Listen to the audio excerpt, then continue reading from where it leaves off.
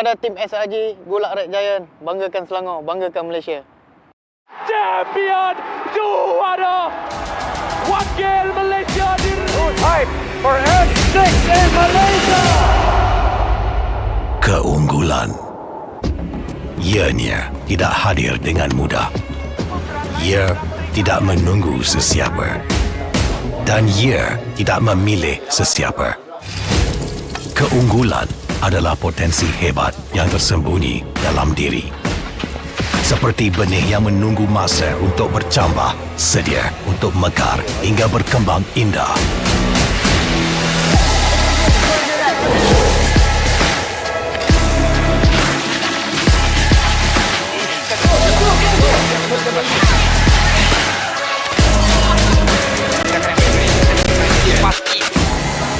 Ketika cabaran mendatang, ada yang hanya memerhati.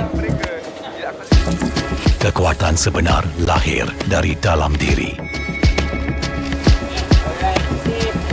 Dibangkitkan oleh jiwa yang menyokong teguh tanpa henti. Kadangkala, saat kita rasa jauh dari apa yang kita impikan, ia muncul dari arah yang tak dijangka. Saat itu, kita sedar potensi yang sebenar ada di sekeliling. Ini semua bukanlah satu kebetulan, tapi kita yakin ini semuanya aturan takdir. Setiap langkah bukan hanya untuk diri sendiri, tapi juga untuk mereka yang berdiri dan berjuang bersama agar kita melangkah lebih jauh, menjadi lebih hebat.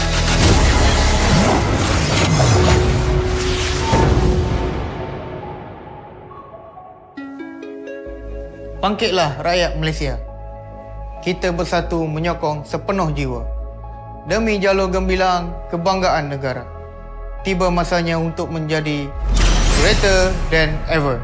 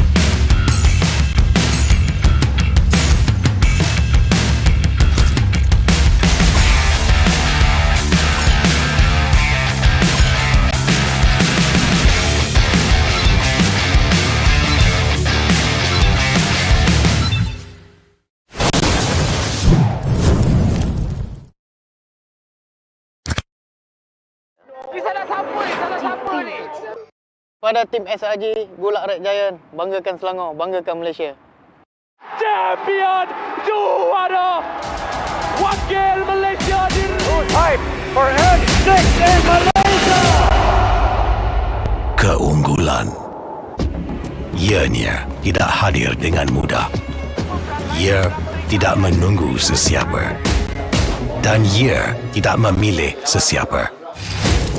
Keunggulan adalah potensi hebat yang tersembunyi dalam diri. Seperti benih yang menunggu masa untuk bercambah, sedia untuk mekar hingga berkembang indah.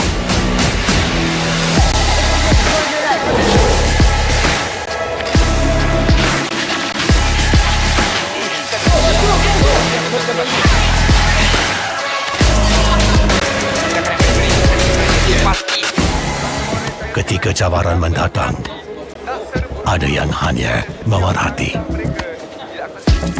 Kekuatan sebenar lahir dari dalam diri. Dibangkitkan oleh jiwa yang menyokong teguh tanpa henti.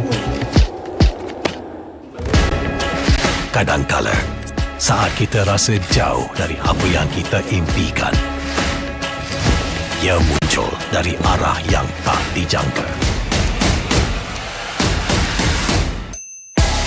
Saat itu, kita sedar potensi yang sebenar ada di sekeliling. Ini semua bukanlah satu kebetulan, tapi kita yakin ini semuanya aturan takdir. Setiap langkah bukan hanya untuk diri sendiri, tapi juga untuk mereka yang berdiri dan berjuang bersama agar kita melangkah lebih jauh, menjadi lebih hebat.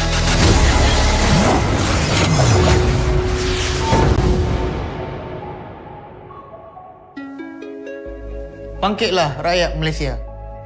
Kita bersatu menyokong sepenuh jiwa demi jalur gemilang kebanggaan negara.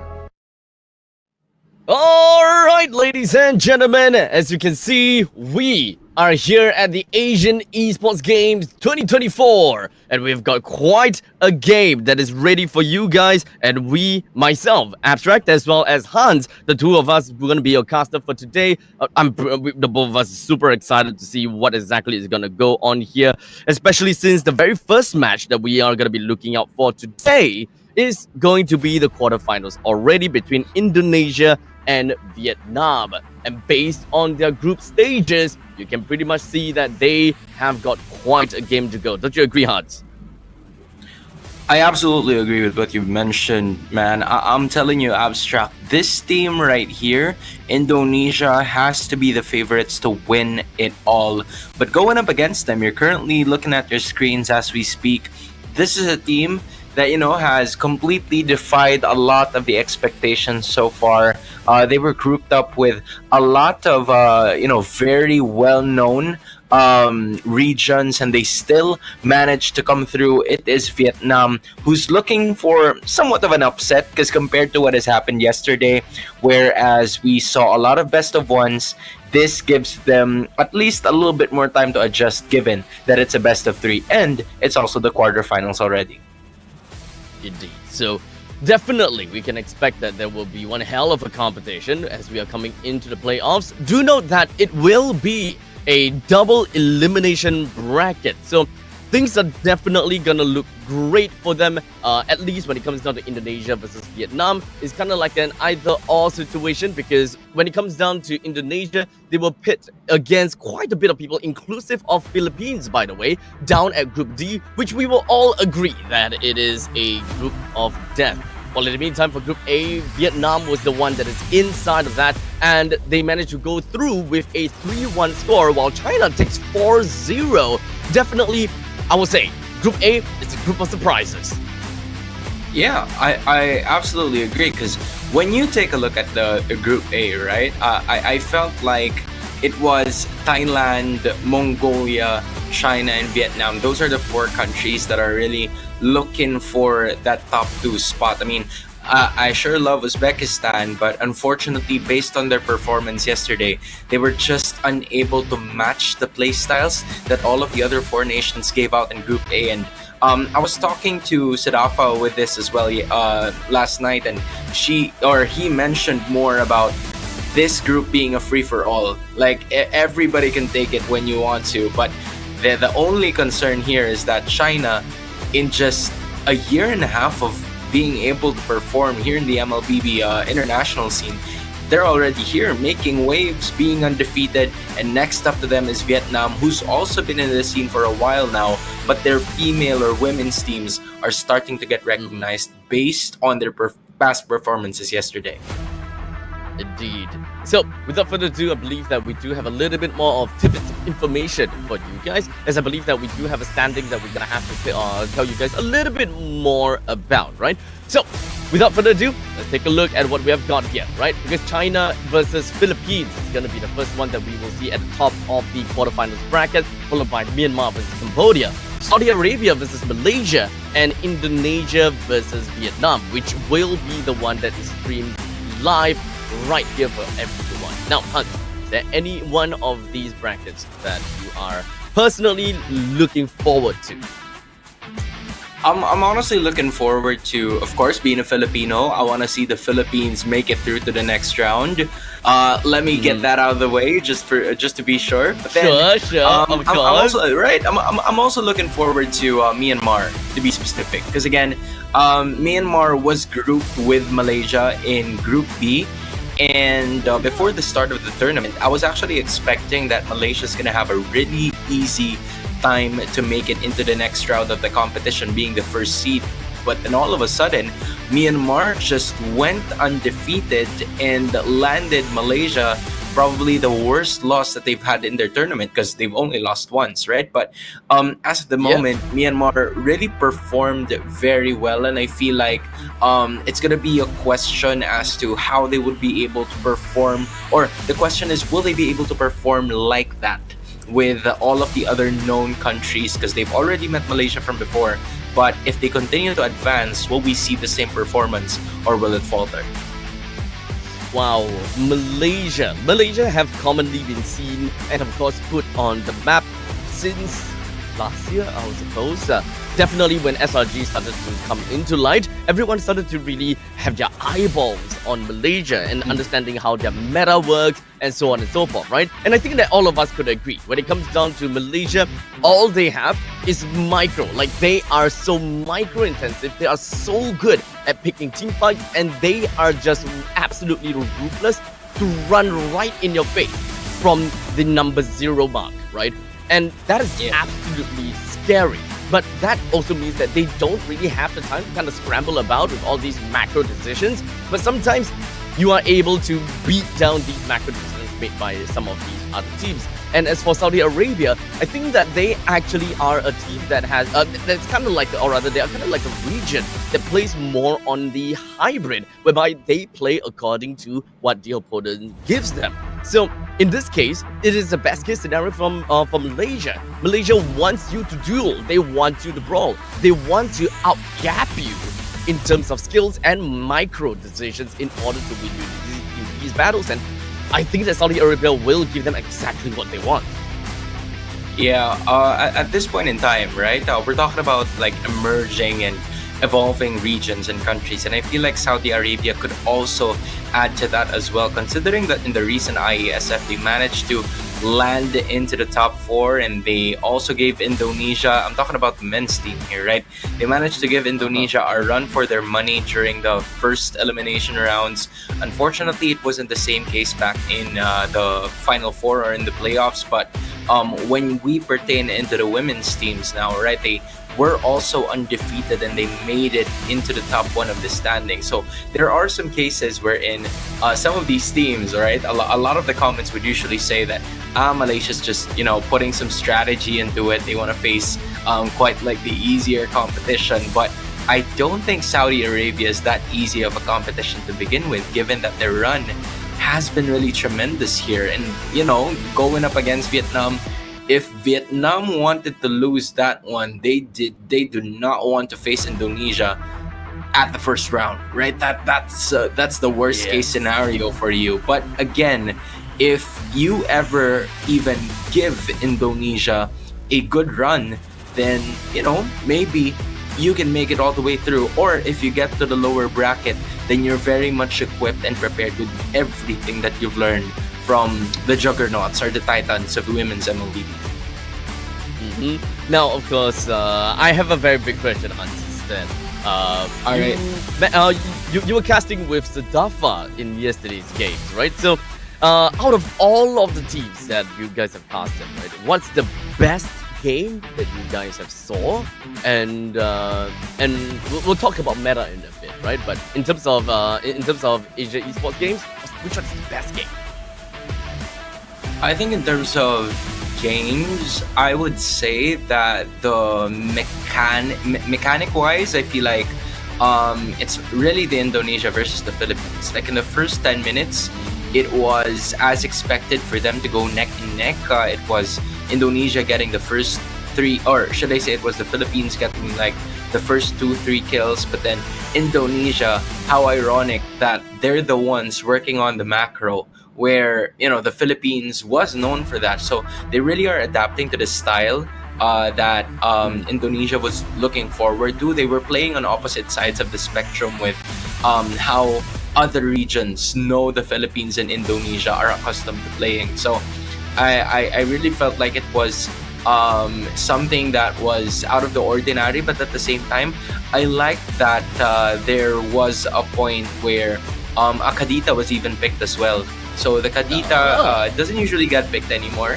right? But all of a sudden, it was just Cini and Vivian learning to make it work and just landing on that 4-man swim ultimate rough waves combo.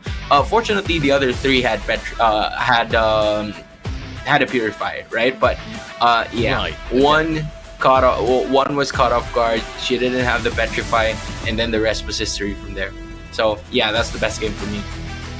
I see. So that's actually a perfect segue over to the current meta of meta picks. All these kind of unorthodox picks, right?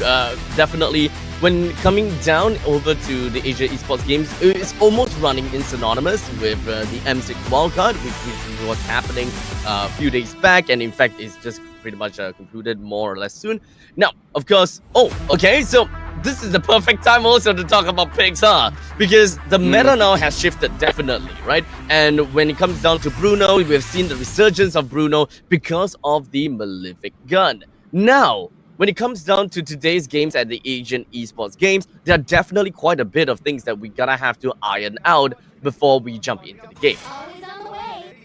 Yeah, I mean, at this point in time, we're starting to see a bit more.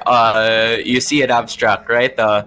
Vietnam already putting respect on that Kadita, and it goes so well with everything that was played out just a few days ago and or just yesterday. But as of the moment, I'm currently looking at what Vietnam's going to be using here, because Vietnam can also use the alpha if they want to, so which is also resulted to banning out that Suyo. And the Bruno that you've mentioned a while ago, I feel like it is something that's going to be contested by both of the teams if it doesn't get picked up. But I'm also looking at the Hylos here, which has been a prime first pick for a lot of teams here at AEG.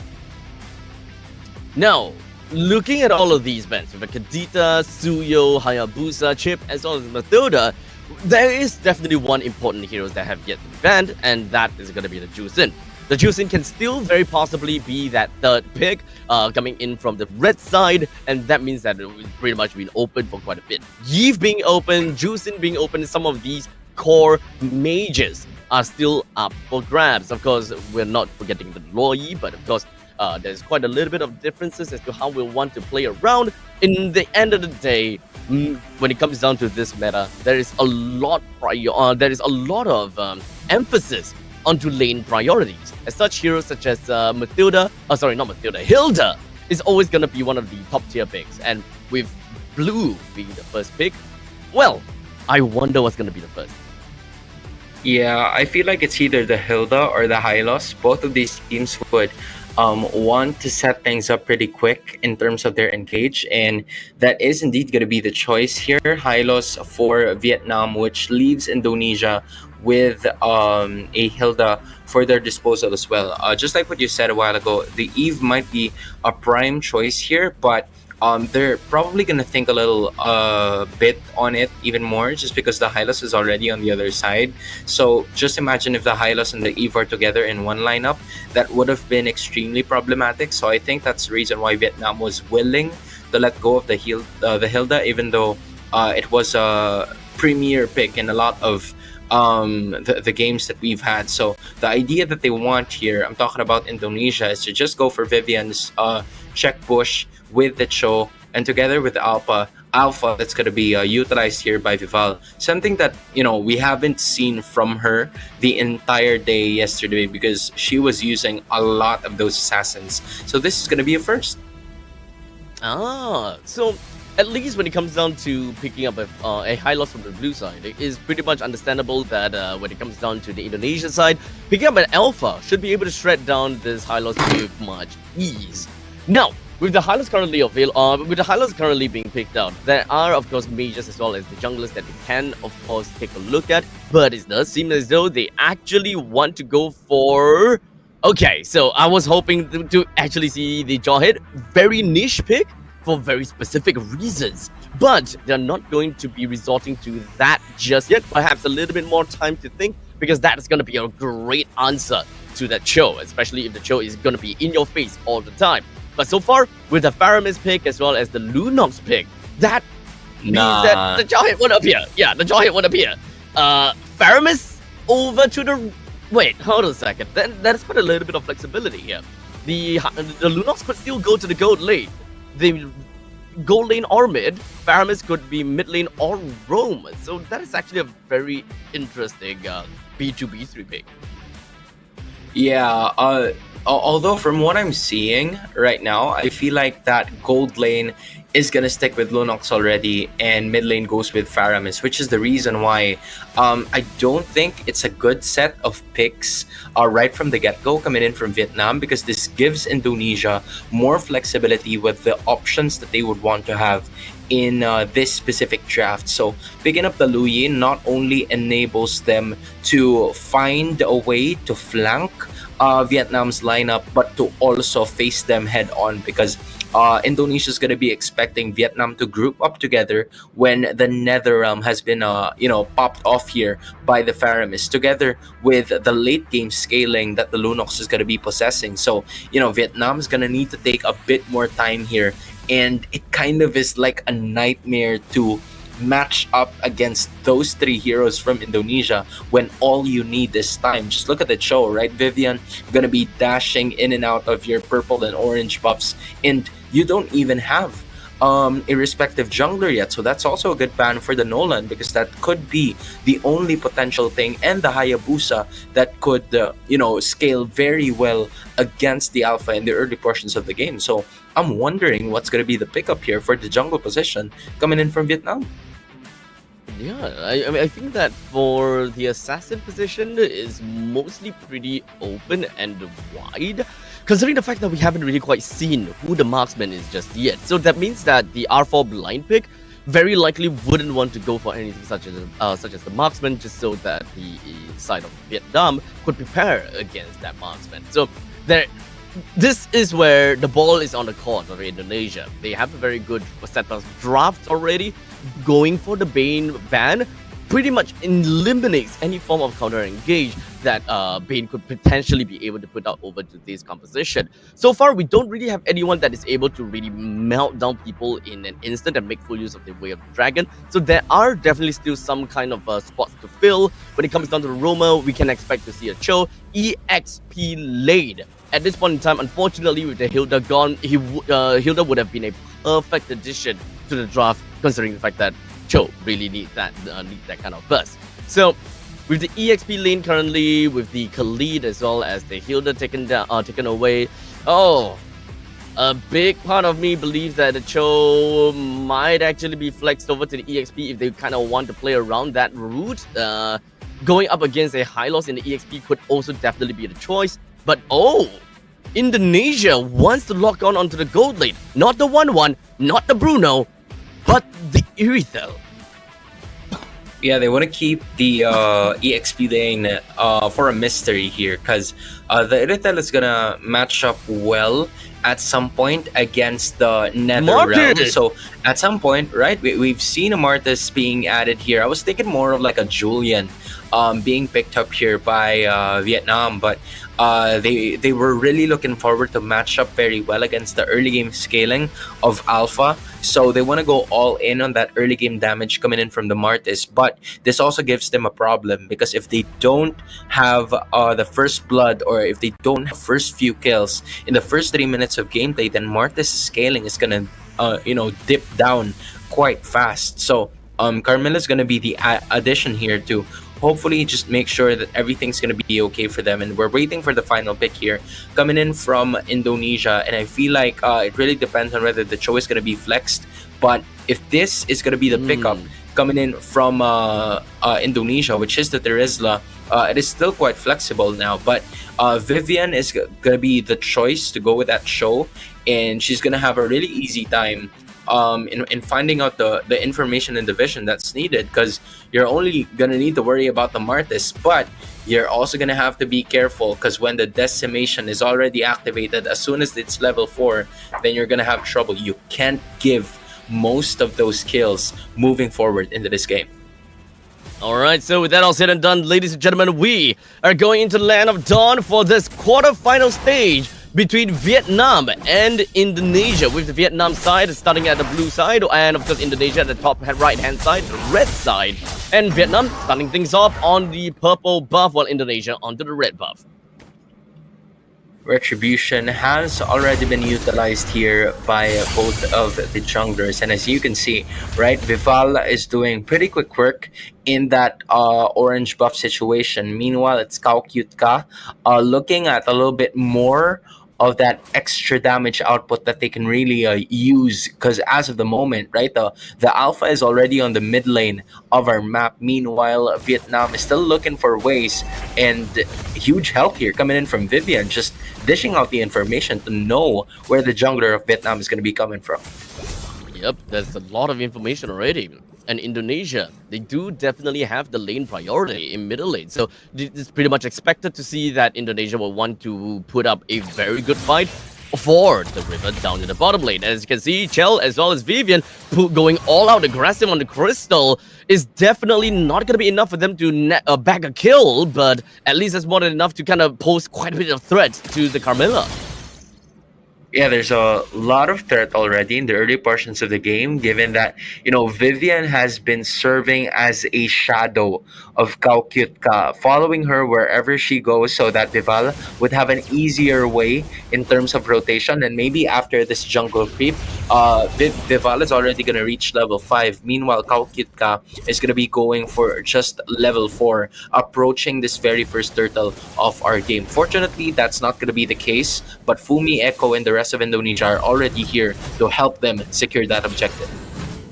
And in the meantime, we've got a glorious pathway that's already been set in, but Vietnam is not going to be challenging against the turtle, as now the Spear of Alpha just going to be connecting down to Chell and Fumi. The 2-man penalty zone plus the flicker just going to be landed on the 2 and just going to be perfect. But unfortunately, we do have a little bit of the Nether Realm that's going to be popped from the side of Vietnam. What a way to drag and connect down the Crystal. Almost bring Crystal down, and yes, that is a double kill for the side of Vival. However, that is also a shutdown that will be credited over to the Martins.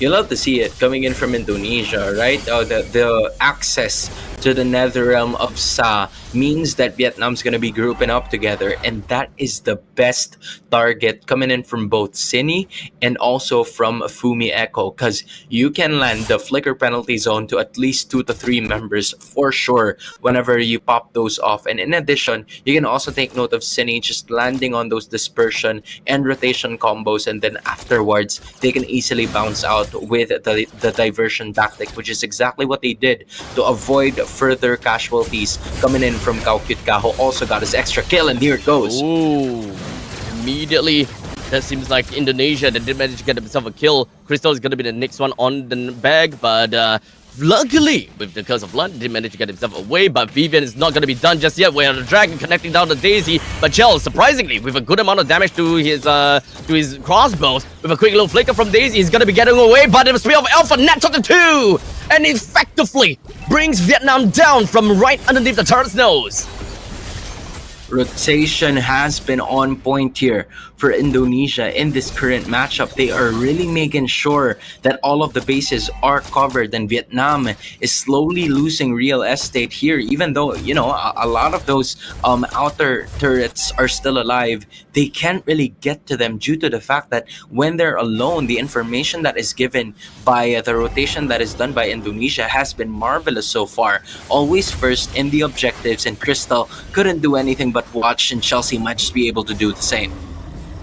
Honestly, right now, looking at the lineup from Indonesia, I didn't really quite expect too much from Vival to be the one that follows up from the Weight of Dragon, but so far it has been working pretty nice and pretty effective, because in the early stages of the game, Vival is the only one that can make full use of this Weight of the Dragon with the true damage that this Alpha is capable of dishing out. Everyone else, not quite. But in the meantime, the Diversion is just going to be porting the rest of the members from Indonesia down to the bottom lane, putting a lot of problem for the side of Daisy. But in the meantime, the Curse of Blood connects onto 3 that allows Vivian to be taken down in an instant. The flicker coming in doesn't seem like it will be able to do too much for Fumi Echo to get himself, or rather get herself away. But Chidi, that's what we want to see. But hey, Chell brought down Martis before the decimation could even connect onto Cine. Yup, Cine having a good time right over there. Chell already dishing out the damage, forced to use that Nether Realm. Is still Chell has a lot of that damage output to be able to give Daisy. Right before that team fight as well, she did a really good Order of Brilliance that made her invulnerable towards all of the attacks that Indonesia was looking forward to doing. I was thinking that she was still staying in that bottom lane turret was a bad decision, but that wasn't the case because they were able to take 2 heroes in the process, but Indonesia with an immediate counter attack landing onto 2 courtesy of Chell's damage output, and they were able to do that consistently, and now they are leading by 4k gold.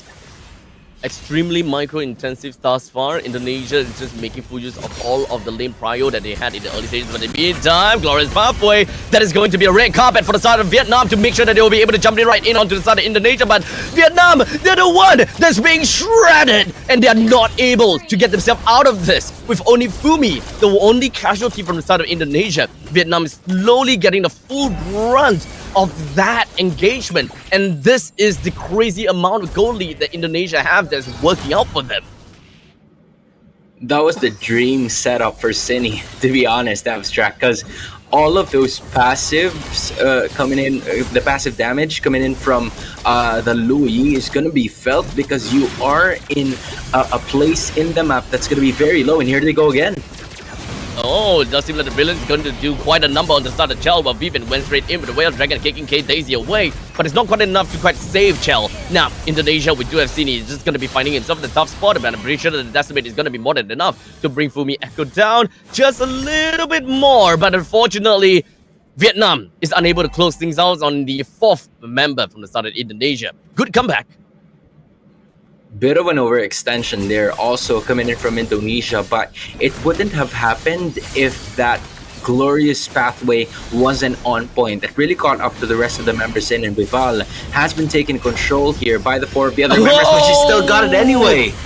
That is so dirty! The fact that you allow Vival to get this close, even with the Spear of Alpha, is just absolutely disgusting. Now Vietnam is going to be having the back against the wall. Whale Dragon connects down to the crystal, and Chelsea pops off with the Glorious Pathway to ensure that the slow onto the side of Indonesia is going to be felt on full force. Oh, that was disgusting. What a really good set, using that Alpha Ultimate to get a little bit more closer. And Indonesia, right when Vietnam was starting to get a bit of a momentum, because they did the right thing, right? They went for the objective as fast as they could because they know that Vival is nowhere to be found. But Vival, considering that she was already cut off to at least half of her HP, and yet she was still able to get that neutral objective is something that you really have to commend her for, not giving any type of breathing room here for Indonesia, or for Vietnam rather, and Indonesia. As soon as they find a way to just make sure to give a bit more pain and suffering to Vietnam in terms of what they would want to do in terms of scaling, they go for it 100%. Yeah, Vietnam right now, the main problem that they're receiving and they're feeling from this lineup is the fact that they can't just lock anyone down at all. They don't have any form of crowd control. And even when they brought down that Glorious Pathway, the first thing that they're going to be experiencing is a full round of damage from the side of the Lower E. And by the time that they have reached their opponents, they have already lost a good chunk of HP, like half at the very least for the side of High Loss. So definitely not an easy competition from Vietnam. No one that can eventually be able to set up with a flicker, so on and so forth. And even for Crystal, have a lot of issues just getting close. And if Sa wants to use the Shadow Stampede in order to set things up, that is clearly not going to work out, as you can see. Vietnam, they are literally teetering on the breaking point, and Indonesia taking down the inhibitor turret in the middle lane and the bottom lane is just going to bring out that gap even further. And Indonesia, they just want to go for the final closeout, as Chell just going to be focusing down onto the core, while the rest of the members from the side of Indonesia ensures that they are just going to be diving down onto Vietnam to bring them down as soon as possible. The core is down in half HP, but Indonesia, they practice a little bit of discipline and make sure that they will be moving themselves backwards a little bit more. But Vietnam takes the bait as it continues to move on forward, and they chase down onto Indonesia, hoping that they will be able to bring down these low amount of HP people. Sa did manage to come in with great amount of dividends, but all alone, there's no way that he will be able to stop this push from Indonesia. Bro, I'm just gonna say one thing. All right, I'm just gonna say one thing. They were right at the base for 2 whole minutes. For 2 whole minutes, bro. They didn't leave. They didn't go anywhere. The base was, the inhibitor was already brought down 7 minutes in. That's number one. They were staying at the enemy base for 2 minutes. You're like, Vivian was probably like, guys, you want to get the Lord? And then the others were like, nah, I want to stay here. And that's exactly what happened, right? As of the moment, yeah. Indonesia's just on another level. I was talking about them with you before the start of the game, and it seems like I'm not glazing. All right, it's just there. That's the reason why they're the strongest team. They're the favorites to win it all. Honestly, pretty darn scary, but this is just the first game of this match. This is the best of 3 format, so we will be looking at Vietnam coming back again, and hopefully that they will be able to give us a way better draft from what we have seen right here. Let's talk a little bit about the draft, because when it comes down to the in-game situation, it's rather clear that Indonesia knew exactly what they gotta do, and the very fact that they won the early game, which was actually the win condition of Vietnam. There is absolutely nothing going for Vietnam anymore. And Indonesia, they hog on to the lead. They played with the lead, and they know how to play according to the lead that they have. What do we want to see from the side of Vietnam when it comes down to the draft? What exactly is the problem when it comes down to this draft?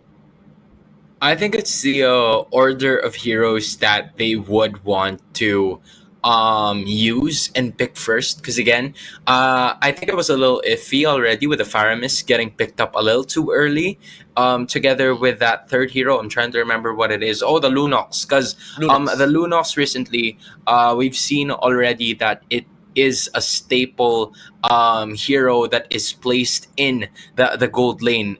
As much as there's a lot of flexibility that could surround it, this is the reason why you can't really do something about it already, because the Lunox is a bad matchup to this woman right here, Chell, the MVP that game number 1, using that Irithel, because number 1, she has the advantage in terms of movement.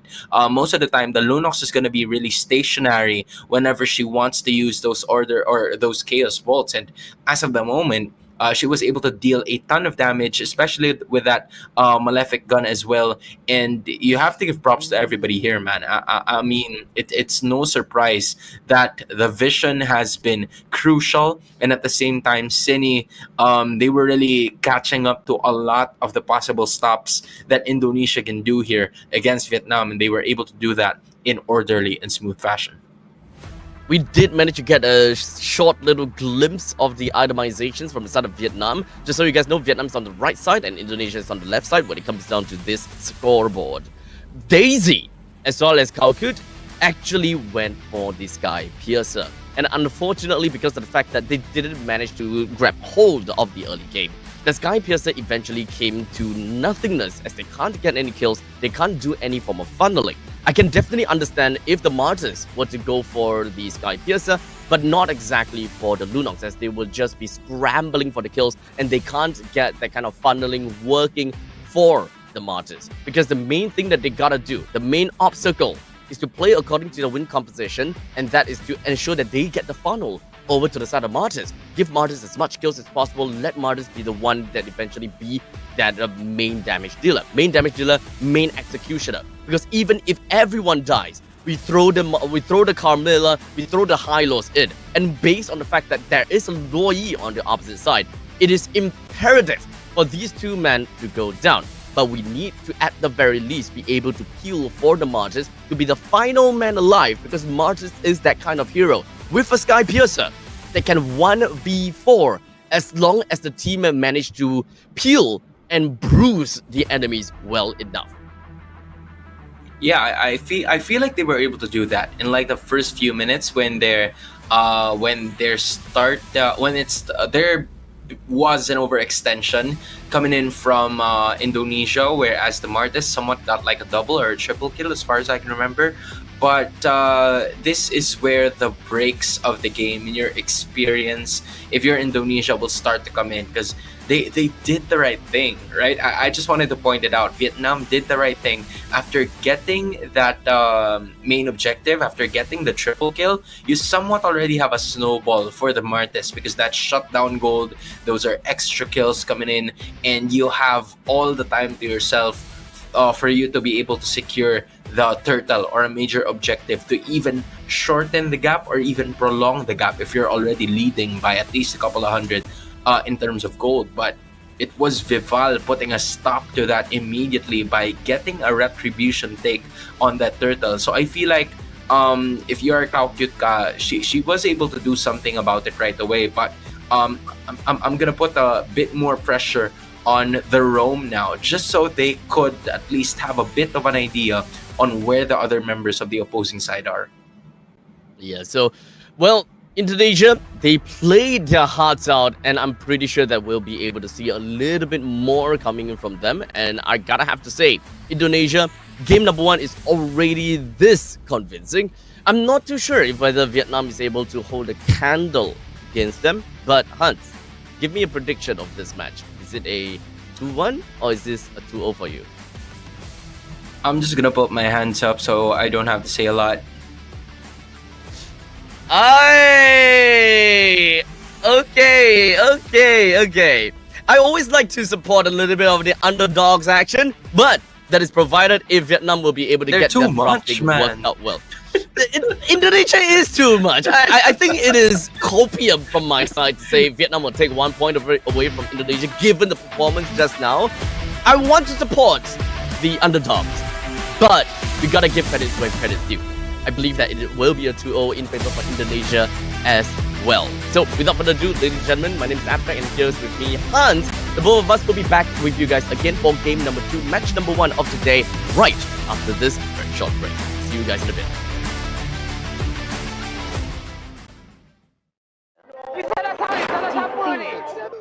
Pada tim SRG, Gulak Red Giant, banggakan Selangor, banggakan Malaysia.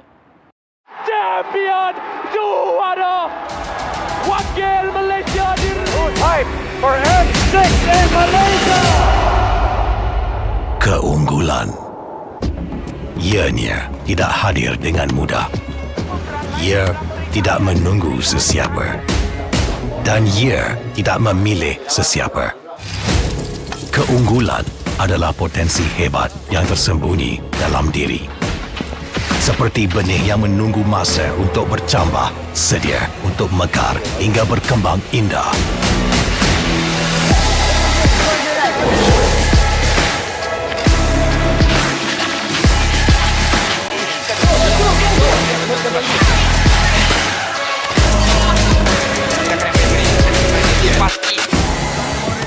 kecabaran mendatang, ada yang hanya memerhati. Kekuatan sebenar lahir dari dalam diri.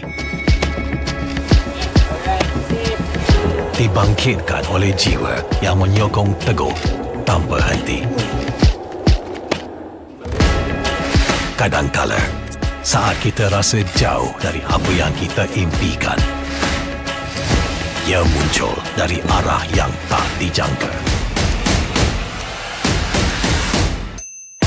Saat itu, kita sedar potensi yang sebenar ada di sekeliling. Ini semua bukanlah satu kebetulan, tapi kita yakin ini semuanya aturan takdir.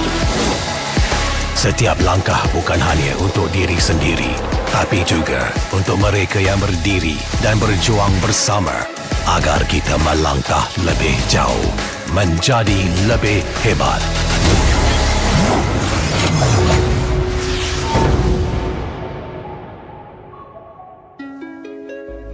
Bangkitlah rakyat Malaysia. Kita bersatu menyokong sepenuh jiwa. Demi jalur gemilang kebanggaan negara. Tiba masanya untuk menjadi greater than ever.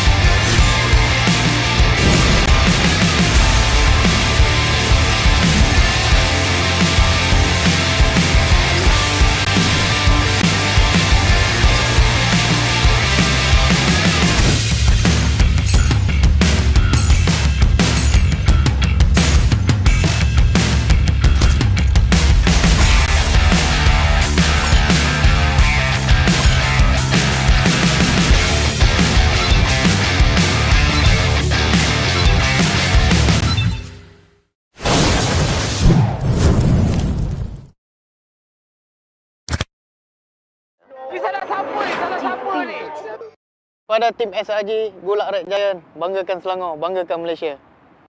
Champion juara wakil Malaysia fight for N6 in Malaysia. Keunggulan ianya tidak hadir dengan mudah. Ia tidak menunggu sesiapa. Dan ia tidak memilih sesiapa. Keunggulan adalah potensi hebat yang tersembunyi dalam diri.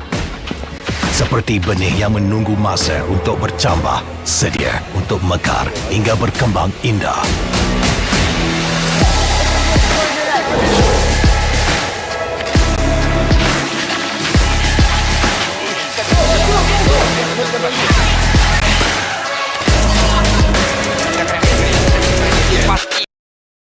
Ladies and gentlemen, welcome back. My name is Abstract. With me here is Hans. The both of us is going to be a caster for this upcoming series. We have just concluded the match between Vietnam versus Indonesia, game number 1, as we'll be moving on to game number 2 very soon.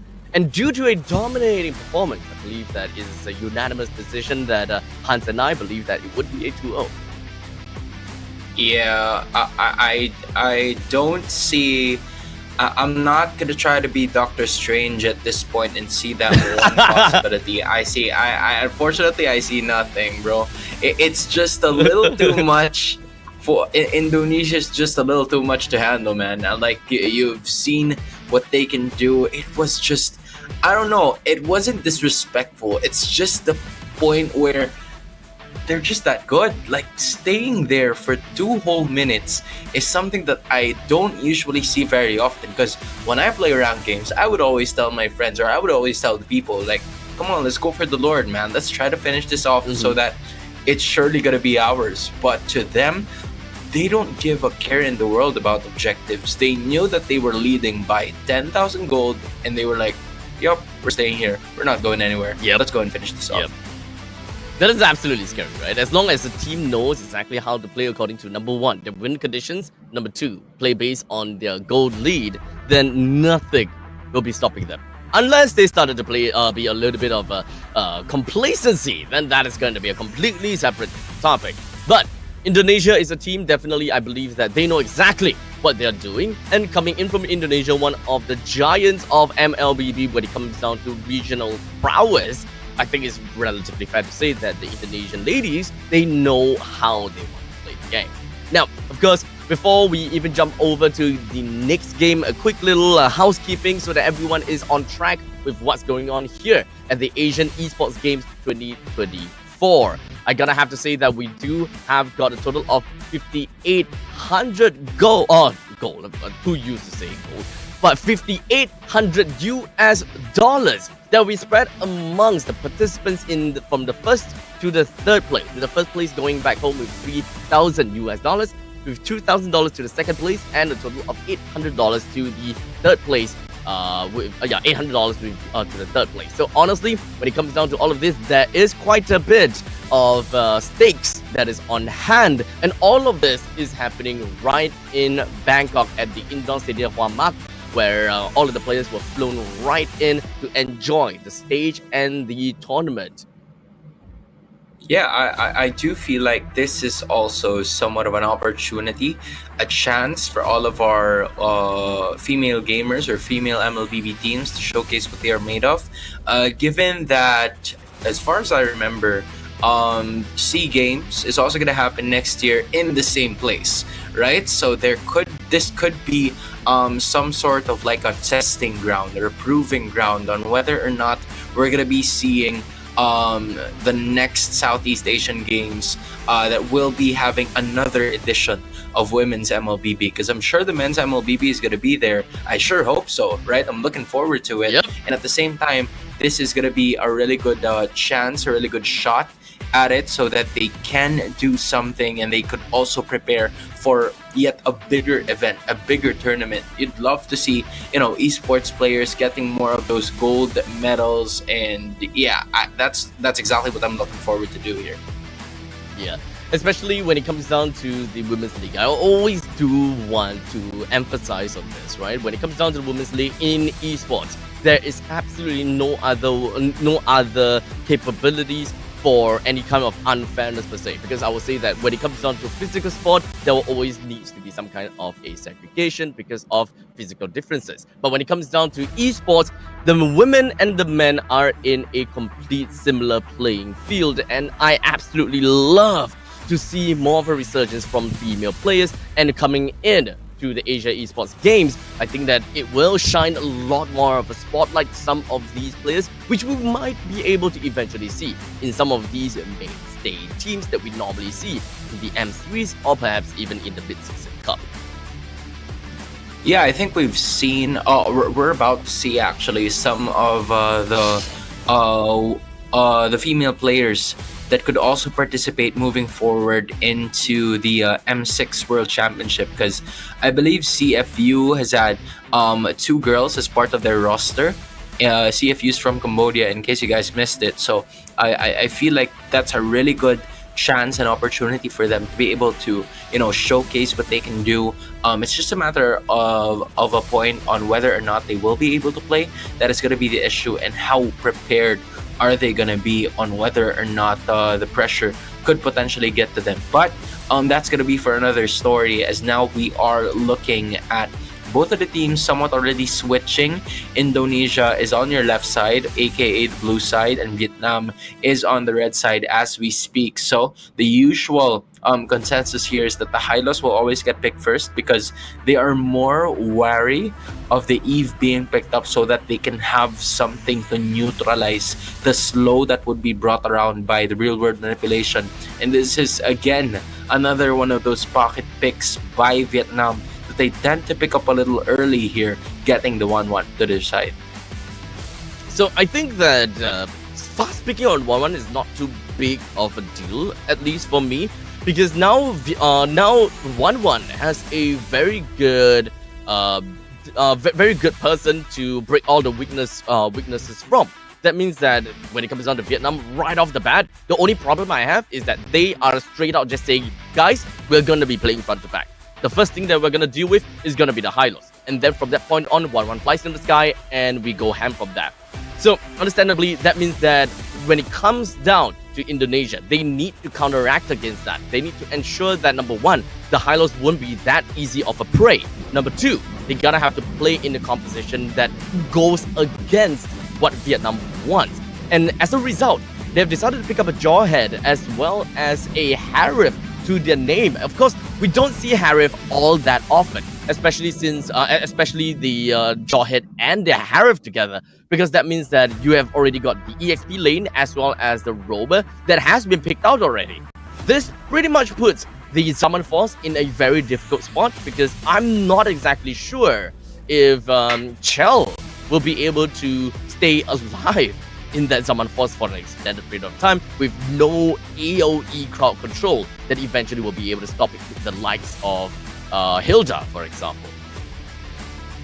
I think the idea here coming in from Indonesia is that they want to get a better laning matchup for Cine in like the early portions of the game. The advantage of Harith compared to the 1-1 is it's not going to be easily tainted with the crossbow of Tang once she is going to be able to complete those marks, because the Harith is also a very agile hero on its own, so it's going to be a little bit more difficult than usual to put the target on the Harith.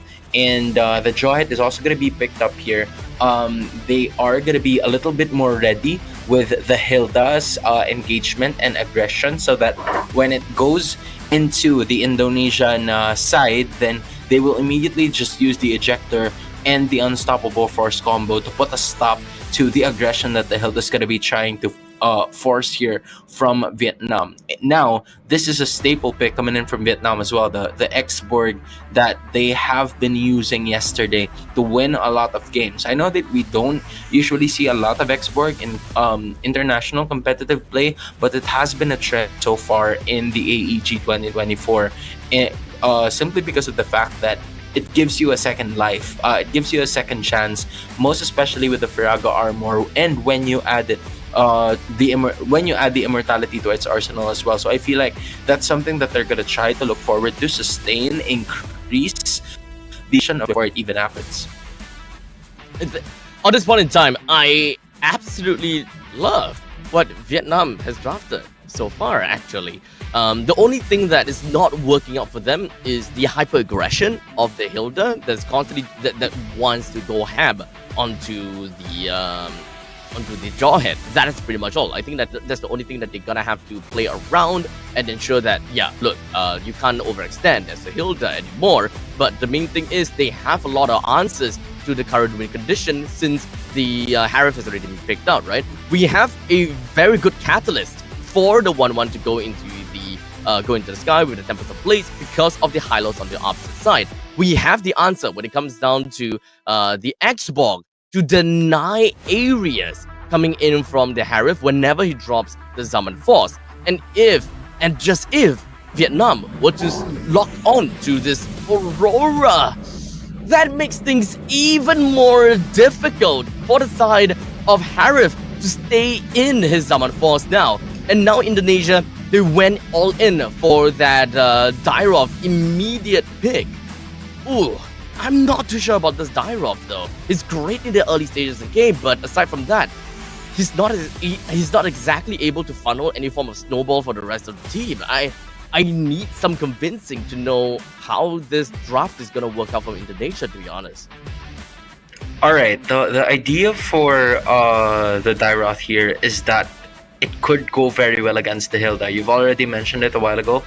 During the early portions of the game, that is probably what they're going to be looking for, so that in terms of the further engagement, when the Hilda tries to invade them moving forward, so it seems like the Dairoth is going to be going into the jungle position, right? So with that ultimate coming in from the Dairoth Abyssum Strike, it's gonna eliminate right away the Ferraga armor coming in from the Xborg. That's the number one solution. And then number two, whenever the Hilda tries to invade the jungle and disturbs the Dairoth from actually scaling very well, he already has the early damage. So at some point, it's quite of a good answer as well to the potential aggression that Vietnam's going to try to push. And going back to what you were saying a while ago, the Aurora is a really good pick here because it somewhat neutralizes the threat of the glorious pathway being a certain form of aggression. I'm just gonna be really looking forward as to how Sa is gonna put herself in a very good position so that when things go a little bit more south, right, they are gonna be able to do something about it. So yes, Dairoth is a very unconventional pick, but given the heroes that were assigned to him, maybe this could be a potential answer that, you know, not a lot of heroes or players know about, but it depends on how Vival is going to be using it in this specific game. Now, that is well said. I believe that there is quite a lot of emphasis onto the Dairoth in order to dominate in the early stages of the game. But without further ado, ladies and gentlemen, in to the land of dawn we go. As Indonesia will be starting at the blue side, Vietnam starting at the red side, and when it comes down to the jungle rotation, it does definitely seem as though that both teams, they're going to be starting at the top part of the map and ending off at the EXP lane eventually. With a very early aggression over to the side of Vietnam forces Shieru to pop off the flicker, and Vivian as well. Yeah, so Shiero and Vivian, both of them already accumulating most of those flicker skills that were given to them. I feel like as of this moment, Cine is also going to feel a bit of the brunt of the damage. So another flicker is going to be utilized here, but they still managed to get away. And this is the aggression that we're talking about, right? As long as Vival stays alive, Indonesia might be okay. But if they're going to be giving Cine early on in this matchup, you can't really utilize the Valentina up until the level 4 where you can copy most of the ultimates coming in from Vietnam. Good take for the first blood. I think I'm really gonna bite my words here. That Vietnam might get too old by Indonesia because the draft from Vietnam, I just absolutely love it. But of course, that is very inclusive of how they're going to be piloting their draft and how they're going to be playing into all of these team fights. Because Indonesia, we know and we saw how they make their micro decisions. Vietnam has got a very simple thing. Number one, deny the Zaman Force. They have got a lot of ultimates that can eventually be able to deny it, but when it comes down to lane control, that is going to be a completely separate issue. At least when it comes down to the EXP lane, it's relatively fair to say that Vietnam has got very strong lane priority with the Hilda in the bottom lane, and when it comes down to the middle lane, we've got the Edith plus that Aurora. But that also means that the Jawhead Assault Edith will always be in problem. But when it comes down to catch, Vivian will always be the one that will be able to catch a lot better. So this kind of sets up the middle lane in a tougher spot because this way, I'm pretty sure that Shieru is not that willing to just go all in and try to wave clear together with Saadi, more in the middle lane. Yeah, that's exactly what we were talking about a while ago, right? Vietnam's plan is to try to go for a bit more of that aggressive play, and that is not gonna work if Vivian is always gonna be the one to receive most of the aggression. Because before you even try to play aggressive, Indonesia is already ready for it with the ejector play being coming moving forward. So Cine tries to go for that extra bush check. Not a lot of happenings here just yet, unless The Zaman Force not gonna be popped out just yet, but the rest of the map is coming from the side of Vietnam. They're just running right into the face of Vivian, almost bringing him down. Yes, he will go down in the end when it comes down to the fire spray. But now we even have got the Glorious Pathway as well as the Frigid Glacier just gonna be popped. Vietnam did manage to get himself a pretty decent exit out of that battle. But Chelsea, not only that, he's they were coming back also again. able to, yeah, at some Fumi point Echo. trying to go for the extra engage man. as well. But Fumi Echo, at some point, she can no longer stay alive as of that moment. So Indonesia, with that being said, it's just an immediate takedown as well. I feel like in terms of the draft, Vietnam's draft is a little easier to execute because of Sa. Sa has been the catalyst so far in this game, just because of how well she's able to position herself. But as soon as I say that, immediately using the flicker right away and just putting it right away. My bad, man. Yep. Just gotta get himself away, but now Vival finds herself at a tough spot. As such, will be taken down almost immediately. While the Pride of Ice from the side of Sa is just gonna be popped and deleted by the side of Cine. And the rest of the members from Indonesia, they definitely wanted to get a kill down on Chelsea as well as Shieru. Without a doubt, Indonesia should be able to get this one kill in the bag. When you look at it from a specific standpoint, right?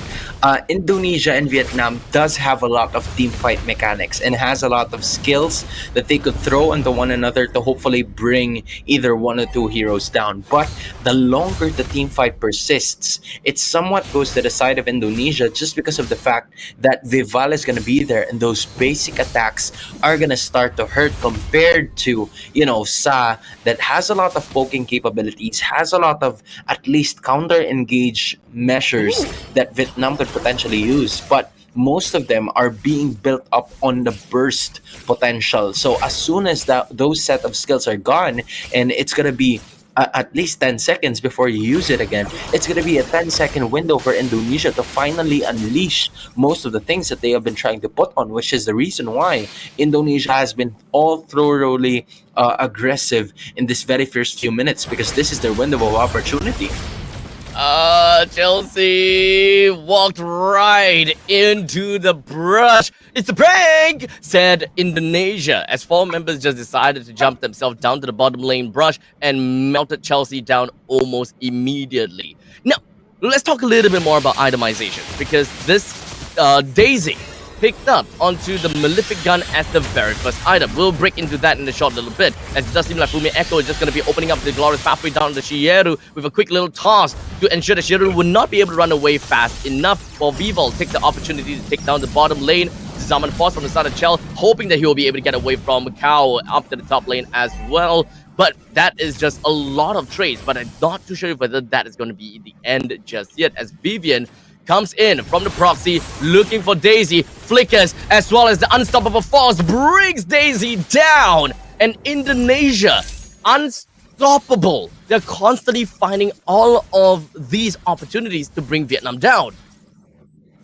You were thought about trades, right? And at that moment, Indonesia got the better share of that trade just because they got Daisy.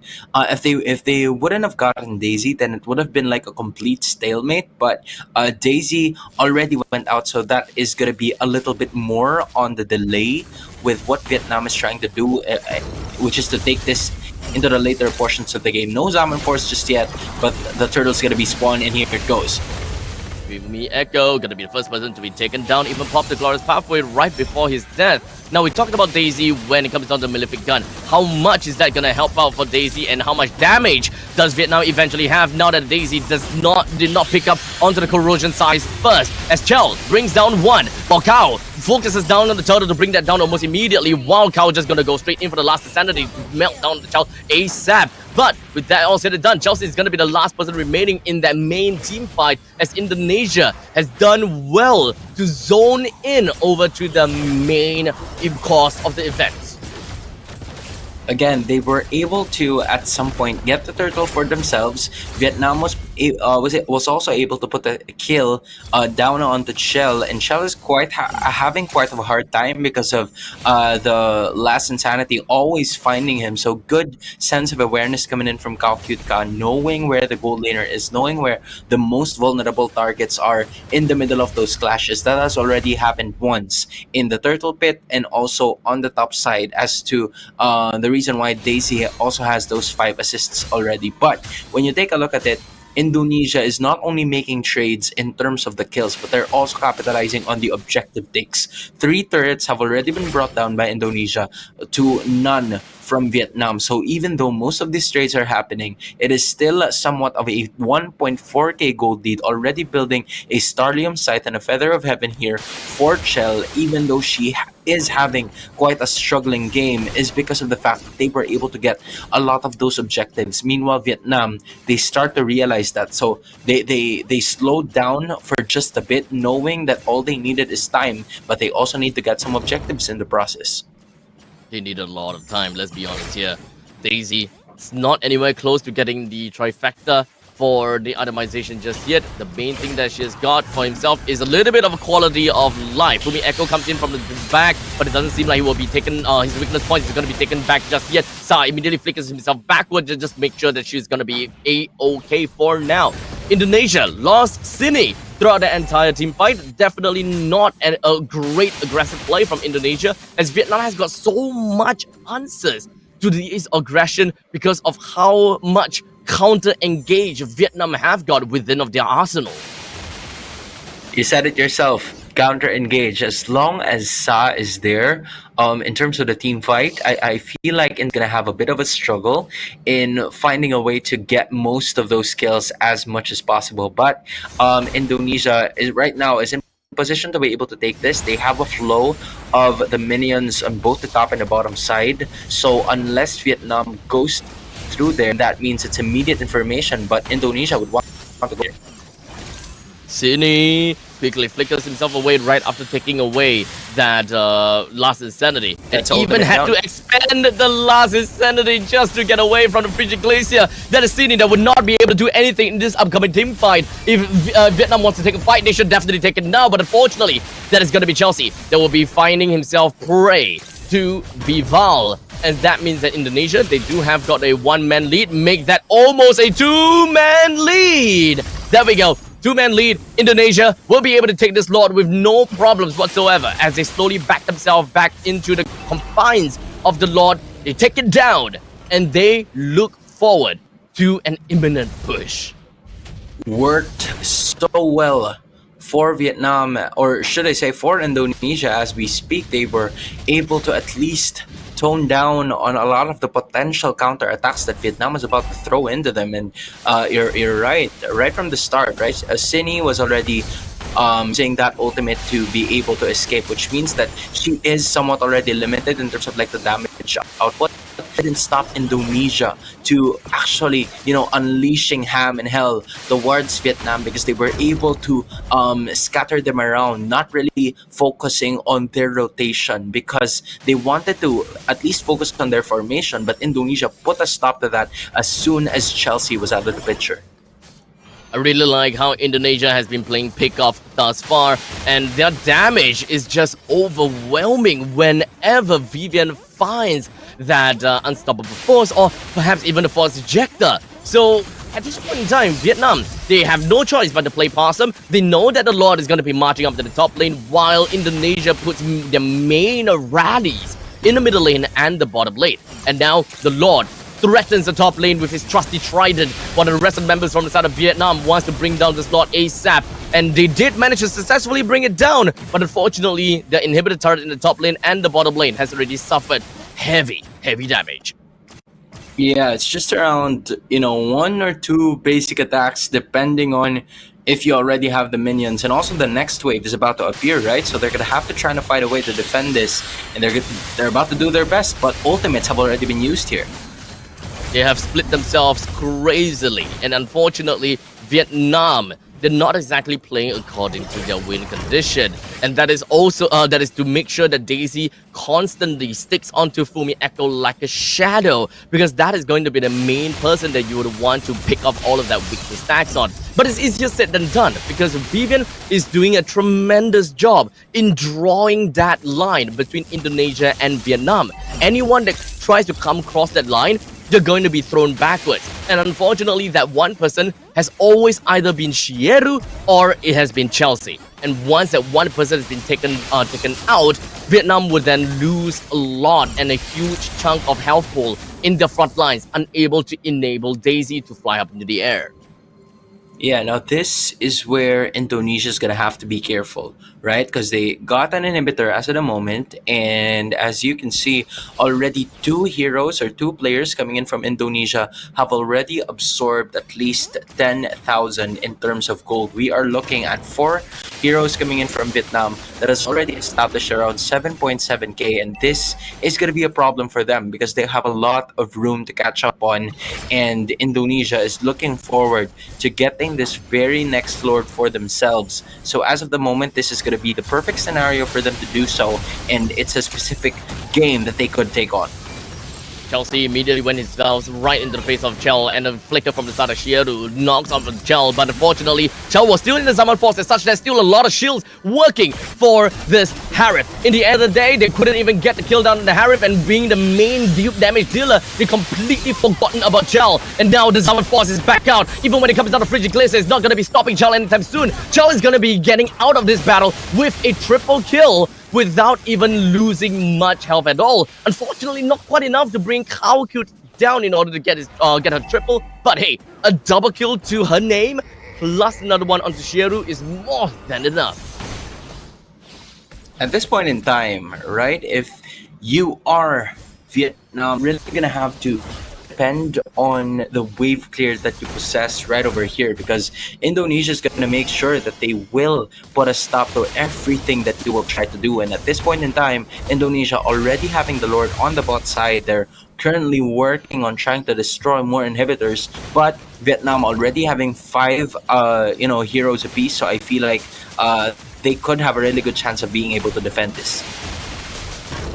As we see the Lord down in the bottom lane, there is still an inhibitor turret in the top lane and the middle lane, but Vietnam is doing a tremendous job at this. But take a look at this. It is going to be a double whammy from the side of Indonesia that will be blasting the last insanity right into the face of Vietnam, while Star has lost the pride of ice. But it's okay, because Vietnam, all of them are still alive. Despite losing all of their inhibitor turrets, they will still want to defend this to the best of their extent. Indonesia said no though, as they would want to continue on with this fight. They have got a decent amount of lead, to be exact, 7,000 gold lead. But that is not going to help them stay in the upper phase for long, as Vietnam comes back in with full HP and says, get out of my hole.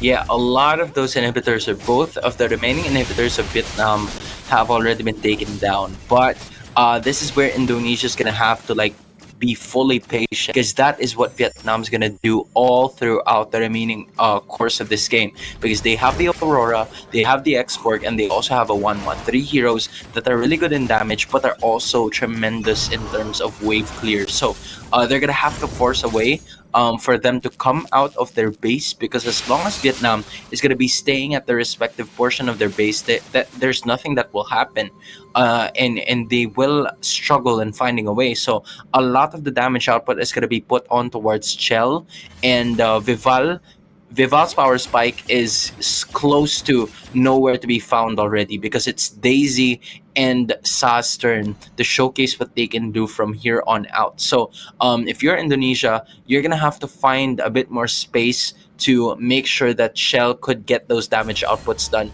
most especially while Kaukyutka doesn't have the immortality as we speak, because Kaukyutka hasn't died for the entirety of this game, unleashing those 3, 0, and 4 kills, and that has been the reason why Vietnam is still hanging on by a thread in this game. Honestly, Vietnam, I find it baffling that we haven't really quite seen too much from Daisy just yet. But this upcoming fight, it might just be the testament of what Vietnam has been building when it comes down to the draft. But Shiru missed the onwards. That means that he's dead! As Chell picks up a monster kill. Fumi Echo right in the face of Kao. While they drop down the Zaman Force Aura as well as that glorious pathway. Fumi Echo gets himself away, but he's going to be popping off with the Eternal Crown, a Winter Crown rather, to make sure that he's going to be staying alive a little bit longer. The rest of the members from the side of Vietnam move themselves on backwards, while Sa expensive flicker gets herself away, while the rest of Indonesia, 5 men all in down on the Cow to make sure that Cow will suffer the first death. Never mind, not even the first death for Cow, but the main thing is we've got the game done and dusted in the hands of Indonesia. Really an amazing performance coming in from Indonesia. They knew exactly what to do, because if you're going to be expecting that you're going to try to face Vietnam full on while they're defending the base, that's a total of 6 damage dealers and sources that you're going to worry about. So the idea for Indonesia was they needed to get them out of their comfort zone, get them out of where they're comfortable, which is the base. So they tried to go for the Lord, tried to go fake Lord, and you'd also have to commend Shell in the position that she was trying to commit as of that moment, because it was intensely risky. I'm telling you, being the only winner that was there in the river bush, all of the other roamers and XP laners from the other side is trying to look for you, and yet you were still able to deal at least half of the damage output to the opposing tank. Already finished the game here for me. Take a look at it. It was a very even 19 to 11 score, but Shell, as soon as dying in like the first 5 minutes, she never died even ever since, courtesy of the space that was given to her by Fumi Echo. Now, of course, ladies and gentlemen, with the game 2-0 in favor for Indonesia, we'll tell you guys a little bit more about the brackets. But for now, let's wrap things up when it comes down to this game number 2 between these two teams. When it comes down to itemizations, I would definitely say there's nothing too out of the ordinary. I would definitely say that Daisy going with the first item, Malefic Gun, is something that is out of the ordinary for me. Losing out a lot of attack speed in the early stages of the game, just for a couple of quality of life. Not exactly my cup of tea, but what do you think about this, Hans? I think at some point in time, she would want to get a bit more of that range, just so she would be able to reach Shell in the early portions of the game. But I agree, it's not the usual build in terms of like the very first that you could have, because you would usually get the Demon Hunter Sword, the Golden Staff, and also the Corrosion Scythe for your disposal. So that is also a Sea Halberd built up in a Rose Gold Meteor for like extra sustainability. That was taken in the like the later portions of the game, but in the early moments of this fight, I wish you would just stick with somewhat of like the traditional build, so that there could be some sort of situations wherein she would build other types of items, and that's going to be completely okay as long as you have those 3 core items to help you unleash the damage. Because I felt like this is where the problems were created already, because Indonesia was dealing too much damage and they needed damage to answer to that, but they weren't able to get it just because of the prioritization of the items that was built up here by Vietnam. I absolutely agree. Unfortunately, when it comes down to Vietnam, their main core win condition has to be the 1-1. And they're just buying time just so that the 1-1 will be able to get to that point whereby they will be able to win in those team fights. We need that 1-1 to be online in order to successfully be able to deal with that high loss, or perhaps to even deal with the jawhead. If the 1-1 just isn't a threat, then it is just going to be a easy push over onto the side of the 1-1. So unfortunately, that is probably one of the reasons why it didn't really quite work out that well for Vietnam. And other than that, I would say that Indonesia has been great when it comes down to the game. They knew exactly how they want to play, and of course they tackled Vietnam with a vengeance to ensure that they managed to get all of the pickoffs just so effectively in the early stages. And that means that Indonesia will move on to the upper bracket semi-finals, and they will be facing off against Malaysia that have also managed to 2-0 against their opponents. So what you can expect is the lower bracket best of 3 is going to be Vietnam versus Saudi Arabia at the lower bracket, where the competition starts to get even tighter. Now, ladies and gentlemen, we will be going off for a very short break, and once we are back, we'll be able to give you guys even more of the goodies from the Asian Esports Games 2024. We'll see you, and don't go anywhere. Right back.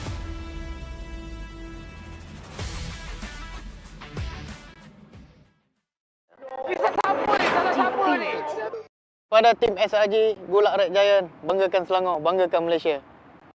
Champion juara wakil Malaysia time for N6 in Malaysia. Keunggulan ianya tidak hadir dengan mudah. Ia tidak menunggu sesiapa, dan ia tidak memilih sesiapa. Keunggulan adalah potensi hebat yang tersembunyi dalam diri. Seperti benih yang menunggu masa untuk bercambah, sedia untuk mekar hingga berkembang indah.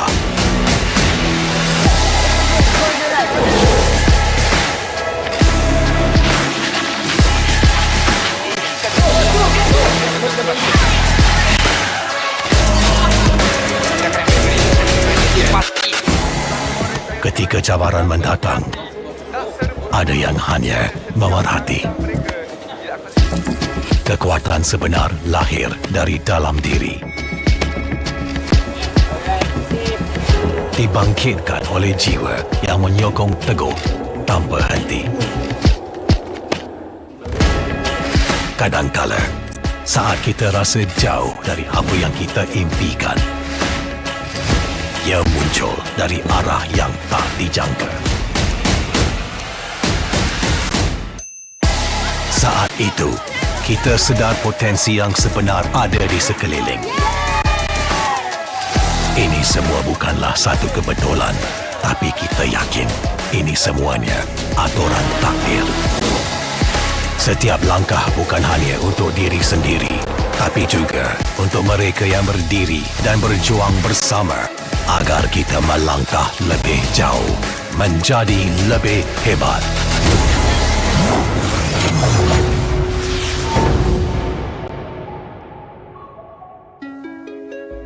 Bangkitlah rakyat Malaysia. Kita bersatu menyokong sepenuh jiwa. Demi jalur gemilang kebanggaan negara. Tiba masanya untuk menjadi greater than ever.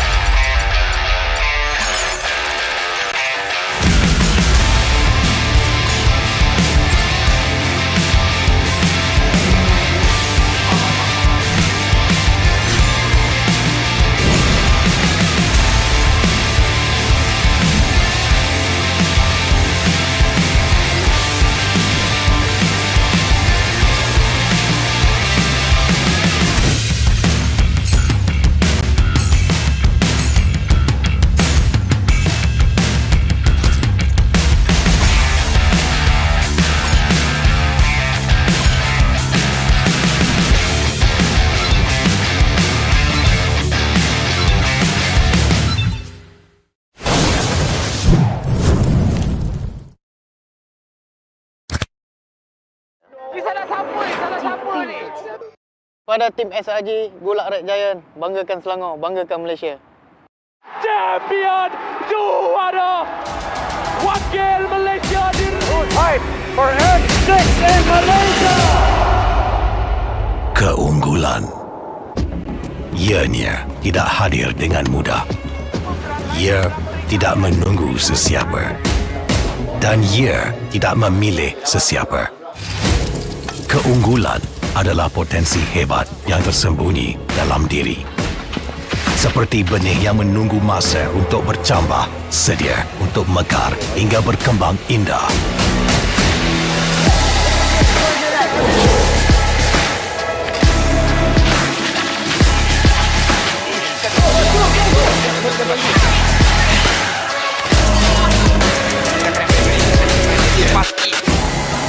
Ketika cabaran mendatang, ada yang hanya memerhati. Kekuatan sebenar lahir dari dalam diri.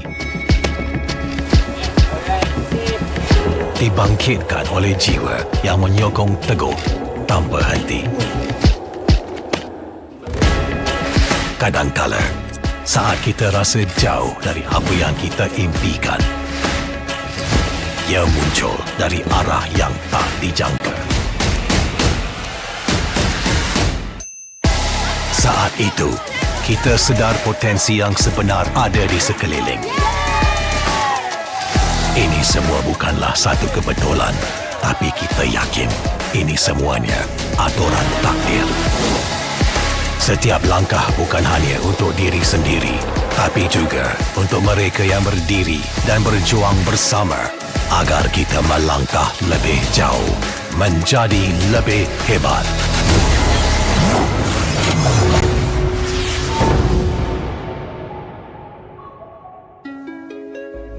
Bangkitlah rakyat Malaysia.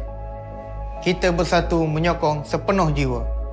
Demi jalur gemilang kebanggaan negara.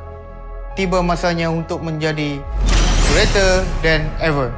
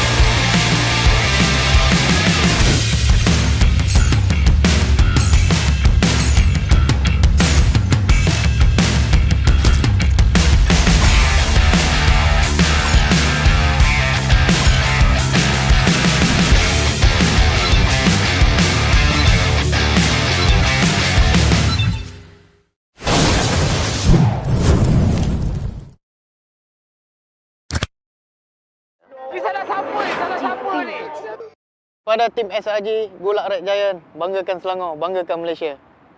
Champion juara wakil Malaysia fight for N6 in Malaysia. Keunggulan. Ianya tidak hadir dengan mudah. Ia tidak menunggu sesiapa. Dan ia tidak memilih sesiapa.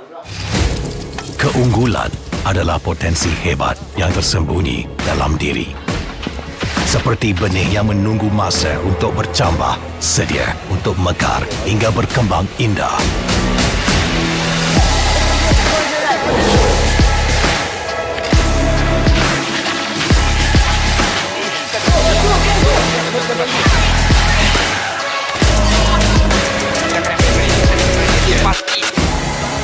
Ketika cabaran mendatang, ada yang hanya memerhati. Kekuatan sebenar lahir dari dalam diri. Dibangkitkan oleh jiwa yang menyokong teguh tanpa henti. Kadangkala, saat kita rasa jauh dari apa yang kita impikan, ia muncul dari arah yang tak dijangka. Saat itu, kita sedar potensi yang sebenar ada di sekeliling. Ini semua bukanlah satu kebetulan, tapi kita yakin ini semuanya aturan takdir. Setiap langkah bukan hanya untuk diri sendiri, tapi juga untuk mereka yang berdiri dan berjuang bersama agar kita melangkah lebih jauh, menjadi lebih hebat.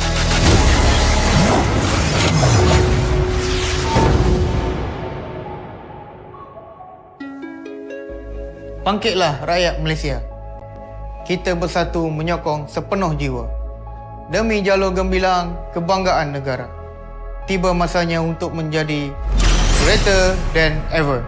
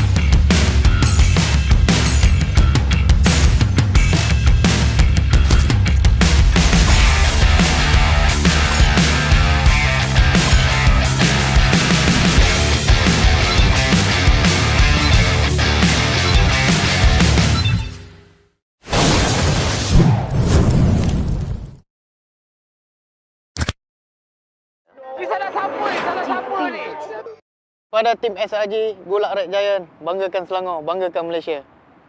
Champion juara wakil Malaysia di time for N6 in Malaysia. Keunggulan. Ianya tidak hadir dengan mudah. Ia tidak menunggu sesiapa. Dan ia tidak memilih sesiapa. Keunggulan adalah potensi hebat yang tersembunyi dalam diri. Seperti benih yang menunggu masa untuk bercambah, sedia untuk mekar hingga berkembang indah.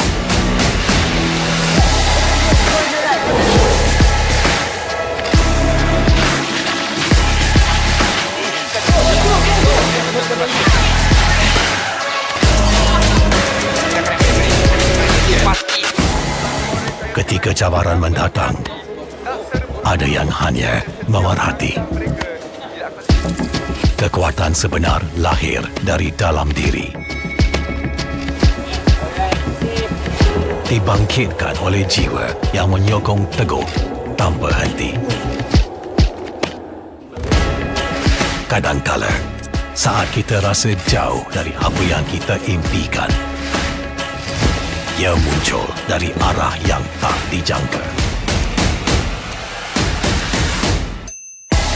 Saat itu, kita sedar potensi yang sebenar ada di sekeliling. Ini semua bukanlah satu kebetulan, tapi kita yakin ini semuanya aturan takdir. Setiap langkah bukan hanya untuk diri sendiri, tapi juga untuk mereka yang berdiri dan berjuang bersama agar kita melangkah lebih jauh, menjadi lebih hebat.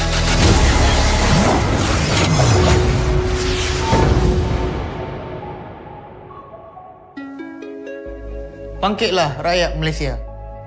Kita bersatu menyokong sepenuh jiwa. Demi jalur gemilang kebanggaan negara. Tiba masanya untuk menjadi greater than ever.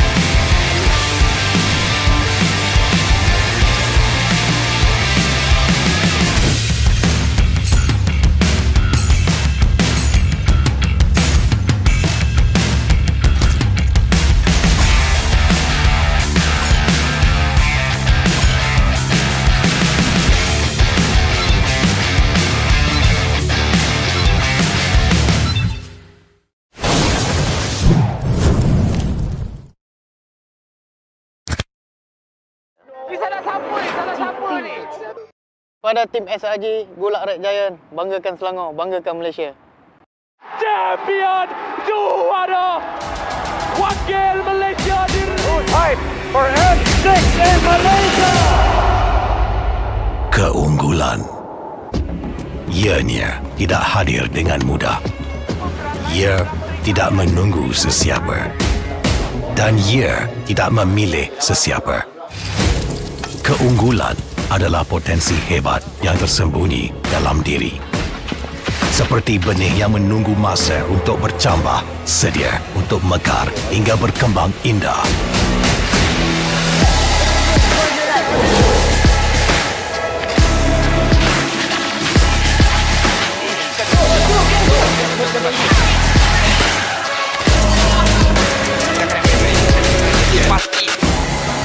Ketika cabaran mendatang, ada yang hanya memerhati. Kekuatan sebenar lahir dari dalam diri. Dibangkitkan oleh jiwa yang menyokong teguh tanpa henti. Kadangkala, saat kita rasa jauh dari apa yang kita impikan, ia muncul dari arah yang tak dijangka. Saat itu, kita sedar potensi yang sebenar ada di sekeliling. Ini semua bukanlah satu kebetulan, tapi kita yakin ini semuanya aturan takdir. Setiap langkah bukan hanya untuk diri sendiri, tapi juga untuk mereka yang berdiri dan berjuang bersama agar kita melangkah lebih jauh, menjadi lebih hebat.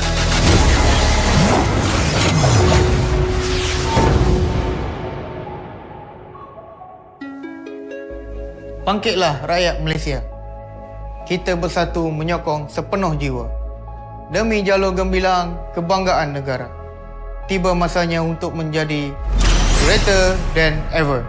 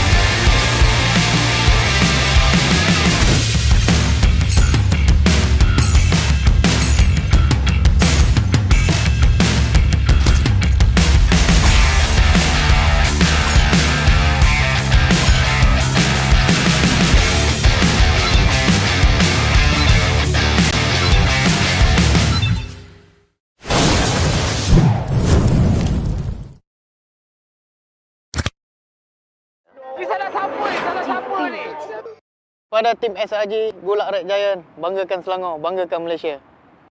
Champion juara wakil Malaysia time for N6 in Malaysia. Keunggulan ianya tidak hadir dengan mudah. Ia tidak menunggu sesiapa dan ia tidak memilih sesiapa. Keunggulan adalah potensi hebat yang tersembunyi dalam diri. Seperti benih yang menunggu masa untuk bercambah, sedia untuk mekar hingga berkembang indah.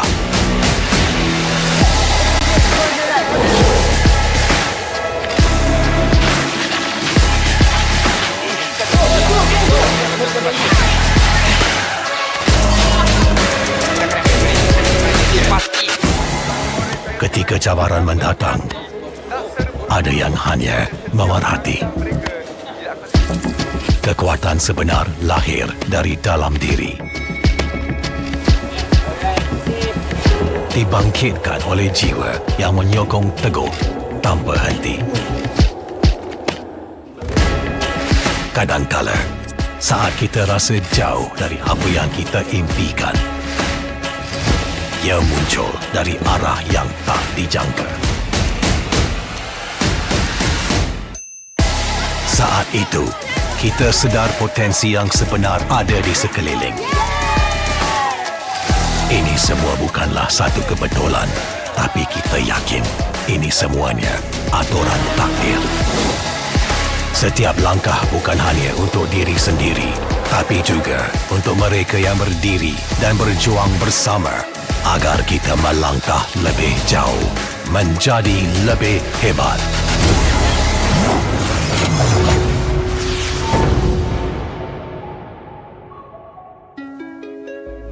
Bangkitlah rakyat Malaysia.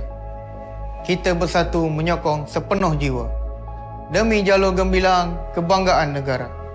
Tiba masanya untuk menjadi greater than ever.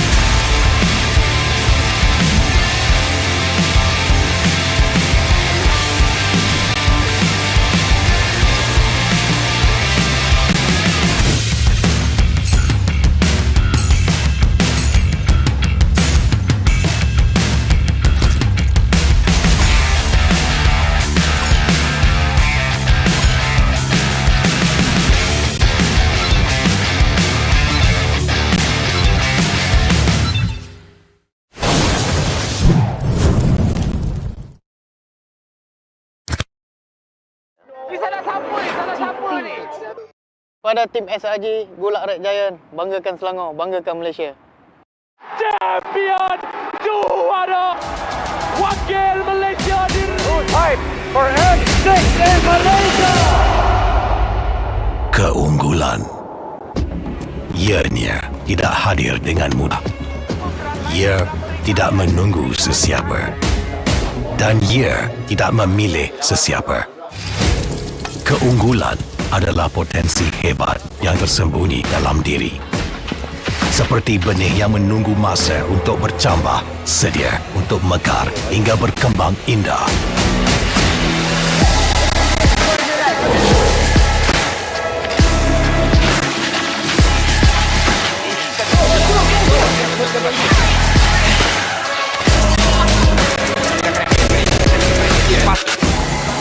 Ketika cabaran mendatang, ada yang hanya memerhati. Kekuatan sebenar lahir dari dalam diri. Dibangkitkan oleh jiwa yang menyokong teguh tanpa henti. Kadangkala, saat kita rasa jauh dari apa yang kita impikan, ia muncul dari arah yang tak dijangka. Saat itu, kita sedar potensi yang sebenar ada di sekeliling. Ini semua bukanlah satu kebetulan, tapi kita yakin ini semuanya aturan takdir. Setiap langkah bukan hanya untuk diri sendiri, tapi juga untuk mereka yang berdiri dan berjuang bersama agar kita melangkah lebih jauh, menjadi lebih hebat.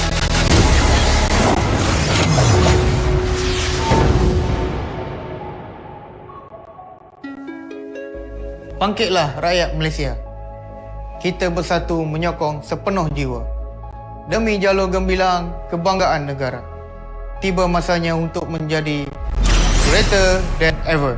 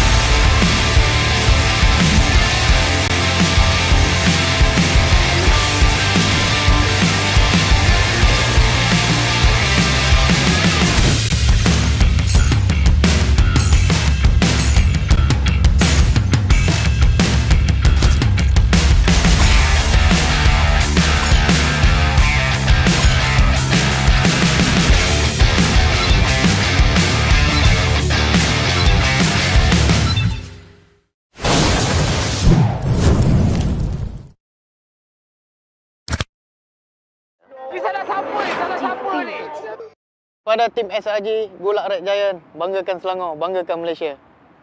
Champion juara wakil Malaysia fight for M6 in Malaysia. Keunggulan ianya tidak hadir dengan mudah. Ia tidak menunggu sesiapa. Dan ia tidak memilih sesiapa. Keunggulan adalah potensi hebat yang tersembunyi dalam diri. Seperti benih yang menunggu masa untuk bercambah, sedia untuk mekar hingga berkembang indah.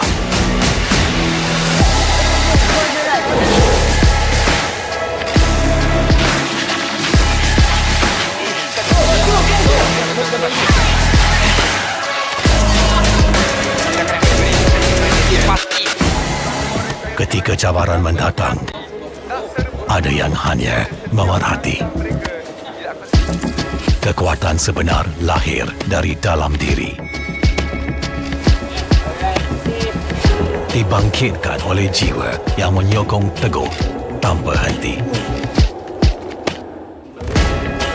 Kadangkala, saat kita rasa jauh dari apa yang kita impikan, ia muncul dari arah yang tak dijangka.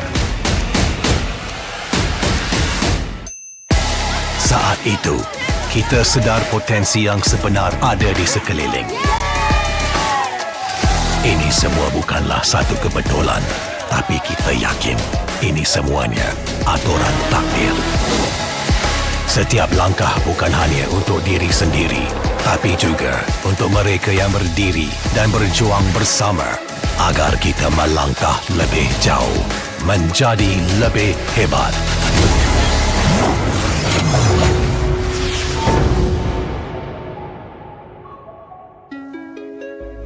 Bangkitlah rakyat Malaysia. Kita bersatu menyokong sepenuh jiwa. Demi jalur gemilang kebanggaan negara. Tiba masanya untuk menjadi greater than ever.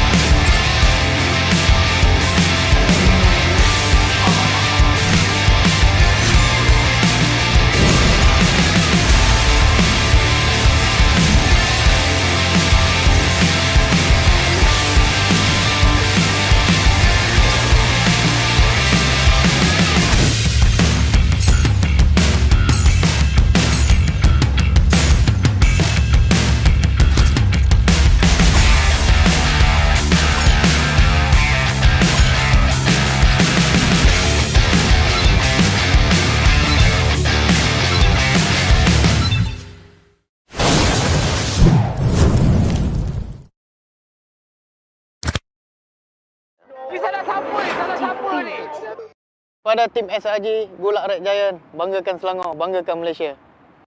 Champion juara wakil Malaysia fight for N6 in Malaysia. Keunggulan ianya tidak hadir dengan mudah. Ia tidak menunggu sesiapa dan ia tidak memilih sesiapa. Keunggulan adalah potensi hebat yang tersembunyi dalam diri. Seperti benih yang menunggu masa untuk bercambah, sedia untuk mekar hingga berkembang indah.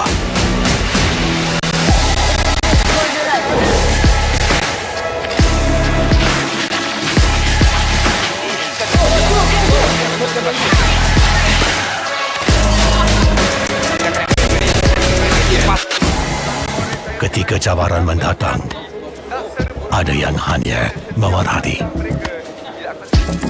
Kekuatan sebenar lahir dari dalam diri. Dibangkitkan oleh jiwa yang menyokong teguh tanpa henti. Kadangkala, saat kita rasa jauh dari apa yang kita impikan, ia muncul dari arah yang tak dijangka. Saat itu, kita sedar potensi yang sebenar ada di sekeliling. Ini semua bukanlah satu kebetulan, tapi kita yakin ini semuanya aturan takdir. Setiap langkah bukan hanya untuk diri sendiri, tapi juga untuk mereka yang berdiri dan berjuang bersama agar kita melangkah lebih jauh, menjadi lebih hebat.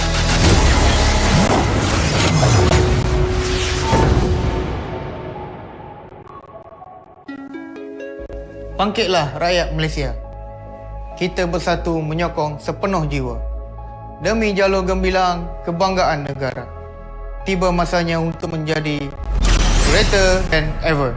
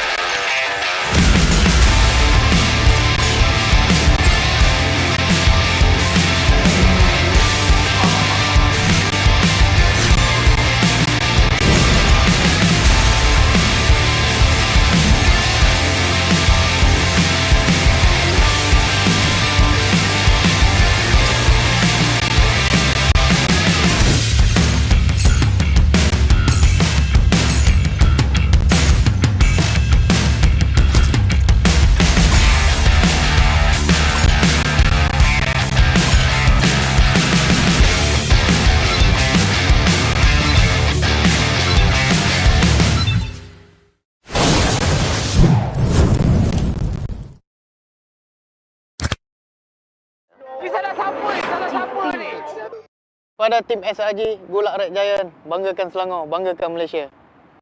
Champion juara wakil Malaysia time for N6 in Malaysia. Keunggulan. Ianya tidak hadir dengan mudah. Ia tidak menunggu sesiapa. Dan ia tidak memilih sesiapa.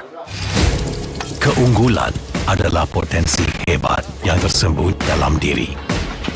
Seperti benih yang menunggu masa untuk bercambah, sedia untuk mekar hingga berkembang.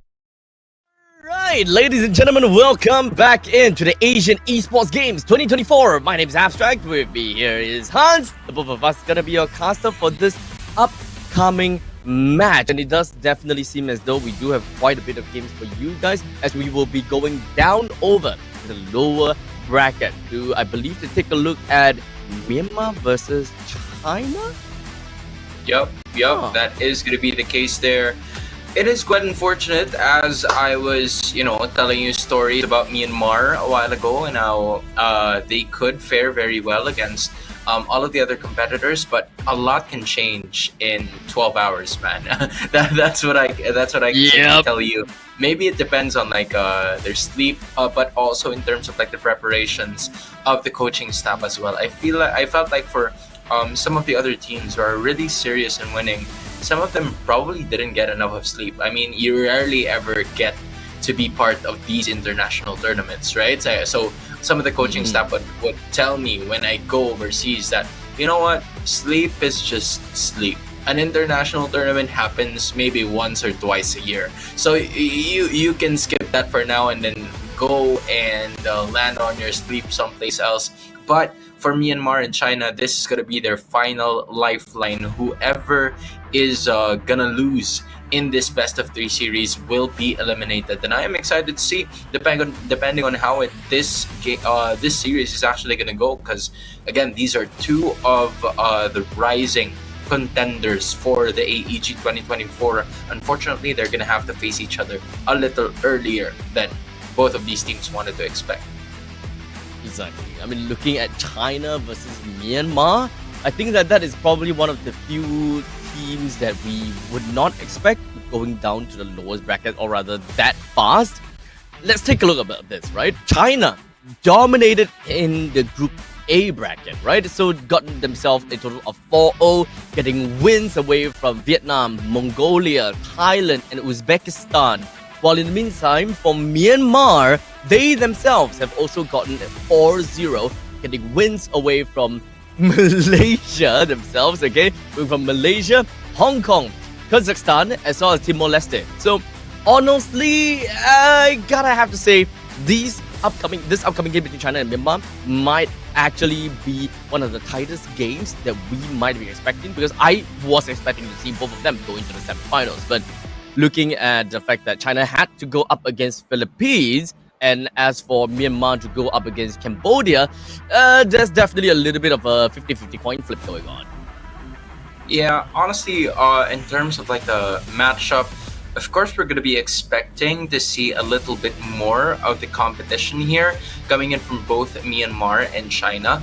Unfortunately, they went up against really premier competitors back then, right? So it was honestly a thought to a point wherein the question is how they would be able to at least find their way to make sure that they could advance to the next stage of the competition. But unfortunately, they will be advancing in a sense that they will have to fight for their tournament life from here on out. They're going to be joined by Saudi Arabia and Vietnam. So all of these 8 countries are actually, very well known in terms of the MLBB scene. But as you can see, those 4 countries that have made it into the winners semifinals, Philippines, Cambodia, Malaysia, and Indonesia, have been the most prominent ones. And I am sure that the ones who are currently at the bottom wouldn't want to not only stay there, but to also continue and move forward against further competition. So from this point onwards, China versus Myanmar, Hans, what do you think about this? China on Myanmar? I always like to put people on their spot. China, Yeah, Myanmar, man. 2-0, 2-1. I don't know. I honestly feel like this could go 3 games. I'm not entirely sure on which team I'm gonna be rooting for, but since I've already told you stories about Myanmar, maybe I'll root for Myanmar 2-1 because I haven't prepped you up against China from a while ago. But in terms of what they can deliver to the table, they've also got their rotations fixed, and I am sure that this is a team that could definitely make some waves as we try to get a little bit more of the understanding with how they're going to be executing most of their gameplay. But now we're going to be going into the draft. You got to see a little bit of it, but as of the moment, just gonna try to make some certain configurations just to be sure, and then afterwards we're gonna make sure that everything is fresh and proper for you guys to take a look at everything that's happening. So without further ado, ladies and gentlemen, I believe that we are about to go into the game. And once we have got the game, we've got that all, fine and of course dusted in. Now, for those people that have just came in, welcome to the live stream. This is the Asian Esports Games 2024. And in case you're wondering, what to expect coming in from these games, one thing's for sure is that we do have got quite a prize pool that is available for all of these ladies that is competing right at Bangkok within of the indoor stadium Hua Mark. There is a total of $5,800 in terms of US dollars, where the first place prize will go over to the first place prize will get a total of $3,000, second place with $2,000, and $800 to the third place. And what you can expect when it comes down to these games is we'll be looking at all of the scheduled games eventually, and then tomorrow is when we are definitely going to see more of the bigger games, whereby we look at the winner finals, the lower parts of that, and then eventually the gold medal match, which is the game that you all would definitely want to tune in for tomorrow. Yeah, and speaking of which, there's a lot of games that are probably going to be happening in like the next couple of days. We're talking about now and tomorrow, and we are currently part of the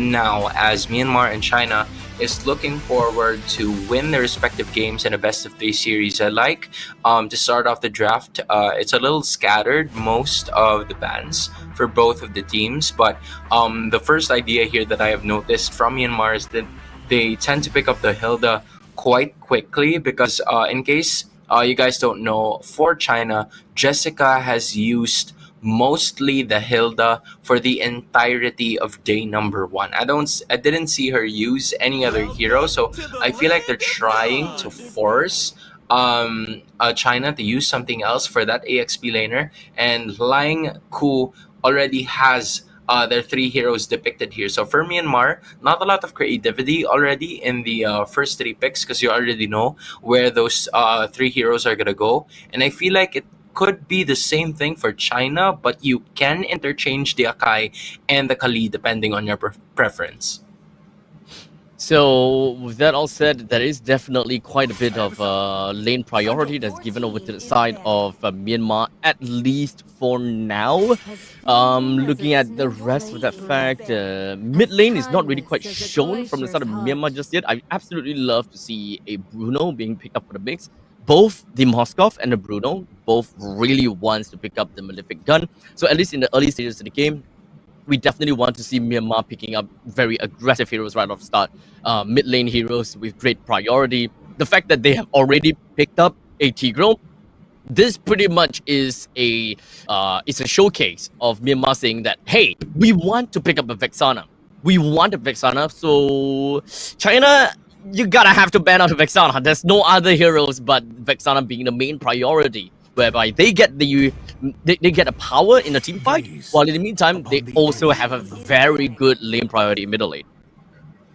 Not only that, right, but you also get good wave clear at some point, because Vexana might be the missing piece for both of these 2 teams, considering that, especially for Myanmar, they are lacking that wave clear aspect. Of course, you have the Hilda and the Bruno on your side, but most of those heroes, or both of those heroes, are in terms of like the single targets. So I feel like you're gonna need something here to take control of the waves faster, so that you can also rotate faster. So that might be the idea that Myanmar's actually going to go for here. But the Vexana instead is going to be banned by Myanmar here. So they're probably thinking of something else. The Valentina is still open for their disposal if they want to. But China might also undergo the same kind of thought process just because they don't have another mid laner on their side. We're still not sure on what their jungler is going to be like, but they're going to speed things up quite a bit and probably pick up this alpha for themselves. Okay, not what I expected with a ban on the Vexana, but that's definitely going to be fun to see. The Alpha is going to be the one that's picked up from the side of China, while in terms of in terms of junglers, we actually are starting to dwindle down with the possible amount. Excuse me. Now, looking at junglers, Xbox, huh? I'm actually looking more towards someone that works very well in terms of pacing, but if they do want to play a little bit more of area denial or a lot of damage against heroes that got caught by an implosion, I can definitely understand that. While Myanmar, they don't have the Aurora, they don't have the Vexana, they decided to pick up Lilia instead. You gotta blame priority. So at least when it comes down to that, it is still a very viable pick. Yep, it's me. That's right. When you look at it, the Lilia could be a pick that's going to be crucial for them.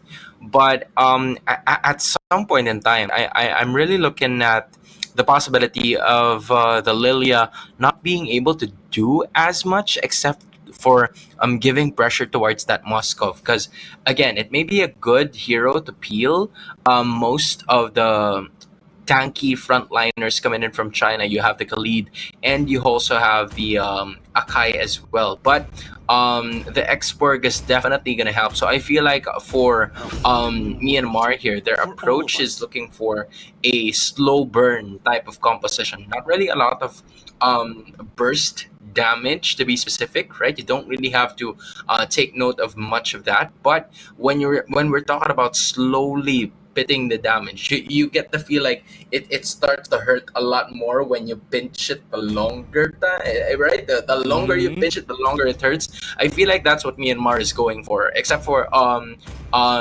compared to China's composition here, that they have a lot of burst. They also have crowd control abilities, so that it could work to their advantage if they want to. So, ladies and gentlemen, with that all said and done, we are about to go into the next game. We've got quite a draft coming in from both China as well as Myanmar. I gotta have to say that, at least for me, Myanmar has got very strong lane priority in the early stages and also contributes pretty well into their later stages of the game, where Xbox, Lilia can all play into the implosion. And then, let's be honest here, from that point on, Bruno just does whatever the hell that he wants. So I've got my token onto Myanmar, but we shall see how that's going to work out, as Myanmar is going to be starting onto the blue side, while China is going to be starting onto the red side, both of which is starting from the bottom half of the map and will end up at the goal lane. It's been a while since I saw a savior, honestly, and I feel like that's going to be the determining factor of this game. Checking out the vision, especially when China brings it into the late game. Myanmar has a bit more of that early game composition, so they would want to at least assert dominance in like the first 10 minutes of gameplay to hopefully finish off the game by 13 minutes. But if that is not going to be the case, you have the Moskov by Yinhuai and Vermouth here for the side of China. Meanwhile, the attack is actually going to happen here already. Fanhua is going to be using that flicker to be able to get away. Lots of activity happening in the first minute. And right off the bat, it does definitely seem as though that Myanmar, what they want is to be fast on their fingers, fast on their gameplay. As long as they are able to just run around the riverline and ensure that they get themselves a good amount of control and eventually bleed themselves into the opponent's jungle, that is eventually going to be the best case scenario. Winning against Jessica in lane is definitely what the Hilda wants to do. Gold lane is something that I will say that there is definitely going to be a bit of stalemate going on. It's more of a skill matchup at this point in time. Yep, I feel like everything's gonna start to happen in like the first beginning of that the turtle take. But as I say that, of course, Fanhua out of position already, so that means Myanmar is gonna be having an easy time here. This is definitely the scaling that they're expecting, and with those kinds of mispositions coming in from China, they're definitely gonna punish it as quick as they could.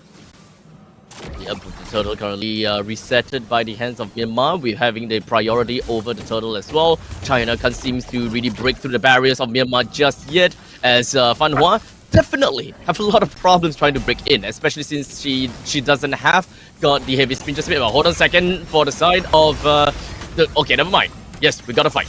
Yep. I got it. It is actually cool now, taking the brunt of the damage here for the rest of the members of China, but even so, they got one kill whatsoever. Turtle going onto the side of Myanmar, but Jessica is not yet done. Looking her sights towards K just a little bit on that dawning light, but she is still able to escape as of that moment. The Hilda and the Khalid are both on the chase, but that is going to be the end of that team fight. A turtle for a price of a life coming in from Myanmar. Ooh, definitely a very fair trade for both sides at the very least. I thought that Myanmar might be able to dominate in the team fight a little bit more, but China, they definitely made things a little bit tougher for Myanmar to take control of the river line. I didn't really quite think that China can just casually just walk right in, especially with Jessica's on the Raging Sandstorm. But all in all, China, they just need to hold it out a little bit longer. They do have very strong early game presence as well when it comes down to the Desert Tornadoes damage as well, chokes. As of the moment, Choke is here, is being caught in the crossfire, but there goes the last insanity. Catches on to Fanhua, uses the flicker to be able to get away, but those hammers coming in from the hill is going to be coming in handy. Lying gets it through. Raging Sandstorm right from the back is going to be able to at least deal a ton of damage to get the counter attack for China. Two heroes are down, that's Lying and Q, and now the rest of the members of Myanmar are going to be trying to back away. Same goes for China. But good attack initiation and the counter segment from China to bring this game right back to their side, leading by 600. What the hell was that amount of damage? That is just absolutely illegal. Like, especially for the side of Jessica coming from the back with a Raging Sandstorm, that sandwich was so perfectly executed. They just knew where to, position themselves. And I feel like I haven't seen Jessica in a while, except for the time where she already started to use that Raging Sandstorm. Just, waiting for the right opportunity, hiding under the bushes. And I feel like Myanmar was so preoccupied with trying to force a clash towards China, to the point where China, when they got the position that they wanted, it was Jessica's turn to actually deal the damage. And now they're currently in the turtle trying to force it in. Stuns coming in from Vermouth a little early on that dawning light, but another fight is going to be ensued here by both of the teams. And there is going to be another Raging Sandstorm that will land to two heroes, but Jessica is going to be trying to stay alive, although two are already down for the side of China. Jessica's not going to be healing it instead, but Ku pays it for her life. But even so, that's Chokes and Fanhua. No retribution coming in from China, so Myanmar might just well be able to get this next hurdle of this game. And there we go. Myanmar indeed get themselves a turtle with a little bit of a 700 goal lead. Not too bad, not too bad. The early game aggression from the side of Myanmar definitely is not exactly as rewarded as as they wanted, especially since when it comes down to Jessica leading against the Hilda in the EXP and not punished at all. I think that is going to be one of the biggest mistakes from the side of Myanmar, to just allow Jessica to roam free. The Hilda just deals so much crazy amount of damage over to the side of Khalid that this shouldn't even be happening. You shouldn't allow Jessica to run around the map that much. And look at this, right? The burn already starting to get felt by Jessica, and that's exactly what happens when there is just enough damage per second coming in from Gay, already at 401. This is the best start that you would want to have if you're an X-Borg, although a trade is going to happen for both of the gold laners, and Lying here trying to get close to Yin Huai, but that is not going to be the case here as the push lands in towards that Moskov. Still a lead for the side of Myanmar at 1k gold, but as of the moment, this is still a stalemate. However, when you take a look at that turret, somewhat Myanmar already has that advantage just because of an extra turret being taken down. With the T1 turret in the top lane and the bottom lane taken down, Myanmar will find themselves with a 1,000 gold lead. Not exactly the amount that they wanted, but to be fair, both teams, they do have very similar levels of power spike, but Myanmar, they will definitely be able to hold down the ground better. As of the moment, there's going to be another attack, and unfortunately, Sikoshi goes down, and Lunalin joins her. So now it's time for China to actually fight back there.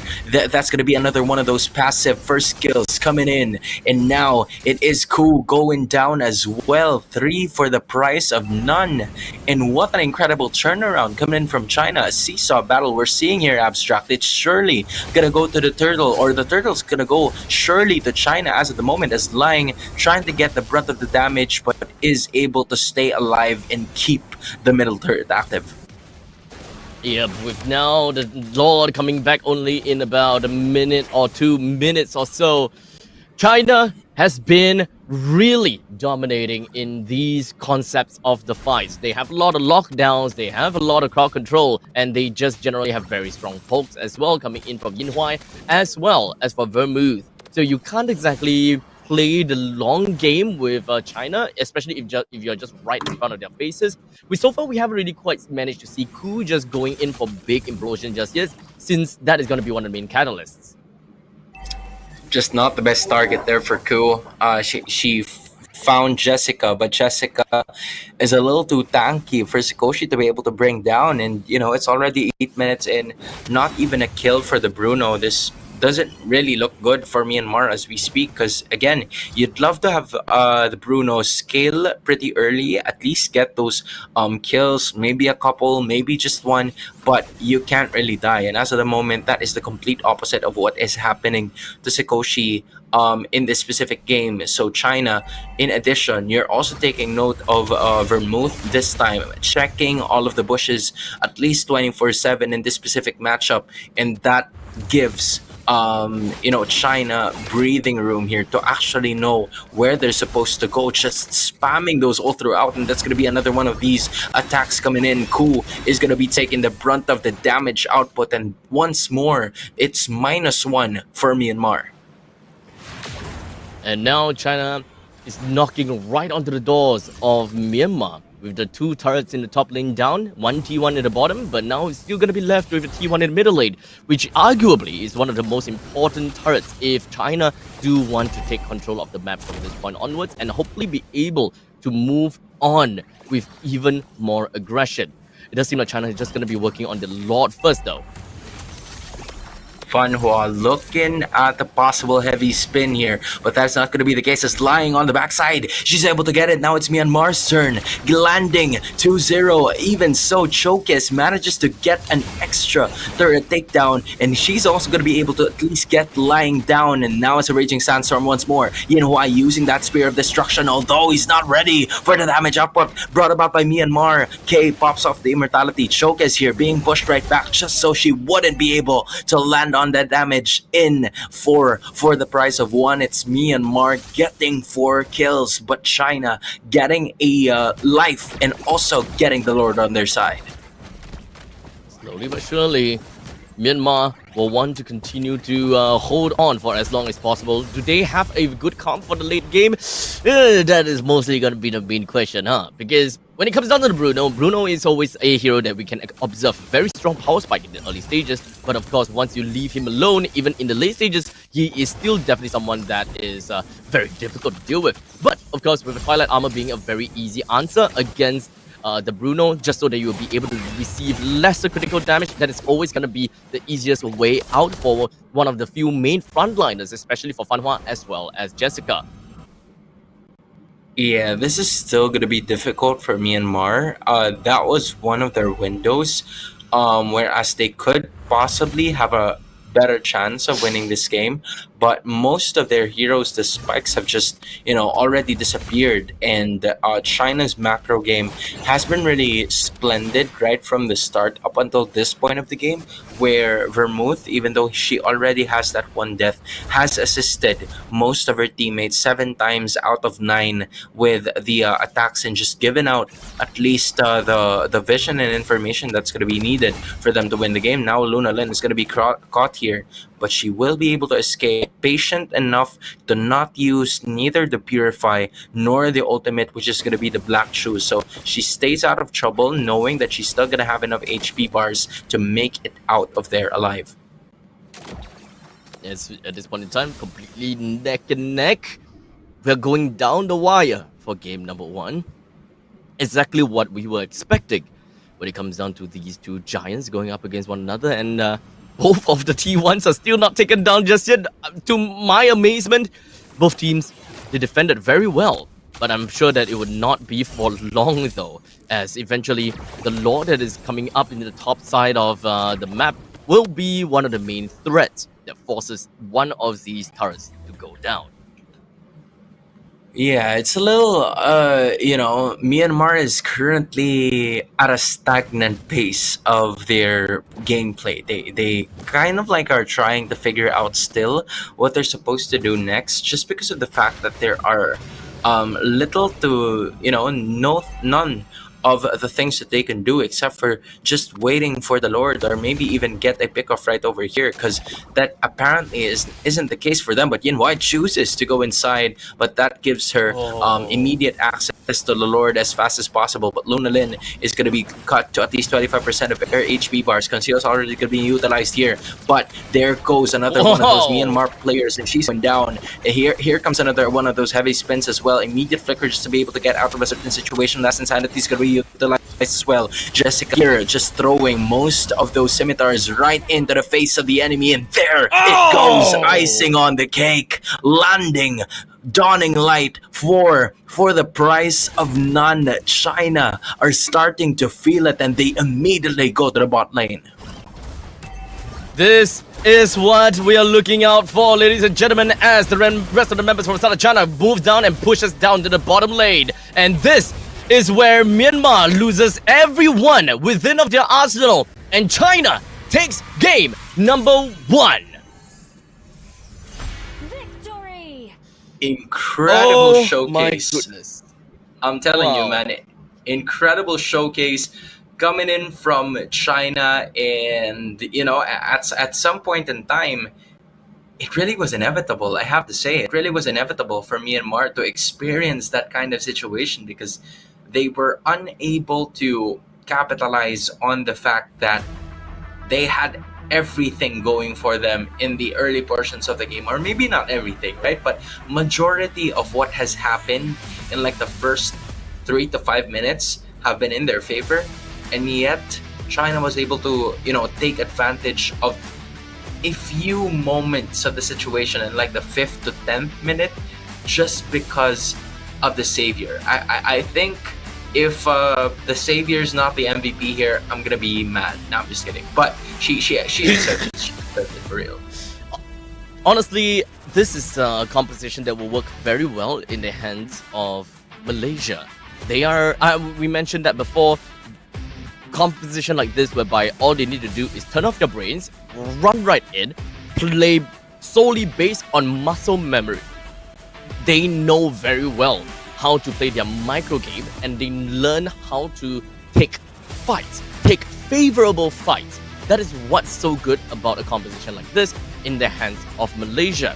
But unfortunately for the side of Myanmar, they're not necessarily too sound when it comes down to their micro plays. They're still trying to squeeze in a little bit of a macro here and there, and they're not exactly winning in the lanes that the way that they are supposed to. They're respecting their opponents a little bit too much, whereas this composition allows you to outright disrespect the enemies, right? You see a Hilda, and you see a Hilda going into a Khalid.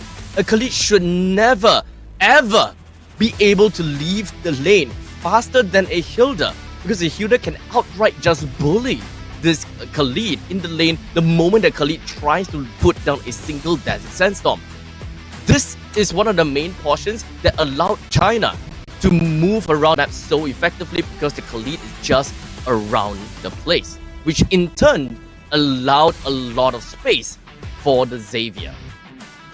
And of course, there you have it, as expected, or as I wanted it to go. Don't worry, guys, I'm not the boss of it, all right? They're the ones choosing it for us, all right? But as of the moment, that was the MVP. You saw Vermouth there, the Savior 3-1 and 11. And I just like to, showcase the level of understanding that she had with checking the vision, giving out some space for the rest of the Chinese players to just wreak havoc in the 5th to 10th minute of the game, because I felt like that is where the transition started to take advantage for China, because for the first 5 minutes they were a little hesitant on what they should do, even though they're already starting the clashes in terms of the turtles and the neutral objectives, because they know that the power spike of Myanmar is right there. So if they make a sudden move, then it could go south for them and they won't be able to do what they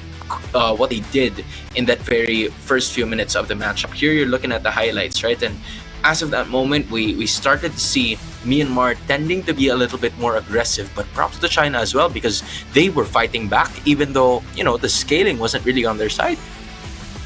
Yeah, I mean, you can definitely see the amount of control that China had in these fights. They know the opponent is going to be aggressive. As such, they pick up the archive for themselves in order to really disengage the fights and really be wreaking havoc and just creating overall chaos right into their fight. As you can see, Fanhua has been pivotal in controlling all of these fights just so that their team will be able to prioritize on that one player constantly, and if not all the time. In the meantime, Vermouth will be the one that eventually deals the huge chunk of damage. Now, we constantly just put our eyes over to the side of Arkai as well as Vermouth. The both of them are the main battery in this game. Fanhua opens up the game, opens up and gives some opportunities just so that Vermouth can continuously be able to throw out some of these dotting line. And I gotta have to say, every single one of these players from the side, from the China team, they knew exactly what they wanted to do and they covered each other to the T. And this is just a display of being able to take control of a game despite having losing composition and despite having losing lanes. I felt like I felt like for China, they were just able to execute very well, understanding the power spikes and taking control of the situation when it's their time and they got the scaling they need. I honestly just believe that there's so much more going on for Myanmar that it was kind of wasted, especially since it was the first pick on the Hilda, if I remember correctly. And the first pick of the Hilda should have been able to give them quite a lot of lead, especially since the Khalid was picked into the Hilda. I always had this, I will always say that Hilda outright beats the Khalid. If the Khalid ever wants to go into the quick sun guard to avoid going back home, all this Hilda needs to do, dive the turret and take 2 turret shots, and you will be able to deny that quick send guard, because every single one of those second skill have a mini knockback, and just from those knockback alone you will be able to make him unable to heal, while you have brushes all around the map that allows you to heal. It wasn't really very well there, but that was indeed a good execution coming in from that game number 1. Yeah, but I feel like at the moment, sorry. Okay, you go take this, man. Okay, so anyways, we are gonna go off for a very short break, ladies and gentlemen. We will be back again with you guys for the Asian Esports Games 2024 after this short break. Take care.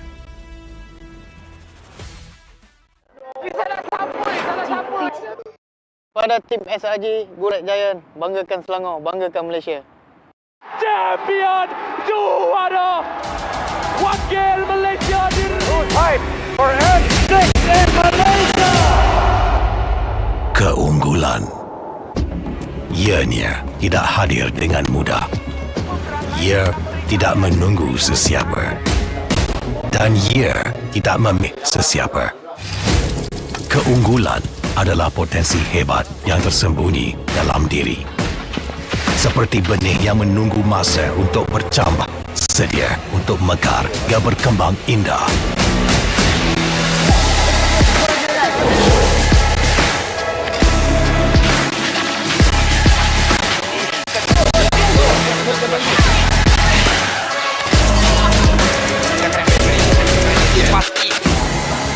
Ketika cabaran mendatang, ada yang hanya memerhati. Kekuatan sebenar lahir dari dalam diri. Dibangkitkan oleh jiwa yang menyokong teguh tanpa henti. Kadangkala, saat kita rasa jauh dari apa yang kita impikan, ia muncul dari arah yang tak dijangka. Saat itu, kita sedar potensi yang sebenar ada di sekeliling. Ini semua bukanlah satu kebetulan, tapi kita yakin ini semuanya aturan takdir. Setiap langkah bukan hanya untuk diri sendiri, tapi juga untuk mereka yang berdiri dan berjuang bersama agar kita melangkah lebih jauh, menjadi lebih hebat.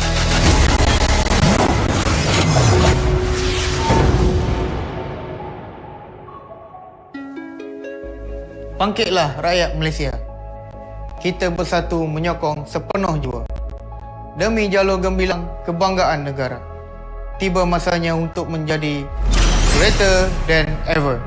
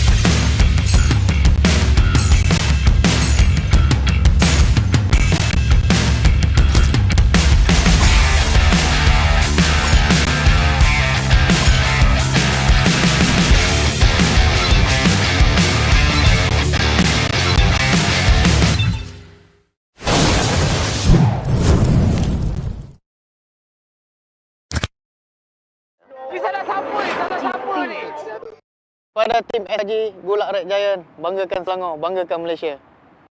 Champion juara wakil Malaysia fight for N6 in Malaysia. Keunggulan. Ianya tidak hadir dengan mudah. Ia tidak menunggu sesiapa. Dan ia tidak memilih sesiapa.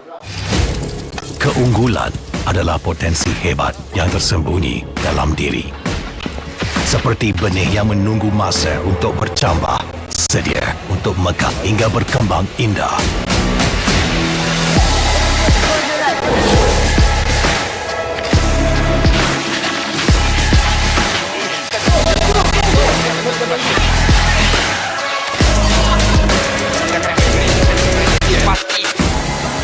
Ketika cabaran mendatang, ada yang hanya mawati. Kekuatan sebenar lahir dari dalam diri.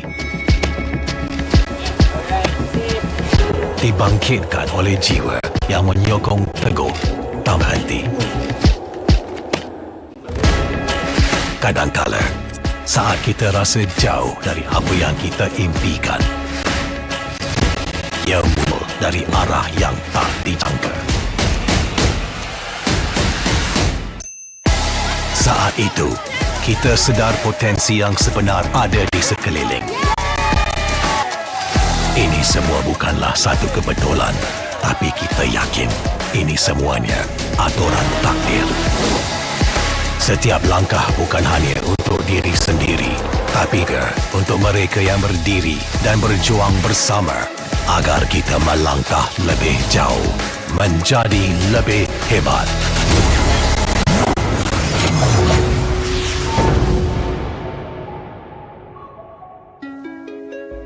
Bangkitlah rakyat Malaysia. Kita bersatu menyokong sepenuh jiwa. Demi jalur gemilang kebanggaan negara.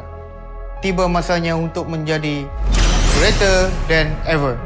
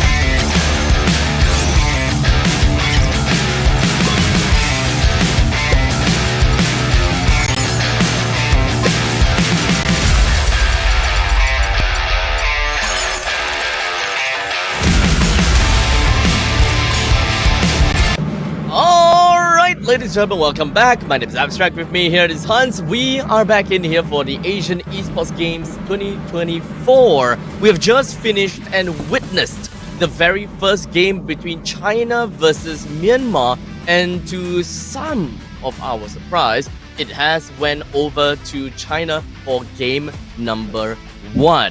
And looking at how China has played thus far, we are all absolutely daunted with how they have been going up against Myanmar. But without further ado and enough of the yapping, we've got the draft already prepared for us, and we've got quite a lineup that is prepared too.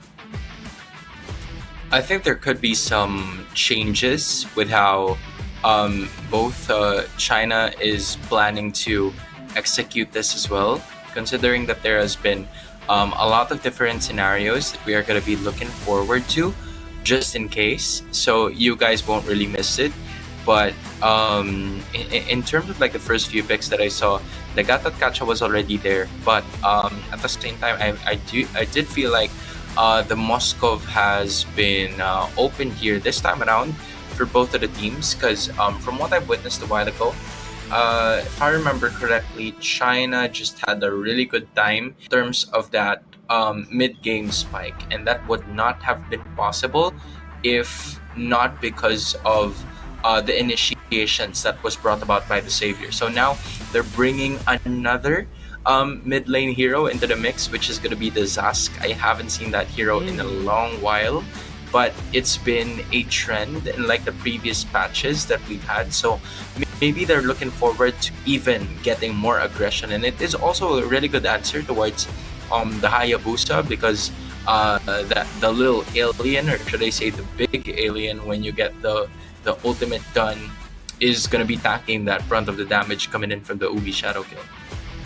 Yeah, exactly. So I can only imagine that is what would work out for them, but surprised to see that with B1 being the Khalid and R1, R2 being the Gatokacha as well as the Moscow, is not something that I believe would have been what are the few main priorities. Normally, when we are looking at a Gatokacha has always been a very good answer to a Yve, which we actually haven't seen in a very long time, right? Especially in today's Asian Esports games thus far. Despite Yve being one of the few top priority being picks right there, but regardless, you're not going to be seeing that, at least from the side of China. And I don't think that Myanmar would want to pick a Yve into the Gatokacha as well. That's probably the last thing that you want to do. There are still definitely a lot of other heroes that's currently still available. With the fact that the Aurora as well as the Vexana has been taken out, Loi definitely can still be a relatively good pick, but it's kind of tough considering that if China decides to blind pick into the Julian, there's not much information that they would need, or rather there's not much information that they have that can really work for that Loi pick.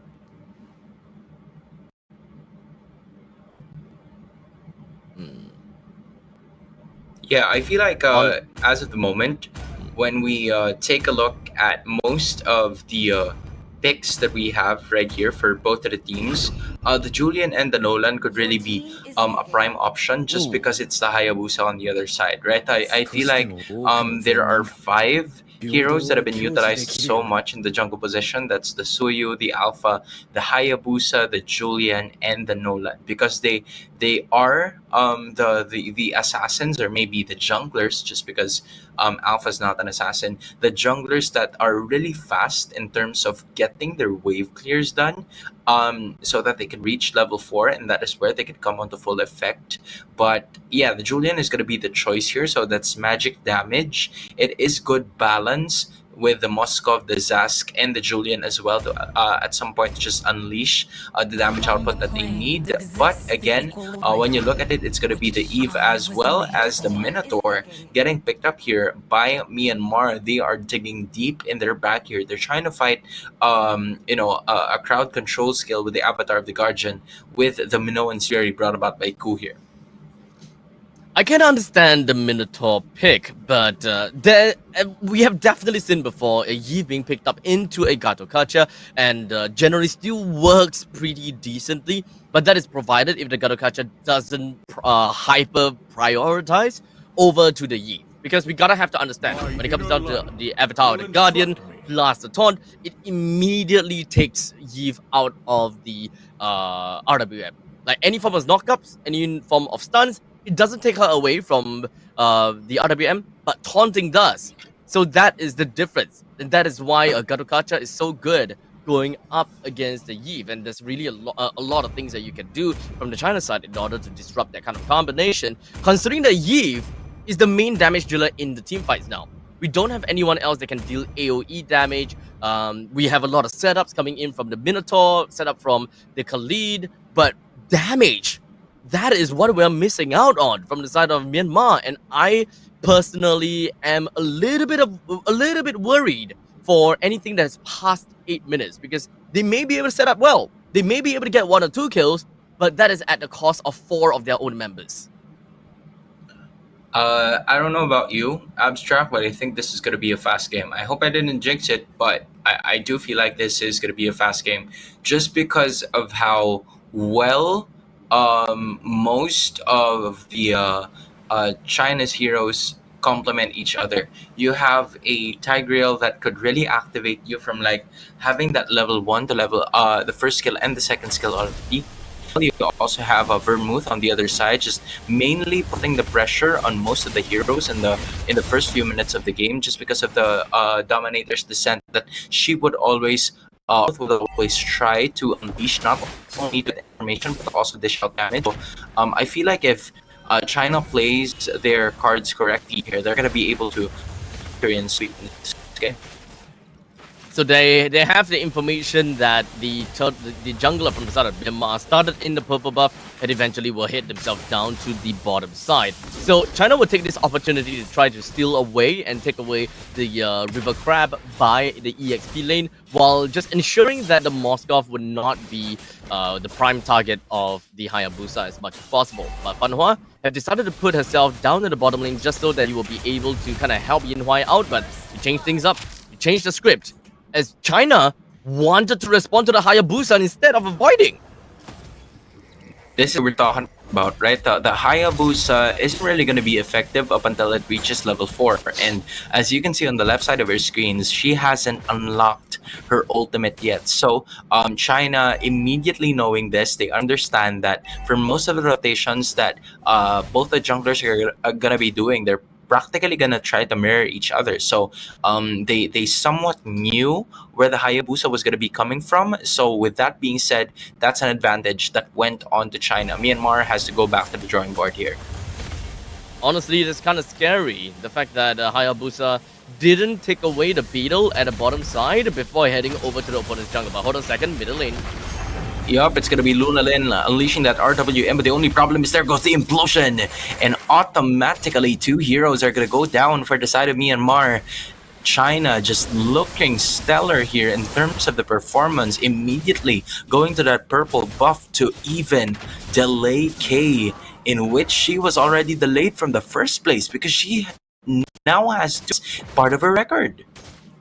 Yeah, I mean, K is currently at level 4, lost the purple buff, and not to forget, the mini purple buff is still in the camp. That means the Myanmar will have got their purple buff spawned only very a while later. And it does seem like the Khalid might not have caught wind of it just yet. So Come on, Lane, kill it, kill it. They didn't see it at all. Didn't realize that at all. This is gonna be such a rough game for K. I'm calling it. It's gonna be 5 minutes into the game. All of the turtle will not be going to the side of Myanmar at all.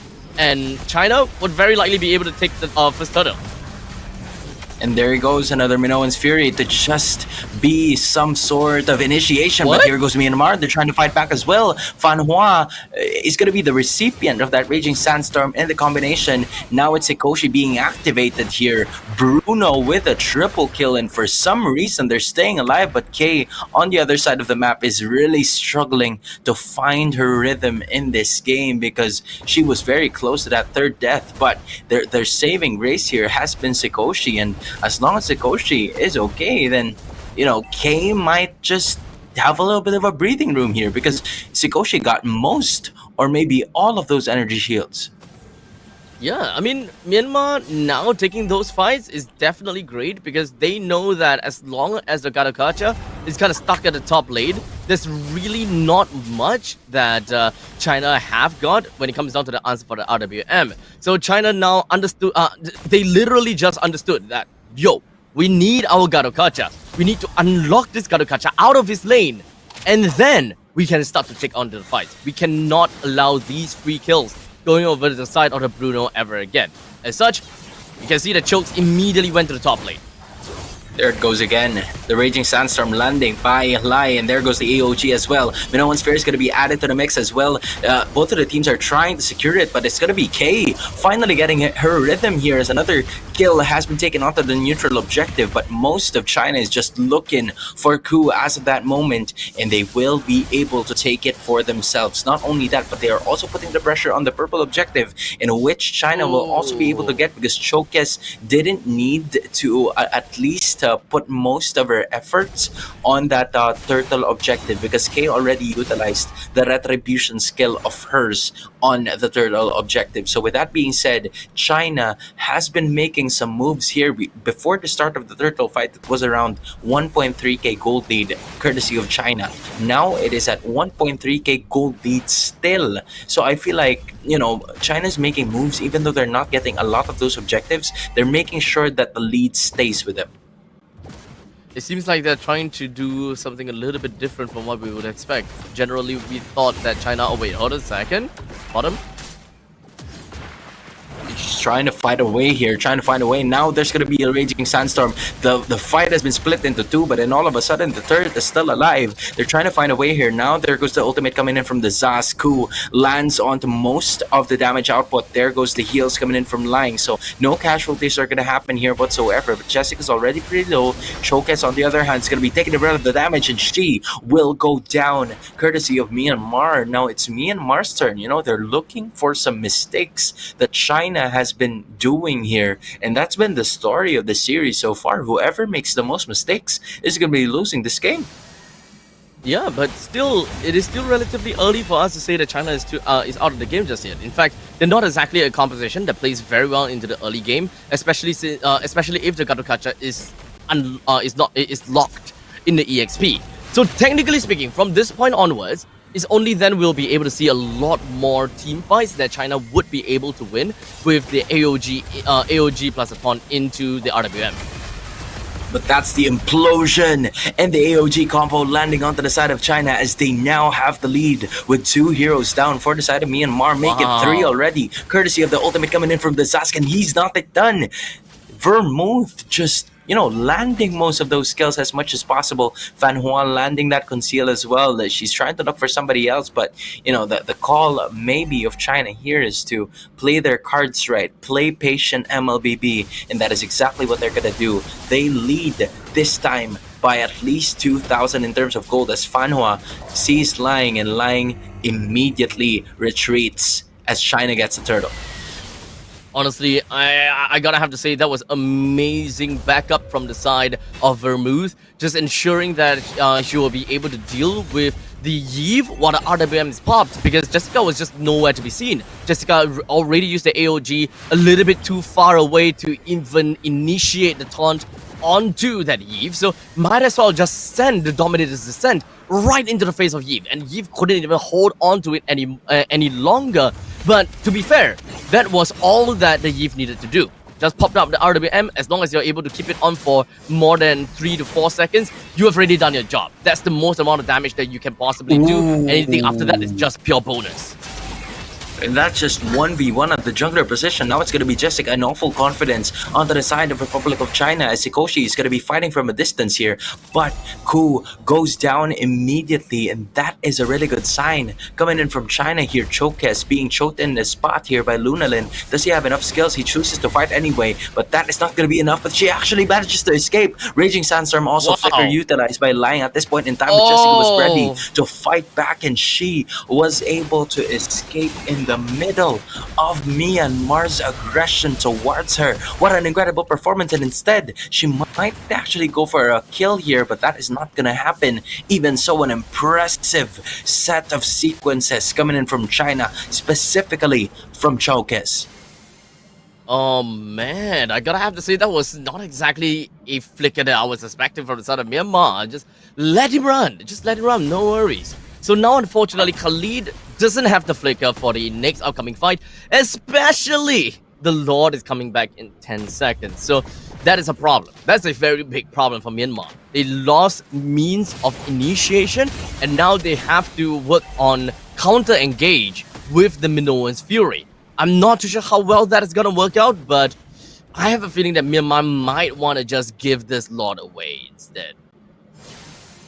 Yeah, they're trying to prioritize on attacking Yin Huai. Yin Huai probably feels it already, which is the reason why she dashed back, but also using the Purify as well to be able to stay alive. Jessica's gonna join the party, trying to protect that inner surge from actually happening. There goes the Minoan's Fury as well. The Moskov is gonna go down. Chokes is starting to join the party. Sikoshi is gonna be cornered here, and they will go down as well. 3 heroes down for Myanmar. What seemed to be an early aggressive tactic coming in from the blue side didn't really go their favor, because they not only did they get the Lord, the thought about China here, but they also got 3 kills in the process. So now it's back to another form of reset for Myanmar, as China has extended their lead to 6,000 gold. Exactly. How crazy was that? To be able to just take the Lord, make your way down to the bottom lane, and win in the fight. It's all about the lead at this point in time. China, they've got themselves a heavy lane down to the bottom lane. It brings the T2 turret down, and all of the inner turret is about to be destroyed. It's just going to be left with the inner turret in the middle lane, and once that is dealt with, I think that China will play the same game as we have saw before, and they would just be right in the opponent's faces and be like, yeah, you can't take a fight. The Holy Defense is about to be taken away soon by in 1 minute's time, so even if they were to kind of expand out the Holy Defense right now, it's not going to be that big of a deal. Yup, the Holy Defense, just like what you said, has been taken out now. Not only that, but China was also able to take an inhibitor on their side. So with that being said, super minions are going to be flowing on that top lane, as China is looking forward to slowly but surely kick things off with a W here. Myanmar fighting for their tournament life as we speak. They are looking for a way to possibly not only extend this game, but also extend this series in particular.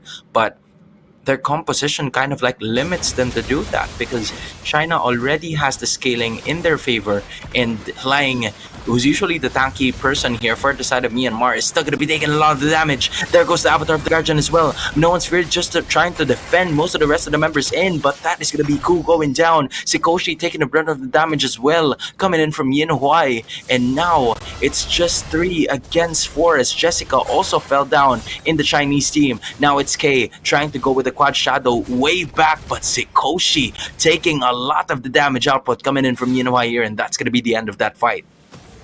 Ooh, now we are looking at about 20 seconds into the Lord. Myanmar, let's take a look at the current state of the game, alright? K, currently at level 13. No way that he'll be able to hit level 15 in the next few seconds. So Chokes should be able to take this Lord, no problem. Looking at the fact that their itemization is just so great at this point in time.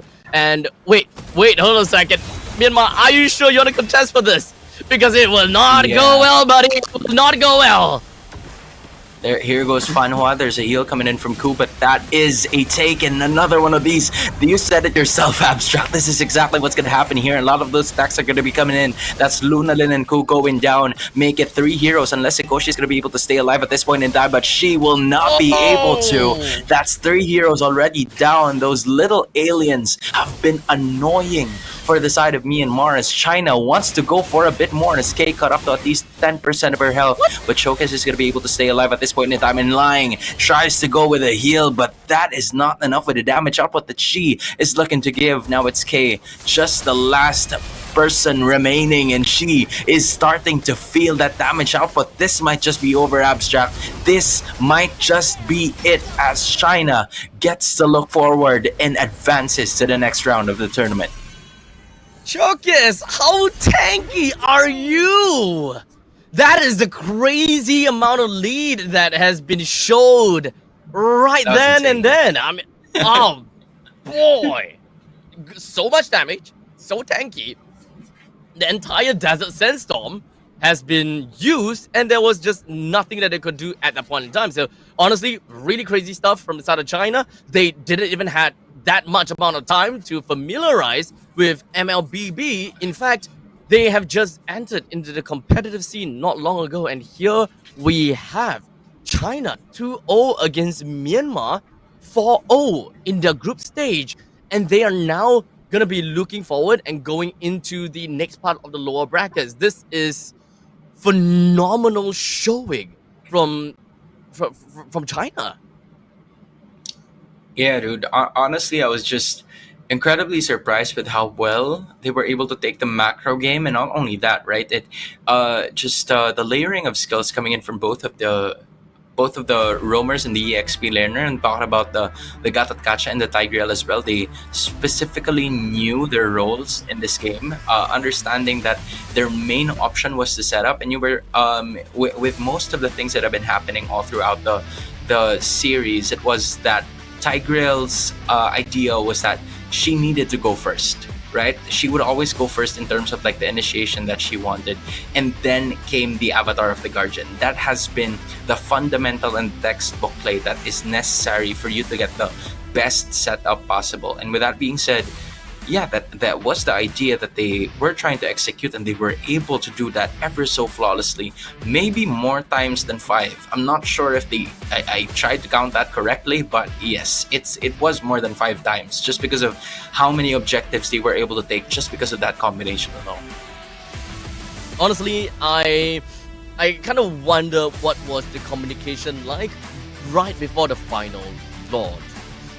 What was their intention on crowding in their jungle? It seems like they're trying to go for it, but in the meantime, they don't have enough time, and by the time that they realize that, okay, we lost the Lord, let's move back, the opponent is already right there in their faces. But ladies and gentlemen, here we go. Chokes, the MVP of the Chinese team here for this match against Myanmar.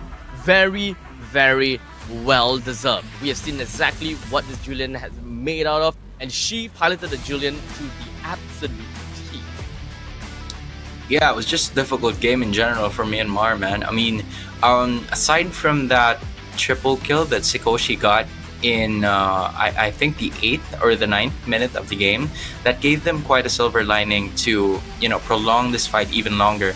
It wasn't the case for the rest of the matchup, because China was able to at least capitalize on the early game aggression that the composition of their lineup has, right? You have the Moskov, even though there were some times that she continuously gets pressured by 4 of the members of Myanmar. Jessica and Fanhua was able to at least put a stop to it as well by trying to always be in close proximity with the Moskov when they want to. So whenever there are some sort of attack threats coming in from Myanmar, they will always try to find a way to be part of that team fight so that they would win and turn things around immediately. Exactly. Now, you guys pretty much saw the lineup, or rather the score line of the Yves. Unfortunately, it didn't look all that great. 0-4-5, if I remember correctly. Solely because she is the main target. She's the main guy that needs to go down. Although I gotta have to say, there's a lot of these situations where Luna Lin, you take a look throughout this entire fight, right? Luna Lin could stay for the entire RWM because there was no Gato Kacha at all. Why? The Gato Kacha was stuck in the lane. And ever since Chokes went to the top lane to unlock the Gato Kacha has been in the game all the way through. Even though the AOG plus a taunt combination hasn't been landing onto Luna Lin 100% of the time, such as this instance, at the very least, we have Vermouth that came to cover up for the lack of crowd control onto the Yves. They just needed an answer to the Yves. It can be the Gato Kacha, it can be anyone that deals significant amount of damage. As long as you take Luna Lin away from the RWM, then the Myanmar team would have absolutely no damage whatsoever to be able to continue the team fight. Yeah, it was just a cool set of that was displayed by China here, just because of the fact that they somewhat lead this game when we're talking about AoE damage, right? That has been the problem of the composition of Myanmar back in the first few minutes of the game. Yes, they have the advantage in terms of like the early game scaling, in which we saw the Bruno, just like what I said a while ago, get that triple kill to hopefully close the gap within them and the goal lead that China had. But in terms of the team fight, it's always going to go to China's side, just because of the fact that whenever the Eve uses that real world manipulation, it somewhat gives them like quite a struggle to find a way to at least unleash the damage output. Because when the Eve unleashes the ultimate as well, there's no frontliners anymore, and that is what the idea of the Avatar of Guardian and Implosion does at some point in time. Because when you stun or you taunt most of the tanky heroes coming in from Myanmar, and they get eliminated once the RWM is used, there's no way that she could cause a lot of damage, because there's no one else to defend her from unleashing the damage that they could potentially go for. Exactly. You need a very strong brick wall in front of the Eve, and we gotta have to agree, right? RWM is a great utility skill. However, ever since the change into Glowing Wand, Eve has changed just from a pos 4 mage into a pos 3 mage just because of this single item. Eve deals so crazy amount of damage in the early stages of the game. Just a single Glowing Wand, boom, pos 3 mage, you are so great, and people are starting to realize that, and that is definitely understandable why having a brick wall in front of Eve is just so important, with China have a very good answer to it.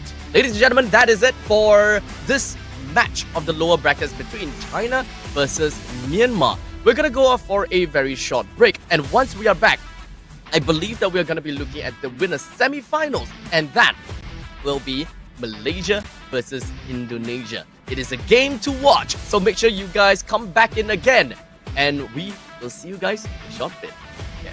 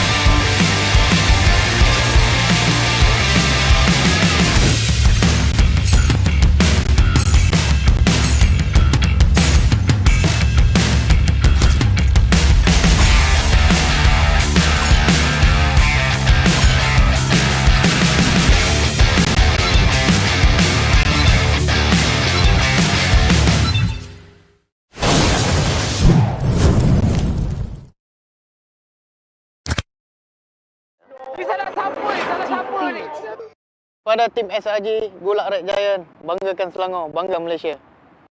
Champion juara Wakil Malaysia. Fight for M6 in Malaysia. Keunggulan. Ianya tidak hadir dengan mudah. Ia tidak menunggu sesiapa. Dan ia tidak memilih sesiapa. Keunggulan adalah potensi hebat yang tersembunyi dalam diri. Seperti benih yang menunggu masa untuk bercambah, sedia untuk mekar hingga berkembang indah.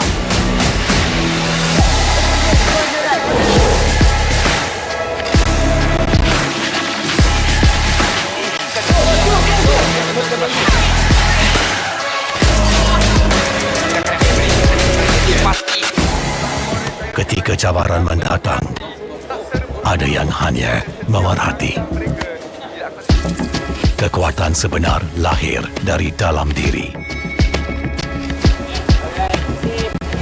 Dibangkitkan oleh jiwa yang menyokong teguh tanpa henti.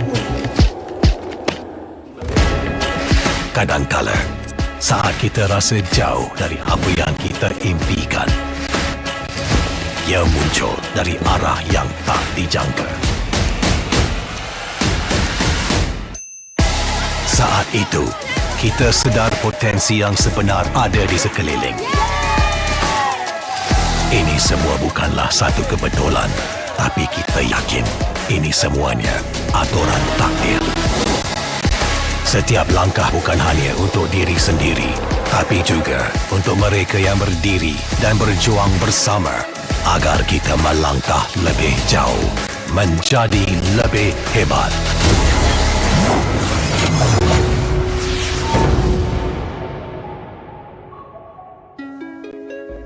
Bangkitlah rakyat Malaysia. Kita bersatu menyokong sepenuh jiwa. Demi jalur gemilang kebanggaan negara. Tiba masanya untuk menjadi greater than ever.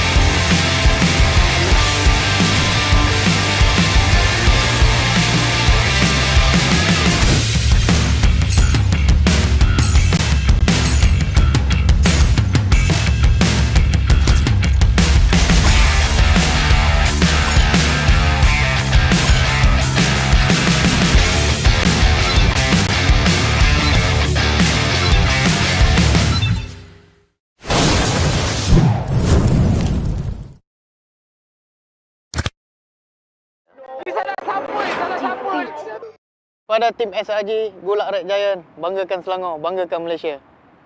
Champion juara wakil Malaysia di time for F6 in Malaysia. Keunggulan. Ianya tidak hadir dengan mudah. Ia tidak menunggu sesiapa. Dan ia tidak memilih sesiapa. Keunggulan adalah potensi hebat yang tersembunyi dalam diri. Seperti benih yang menunggu masa untuk bercambah, sedia untuk mekar hingga berkembang indah.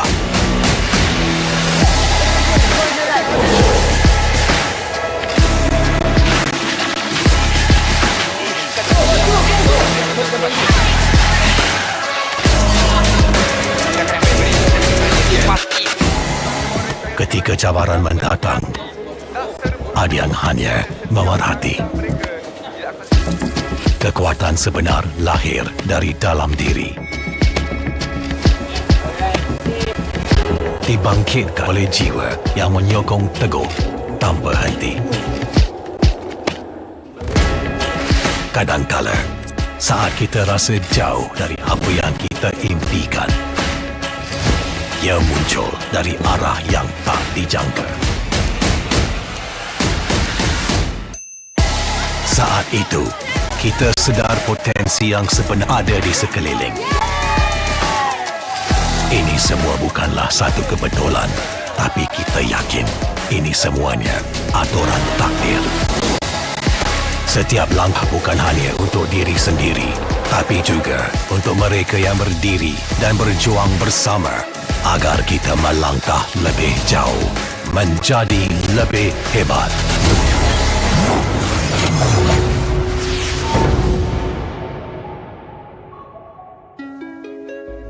Bangkitlah rakyat Malaysia. Kita bersatu menyokong sepenuh jiwa. Demi jalur gemilang kebanggaan negara. Tiba masanya untuk menjadi greater than ever.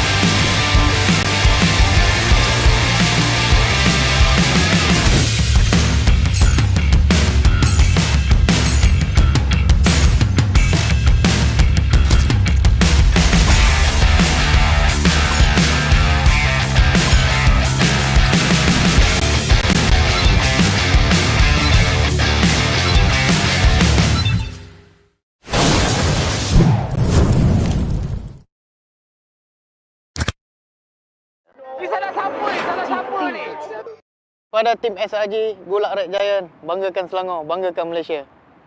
Champion juara wakil Malaysia di time for M6 in Malaysia. Keunggulan. Ianya tidak hadir dengan mudah. Ia tidak menunggu sesiapa. Dan ia tidak memilih sesiapa. Keunggulan adalah potensi hebat yang tersembunyi dalam diri. Seperti benih yang menunggu masa untuk bercambah, sedia untuk mekar hingga berkembang indah.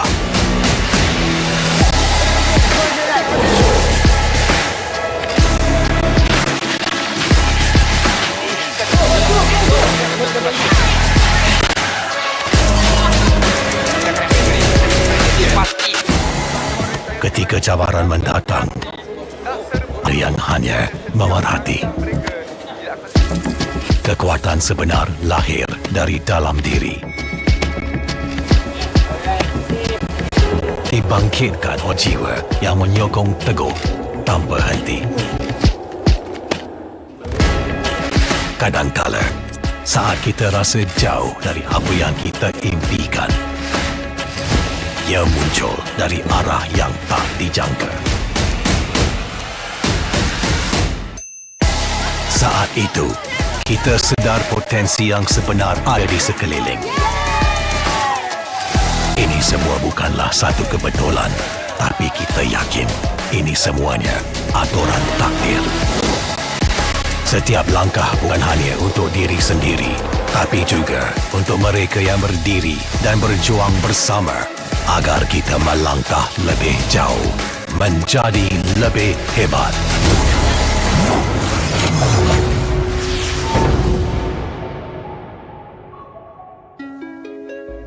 Bangkitlah rakyat Malaysia. Kita bersatu menyokong sepenuh jiwa.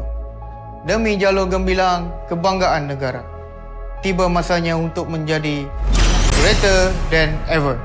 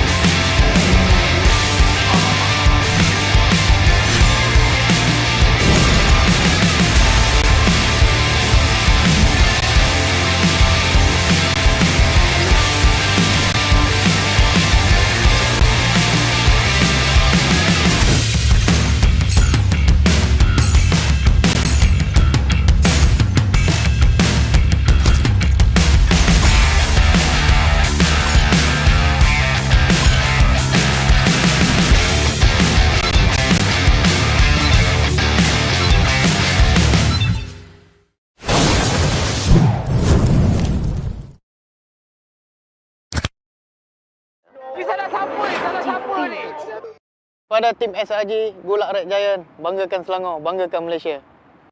Champion juara wakil Malaysia Fight for M6 in Malaysia. Keunggulan. Ianya tidak hadir dengan mudah. Ia tidak menunggu sesiapa. Dan ia tidak memilih sesiapa. Keunggulan adalah potensi hebat yang tersembunyi dalam diri. Seperti benih yang menunggu masa untuk bercambah, sedia untuk mekar hingga berkembang indah.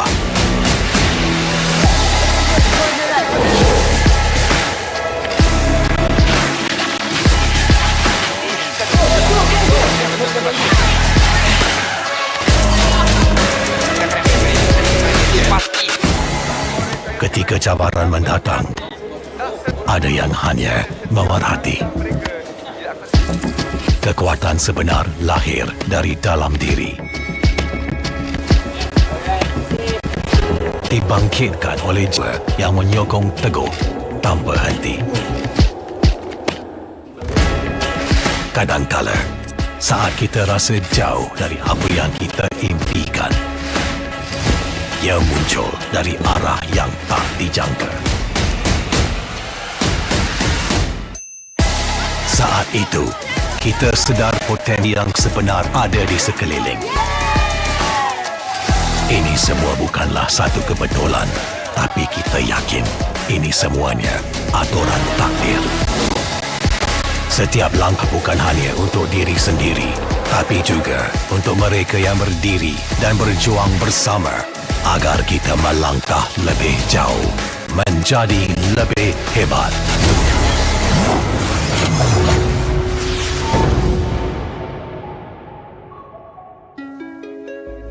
Bangkitlah rakyat Malaysia. Kita bersatu menyokong sepenuh jiwa. Demi jalur gemilang kebanggaan negara. Tiba masanya untuk menjadi greater than ever.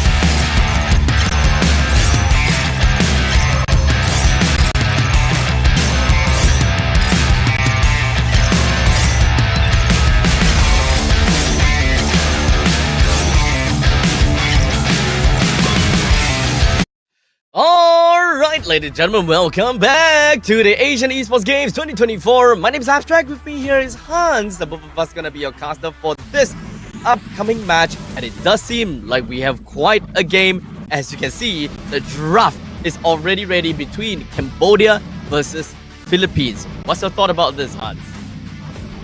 Nah, bro, it seemed too quick.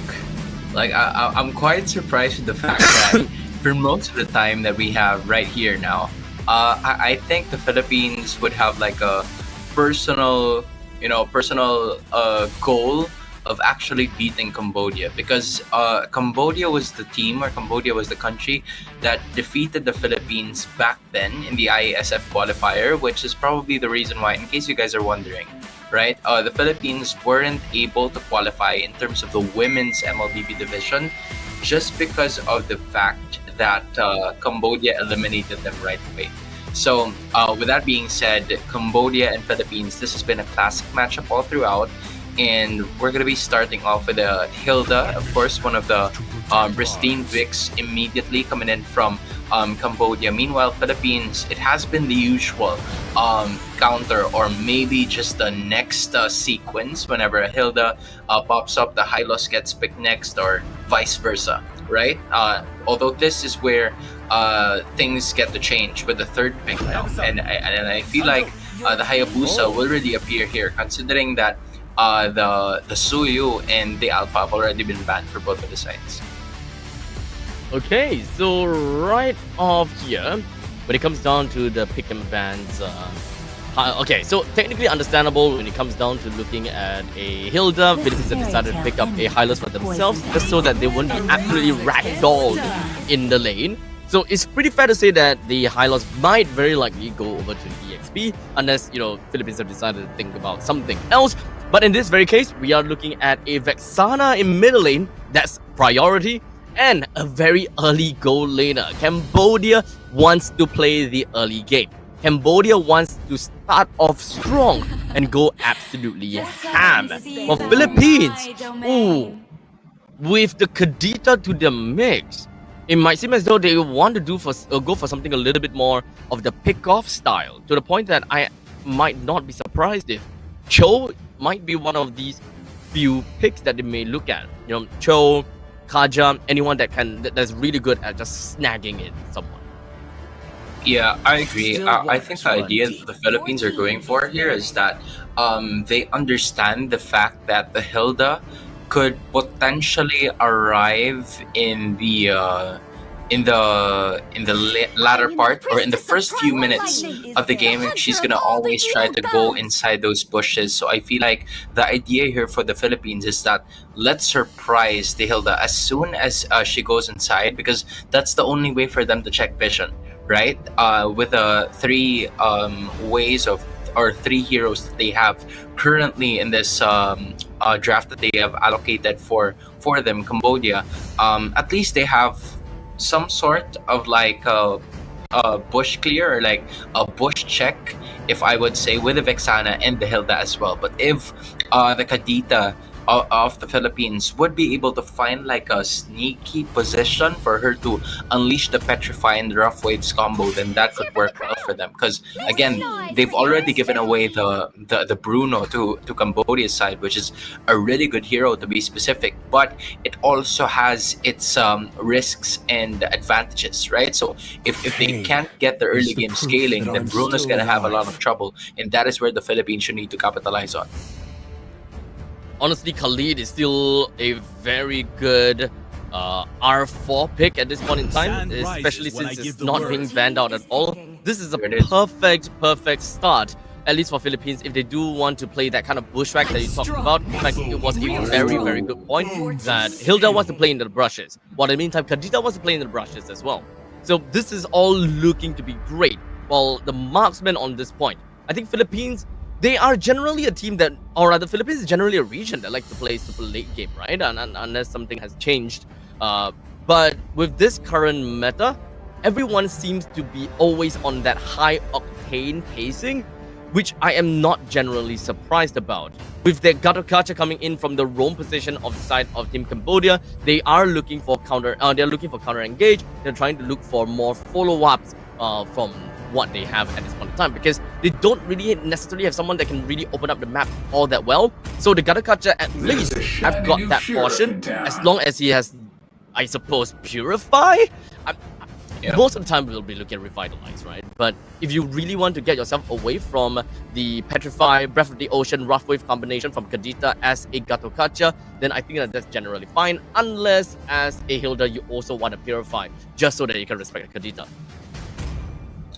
Now I'm thinking of what the final pick of the Philippines was, because we saw them a while ago before it transitioned to us, the hovering of either it was the Moskov or maybe Moskov something else that I'm not really. But it looked like the Moskov, or it sounded like the Moskov based on what we're hearing, right? But again, as of the moment, this is going to be the game number 1 of the winners semifinals. Both of these teams played undefeated in the recent quarterfinals. They are looking to make it quickly into the top 4 as we speak, so that they could have a certain advantage to be able to watch the rest of the competition in. And this is a really good shot for them to just move forward and get along with what they want to do. Alright, ladies and gentlemen, here we go. Game number 1 between Cambodia versus Philippines. And right off the bat, we already have something really crazy down in the bottom lane. As you can see, that UEE did manage to suffer a little bit of damage from the side of Khalid. Not like it's going to be that big of a deal. But the Fanny is going to be starting off at the purple buff, while the Hayabusa starting in their own respective purple buff. So both of the junglers is actually going to be landing on opposite sides of the lane. This is a little different, right, from the other games that we've seen all throughout the day, where the Hilda has always been placed in the EXP lane. So this is the first time that I'm going to be seeing it today, and we're going to figure out what the differences are in terms of how they would want to execute things. But as of the moment, it is not off to a good start, as the Philippines get the first blood on it. And it will go to Al Puerto, which is the best case scenario, because you'd want the Hayabusa to scale very well in terms of objectives.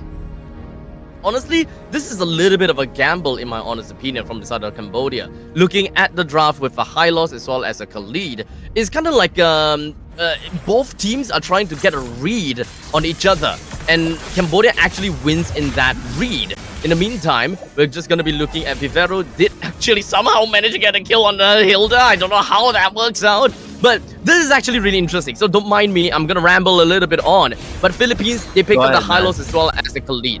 Both of them is kind of like an either-or situation.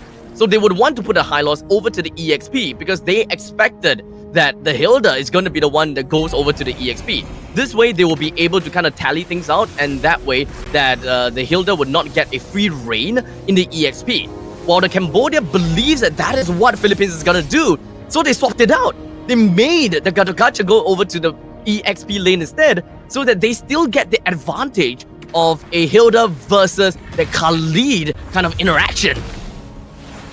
So far, the advantage is that the Philippines has a really strong trio mid, because those are 3 pretty agile heroes, with 2 of them having crowd control skills as well. Now is going to be UE on the other side, looking for a way to be able to dish out the damage going up against El Puerto. But then all of a sudden, it's going to be the Vexana going down, and then it is the Yagon out of everybody that got the turtle for the side of the Philippines, and UE puts the pressure on El Puerto, but she still stays alive. Meanwhile, Moshi on the other hand is still trying to dish out the damage as well. Most of the members coming in from both the Philippines and Cambodia are trying to go tooth and nail, but the brawl is going to be ending right there with UE going down.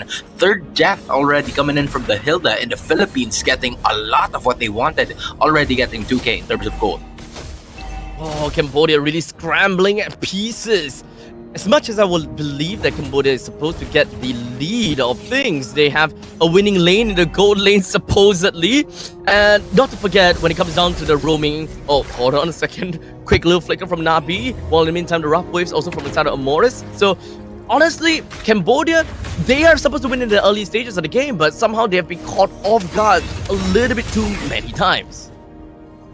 Yeah, I think it's also an addition wherein UE is kind of like having a difficult time in terms of like scaling very well. I'm talking about the Bruno. I just realized that UE and UE kind of sound like the same. So I'm going to try to figure something out so that we can do something about it. But again, in terms of the scaling, Cambodia is having a hard time because the Bruno is also sharing the lane together with a Clint, which is a really good early to mid game hero as well. And you can feel the critical damage oozing out of the bullets coming in from the Clint. So Bruno's having a bit of a hard time, given that Bruno already is at a bit of a disadvantage. And not only that, they would want to do another thing more, as the AOG is going to be there as well. But UEE is going to try his best to make sure to stay alive, but that's not going to be the case here. Tegami looking for someone to slay, and she gets the Kadita as of the moment, 2 for the price of 1 here. But it's still the Philippines in the lead here, slowly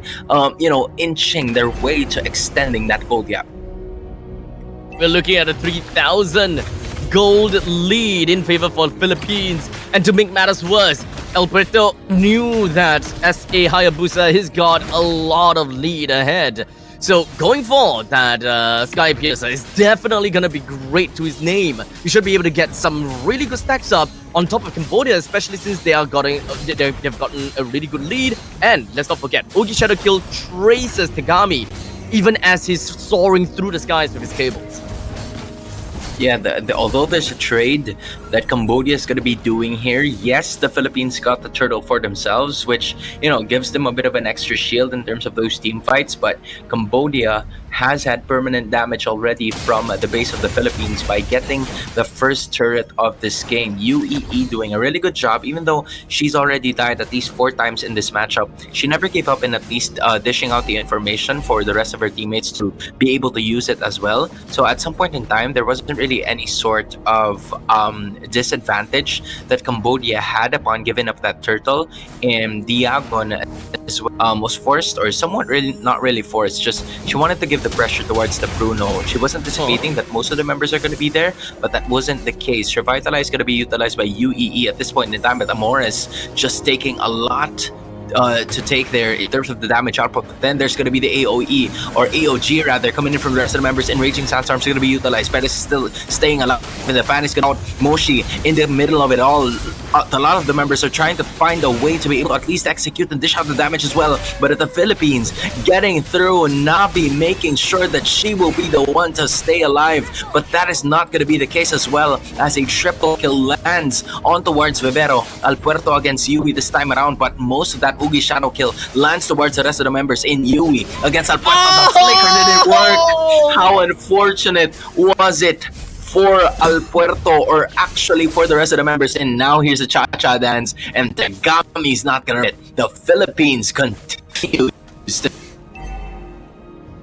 Why did Cambodia force that fight? Oh, it hurt that the AOG didn't land on the majority of them, right? We all can agree that AOG is not an initiating spell. As long as the team, or rather, as long as you have already started up a team fight and Philippines has already been deeply rooted in the battle, only then an AOG is going to be great to initiate, or because it's more of a follow-up at a point in time. But Moshe decided to go for an AOG into an initiating team fight, and they ran right into the face of Philippines. Yes, they definitely do have very strong AOE battle.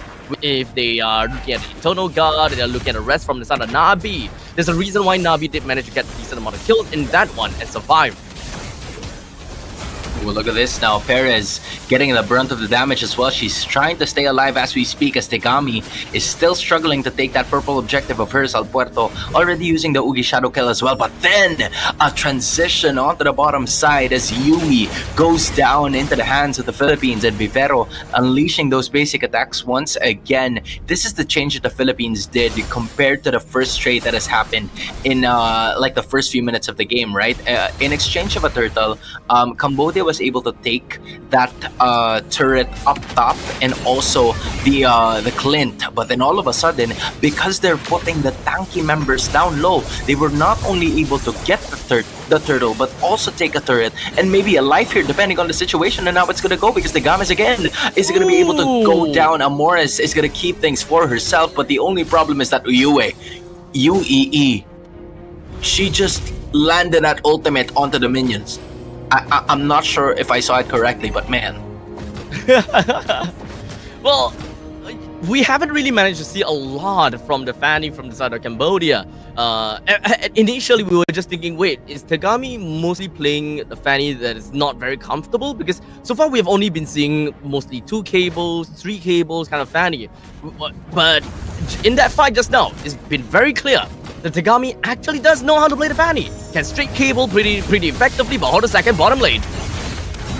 Yup, they're gonna be effective actually in taking down this bottom lane turret. That last hit coming in from Yue is gonna be successful. So in terms of the turrets, Cambodia's cut down that Philippines lead to just 1 turret in terms of the lead, but UEE now is going to be taking a bit of that damage output, but she's going to regenerate those HP bars courtesy of hiding in the bush, but that is not going to be enough. There goes the EG boy once again. Eternal Guardian landing onto the rest of the members of the Philippines, and then all of a sudden, it's going to be Moshi going down next, 2 for the price of none, courtesy of the Philippines getting a lead over here, and 6k is still almost the standard gold lead that the Philippines is holding on to. This is really interesting. Like, one thing that I was looking at Philippines and I'm thinking, wait, they are playing in all of these team fights, and I respect that they have damage. I respect that they are tanky as well, but they shouldn't be getting out of these team fights with so much HP to work with. And it just made me double back to take a look at the battle spells. Indeed, it's true. It is true.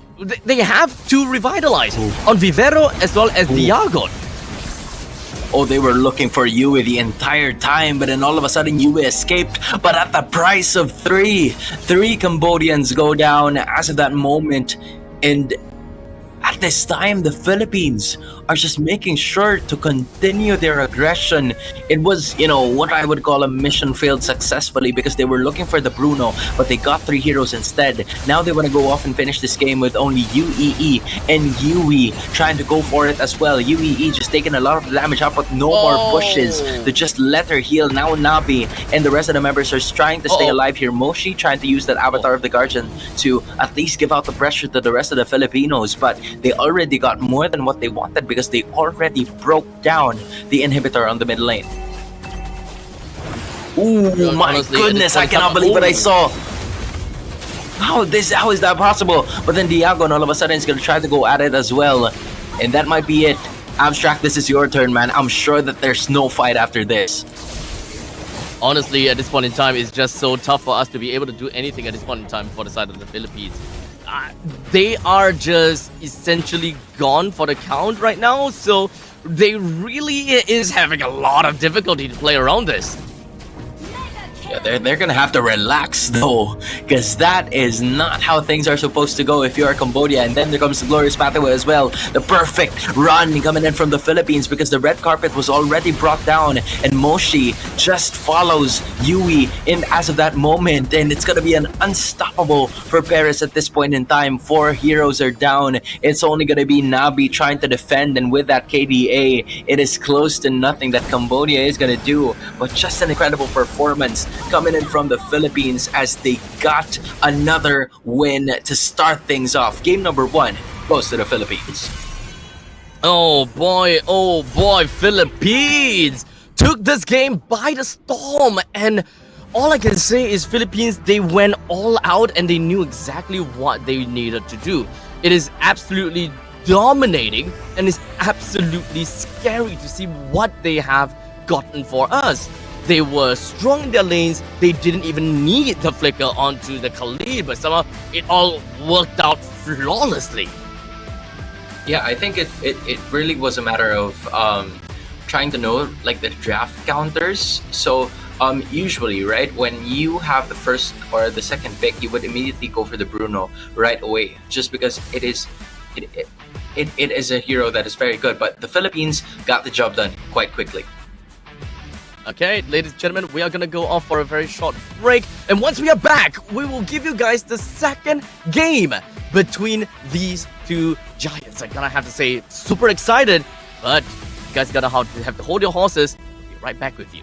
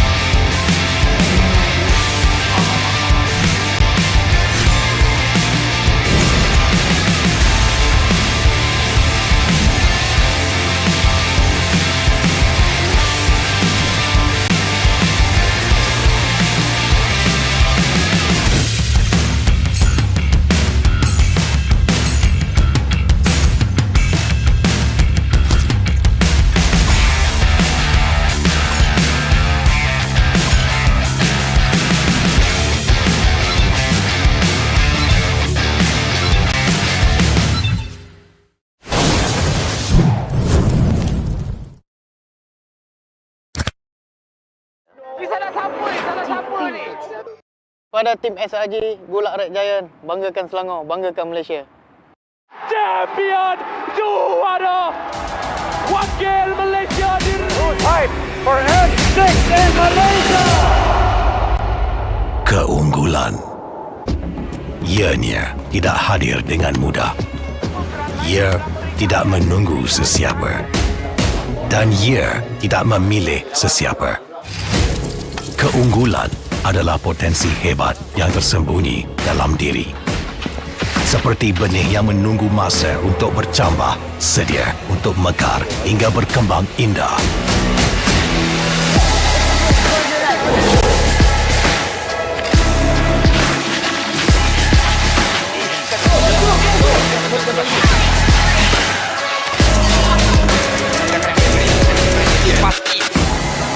Ketika cabaran mendatang, ada yang hanya memerhati. Kekuatan sebenar lahir dari dalam diri. Dibangkitkan oleh jiwa yang menyokong teguh tanpa henti. Kadangkala, saat kita rasa jauh dari apa yang kita impikan, ia muncul dari arah yang tak dijangka. Saat itu, kita sedar potensi yang sebenar ada di sekeliling. Ini semua bukanlah satu kebetulan, tapi kita yakin ini semuanya aturan takdir. Setiap langkah bukan hanya untuk diri sendiri, tapi juga untuk mereka yang berdiri dan berjuang bersama agar kita melangkah lebih jauh, menjadi lebih hebat.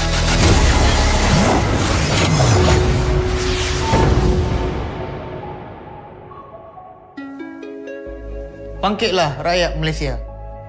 Kita bersatu menyokong sepenuh jiwa. Demi jalur gemilang kebanggaan negara. Tiba masanya untuk menjadi greater than ever.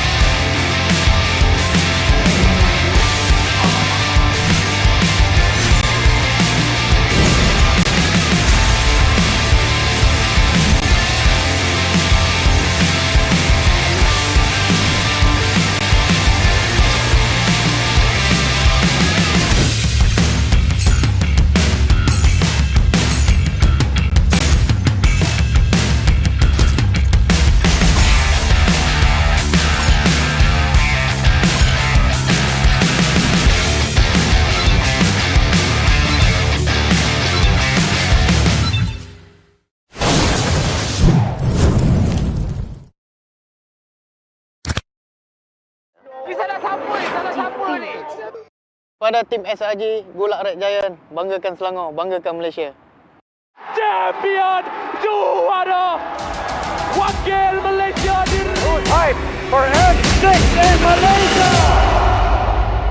Keunggulan ianya tidak hadir dengan mudah.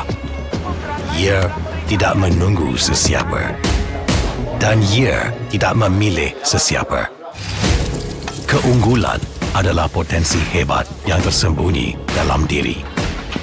Seperti benih yang menunggu masa untuk bercambah, sedia untuk mekar hingga berkembang indah.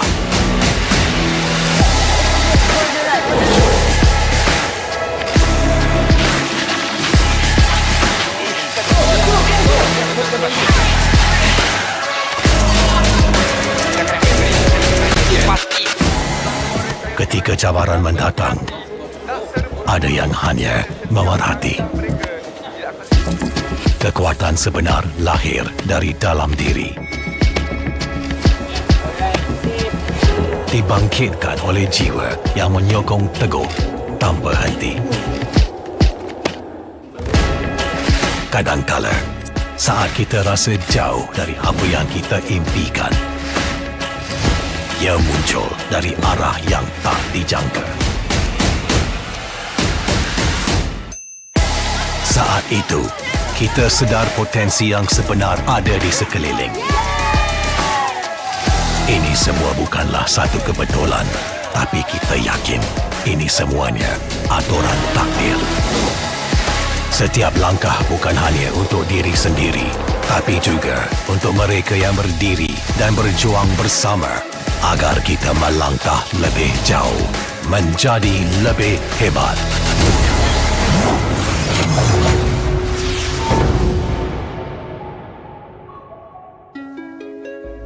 Bangkitlah rakyat Malaysia. Kita bersatu menyokong sepenuh jiwa. Demi jalur gemilang kebanggaan negara. Tiba masanya untuk menjadi greater than ever.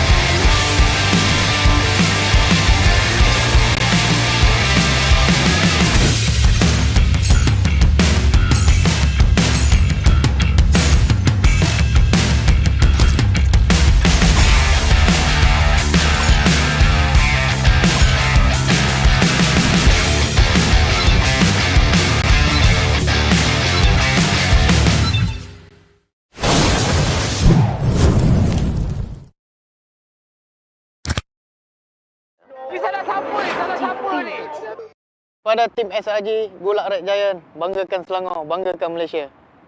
Champion juara wakil Malaysia fight for N6 in Malaysia. Keunggulan. Ianya tidak hadir dengan mudah. Ia tidak menunggu sesiapa. Dan ia tidak memilih sesiapa. Keunggulan adalah potensi hebat yang tersembunyi dalam diri. Seperti benih yang menunggu masa untuk bercambah, sedia untuk mekar hingga berkembang indah.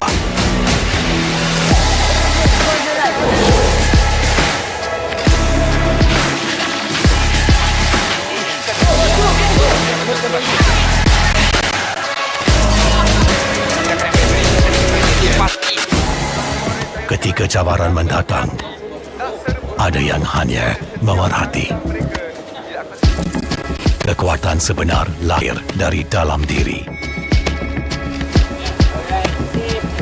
Dibangkitkan oleh jiwa yang menyokong teguh tanpa henti. Kadangkala, saat kita rasa jauh dari apa yang kita impikan, ia muncul dari arah yang tak dijangka. Saat itu, kita sedar potensi yang sebenar ada di sekeliling. Ini semua bukanlah satu kebetulan, tapi kita yakin ini semuanya aturan takdir. Alright, ladies and gentlemen, welcome back once again to the Asian Esports Games 2024. We have just seen the conclusion of game number 1 between Philippines and Cambodia. And of course, my name is Abstract. With me here is Hans, all the way from Philippines. He's super happy the Philippines has taken such a convincing game against Cambodia, I'm sure. Come on, man. Don't do me like that, man. I know for sure I'm happy, but like I want to make it as chill as possible so that I don't want to jinx it. But yeah, that's the. I guess that's the reason. Always, yeah, of course. Right, of course I want to make sure that to show my support. That's why I'm smiling. But at the same time, I really do feel like Cambodia is a legit threat based on what they displayed in that game number 1. So I feel like we can't be, or I'm not gonna include you. Complacent? All right, you're gonna have to be neutral. Okay. You're gonna have to be neutral in this. All right, but yeah, I feel like the idea for the Philippines is for them to just find good counters towards the approach of Cambodia in terms of the heroes, because I feel like we've seen a lot of consistent picks already getting picked up by a lot of the teams here in AEG, and the Clint was an outlier to that, right? So I felt like there weren't a lot of teams that would pick up the Clint even when there is a Bruno on the other side. But now it's Cambodia's turn to adjust. They have the 2 prime picks available to them. Let's see if they're gonna pick up Hilda again. I'm gonna do you a solid and just say Philippines 100% will win this game, no problem, at a drop of a hat. Okay. We shall see how far that goes. I'm hoping and praying that that's not a jinx, but thank you, man.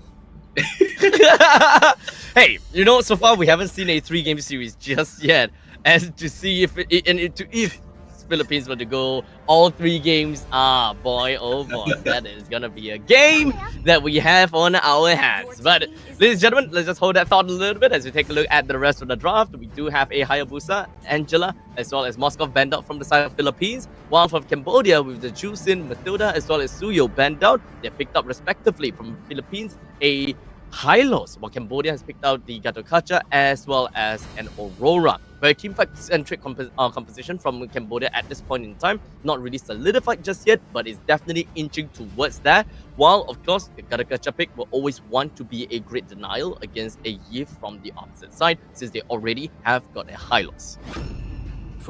Yeah, I honestly feel like if that's going to be the case, they would tend to pick up the Nolan as well, which is, a pretty ideal pick as well, just so they could pop off the passive of the Aurora as fast as possible for it to not react quickly. But then the Kadita is going to be the immediate pickup coming in from the Philippines once more. So we are quite sure that the Kadita is already going to go into the mid lane. But now that I said it, I feel like there is still some flexibility with what the Philippines is going to do. Because yesterday, when they faced off against Indonesia, that was the only loss that they've gotten in this competition so far. So I really do feel like this Kadita could go into either the mid lane or in the roam position, depending on who is going to be using it. Meanwhile, I also share the same opinion with the Hylos, because it could go to the XP or roam. So the Nolan is the only certainty here from the Philippines. And I feel like with Cambodia picking up here, Lancelot for sure. Wow, Lancelot being a part of the mix, and Aurora in the same way is definitely going to go to the mid lane. I'm just wondering about where the Gatot Catch's role is going to lie here. Yeah, you are absolutely right on that. Well, there's still a lot of ambiguity coming in from both teams. I think that the main thing that we want to look out for is the core composition, right? What are they looking out for? At least when it comes down to Nolan, great amount of mobility. So far, mobility seems like the name of the game for the side of Philippines. They want to have a little bit of a pick-off coming in over to the side of looking at the Hild from the side of the Kadita. That will also means that Philippines might very likely want to pick up a Hilda for themselves, because just by having a Kadita on their side, it kind of discourages Cambodia from wanting to pick up that Hilda. So if Cambodia would do want to ban out the Hilda, that would probably be the best case scenario, since if they can't pick it, Philippines shouldn't get the chance to pick it too.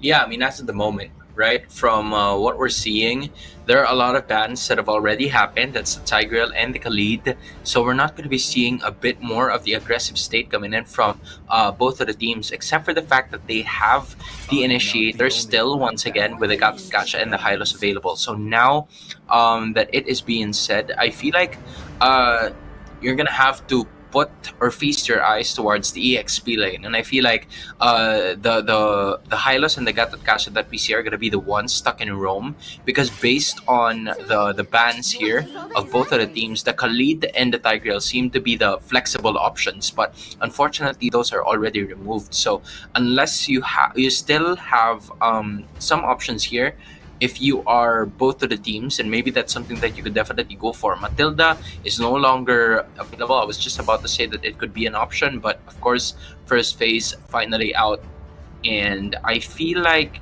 a Terizla could be an option here for Cambodia or for Philippines, depending on which route they go as of this moment.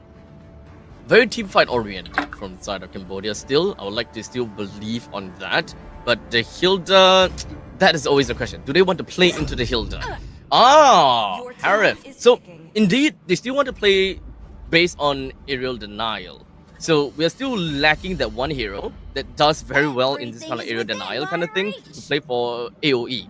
Minotaur is currently still available, but we don't really see Minotaur all that much. It is still a very viable pick, don't get me wrong though. But it really depends on what the marksman is from the side of Philippines as well, as a Lolita might very well still be a very viable pick for Cambodia too.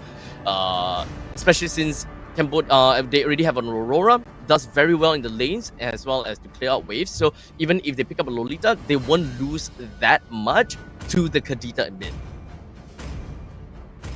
I honestly think that in terms of this one, this is where most of the options for the niche picks are going to be coming from. Because again, usually, right, if you are the Hylos, you don't ever want to match up against a CC, because that is a somewhat of a bad matchup towards you, because CC is fast in terms of damage per second, and the tankier that you are, the faster that CC could definitely bring you down. So this CC will be used by Don onto the EXP lane. Meanwhile, the Hylos is going to be going in the wrong position. But now for Cambodia, we were talking about how certain it already is that the Gatot Kacha will go to the roam position, because again, the Tigreal and the Khalid were already taken out. And as I said, the Terizla could be a very valuable option here in terms of team fight, and that's exactly what they're going to do. So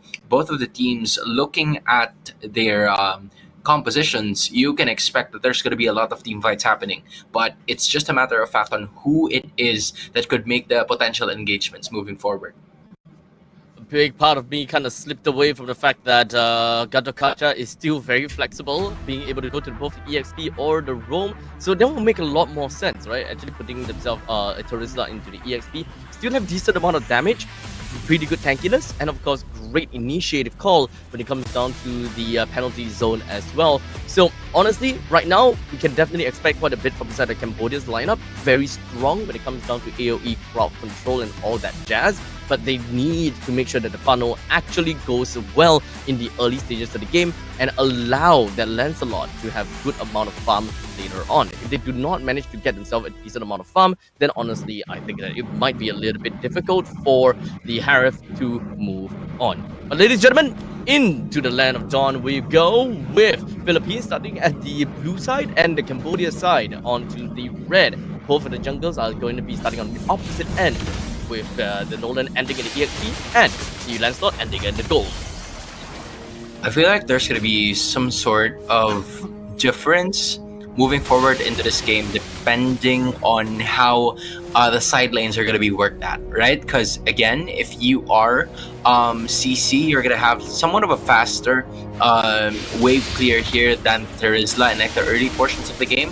But as soon as it reaches up until the mid to the later moments, I feel like the Terizla is really going to have a crucial point as to how she would be able to allocate those resources in this game. So Amores and the rest of the members of the Philippines are going to have to find a way to at least take advantage of like the early game scaling coming in from both the CC and the Nolan, so that they could give some space to Perez using the Melissa here, because that is going to be their main source of damage in the later portions of this matchup. So right off the bat, it does seem like Cambodia have got quite a bit of lane priority. Excuse me. Quite a bit of lane priority, considering the fact that it is an Aurora in the middle lane after all. And of course, with a Gatot Kacha, you kind of clear the waves very fast as well. So kind of gives and makes a lot of sense for Cambodia wanting to get themselves into the river as much as possible, kind of push El Puerto away. But if whether they're able to do that, that is going to be the main question. Because in the early stages of the game, do they have enough damage to be able to stop Philippines? You just need to ensure that Amores is able to land that rough waves on the right person, especially since it is a Lancelot, a little bit slippery, very hard to catch. Yeah, as of this moment, the first turtle fight has already appeared, and it's going to be UEE taking a bit of a brunt of the damage there, but there are some fractures already utilized by El Puerto as of the moment, as they will try to focus on getting the purple objective first, which gives some space for Cambodia to actually allocate most of their resources heading forward into taking this very first turtle of the game. Close as they are, I don't know if the Philippines are going to be contesting, but that's exactly what they're going to do. Taking out the Lancelot for the first blood. But meanwhile, it's going to be Nabi safely securing that one. UEE misses all of the Philippines in that Avatar of the Guardian and Vivero. And the rest of the members are going to try to put the pressure on that Gatot Kacha. Still not dying as of the moment, but Diagon finally takes her down. Amores Vivero still stays alive. 2 kills for the Philippines, but Cambodia gets the first turtle of this game. Yeah, Cambodia starting off great. Looks like Amores wasn't able to find the right person to go for the kill. But hey, at least there's 1 kill, 1 assist. So 2-0. Philippines did manage to kind of like tally that out a little bit. So I wouldn't say that it's too big of a problem per se. Both teams are still pretty much neck and neck, and they are all just gonna stay back. Just kind of play it for play for a long period. Unfortunately, because of the pride of eyes, Nabi is not gonna go down that easily. Yeah, at this point in time, it's just around 300 gold separating both of these two teams. There's really not a lot of activity so far, except for when the objectives are gonna start to appear. So that is where most of the attacks are gonna come from. And if you're the Philippines, you can't really play passive here. You have the Kadita, you have Amores. You can do a surprise attack towards one of the members of Cambodia, but Cambodia is also doing a really good job in taking care of themselves, checking the bush before they go in by unleashing some of those skills from UEE and Nabi, so that they won't be surprised with a strategy that the Philippines would pull off here. So both of the teams doing some minuscule things that could really result into a greater impact once they make it into really full effect.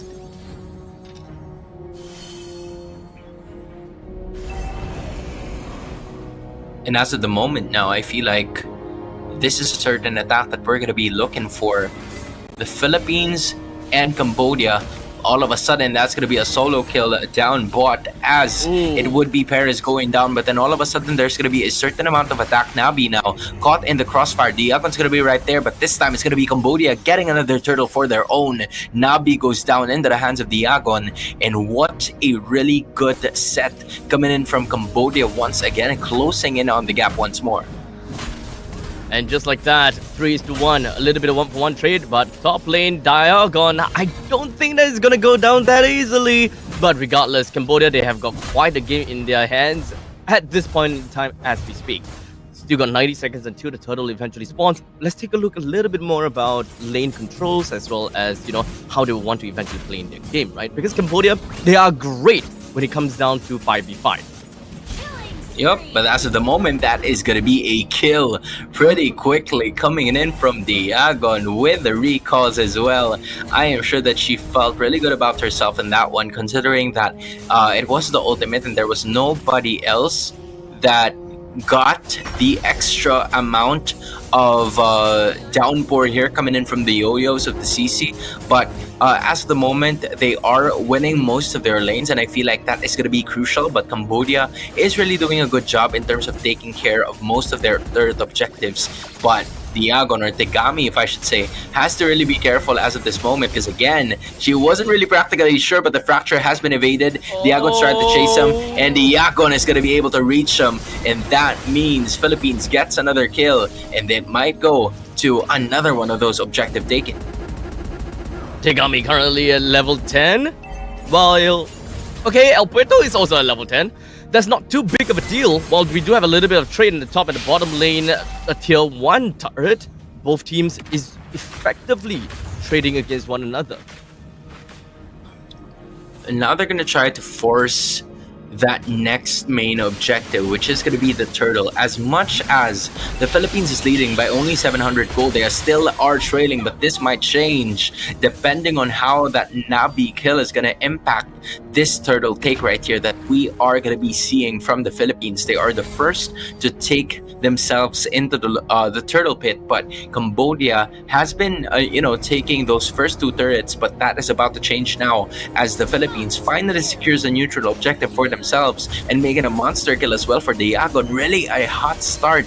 This is the reason why I was pertaining to the CC and just having a huge impact in this game already showcased in the first 7 minutes. T1 in the top lane and T1 in the mid lane taken down. Unfortunately, that's not going to be the end. Still, the continuation of this fight, the penalty zone is going to be utilized here, but the only problem is that no Phantom Execution to be able to escape in that one, but that is going to be a 1-for-1 with Vivero going down together with Tegami.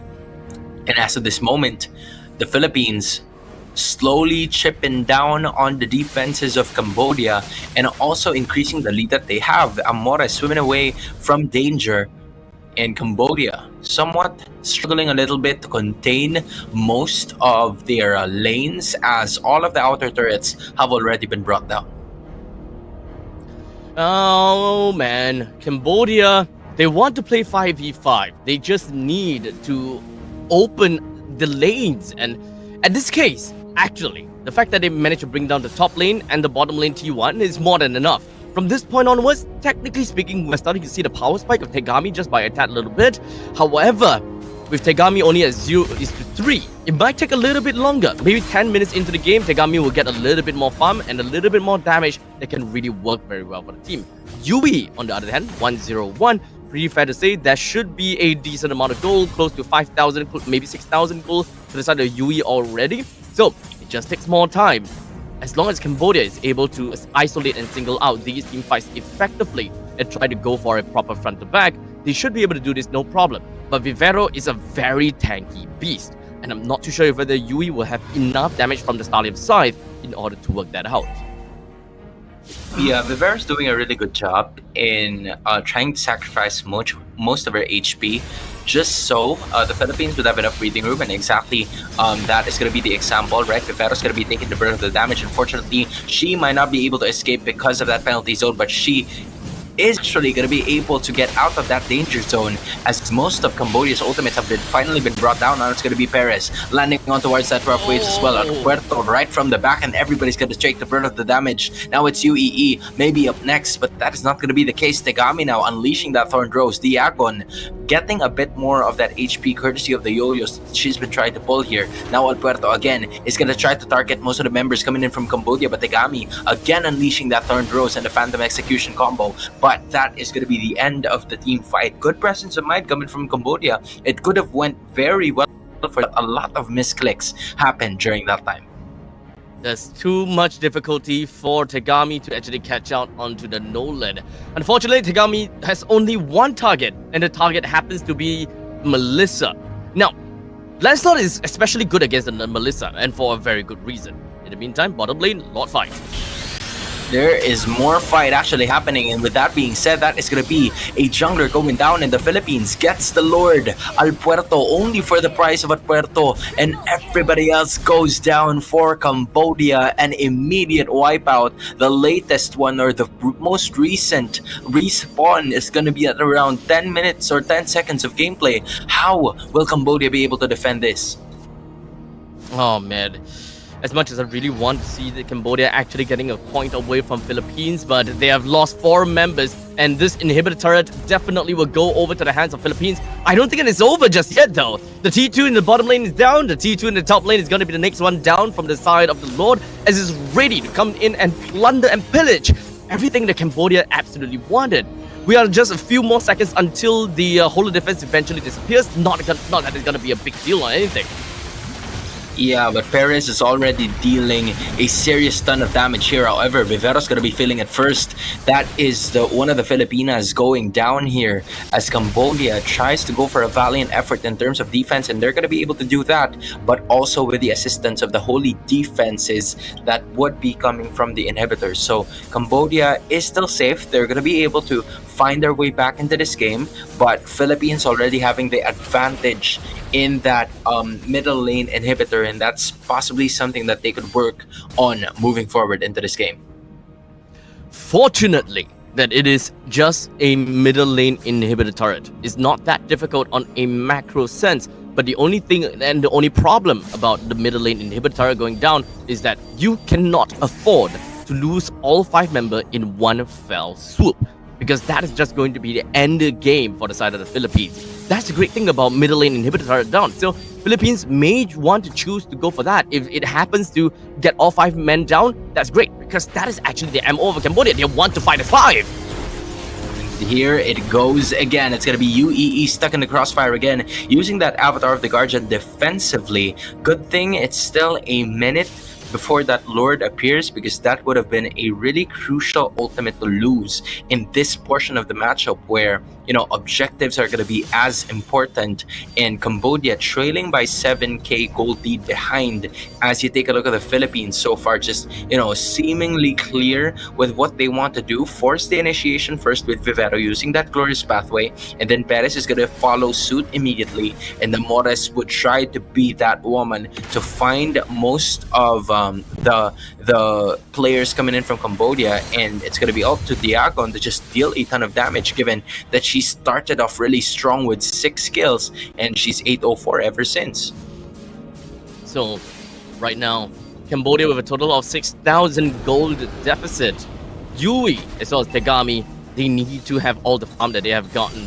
And unfortunately, I don't think that Tegami is that far ahead or maybe have even much gold. I would think that it is fair to say that Tegami should probably have somewhere close to 7 to 8,000 gold, while Yui should be close to a 10,000 gold.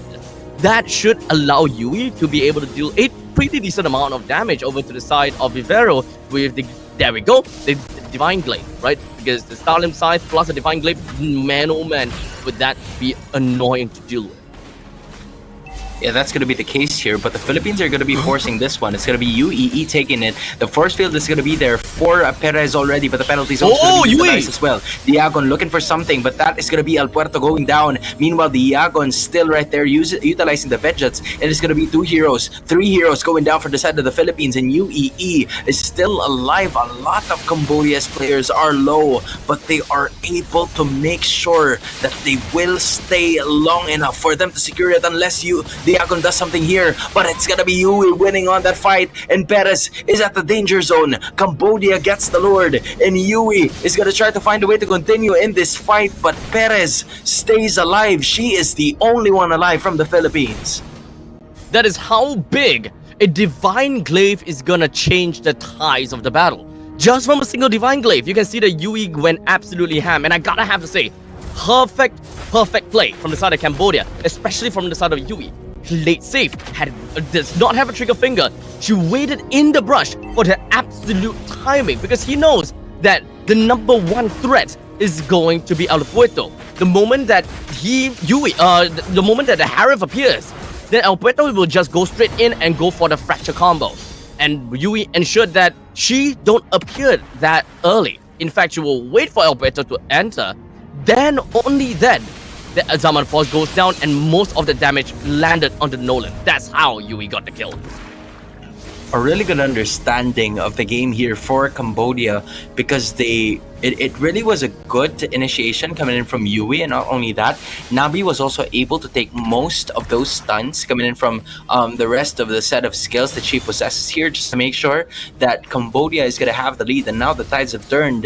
It is now turn for Cambodia to possibly destroy more of the inhibitors here coming from the Philippines, and the Philippines are doing their best to be able to defend this one. Good thing that the Lord isn't going to be able to break that one.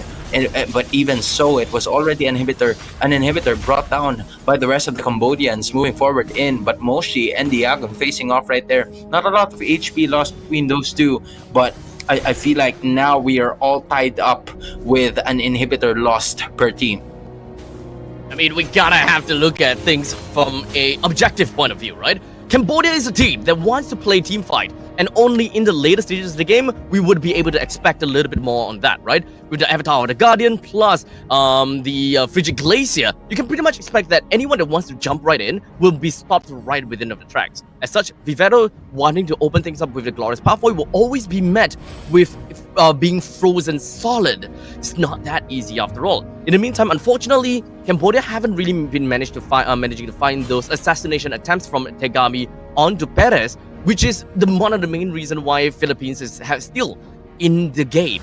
Cambodia, though, as long as they're able to deal with the front-to-back kind of synergy well enough, Yui should be able to stay alive long enough because he's got very tanky front lines. UEE as well as Moshi to be able to peel for himself and the team. And let's not forget, Nabi playing as the Aurora is also a form of peel as long as the Pride of Ice is available.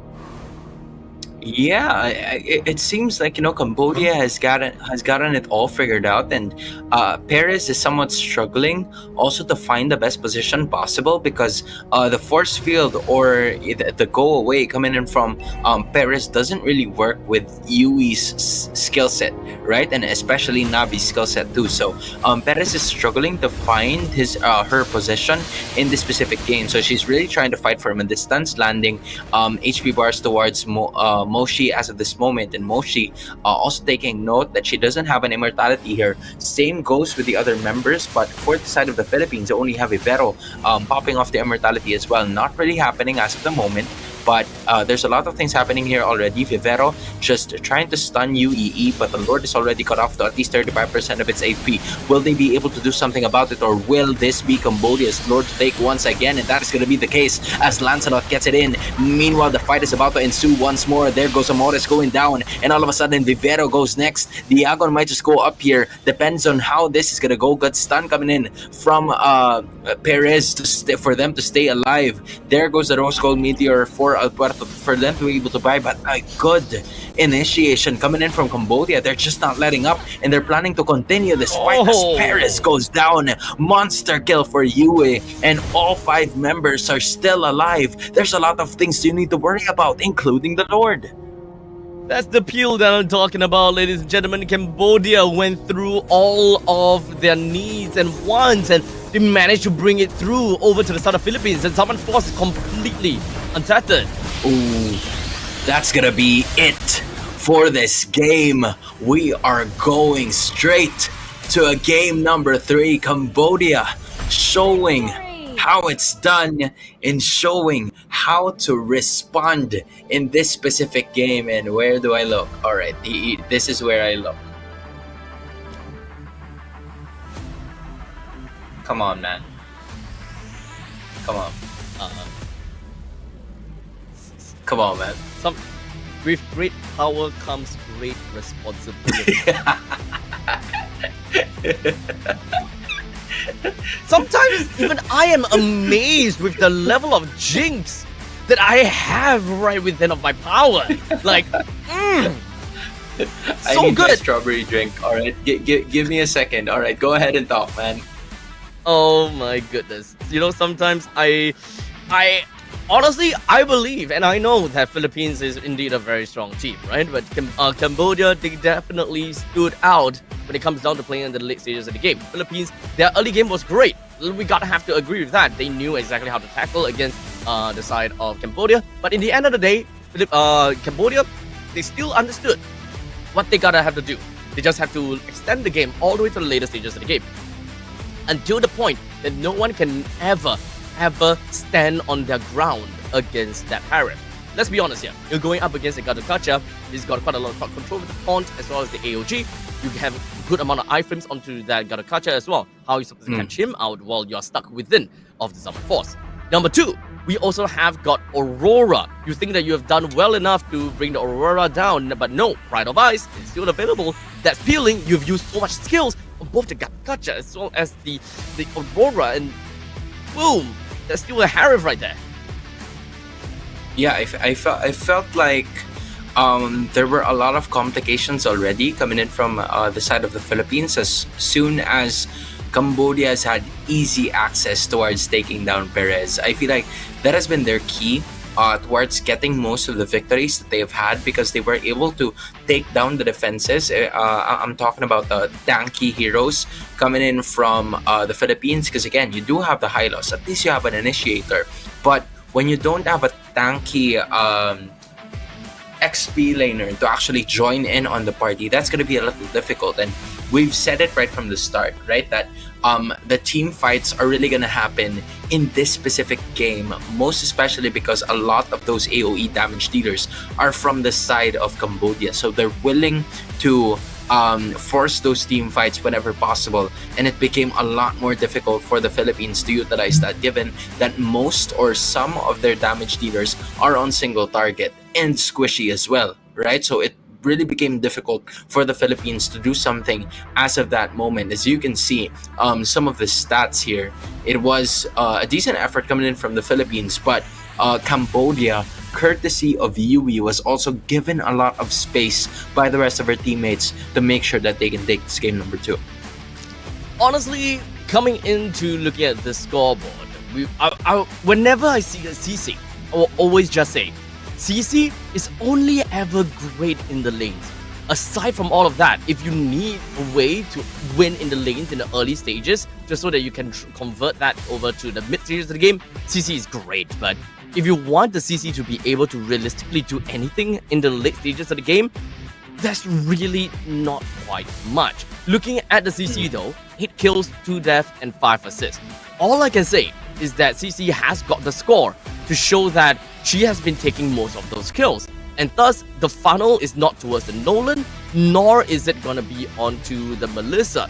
Although I gotta say, that also means that the CC has been great when it comes down to surviving as well as positioning, but we can also twist that narrative around and just say that, look, the CC is tanky enough and poses so little threat that Cambodia couldn't give a rat's ass about a CC. They just deal with all of the most important heroes, front to back, deal with their high-lows, and then deal with the anchor, which is going to be the mage hero at that very point in the game. And then from that point on, what's the CC gonna do against all 5 of us? Throw your yo-yo in my face, throw your yo-yo right in my gato kacha, only to be taunted? Yeah, there's really not much a CC could do once you're down for the count. Yeah, I felt like that is where the problem rose also for the Philippines, because as much as the CC got a really good scaling, that would have been a really good time for them to finish off the game, but that didn't happen because of a lot of counter-attack skill sets coming in from the Aurora, and they were also able to put a stop to it courtesy of amazing positioning coming in from Yui to extend this to a Game 3. Exactly. Now, ladies and gentlemen, with that all said and done, we are done with the second game between Cambodia and Philippines because of it's definitely not because of a caster's jinx. That's why we are going to look at a game 3, but it's definitely always nice to watch a 3-game series. In the meantime, I am going to go off for a bit. We're gonna take a short break, and I'm gonna head somewhere and possibly take some some help for being a jinx or something along those lines, so that I will not put any problems with any one of these teams, and I do not want to be headhunted. Okay, I'll see you guys in a short little bit. See you guys. I will cleanse myself.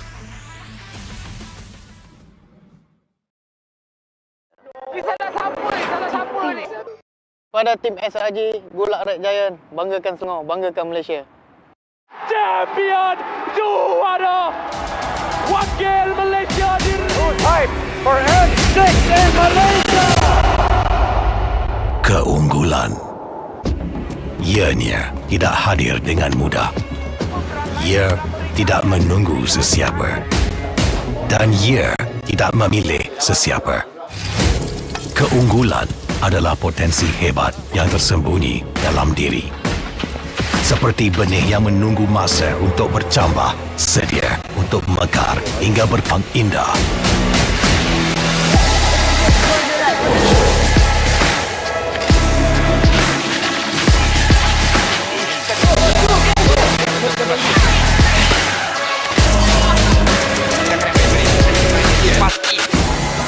Ketika cabaran mendatang, ada yang hanya memerhati.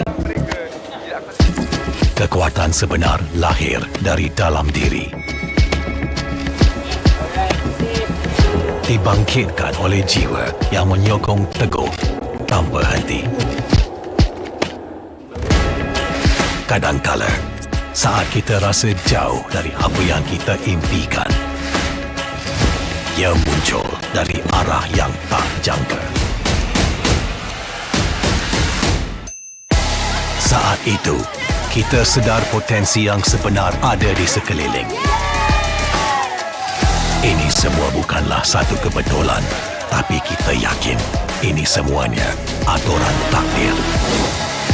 Setiap langkah bukan hanya untuk diri sendiri, tapi juga untuk mereka yang berdiri dan berjuang bersama agar kita melangkah lebih jauh, menjadi lebih hebat.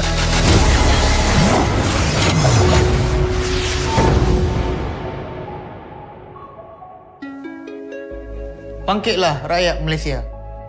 Kita bersatu menyokong sepenuh jiwa. Demi jalur gemilang kebanggaan negara. Tiba masanya untuk menjadi greater than ever.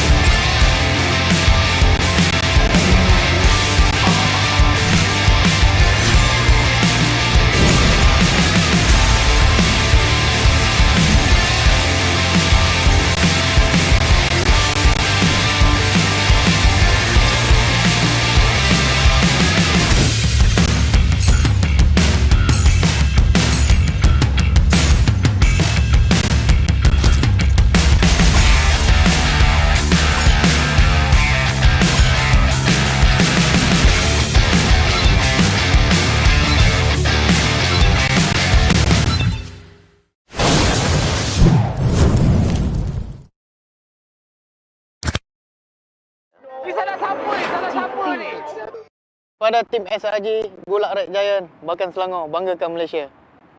Champion juara wakil Malaysia Hype for N6 in Malaysia.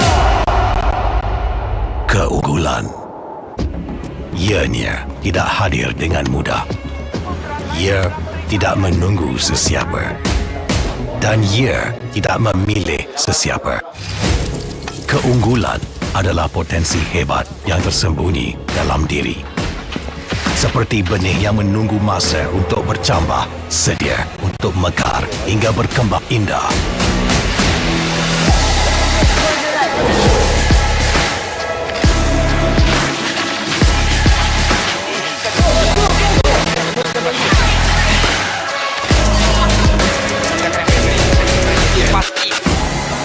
Ketika cabaran mendatang, ada yang hanya memerhati.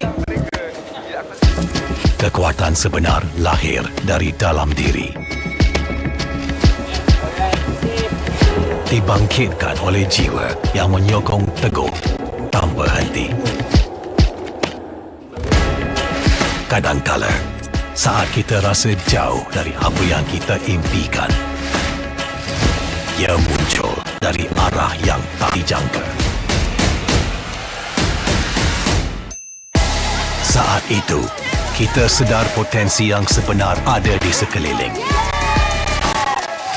Ini semua bukanlah satu kebetulan, tapi kita yakin ini semuanya aturan takdir. Setiap langkah bukan hanya untuk diri sendiri, tapi juga untuk mereka yang berdiri dan berjuang bersama agar kita melangkah lebih jauh, menjadi lebih hebat.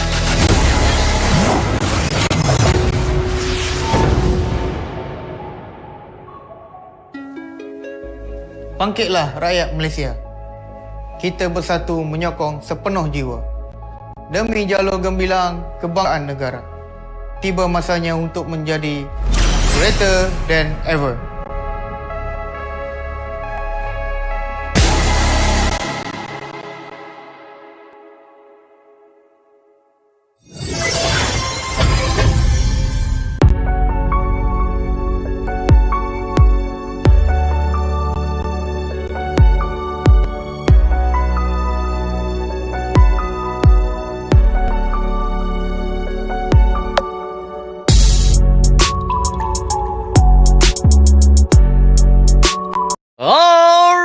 Ladies and gentlemen, we are back. My name is Abstract. With me here is Hans, here for the Asian Esports Games 2024 after witnessing the crushing defeat of Philippines in game number 2. I took the liberty to go over to the nearby shrine and I ran there at 50 miles per hour and cleansed my hand, cleansed my soul so that I can never ever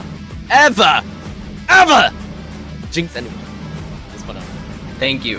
Thank you, Abstract. In behalf of all of the Filipinos, I think we give you salute. I'm sure a lot of people in the comment section are probably thinking of the same way. But if you are, of course, from Cambodia, you probably didn't like what Abstract did here because you'd want the jinx to stay the same. But just in case you guys don't know it, here's one thing that could keep you overjoyed. Exactly, and that is going to be the TGA, as Mobile Legends Bang Bang has been nominated for the best esports game at the Game Awards 2024. It is the only mobile game to be nominated, by the way, so this already puts us at quite a bit of a spotlight. At this point in time, TGA is of course considered as as kind of like an Oscars of all Game Award ceremonies, and it's a big achievement to be nominated. So head on over and vote Mobile Legends Bang Bang at TJ's website at thegameawards.com. It is open from now until the 11th of December. So don't forget to go on and vote once again at www.thegameawards.com. Help Mobile Legends Bang Bang be the #1 best esports game in the Game Awards. You know, I just hope that whenever we win, or if by any chance we win that, we get to thank Beyonce Diamond? so that we can still win it next year. All right, I do hope that we, you know, at some point, maybe, but again, I'm just throwing it out there. right? Just throwing it out there just to We be can sure. only help. Just We reminding, can only right? help. Right? Reminding the people, you know what? We're about to figure out now on who thanked Beyonce or not in this game number 3, because I feel like that's gonna be the scenario that we're gonna be looking for. But of course, I'm just kidding. None of these teams, none of these players are in contact with Beyonce. All of them are okay. If you know, you know. But Are they? Philippines on the red side, hey man, don't do us like that.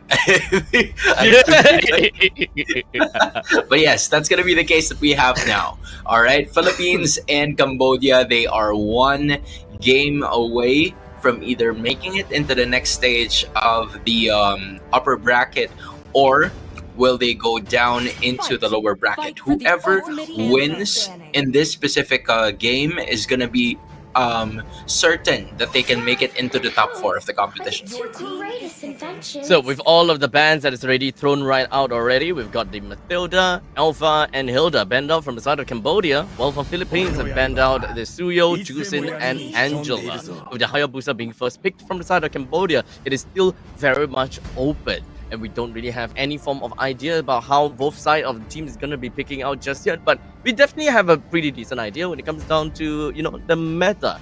Bruno is available, and Yeep is available, Hylos, all of that is available as well. I'm wondering if Philippines is still going to persist with the Kadita at this point in time, because they've picked it for 2 consecutive games already, but there's a lot of mid laners open here. To be specific, you have the Aurora, Vexana, you have the Eve as well, just like what you mentioned. So I feel like the Philippines would tend to prioritize other roles just because they know that they have other options left available in their arsenal. So Gatot Kacha is going to be one of those picks, but there it is, right? Just like what I was saying a while ago, the question is, will they go for the Kadita for the 3rd time around? And that's exactly what they're going to do. Amores sees something in the Kadita that not a lot of teams don't, so or not a lot of teams do. So I feel like, yeah, 3rd time's the charm here for the Philippines.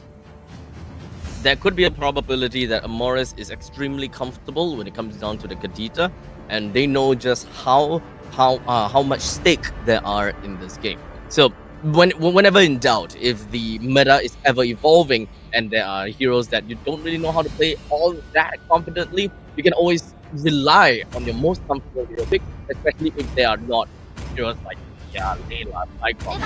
It can all definitely still be played to a certain degree. Now, Cambodia, they've decided to go for an Edith as well as an Aurora onto their side. So at this point in time, there is a lot of crowd control and a decent amount of damage coming in from the Aurora as well. So we can definitely expect that when it comes down to the gold leaders, there is quite a lot of heroes that is gonna be great fit for this kind of battles. Yeah, to be fair, that's going to be the final pick as well. The Ling picked up by the Philippines here to go up against the Hayabusa. So we're going to be seeing an assassin versus assassin matchup here. Something that we haven't really seen, I feel like, all throughout the day, because we've seen heroes like the Martes, the Alpha, and Suyo coming into play. So this is going to be something that's like a little fresh for us today, but Cambodia is still picking up on that Aurora as we speak, together with that Edith. So right from the get-go, the first 3 picks of Cambodia is really going to be hard to go up against in terms of the itemization. Like, how would you want your items to be built up if you are Vivero and Diagon? Because these are 3 heroes that are really good in terms of the mix of having physical damage and magic damage as well. So you need to prioritize your items depending on how you would want to approach this game. So I feel like that is really going to be the crucial point. Cambodia already learned their lesson from that Clint, so they won't be able to so they will not, put that right away. And same thing goes for the Philippines. They knew that the Harith was the problem in game number 2, and they will remove it. So both of these teams learning from their lessons back in the previous games, and we're about to enter a new age here. So with all of these heroes that's taken away, and Harith being one of the most important heroes from the side of Cambodia, let's kind of take a look at what are the other gold laners that would suit very well. Especially since we're looking at a Ling onto the opponent's jungle, you gotta have to have some really good footwork to ensure that you'll be safe away from that Ling, right? Entropy is going to be a very essential skill to get away from a Ling, right? So Natan is definitely going to be one of the main hero picks from inside of Cambodia. It would depend if whether Philippines would want to steal that away. Bruno is also available at this point in time. With a quick little dodge away, you should be able to be pretty fine and dandy, although you should still get hit by at least 2 blades, but it's more than enough for you to stay alive to continue in the team fights. To me, fun is All right, so the 1-1's gonna be the final ban here for Cambodia. I'm curious to see on whether or not this is gonna be because for the Philippines, right? You have the Bruno, you have the Melissa, you even have the Beatrix at your disposal, and I am not so sure as to why the Beatrix hasn't been picked up in a long while. But the Philippines, they went with the Melissa in game number 2, but that apparently did not work. So Paris is gonna be sticking with what she knows. Is handing on that Bruno, hopefully to at least adhere to the scaling composition that the Philippines has. The only concern that I have here is that both the Ling and the Bruno are really going to be in need of gold, so they're going to be sharing a lot of those objectives moving forward. So both of them have to stay in their lane, get at least 2 or 3 items before they finally engage. That's for the Ling. But for Bruno, he can be activated anytime, and I hope the Philippines are aware of that. We shall stand fast to the very There we end. go, the Natan, just as we expected. But with also the Tigreal that is going to be joining into the mix. So honestly, I gotta have to say that there is quite a bit of, there's quite a draft from the side of Cambodia. Let's be honest here. It's pretty darn scary. So Philippines, they're right now only lacking onto a either Roma/EXP laner, so it could go in an either way situation. Khalid is still gonna be a very good pick, considering that you would want to go for some good initiations on your part, because AOG, once again I said before, it is not an initiation skill. AOG is a counter engage / a follow up skill, because it takes a little bit too long of a what's the word? A little bit of too much backswing in order for that AOG to actually land and hit. So how is it going to be like for Philippines? They have decided to go for the Terizla. A little bit more rooted onto the ground, but that also means that it's a little bit tankier at this point in time. Yeah, I like it. At this point in time, right? If you are the Philippines, you've said it yourself, right? At some point in time, you need like a first initiator and not that avatar of the guardian. Because if you are just gonna depend on the AOG to be the primary initiator, then you're definitely not going anywhere. So they picked on the Terizla so that it's a faster way for them to group up their opponents before that AOG is gonna be popped off. So I see the idea here coming from the Philippines, but on the other hand, you have like a really good front to back composition coming in from Cambodia. It's very quite understandable in what they're trying to pull off here.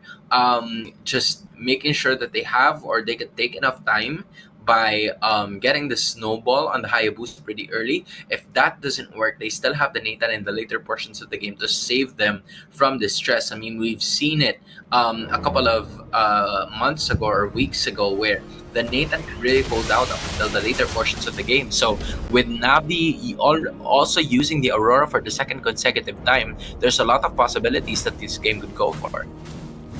So right now, it's so difficult for us to even be able to tell what's a good composition, because both teams is even Stevens. It's all about their micro and macro play at this point in time. In fact, both teams are not exactly super great in the early stages of the game. So I would say that micro decisions in the early part of the team fights, not that big of a deal.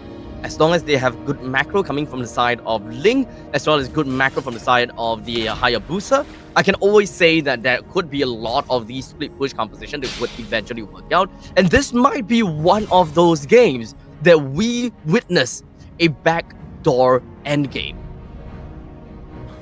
Yeah, there could be a possibility for that as well. I was just, looking for a Louis for them to be able to do that. However, you can also take note that the Ling from the Philippines could potentially do that if they want to. But Amoris, good heal, getting in there right just in time, courtesy of the passive. So now Tegami is going to be taking the brunt of the damage, and she is going to be going down here, courtesy of the Philippines. What seemed to be a really good start coming in from Cambodia didn't pose so well for their respective team as we speak, as the Philippines tends to get first blood. Action still not ending here, as Vivero's going to be taking the brunt of the damage. UEE is going to be, going away from that one. Not a lot of damage, not enough damage to take the Philippines down.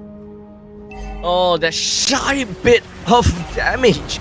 Just a single hit onto a Morris. Oh boy. Just a one little hit. But the passive just had to pop up and give that massive amount of heal over to the side like a Dita. That's just so annoying to see. And for Tegami to go down because of that overextension, it's definitely gonna hurt. In the meantime, you gotta have to look at the battle spells as well, right? Philippines so far have been loving the double revitalize composition, and this is where that Terizla also picks up the revitalize together with the Gadokacha. So we won't be able to see a penalty zone flicker from the side of Vivero, and that is a very bold move. Yup, already activating the penalty zone as we speak. Both of them actually landing. The Tiger is going to be using that implosion, but the Philippines is going to be getting that turtle. And also, EE as of that moment. Here goes another one of those Avatar of the Guardian Tempest Place is going to be utilized as well, waiting for the right opportunity. And all of a sudden, the Philippines are getting what they wanted out of that fight, just waiting for the right time to strike, not even using any sort of ultimate before that, or right after that turtle fight. That's just the time that they used it. Yeah, so with that said, we are already looking at close to a 3,000 gold lead, realistically at 2,000 gold lead in favor of Philippines. However, they don't really have got a lot of heroes that can actually prioritize, and of course to make full use of that the power spike and that lead in the mid stages of the game. Even if we have reached the 8 minutes into the game, I won't think that the Ling will be able to do too much, because the best that I can believe is going to be a single Berserker's Fury over to the side of the Ling, and perhaps one other item. You gotta have to lead with a lot of kills in order for the Ling to able to pop off and get a total of 3 items just by 8 minutes, and it's very much impossible, let's be honest here. But Paris, he needs to be the one to get the farm. With a total of 1 kill to his name, he's eventually gonna get his way pretty effectively if he joins in the fight even more. I feel like the longer the gold lane stays stagnant for both of the teams, the bigger of an advantage it is for UE, just because the Nathan really is effective in the later portions of the game, and so far none of the activities have been happening in the bot lane. It seems like Cambodia is trying to prevent that lane from being invaded so that there is no sort of pressure, but all of a sudden, what a beautiful take coming in from the Philippines. That is a rough waves and the Avatar of the Guardian, including the penalty zone as the icing on the cake, as 2 heroes, Nabi and Moshi, go down in the process, and the Philippines are in the lead. Oh, that is an absolute slaughter. I didn't know that I made a trip down to the slaughterhouse right now, but that was an impressive fight from the side of Morris. Catches onto 1, which was actually only onto Nabi, but just so happened that Moshi walked towards the breath of the ocean, only to be hit by the rough waves as well. So that was definitely disgusting, especially with Diagon really fast when it comes down to that follow-up as well. Yui down in the bottom lane. Also another one that will be taken down by the hands of that Kadita. Yup, they're not yet done, as Nabi's gonna be taking the brunt of the damage as well. Maybe no Pride of Ice, which is why she has committed to use that flicker. And there goes the AOG as well, not gonna be able to hit anyone, but Nabi still staying alive here. The Philippines not giving this one up, as that is gonna be the Pride of Ice finally procced here. But Nabi still staying alive in the middle of it all. But the turret is not gonna be able to save her, as the Philippines did not only get a kill, but also taken down a turret in the process, now leading by at least 3,000 in gold. A turret for a turret, an eye for an eye, is what Cambodia is trying to go for. They did lose the T1 at the bottom lane, but at least they did manage to kind of equalize that fact by getting the T1 up in the top lane as well. But unfortunately, Philippines... Oh, guys, amores. Mi amor. This is crazy. We don't see Kadita that much, but this is where Amores is just absolutely dominating. 3-1-5. Bro, we were literally just talking about why the Philippines isn't really changing as much in terms of the composition that they would want. And here it goes again. Nabi already popping off that pride of eyes in the penalty zone. Cuts us into 3. And the implosion is going to be mixed up with it as well. But they will not deal any damage whatsoever. Tagami's going to swerve onto the right. They're looking for the Hayabusa right away, the Philippines. But here comes Yui finally joining the party. The Yagon is going to try to go at it again. But Yui is no longer going to be staying alive. Moshi trying to join the party as well. But that is not going to be the case. Amores here is no longer gonna stay in this fight as Tegami made sure that he can get or she can get at least one, but her life was also taken in return. So the Philippines are in slaughter mode right now. They want to take most of the lives coming in from Cambodia here in the get-go. Great defense from the side of Nabi, just so that they will be able to hold on to the T1 in the middle lane. And we all said, we all mentioned it before, mid lane turrets, super important. And as of the moment, that is going to be the case here. They were able to bring down that turtle. But also for Cambodia, you have to respect the defense here. Just, Nabi taking care of business whenever she wants to. It's just really a good performance coming in from the Aurora, even though she's 0-3-1. Most of the rough waves and the Petrify combo coming in from Amornis are landing on towards her, but that isn't a reason for her to give up. She has made sure that this is going to be the most important aspect of their game, which is the middle outer turret, because if they lose that, then that means the Philippines will have access to both of the buffs that Cambodia is supposed to be securing. So they're not willing to let that objective go, and as long as that middle turret is going to be there, they will make sure that they can do something about the lead that the Philippines has. But do note that Philippines is also a team and has a composition.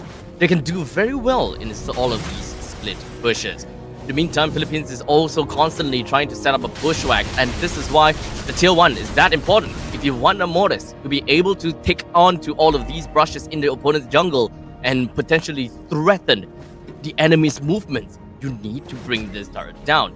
So, Philippines, they gotta have to take things one at a time. They gotta have to get a decent amount of push down in the top lane or the bottom lane, force Cambodia to kind of split themselves up, and only then will you be able to kind of push all the way in.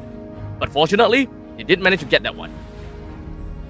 But look at that, right? As soon as the next wave of minions started to arrive in the middle lane, the Philippines just made sure that they will be able to take that down. And not only that, because Cambodia was allocating most of the heroes, most of their resources to try and defend that middle lane turret one last time, Al Puerto was able to take 2 turrets up top.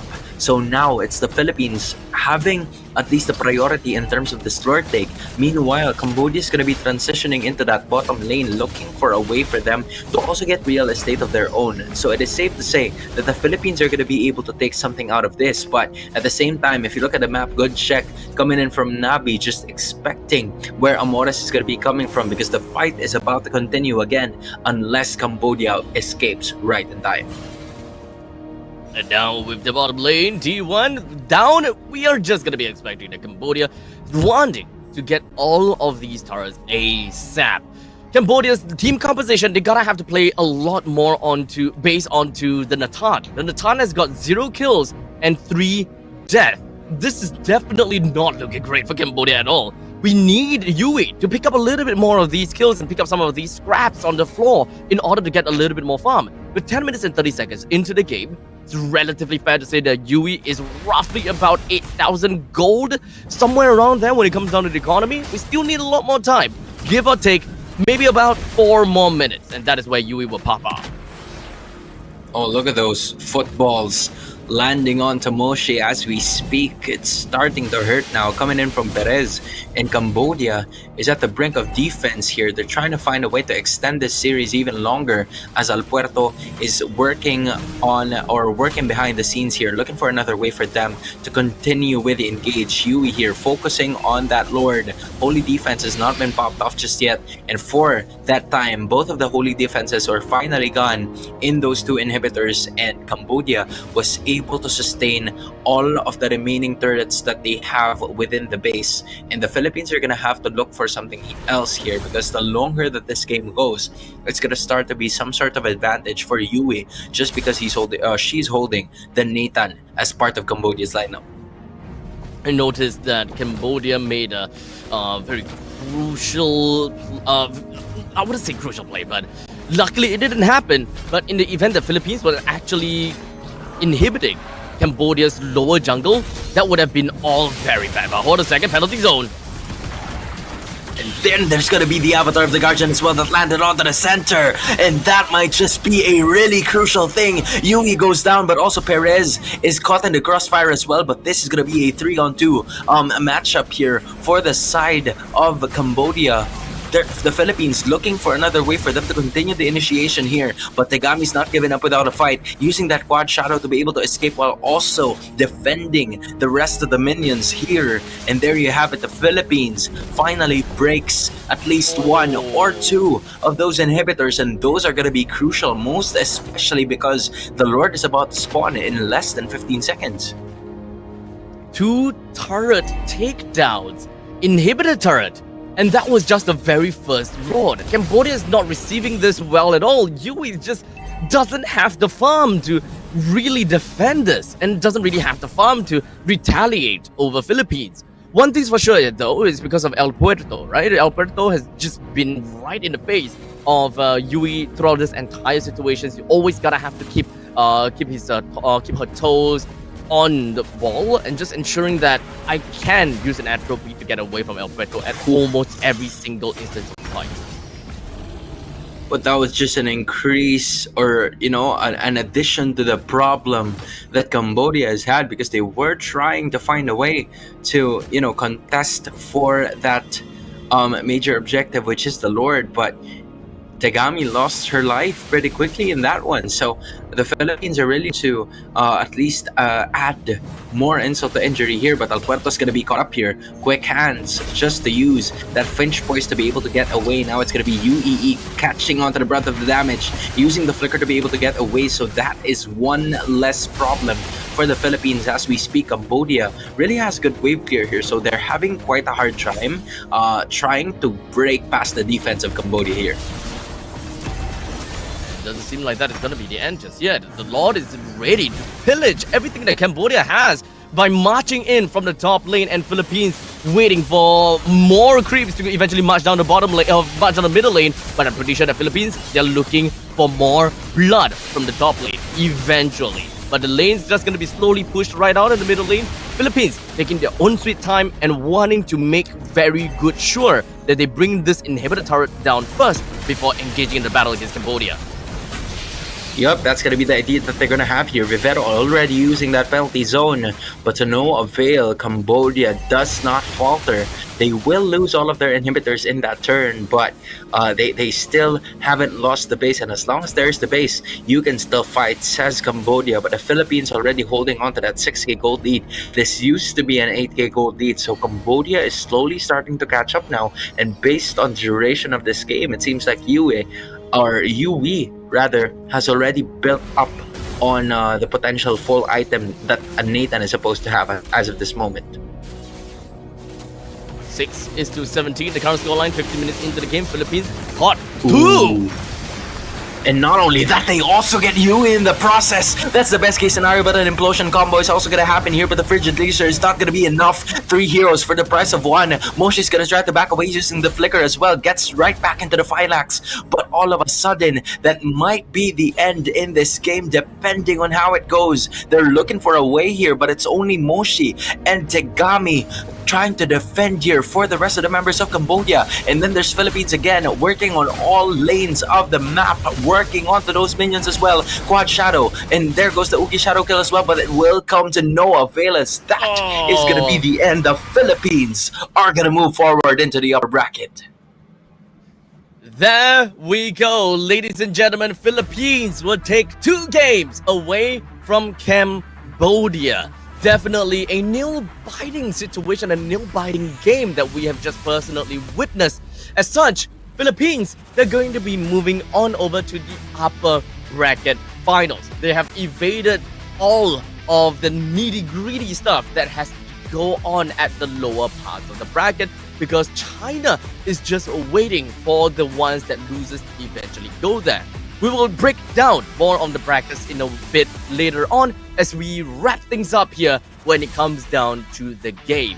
In here, for game number 3, it is all about tempo. And we can definitely be able to see that the tempo was building up for El Puerto as well as Perez.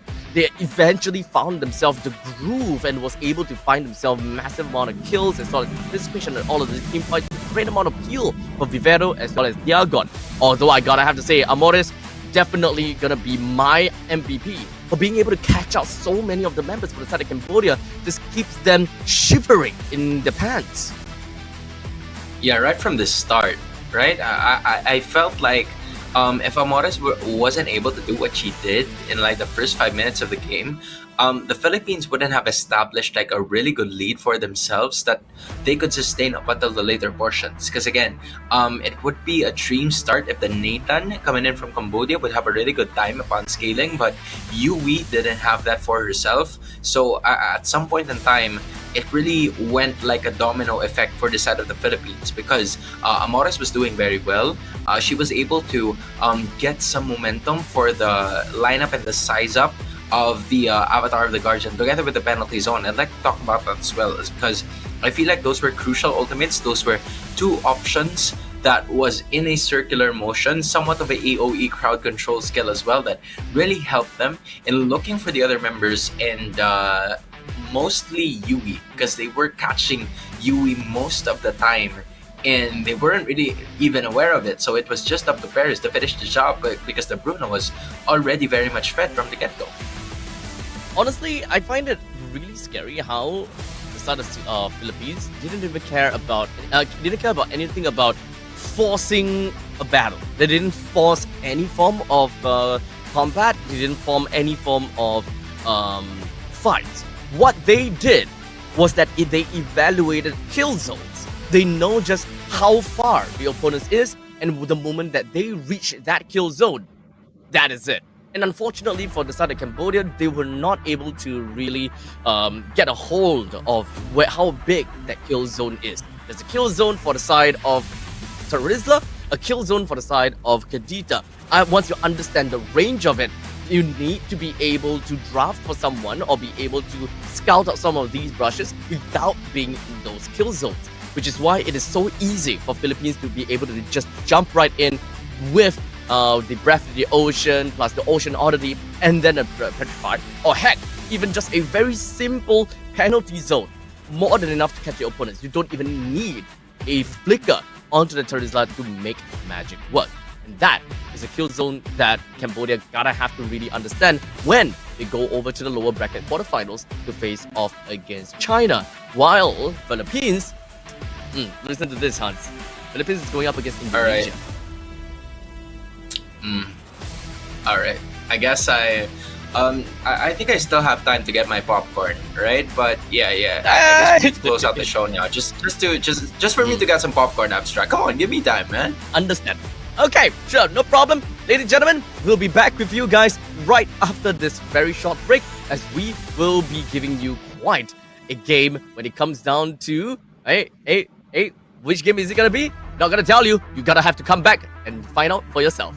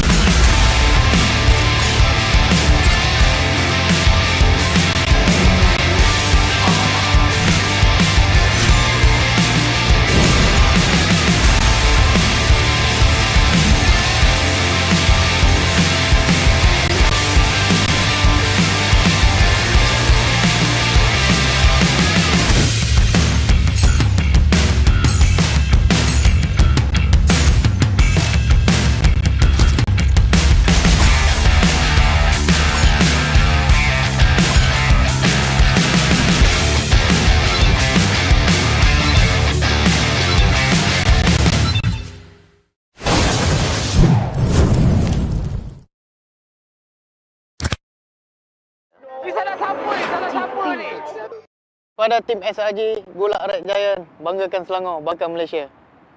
Champion juara wakil Malaysia Time for N6 in Malaysia. Keunggulan. Ianya tidak hadir dengan mudah. Ia tidak menunggu siapa. Dan ia tidak memilih siapa. Keunggulan adalah potensi hebat yang tersembunyi dalam diri. Seperti benih yang menunggu masa untuk bercambah, sedia untuk mekar hingga berkembang indah.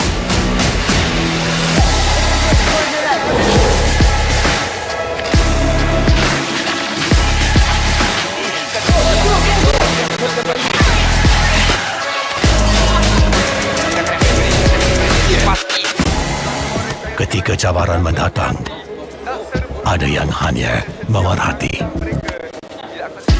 Kekuatan sebenar lahir dari dalam diri. Dibangkitkan oleh jiwa yang menyokong teguh tanpa henti. Kadangkala, saat kita rasa jauh dari apa yang kita impikan, ia muncul dari arah yang tak dijangka. Saat itu, kita sedar potensi yang sebenar ada di sekeliling. Ini semua bukanlah satu kebetulan, tapi kita yakin ini semuanya aturan takdir. Setiap langkah bukan hanya untuk diri sendiri, tapi juga untuk mereka yang berdiri dan berjuang bersama agar kita melangkah lebih jauh, menjadi lebih hebat.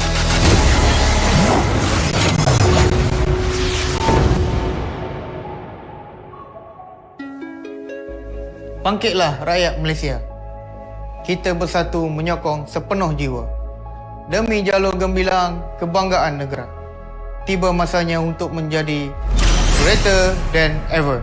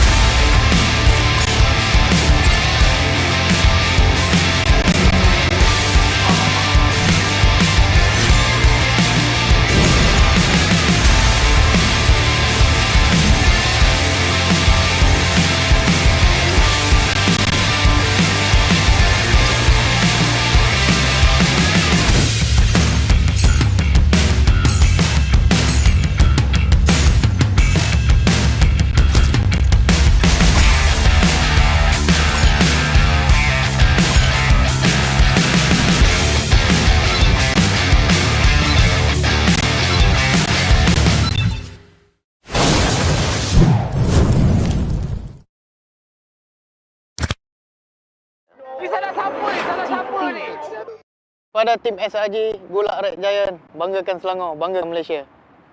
Champion juara wakil Malaysia fight for N6 in Malaysia.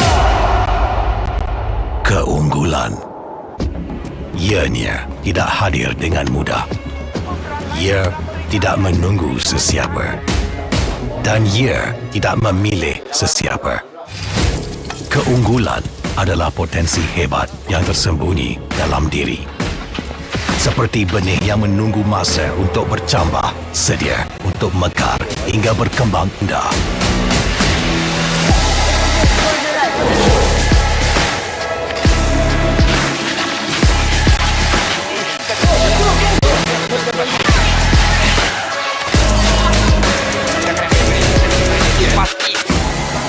Ketika cabaran mendatang, ada yang hanya memerhati.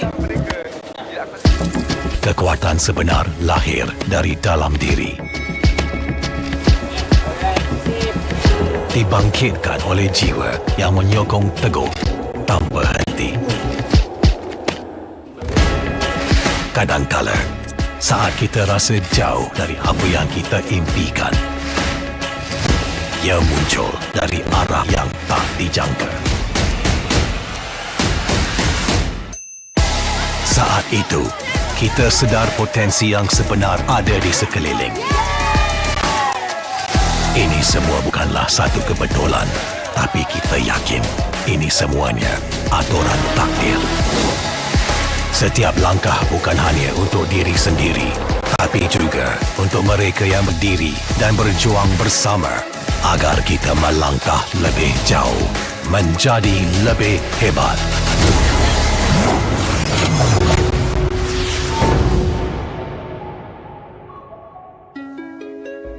Bangkitlah rakyat Malaysia. Kita bersatu menyokong sepenuh jiwa. Demi jalur gemilang kebanggaan negara. Tiba masanya untuk menjadi greater than ever.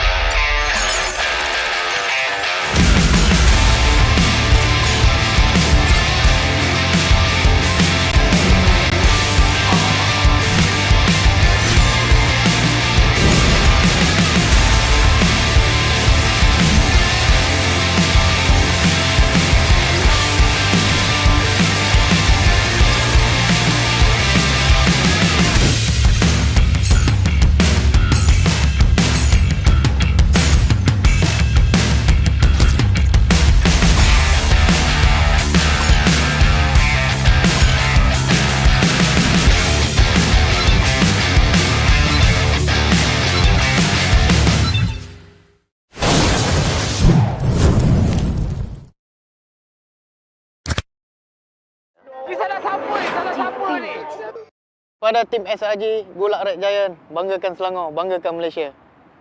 Champion juara wakil Malaysia time for N6 in Malaysia. Keunggulan. Ianya tidak hadir dengan mudah. Ia tidak menunggu sesiapa. Dan ia tidak memilih sesiapa. Keunggulan adalah potensi hebat yang tersembunyi dalam diri. Seperti benih yang menunggu masa untuk bercambah, sedia untuk mekar hingga berkembang indah.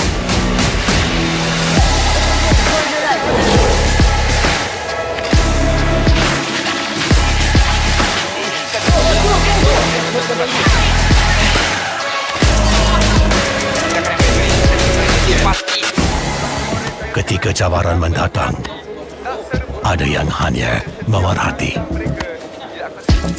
Kekuatan sebenar lahir dari dalam diri. Dibangkitkan oleh jiwa yang menyokong teguh tanpa henti. Kadangkala, saat kita rasa jauh dari apa yang kita impikan, ia muncul dari arah yang tak dijangka. Saat itu, kita sedar potensi yang sebenar ada di sekeliling.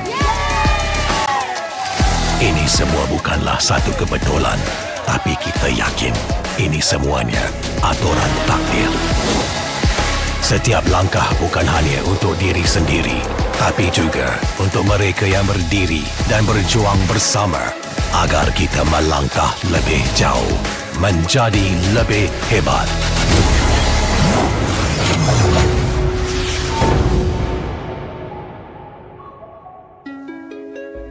Bangkitlah rakyat Malaysia. Kita bersatu menyokong sepenuh jiwa. Demi jalur gemilang kebanggaan negara. Tiba masanya untuk menjadi greater than ever.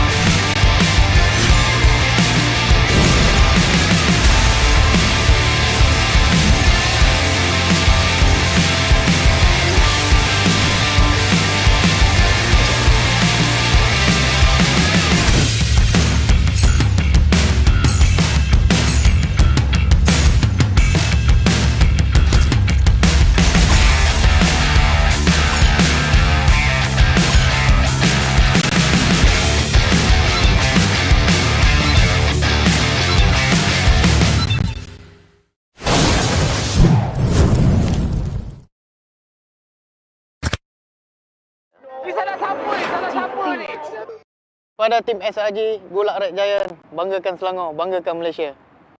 Champion juara wakil Malaysia fight for N6 in Malaysia. Keunggulan. Ianya tidak hadir dengan mudah. Ia tidak menunggu sesiapa. Dan ia tidak memilih sesiapa. Keunggulan adalah potensi hebat yang tersembunyi dalam diri. Seperti benih yang menunggu masa untuk bercambah, sedia untuk mekar hingga berkembang indah.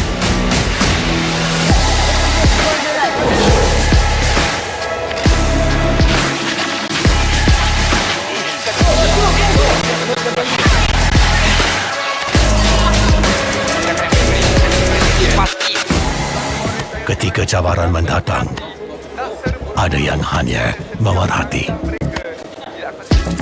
Kekuatan sebenar lahir dari dalam diri.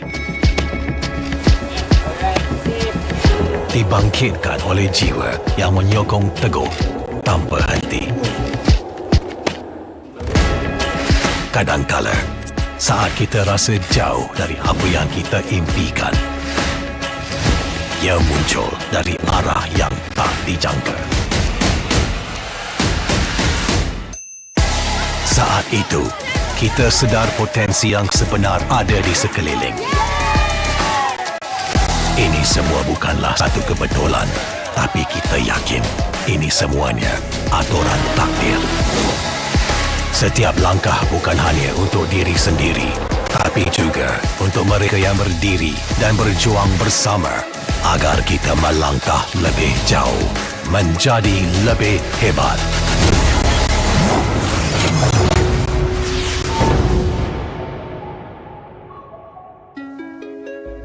Bangkitlah rakyat Malaysia. Kita bersatu menyokong sepenuh jiwa. Demi jalur gemilang kebanggaan negara. Tiba masanya untuk menjadi greater than ever.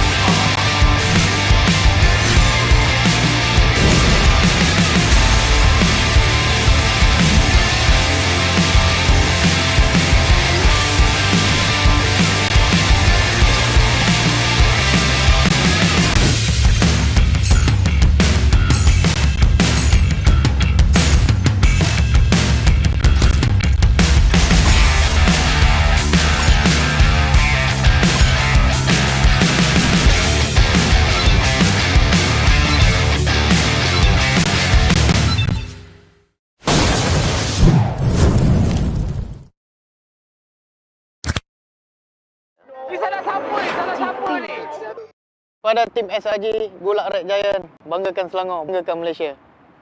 Champion juara wakil Malaysia Hype for N6 in Malaysia.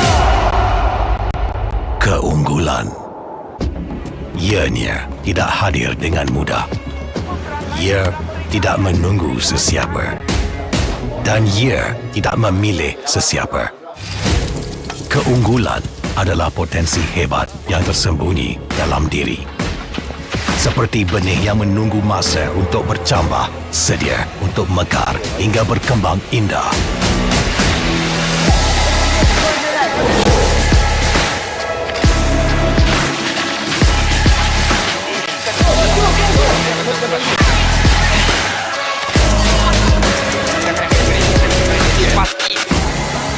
Ketika cabaran mendatang, ada yang hanya memerhati.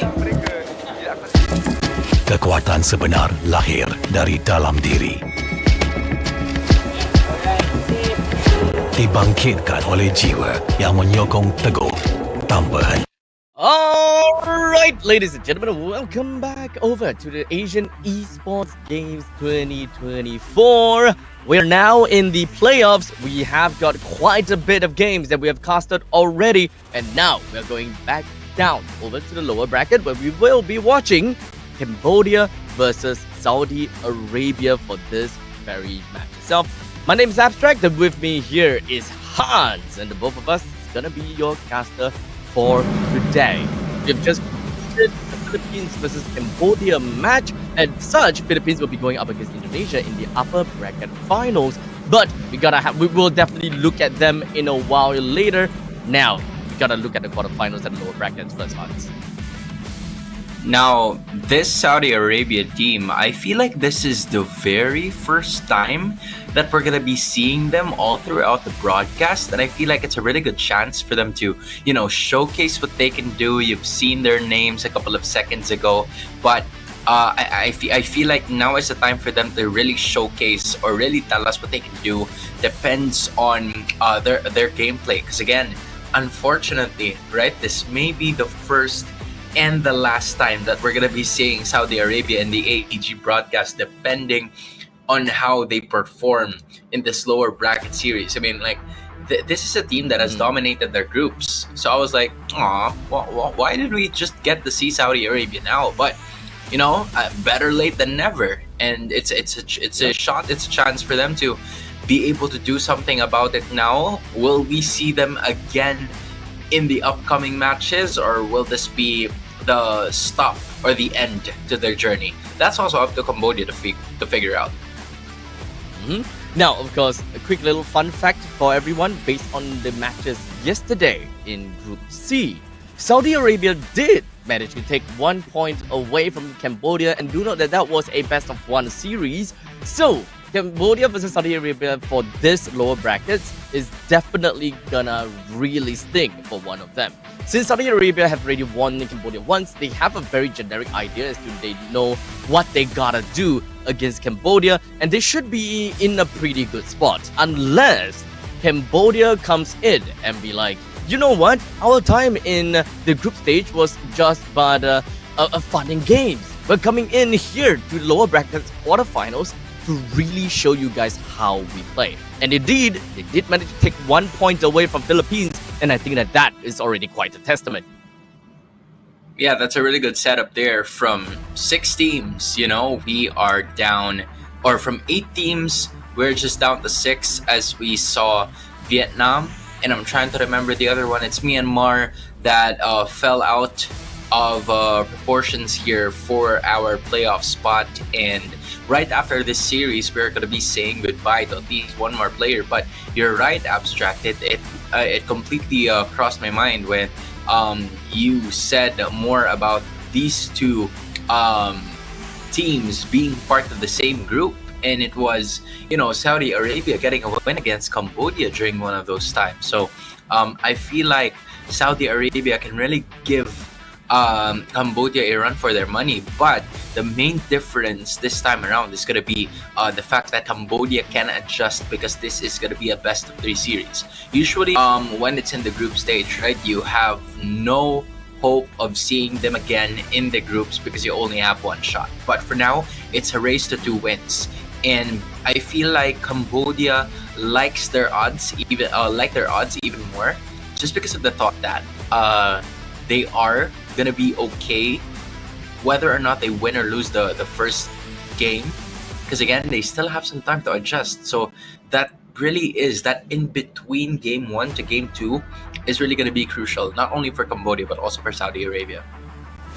Without further ado, ladies and gentlemen, we are going to be jumping into the draft between Cambodia and Saudi Arabia, and this is the bans that we have seen thus far. For the side of Saudi Arabia, we are looking at the Suyo, Bruno, as well as a Hayabusa ban. For Cambodia, we have a Jusin and the Matilda ban. We're still looking for that one final ban coming out. Chip is still currently available on the board, so it really depends if whether Cambodia respects the chip that might very well be surfacing from the side of Saudi Arabia at all. Yeah, it's going to be depending on them now. So that is going to be the Hilda that will be taken away by Saudi Arabia. As you can see, they're very confident, looking at the camera as well, making sure that they're going to be the ones to take a win in this best of 3 series. But they are also the team that's going to let the chip go. And as of this moment, they're going to be picking up the Nolan. And I feel like similar to the other ideas that we've had with the other teams from before, it feels like they're trying to leave a bit more room, because again, the alpha is available, right? There's a lot of prized picks available here for Saudi Arabia, and yet they still chose to go with a Nolan. So I feel like it really is just at the comfortable aspect. Again, chip is available, not gonna be picked up. Alpha is available, not gonna be picked up. So Cambodia and Saudi Arabia really digging deep here in terms of their comfort heroes. Well, that is definitely quite a surprise, right? Being such high value heroes that's actually leaked out to no man's land, right? With a Hylos as well as a Khalid that's been picked up from the side of Saudi Arabia, they just refuses to leave any of these over to the side of Cambodia, despite the fact that that breaks the immersiveness of that flexibility that they can actually bring over to the side of Cambodia. So it's definitely interesting that Cambodia actually did that as well by picking, okay, maybe not, because Angela can still, technically speaking, go to the middle lane. So there is still a little bit of ambiguity from the side of Cambodia's lineup. Yeah, I feel like this time around, there it goes, right? The Angeling is to be expected, knowing that the Angela was picked up first. So I feel like they're really gonna look for that hard carry type of hero to assure and make assure that they could go for the extra damage here. That would really be helpful for them moving forward. But again, when you think about it, this is really gonna be the case for Cambodia, given that they've also locked in the Gatot Kacha, which could be a stopper to the link. So with that pickup, they have limited the options for Saudi Arabia, which is also the reason why it was going to be a Hylos and a Khalid pick that they got, because those are two heroes that are really good in terms of team fight and also crowd control. So that's what they're looking forward to as of the moment. So at this point in time, with all of the bans being set out, with 1-1, Harith has been taken away from the side of Saudi Arabia, while for the side of Cambodia, no more Valentina, no more Faramis. Cambodia seems to really want to pick up that Rizla as well. It's a very tanky composition, but you gotta have to be really careful. Your lineup has got absolutely zero damage if you actually were to do that.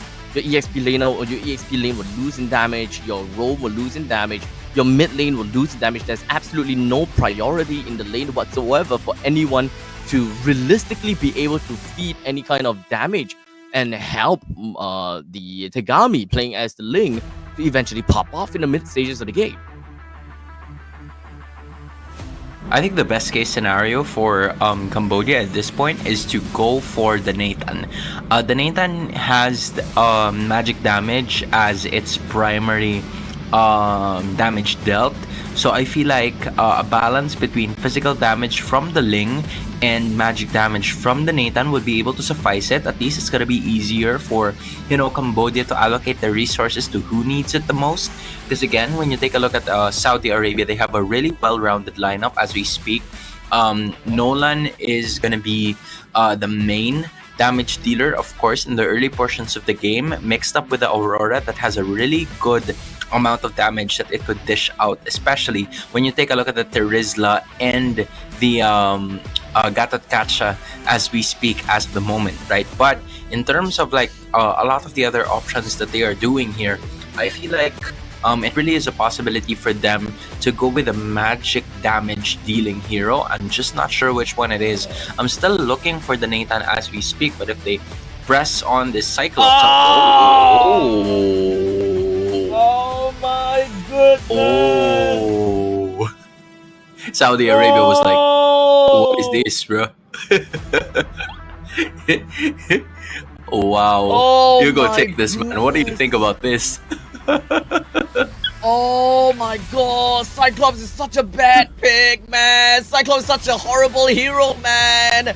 What the hell is going on? I'm gonna leave for like a few seconds, alright, and then give you the entire 10 seconds or 15 seconds to rant. Go ahead, Abstract. I'm just here. Oh my god. Okay, so here, at least in Singapore, everyone knows the very fact that I have this tremendous hate to Cyclops because he's a mage that doesn't work as a mage. He can't burst, he can't lock people down right then and then. You want to lock someone down? Oh, look, they have already walked 5 miles across the country and then they're already home. So what's the whole point of a star power lockdown? Locked behind an ultimate ability which has a relatively long cooldown at the start of the game. That's not what you want from a mage. Okay, I'm good with rambling. Thank you. Alright, I hope that mini therapy session helped you, Abstract, as we approach this game, because I feel like you're gonna need it, because the first time in a really long while, we're about to see the Cyclops come in action. And not only that, she's also gonna be part of the gold lane, which is something that we don't usually see. And compared to, there in Singapore, I think a lot of people here in the Philippines would say that ranked game Cyclops is a little OD. So I feel like that is gonna be the dependent on the case that's gonna happen here. But enough talking about the Cyclops, because UEE here is taking the brunt of the damage from Livin and Pink as we speak.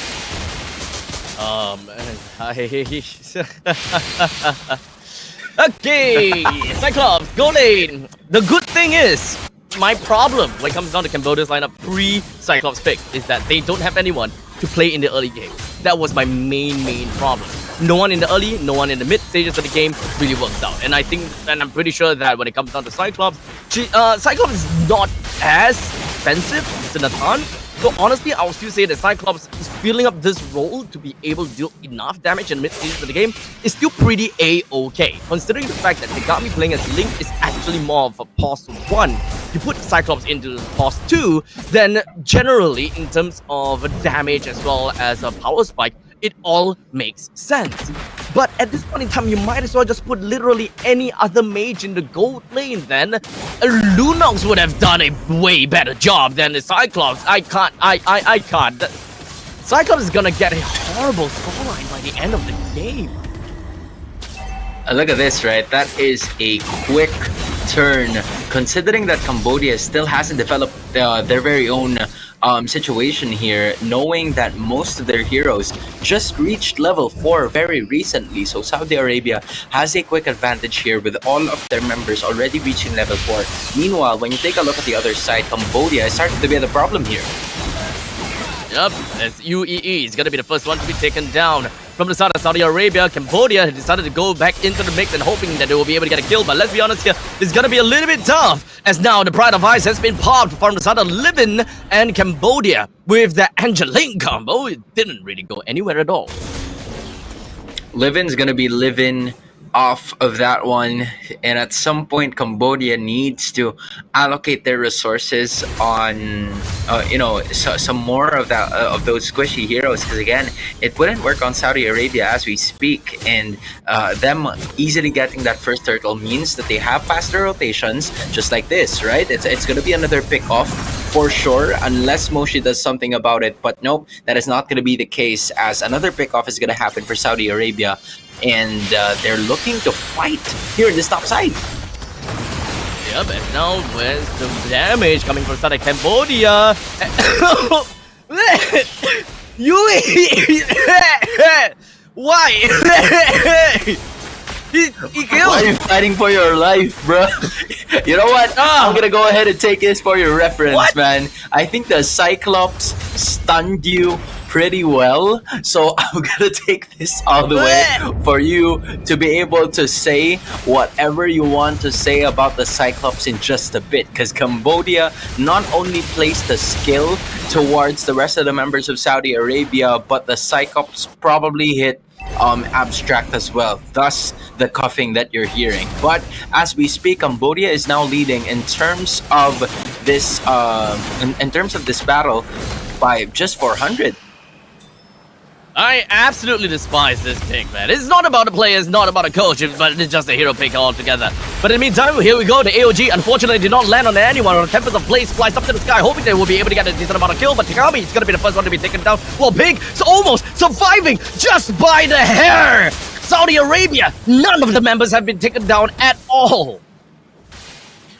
Tagami's not going to be alive in that one, and UEE is also going to be joining her as they go back into the base. And a quick turnaround here coming in from Saudi Arabia, 900 in terms of gold, and extending that even to at least 1.2k, and that is really crucial for them in the early portions of the game, considering that they do have the Khalid, the Nolan, and the Aurora, three really good heroes in terms of scaling very well, and they have established themselves as to how they would want to approach this early game performance of theirs. And Cambodia seems to have struggled already, as another glorious pathway is going to be here. Exactly, it's just going to be running right into the face of Navi. Wasn't able to get away, unfortunately. While in the meantime, the Fishing Glacier wants to land on Yui, but Yui immediately flicking away. But here we go, the penalty zone is just going to be landing in the perfect way. While Tegami goes over the back lines, manages to find a kill down to Moscow. And Cambodia, they wanted to get a kill down the Lyrics, but wasn't able to do so. It is a 2-for-2 trade, and it has been very, very fair until Saudi Arabia found that turret in the top lane. That's a win to Saudi Arabia. Yeah, Rafa, quick presence of mind to go for that top lane turret, because she knows that there's not a lot of situation happening, but here it goes again. Goodness, Moshi down to the count by the hands of Rafa. Saudi Arabia still putting a very good fight against the side of Cambodia. Honestly, I am a little bit baffled with the fact that Cambodia is still able to take up some of these fights, despite not being able to have any form of heroes that is genuinely good enough. Sub 8 minutes, but here we go. They have a total of 4 kills, albeit not as good as Saudi Arabia, but still, they exceeded my expectations already. I think it's because of the Thursday pickup here coming in from Cambodia. The penalty zone really is a huge problem in like the early portions of the game, especially when you take a look at it, but they're trying to go at it once more. Oh! Landing right on the 2. The AOG wants to counter engage, but it doesn't seem like UEE will be able to do too much, while Yui just immediately went backwards. Was almost able to get away right under the turret's nose, but stayed around a little bit too much and overstayed his welcome.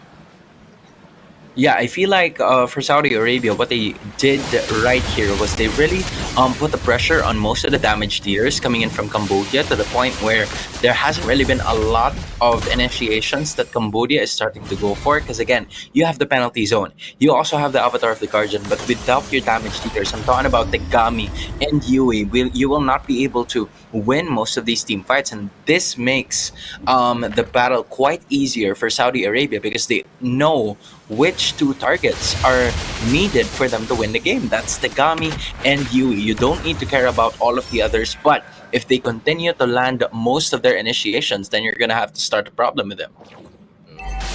Cambodia wanting to go for a sandwich, but let's be honest here, who's the real sandwich here? As Lyric's just gonna be jumping onto the back line, the AOG is gonna be landing, but in the meantime, the main thing that we're gonna look out for is Kagami with a force sword, managing to deal so much damage. Nabi gets one kill. Livin was hoping she will be able to stay alive a little bit longer, while Yui takes 2 kills. The Cyclops is working. Oh. I'm really curious as to how Saudi Arabia has been making most of their initiations, because again, it was quite an okay decision to put the sandwich play towards the rest of the Cambodians who were, staying at that long bush down bottom. But the problem here was that Nolan, Rafa wasn't part of a lot of the fights here coming in for Saudi Arabia. So I don't know if this is the kind of initiation that they would really want to go for, but Rafa is finally here. Can they go and unleash the damage output that I have been looking for quite some time? Because again, Cambodia, they've had the same kind of situation from a while ago, and UEE is just gonna tap that like a champ. But the second time, it's not gonna be the charm here. And fortunately for him, she was able to escape that time, but that was a lot of damage. That is right. A very big amount of heals coming in from the side of Gadokacha. Getting away with the AOG. Perfectly played out, and of course it did manage to suss out every single one of the members from the side of Saudi Arabia as exactly where they were. Now, of course, we're looking at 2,000 goal lead from the side of Saudi Arabia. They're still having a pretty good lead, but you gotta have to really watch out for Tegami, right? Tegami is currently 1:1:6, and this is a pause 1 Ling. After all, whenever you see a Ling is always gonna be pause 1. It's gonna be a tough game for Saudi Arabia if they eventually weren't able to find a way to really knock Tegami off of her shoes, and Lunar unable to get any form of farms. That is gonna be tough. But I'm pretty sure that at this point in time, Lunar should have a pretty decent amount of farm, and Rafa can deal with Yui pretty effectively over the back lines too. The reason why Saudi Arabia hasn't really capitalized on a lot of these skirmishes is because Tegami has been doing a really good job in trying to find Lunar for most of the clashes that are always happening. So without Lunar, you don't have that physical damage aspect, but they finally put a stop to Rafa always joining the party here, but not going to be enough damage or not going to be enough reach even. But just look at Tegami, right? Like playing this Ling like a mad woman.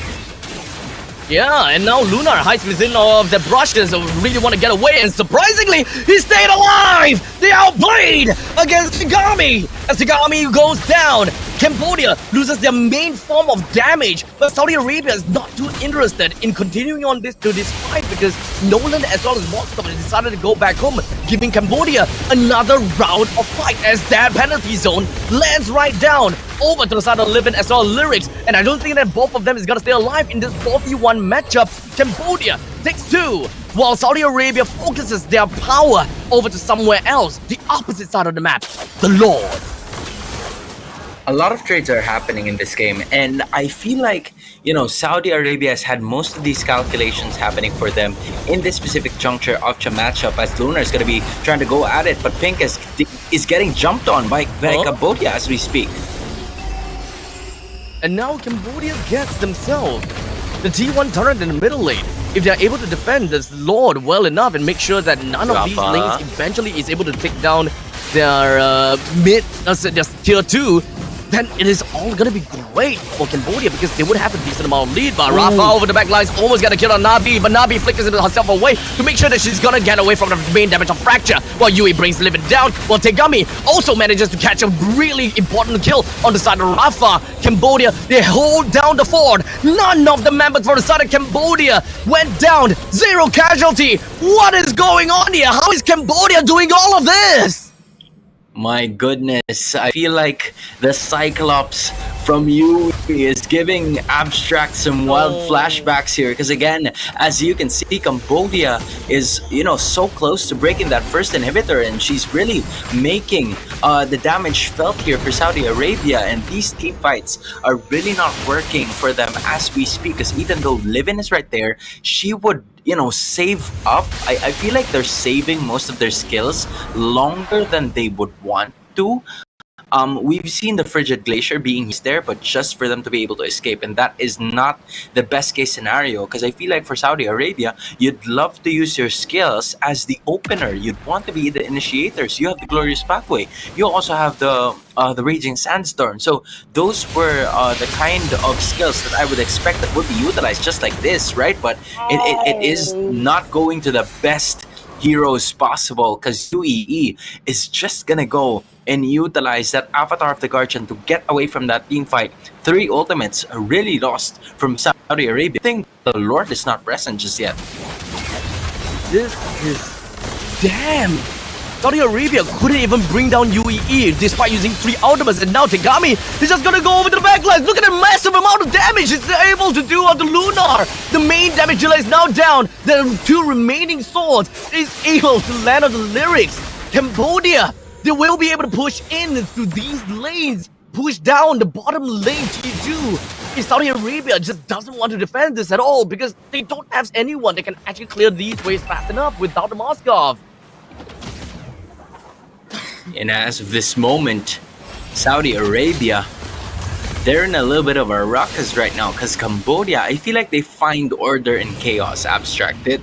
That's the game that they have been playing so far. I think Saudi Arabia has had a really distinct plan of trying to fight with a 4-man lineup here and just let Rafa roam around the map, flank into the back lines, and hope for the best. Meanwhile, Cambodia is all over the place, and there's someone trying to find Rafa and Lunar scattered around the different portions of the map, and that is exactly what has been happening so far, and they have capitalized on that ever since, because they not only are they leading by 5k in terms of gold, but they also got the Lord for themselves.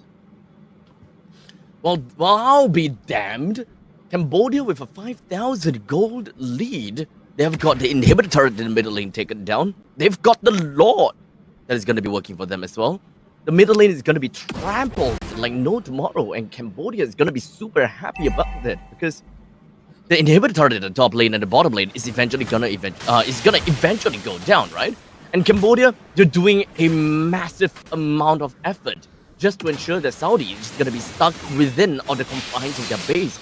And Cambodia is doing a terrific job just to ensure that Saudi Arabia will have a tough time taking down this Lord. As you can see, the Lord with 25,000 HP walked right in. What it means on the top, how long down connect on the lyrics, and of course, with the AOG living onto the live, and that Pride of Ice just gonna be popped, but he's just gonna be fine for now. But the main body is going to be absolutely decimated from the start of Tegami with 3 swords that is gonna be allowing Tegami to get herself away from the confines of the Fountain. Pink goes down to the hands of Yui. The Lord is almost going down, but Cambodia, the only thing that they have lost is UEE. Saudi Arabia lost to a gold lane Cyclops. There. I'm gonna give like the rest of the 30 seconds to you. For everybody else who's currently watching, it's okay, Abstract. You can take this time to, gather your thoughts. I can talk to them. All right. As you guys can see, all right, it was Cambodia getting that first victory through an unusual friend, through an unusual ally in Cyclops to be placed in that gold lane. And this is the reason why you can't really, expect any other member coming in here from AEG Bangkok 2024, just because of the fact that anything is possible. We see Kadita getting picked up so many times. We see most of the heroes finally joining in on the party. And then the recent addition, the Cyclops, which Abstract is, mortified about, not because of the player, but just because of the hero in itself. But I have to say though, man, Abstract 0, Cyclops 1 for today. Please don't MVP on Cyclops. Please just put it on the link. The link did well. The link did fabulous. Okay, they didn't show the MVP. Okay, I still have some time to breathe. So, okay.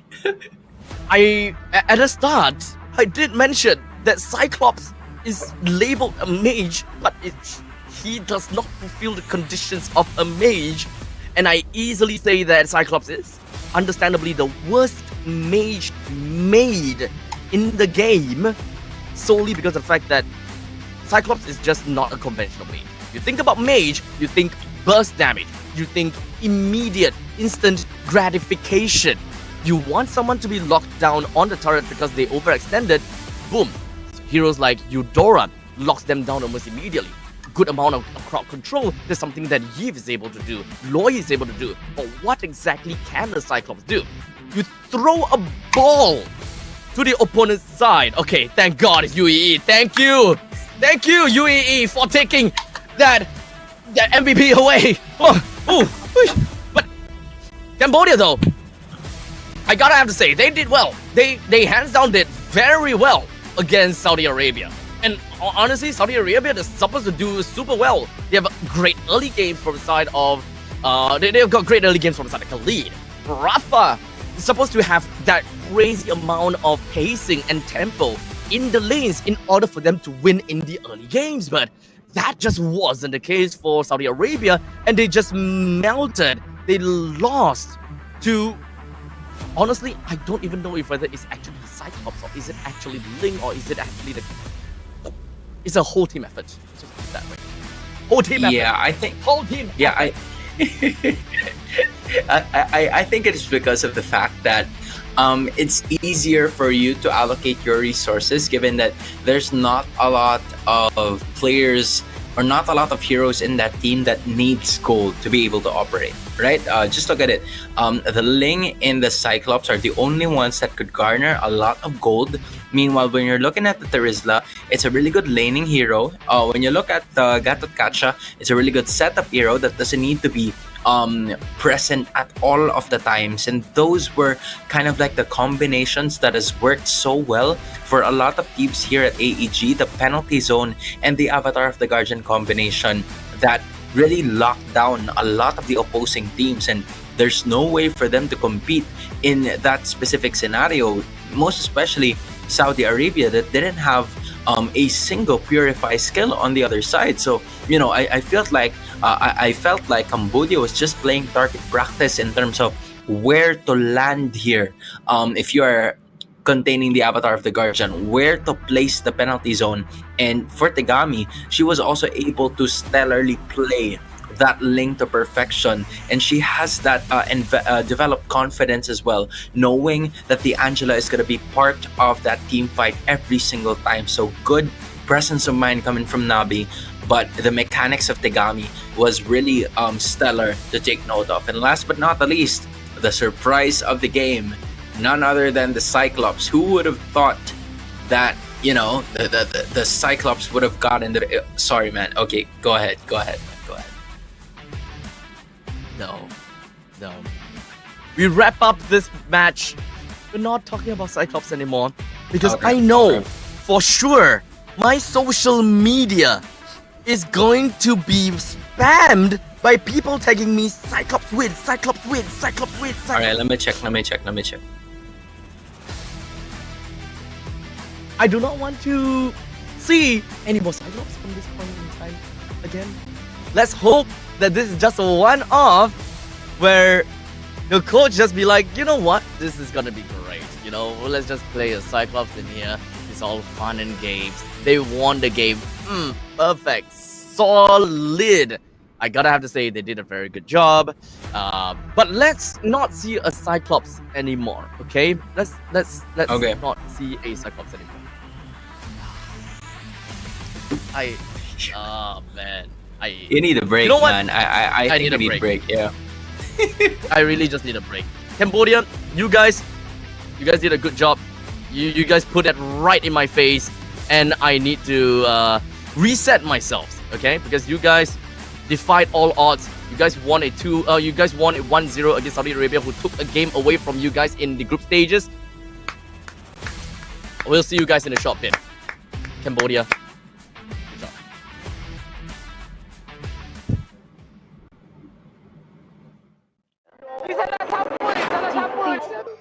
Pada tim SRG, Gulak Red Giant, banggakan Selangor, banggakan Malaysia. Champion juara wakil Malaysia diri. For N6 in Malaysia. Keunggulan ianya tidak hadir dengan mudah. Ia tidak menunggu sesiapa. Dan ia tidak memilih sesiapa. Keunggulan adalah potensi hebat yang tersembunyi dalam diri. Seperti benih yang menunggu masa untuk bercambah, sedia untuk mekar hingga berkembang indah.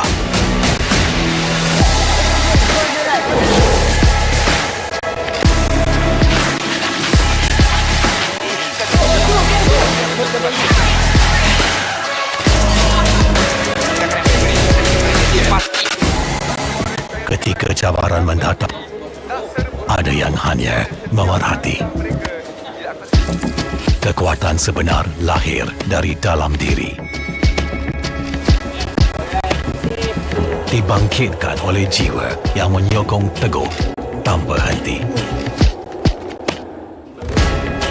Kadangkala, saat kita rasa jauh dari apa yang kita impi, ia muncul dari arah yang tak dijangka.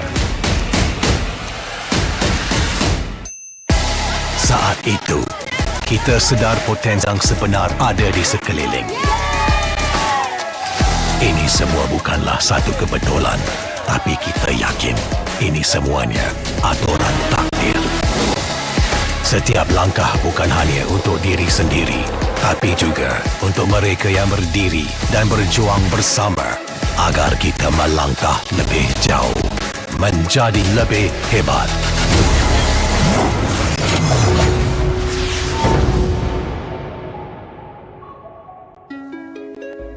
Bangkitlah rakyat Malaysia. Kita bersatu menyokong sepenuh jiwa. Demi jalur gemilang kebanggaan negara. Tiba masanya untuk menjadi greater than ever.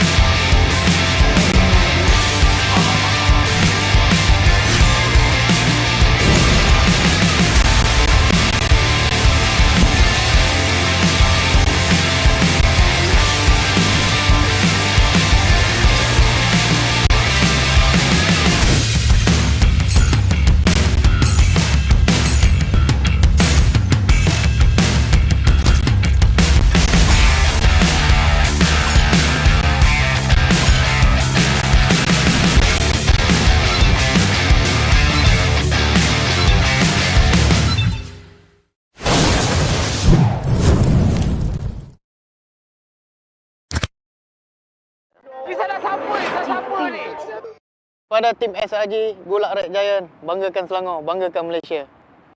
Champion juara wakil Malaysia diraih for N6 in Malaysia. Keunggulan ianya tidak hadir dengan mudah.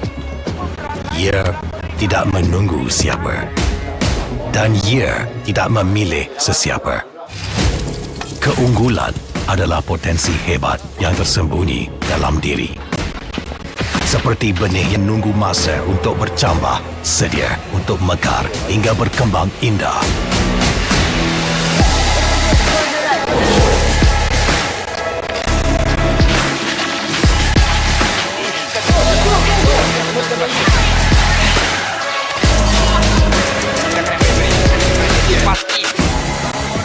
Ketika cabaran mendatang, ada yang hanya memerhati. Kekuatan sebenar lahir dari dalam diri. Dibangkitkan oleh jiwa yang menyokong teguh tanpa henti.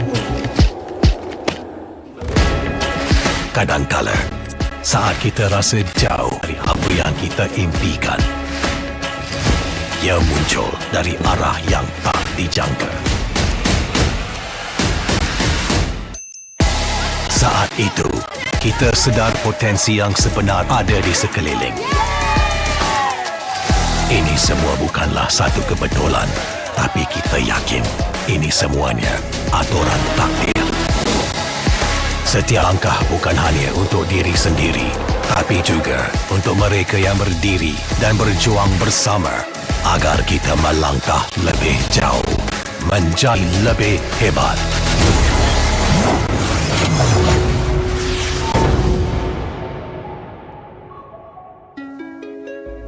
Bangkitlah rakyat Malaysia. Kita bersatu menyokong sepenuh jiwa. Demi jalur gemilang kebanggaan negara. Tiba masanya untuk menjadi greater than ever.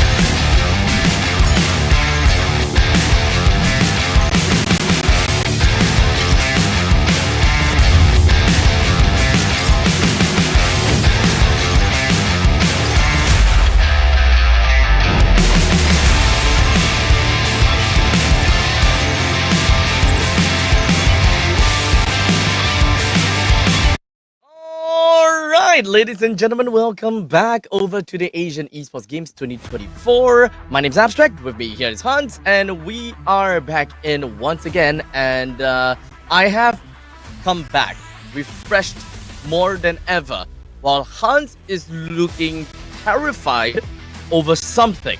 I don't know what, but his eyes are huge, and he has frozen into a daze. He's no longer frozen into a daze and no longer scared.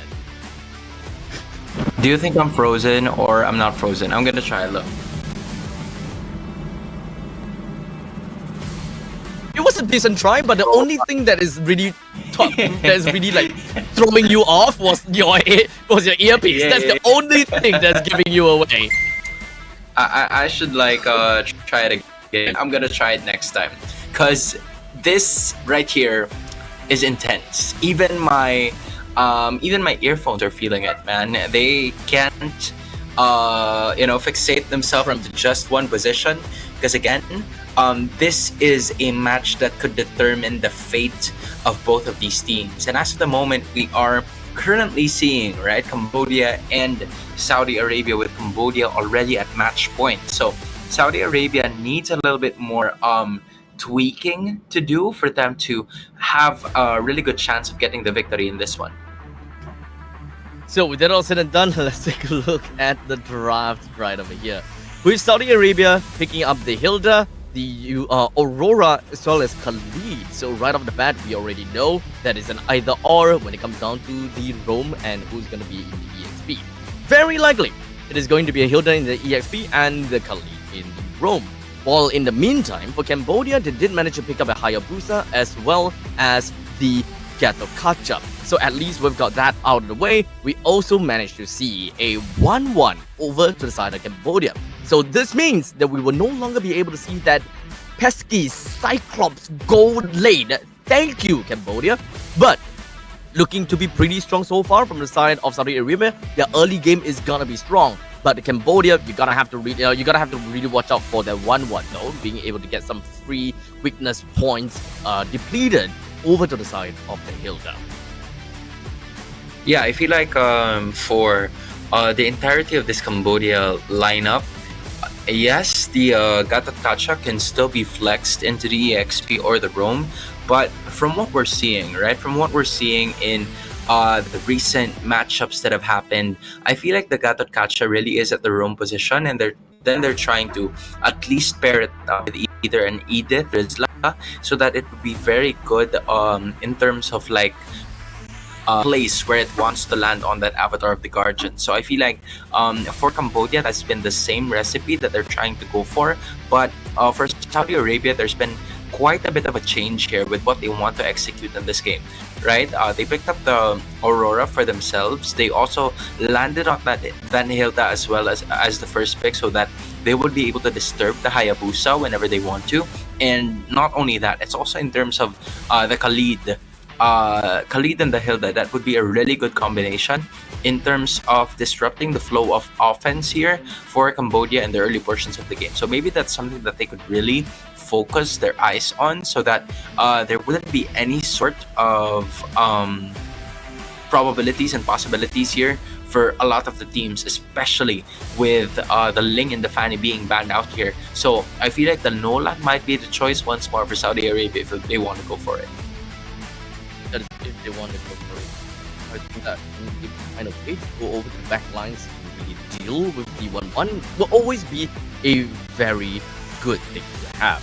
But ultimately, I will still say that they have a lot of possibilities and a lot of things that they can kind of work with to play around, right? Oh, an updated UI. Now that is beautiful. You'll love to see it. Now, yeah. So now we can have a better idea as to what's going on here, right? So we've got the Ling and the Fanny being banned out from the side of Cambodia, absolutely respecting the picks from the side of Saudi Arabia, even though Tegami was the one that's played the Ling and showed absolute dominance in all of that, but they definitely do not want Saudi Arabia to have that chance to pick up. I'm wondering who that last ban of Saudi Arabia is. Oh, there it is. I was wondering who the bird was. Was that like close to Diggy? A little penguin. But then it's not. It's a mascot, right? It's a mascot. So yeah, Valentina is gonna be the choice there. But yeah, it could potentially be a new hero. But nope, guys, that's not the case, because you probably saw the mascot in like the opening ceremonies. But as we were saying now, it's the Valentina that's going to be banned out. So that's the Vexana and the Valentina taken out by Saudi Arabia here. But then Cambodia is looking for other different sources. And I like the fact that they have the glue onto their side. So at some point, a lot of disposition is gonna happen for Saudi Arabia that could go into Cambodia's favor. Because again, you have the Aurora, you have the Khalid, and all of these heroes are really good when isolated with each other. They can go toe to toe with you one on one. That Khalid and Hilda. So I feel like if Glue would be able to put them out of position, then maybe they could really stand a good chance against those two tanky heroes of Saudi Arabia. And not to forget, right, Blue is absolutely a banger in the lane against the Hilda. We don't see Glue all that much because of the possibilities of seeing a Vexana or a Faramis. But in this very case, now that the mage hero has already been picked up, which is the Aurora, the Glue is all for the taking, and Cambodia really put their thinking caps on and picked up the Glue. This way, the EXP lane coming in from that Hilda is not going to be all that easy anymore. It is going to be a Glue that will be holding on to the front extremely well. And now is all about that final pick that we really wanted to see. What exactly would that final pick look like, especially since we are looking at, let's see, just lacking of a mage. Valentina has been taken away, Vexana has been taken away as well. So honestly, Loi is something that I will believe could be a very possible pick, but they don't really have anyone that really makes it sure like they want to play as a death ball. And in this case, wow! Odette! Oh wow, Cambodia is digging deep in their mages as of the moment. Game 1, they had the hero that is not to be named, Cyclops, everybody, for everybody's information. And then for game number 2, you have the Odette right away, but this mid laner is definitely gonna go, or this mage is now gonna go to the mid compared to what has happened in game number 1. So a lot of the picks here coming in from Cambodia have been pretty unconventional, but if they can replicate the same strategy that they've had in game number 1, then anything is possible here. Well, I think that the main thing that we gotta have to do, at least for the side of Cambodia, is to help the viewers kind of understand what they gotta have to do in the lanes and how things will work out, right? But hold on a second, up in the top lane, Moshi definitely having a tad little bit of a problem going up against Lyrics as well as Livin, but it's gonna be held out in the lane for a little while longer. I know that when it comes down to Blue, he's got very good healing capabilities and being able to lock down the Hilda in place. This is definitely going to help. In the meantime, the second coming from the side of Livin wants to get herself away from the rest of the members from the side of Cambodia. As such, Saudi Arabia has already expended a single flicker onto their side. That's not looking great at all. Cambodia continues to go on forward. Pink joins into the fray, wants to get a little bit more on the UEE, but look at that, the Revitalize is doing quite a number. But Rafa, with the electrifying beats, brought down UEE. And that is definitely gonna hurt. That was a bad sequence coming in from Cambodia, honestly, because UEE didn't have any business being that deep in Saudi Arabia's space.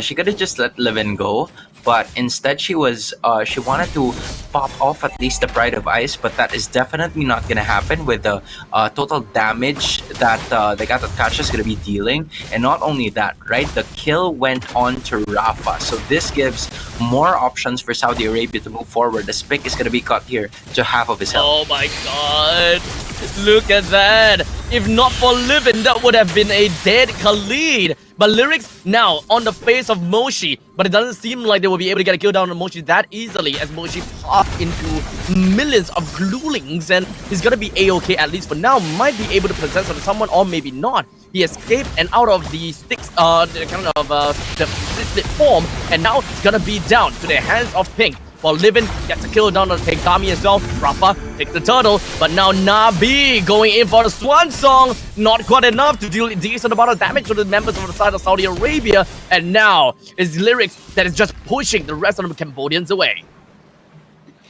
Saudi Arabia making the here so far in this game. They've pushed more of those resources into trying to make the turn in this game, right? Cambodia knowing that there are a lot of heroes from Cambodia that were low HP and they had the balance in Saudi Arabia. So there was one hero to hold the turtle, and then the other 3 members went out to try and lower the low coming in from Cambodia. So really good presence of mind coming in from Saudi Arabia. So really good presence of mind coming in from KSA.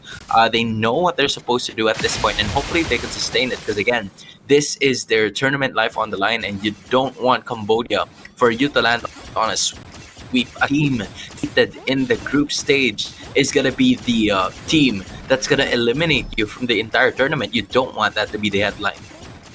Exactly, and you also wouldn't want to go down in a 2-0 fashion. It's now Saudi Arabia popping off as Rafa takes a kill down on the 1-1, and as they continue on, UAE as well as Nabi joins the fray. But Swan Song is not quite enough to get a kill down on the Pink just yet. Pink is just going to be roaming around, hoping that he will be able to get away, but oh no, Pink with a sliver of health almost got away, but down to the count of Nabi. That's going to be the first kill of Cambodia in this specific game. So if you're Cambodia, you'll take what you can get. Absolutely. Just at least gives you a bit more of that composure, and it gives you a bit more of that momentum. Because again, there's going to be a second turtle appearing in this fight. And that kill went on to Nabi, who didn't really check that push and got surprised by the Khalid here. Wow, the electrifying beast from Zara Rafa definitely putting quite a number over to the side of Cambodia. They are really afraid of that Joy, as we can very obviously tell. Now, Saudi Arabia, they do have got the priority over the turtle, and Cambodia, they have absolutely nothing that they can do against the turtle. With Saudi Arabia constantly winning in every single one of these lanes, it's very hard for them to keep up, as you can see UAE completely swamped by the numbers of Saudi Arabians. It's just going to be jumping and collapsing onto one person. They've been showering them with a lot of those AoE damage, right? It has literally been the case here for Saudi Arabia at this point in time. They're taking advantage of the fact that Cambodia only has those single target burst damage potential, to the point where Tegami doesn't even have an entire link to himself, but she caught living right at the back. Yep, and there we go. The Frigid Glacier didn't really quite manage to land onto anyone at this point in time just yet.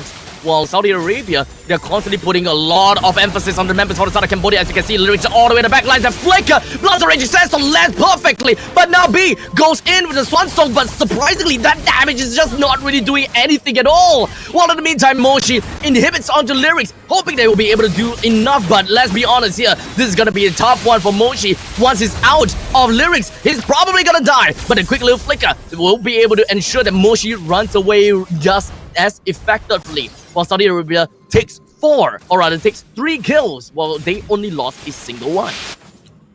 Great patience coming in from KSA, just knowing when, as soon as a lot of the skills coming in from Cambodia were utilized already by the said team, Saudi Arabia just went for it, just because they have the Aerithel on their side. Lunar, we haven't seen much of her in like the first few minutes of the matchup, but that didn't stop her from getting most of these objectives to be in her favor. And not only that, that's going to be another kill towards us, Cambodia. Saudi Arabia is really going for it. Great follow-up when it comes to Raging Sandstorm. Nabi continues on in the Swan Song. Didn't really quite manage to do too much damage at all. Livid with a killing spree down on the UEE, while Tegami goes over the backlines, hoping that the Ohi Shadow kill is more than enough to get a kill down onto Lunar. But every single one of the members from Saudi Arabia survives, while Cambodia lost 3.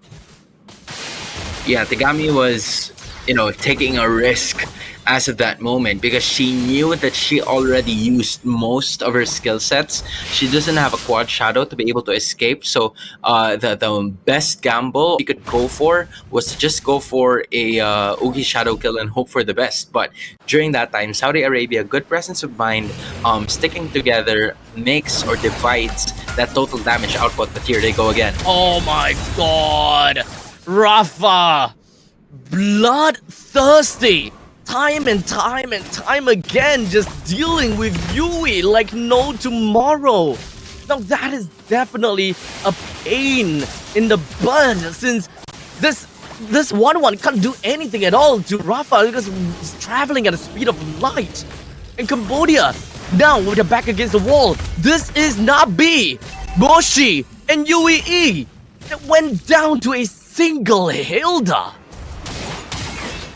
this is just, pretty much unfortunate for Cambodia, because again, you'd love to at least make that pretty operational, but as soon as I say that, man, Nabi and Yui is having the worst of times. 0-5 and 0 for the 1-1. She didn't get the scaling that she needs in the early portions of the game, so she's going to be even more delayed in the later stages. And Saudi Arabia has done a tremendous job, most especially Rafa, just because of the fact that she is always present whenever the 1-1 appears on the floor. She does not hesitate to use those electrifying beats to just make sure that the damage is going to be felt by Cambodia here. And now their backs are against the wall. Saudi Arabia looking to extend this to a game number 3.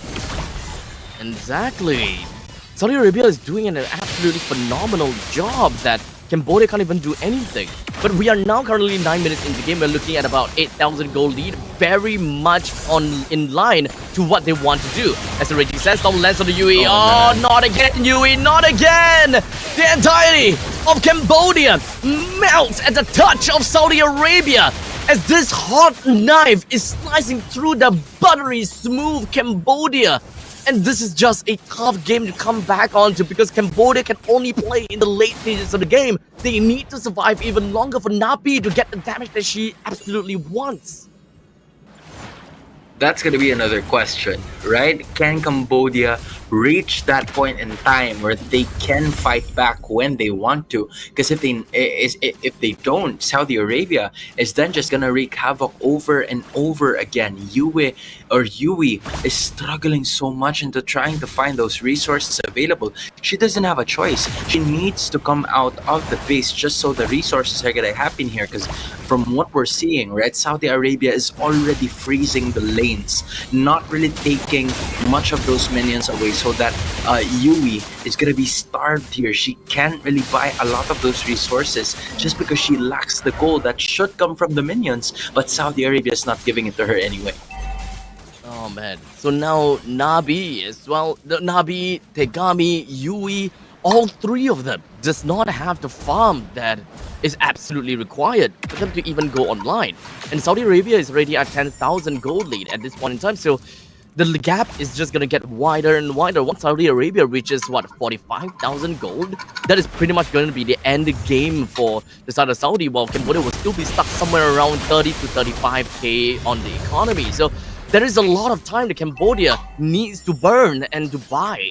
Only 18 minutes into the game. Only then can we expect Cambodia be able to fight back, but can they hold on that long? Not only that, right, but Cambodia hasn't even broken a single turret. But as soon as they say that, it's Tegami finally contributing to an objective that was scored here coming in from Cambodia. But the only problem is that they are just struggling to find most of their damage outputs just because of the lack of gold. You see the 10,000 gold gap discrepancy here in favor of Saudi Arabia, and in disagree coming in from Cambodia. They have to find a way to secure this, because again, the Hayabusa is supposed to scale in the early portions of the game, but she couldn't come to full effect anymore. I'm talking about Tegami, because the power spike is already gone as we speak, so it's supposed to be Yui's time, but she chose a defensive item with that rose gold meter instead of building on those extra damage outputs, just because she could no longer handle the damage that was brought about by Saudi Arabia. So now 12 minutes and 30 seconds into the game. The Lord is marching down from the bottom lane. Mid and the top lane are equally as pushed out. Saudi Arabia, they're really happy with what they've got, as Lyric just going to be jumping right into the face of UAE. UAE runs away with the AOG just to make sure that Reggie Sansom doesn't hit on anyone. Nabi popped off with the Swan Song, but where's the damage at all? Cambodia! They're melted down one by one. It is where Saudi Arabia, they broke through like an Olympic diver, and Cambodia would have unfortunately have got no answer to this whatsoever. As now Tegami hoping that they will be able to extend their lifeline, hoping that they will be able to stay in this game for a little while longer. Tegami went in for a short little bit together with Nabi. They should be able to clear this wave just as effectively, but every single one of the members from the side of Saudi Arabia are just going to be focusing down on Tegami with the next one over to the side of Nabi. Saudi Arabia takes game 2. Victory! They're just basically telling us that this right here is not, all right, this game right here is not the group stages. It is not the group stages. I am Look. for certain that Saudi Arabia really made sure that they can get the win here, because again, you don't want that to be the headline, and they are definitely not agreeing to that as we speak, because now we're back to a 1-1. And Abstract, man, Cyclops was game number 1, Odette was game number 2. I felt like there were a lot of bag of tricks, or there were a lot of possible pieces in that bag of tricks of Cambodia, but it seems like Saudi Arabia just played fundamental, chaotic MLBB ball game in this one. Exactly. Honestly, I just gotta have to say, even though Cambodia, they gave me a little bit of a PTSD in game number 1, I absolutely adore what they have got in the drafting stage, right? Gave us a little bit of a Cyclops, gave us a little bit of an Odette, definitely unorthodox picks, which is actually one of the main reasons why MLB is so fun to watch, so fun to cast. Unless it's a Cyclops, maybe we'll kind of change things out a little bit here. But regardless, the Cambodia coach definitely have got something very different in his mind. It did work out in game number 1, but not quite for game number 2. As much as I want to say this, it's kind of tough for me to be kind of like biased per se, but I actually kind of want to see Cambodia moving on forward even further, because they've got some amazing bag of tricks that we probably don't know too much about. But as of the moment, when you see it, right, none other than Lyrics is going to be the MVP of this game number 2. Just an amazing performance brought about by this player, knowing what she is most likely capable of, especially when she was using that Hilda, providing some space for the rest of her teammates. And not only that, right, because she was the main source of attention coming in from the side of Saudi Arabia, which enabled Pink to unleash those raging sandstorms due to the information that she was giving. Lunar was also able to increase more into that pull gap. And not only that, right, they were also you see, it seemed like you had a change of outfit there. A little bit of change is that what you were outfit, looking yes. for a while ago? Yes, I was trying to unhook it from my trophy stash, just so to show my sportsmanship as well as my showmanship to Cambodia, because honestly, it has been fun, okay? As much as I absolutely hate the Cyclops, okay? But I want to see them move through, just so that they will be able to show us even more amazing games from this point onwards. So we found ourselves in a 1-1 fashion. I honestly want to see more from them, and I am very excited to see Cambodia. What other tricks do you have in that party bag? Ladies and gentlemen, we're gonna go off for a short little break, and once we are back, we will be able to give you the final game between these two monsters, between Saudi Arabia and Cambodia. Don't go anywhere too far. We'll be right back with you.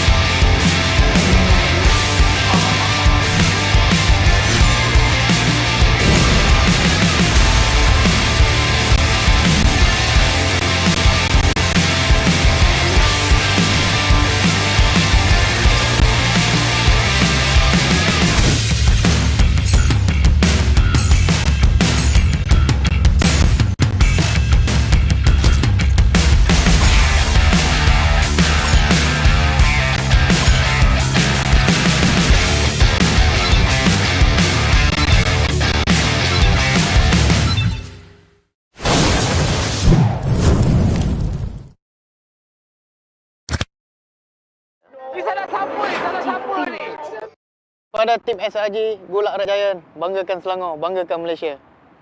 Champion juara wakil Malaysia fight for N6 in Malaysia.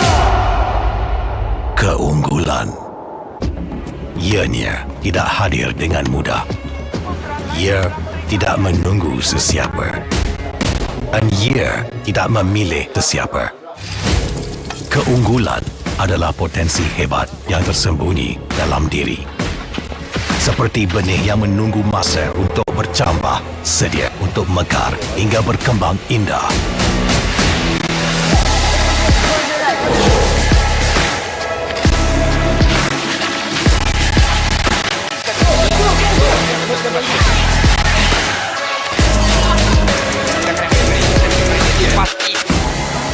Ketika cabaran mendatang, ada yang hanya memerat.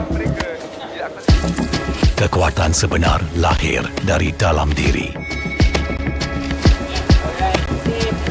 Dibangkitkan oleh jiwa yang menyokong tanpa henti. Kadangkala, saat kita rasa jauh dari apa yang kita impikan, ia muncul dari arah yang tak dijangka. Saat itu, kita sedar potensi yang sebenar ada di sekeliling. Ini semua bukanlah satu kebetulan, tapi kita yakin ini semuanya aturan takdir. Setiap langkah bukan hanya untuk diri sendiri, tapi juga untuk mereka yang berdiri dan berjuang bersama agar kita melangkah lebih jauh, menjadi lebih hebat.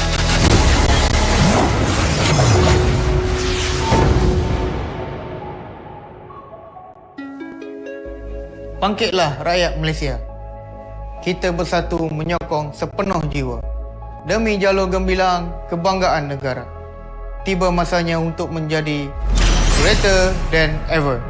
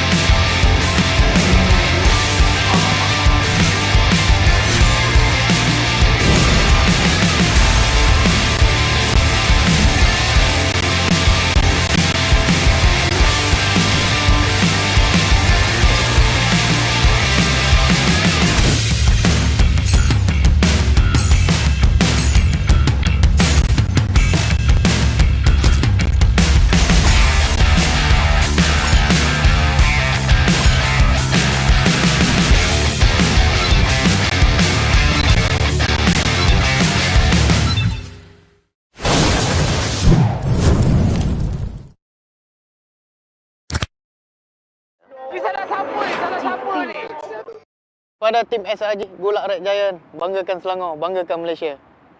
Champion juara wakil Malaysia time for Esports in Malaysia. Keunggulan. Ianya tidak hadir dengan mudah. Ia tidak menunggu sesiapa. Dan ia memilih sesiapa.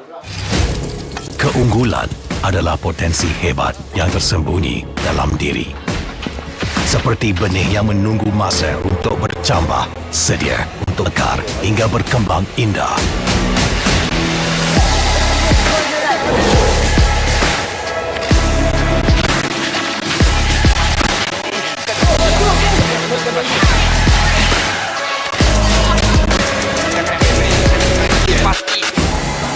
Ketika cabaran mendatang, ada yang hanya memerhati. Kekuatan sebenar lahir dari dalam diri.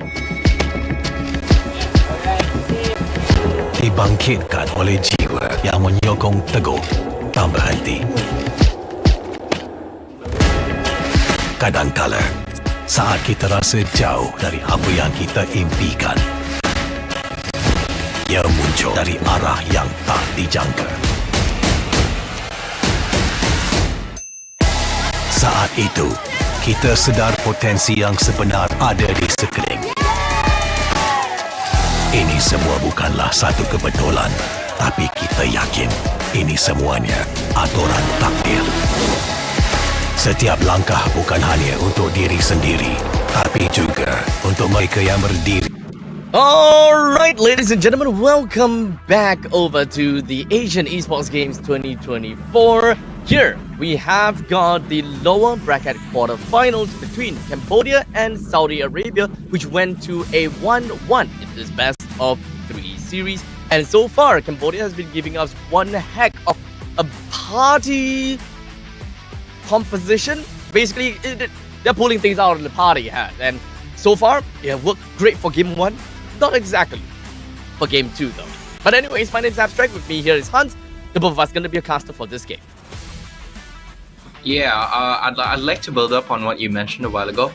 In case you guys don't know, the aspect of what has been Cambodia's lineup here is more on trying out different kinds of compositions, or the same kind of composition, but at the same time you'd add something, you'd add much of a twist to it. Like Cyclops has been that game number 1, Odette has been the game number 2. It's like, you know, the famous conflicting statements of putting pineapple on pizza. Now, I don't know what your insights with that are, or those are, but it's kind of like the idea that Cambodia is trying to fixate in this kind of matchup that we have right now. And meanwhile, Saudi Arabia, it's somewhat of a very traditional, approach that we have been witnessing from them so far. Banning out the Bruno, banning out the Angela. It's been this kind of scenario already. Immediately coming in from Saudi Arabia, they know what they know what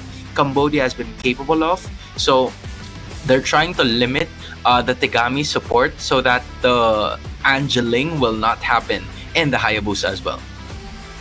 To answer your question, I like my pineapple on my pizza. I don't love it. I like it. Most people are hating it because it's cool to hate, in my honest opinion. But I like my pineapple. Oh man, don't do your social media like that, man. But anyways, let's take a look at this game, right? Because we've got the Hayabusa, Ling, and Bruno being banned away from the side of Saudi Arabia, and Matilda, Juiced, banned from the side of Cambodia. We're still looking for that one final ban from the side of Cambodia. And so far, we're gonna have to kind of look at what has been a problem thus far, right? Is it really gonna be the heal? Okay, they're gonna ban the Hilda after all. Joy definitely seems like a problem. It worked out very well for Saudi Arabia, but it feels like it is definitely a case-on-case basis. It worked well in the game given the circumstances, but it's not something that you can kind of pull off in every single darn game. And I still definitely gonna have to give my props over to Rafa for being able to be that pesky hunter that is just constantly going after Yui time and time again. Yeah, as expected, it's gonna be the Hylos that will appear first. I'm expecting more of like a Khalid appearing here this time for Cambodia. I feel like um, they had a hard time trying to go up against that Khalid from before, but it completely crossed my mind that the Suyu is available, and that's immediately going to be a pickup for Cambodia, which leads me to the option of having the Alpha as well, because Suyu can go very well against the Alpha, and the same can go the other way around. So I feel like the Gatacha and the Hylos would have pretty critical roles here as to how they would want to approach trying to put a stop into one of those junglers, because that is going to be the idea that they will try to instill now. I'm wondering if Eve is going to be added into the mix now, but nope. Saudi Arabia is really about their Nolan as we speak. Even in the midst of the Alpha, they are not willing to take it for themselves and to add that 1-1 as well. They were trying to, this was a hero that was utilized by Yui in game number 2. So kind of like giving him a lecture that, hey, this is how you use the 1-1 at this point in time. Hey, we actually haven't seen a lot of Suyo as well, so I'm actually kind of surprised that it actually leaked out of the bag. So we shall see how that is going to work out for them, right? So with the Hylos, the Nolan as well as 1-1, I like how Saudi Arabia actually picked up the Hylos first and they immediately picked up the 1-1, so that Cambodia wouldn't have a chance to pick up the 1-1 for themselves. So now Cambodia will have to resort over to picking out that Harith. It worked well, definitely, for UAE before, and I think that Saudi Arabia, they definitely will want to look out for that, considering the fact that we have got Gatakacha plays very well into the Harith for being able to deny an area. Maybe for the side of Saudi Arabia, they can look for more heroes that can define these areas well, like the Phobians, for example. Yeah, as at this moment, that is going to be the Harith and the 1-1 in the mix of that gold lane matchup, and we're looking at a Khalid that's going to be the first ban here for the Cambodian squad in the second phase of this game. Not only that, right, you're also going to have to take a look at the Aurora on the other side for Saudi Arabia, because both of these teams doesn't really have a lot of magic damage yet, except for Cambodia because they have the Harith. So I'm looking for mid laners here. Maybe the Vexana would come in really handy, but I am wondering if Cambodia still has some tricks up in their sleeve because of the picks that they've had from a while ago. Do they have something left in their arsenal once more that could surprise us in this game number 3, or will they go traditional this time around and look for those meta heroes? I mean, you still have a lot, right? Like the Valentina, you have at some point the Faramis if you want to use it as well, because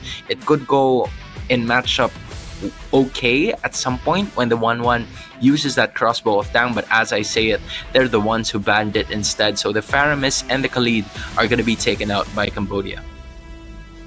So with the Phobius and the Aurora taken out from the side of Saudi Arabia, they're really afraid of Cambodia being able to supplement all of these area denial to themselves, and I think that is pretty valid. But what other heroes is currently left to the side of Saudi Arabia? That's the question, right?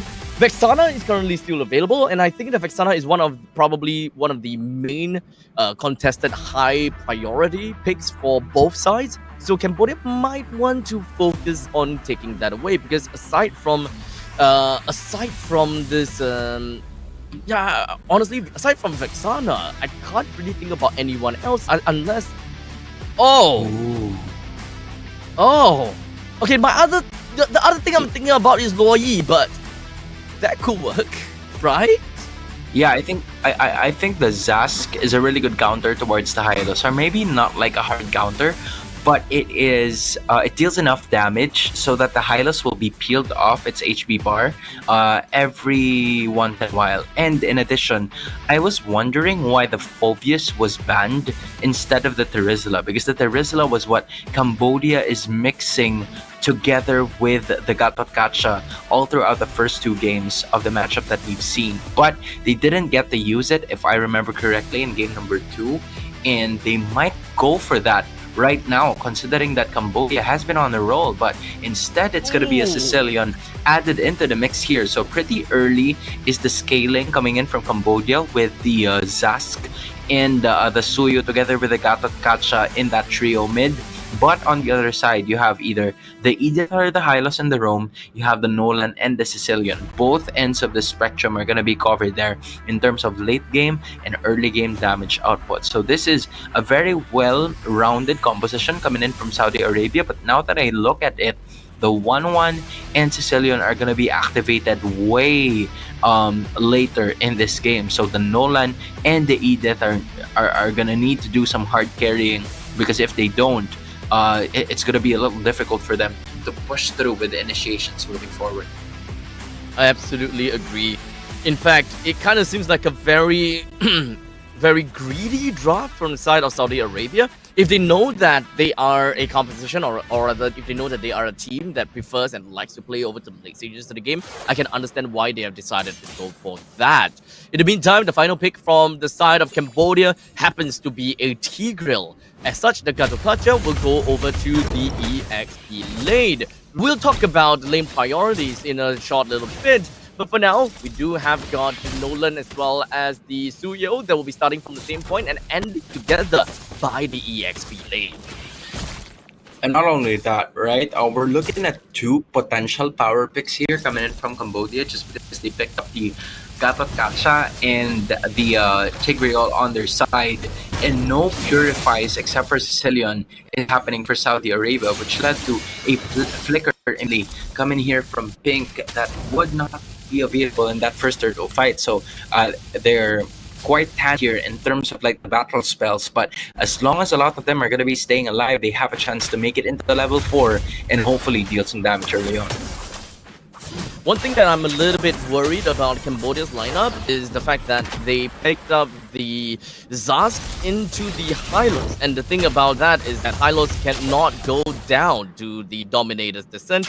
And that is definitely the most important thing. In fact, we'll hold on a second as down in the bottom lane, Moshi pops off with a Revitalize in hopes that he will be able to stay alive from Lyrics. And indeed, he will be able to stay alive from Lyrics as well as Rafa. So that's all fine and dandy. But for me to finish things up, Nabi might not be able to do any form of damage aside from bringing Lyrics all the way down to a very low amount of HP, because the Hylos would want to tank the entire laser beams from Nabi.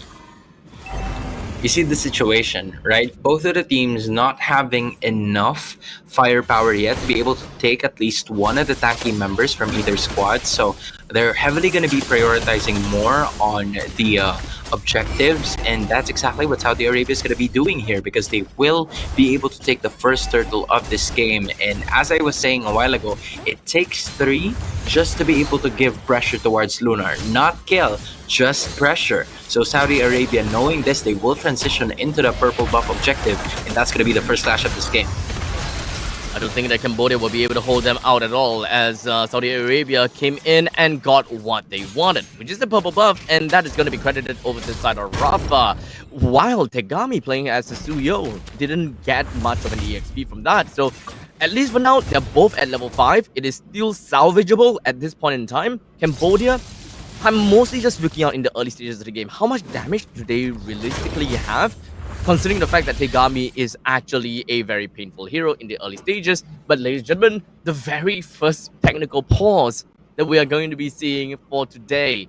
Now, for those people that have just came in, welcome to the Asian Esports Game 2024. This is match number 4 out of 5 matches that will be casted today. We've went through quite a lot of games already, and right now we're looking at the lower bracket quarterfinals between Cambodia and Saudi Arabia, which have turned out into a 1-1 in this best of 3 game. And so far, I think that Hans and I would both agree in unison that this game is probably gonna be the toughest game, where we definitely have to send off one of these teams. And so far, both of these teams have given us tremendous effort in their gameplay, and of course, very enjoyable to watch too.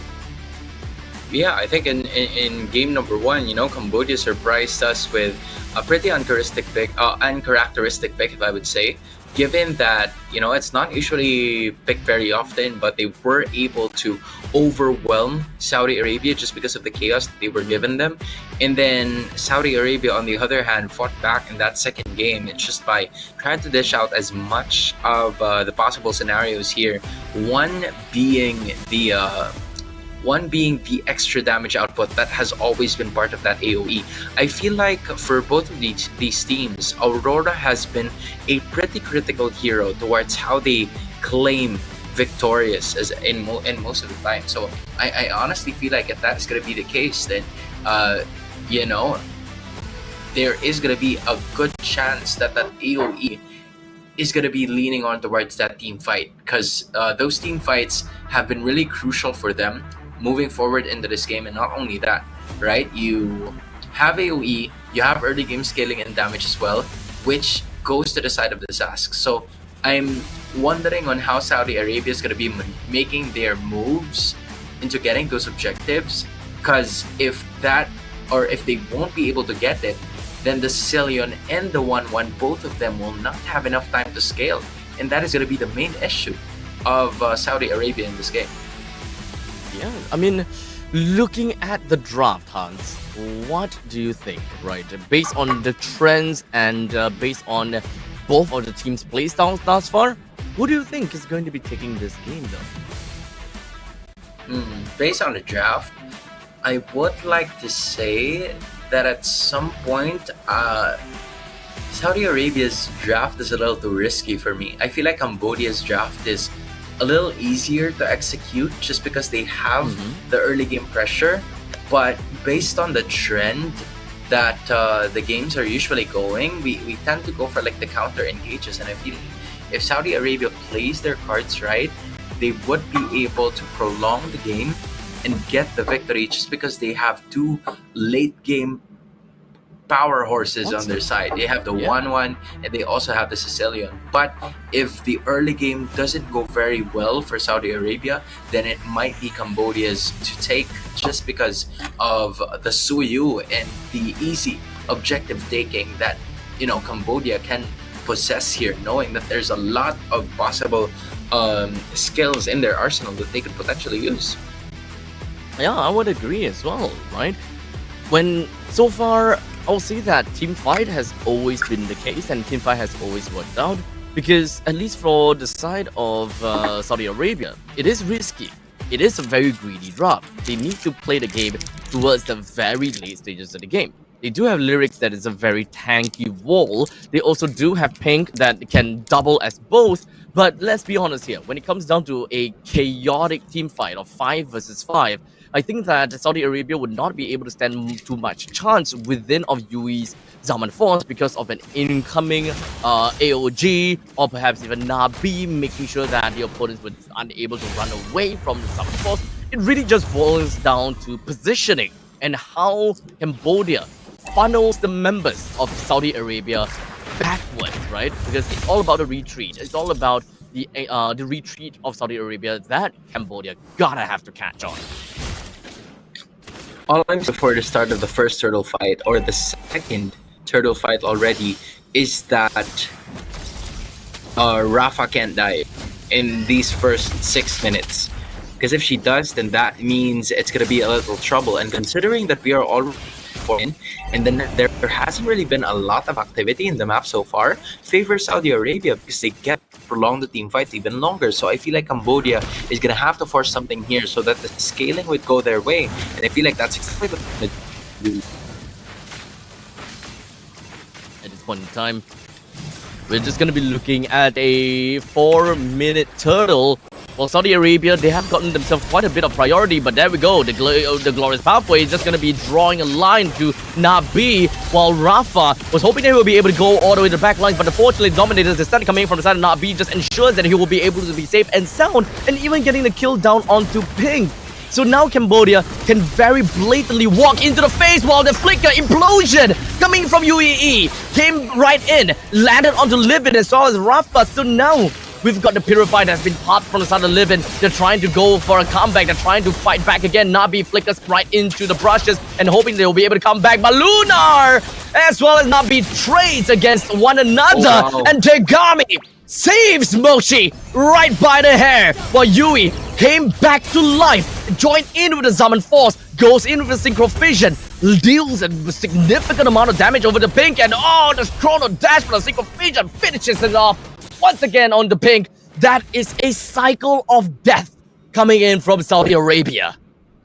Yeah, it felt like for the entire 1 minute and 30 seconds of that team fight, everybody has at least experienced death. Except for Tegami, except for Moshi. So I felt like Cambodia has had a really good run in that first few minutes. And Saudi Arabia was able to take that turtle because even though there was a certain amount of implosion that was landed by UEE towards Rafa and Livin used her purify to be able to get away. But meanwhile, Rafa was just had enough of airtime for her to be able to get out of that, and then came a series of bloodshed for both of these teams as Cambodia was able to get more of that. But here comes the fight once more. Immediately, it does seem like we do have the crossbow of Tang just going to be popped coming in from Lunar. He's going to be safe and sound, while Moshi hopes that he will be able to get away. He still continues on. Moshi's almost stayed alive. UEE, I could say the same as well, as he survives with just a sliver of health, while Rafa made her way to the middle lane, takes down the middle lane tier 1 turret. Again, we've seen the same strategy from Saudi Arabia in the first game, right? Where Saudi Arabia's idea is that they're going to have to fight with a 4-man or 4-woman push. And then Rafa's just going to go ahead, roam around the map, try to find a really good angle where they could penetrate through the defenses and go back to the turtle. And I feel like that's what they're going for now, with another turret taken down, but Pink and Lyrics being left behind here. Saudi looking for more. Cambodia flickers forward. Moshi lands the AOG around the Livin right within of the Zaman Force. Cambodia pushes the rest of Saudi Arabia away. They did manage to pick up a single kill, and that's more than enough because Cambodia can just threaten onto the purple buff and steal it away from Saudi Arabia. But that's not gonna be the end. 3-man implosion knocks up. Cambodia comes in, takes 2 kill, or rather takes only 1 kill onto Lyrics at the cost of UEE's life.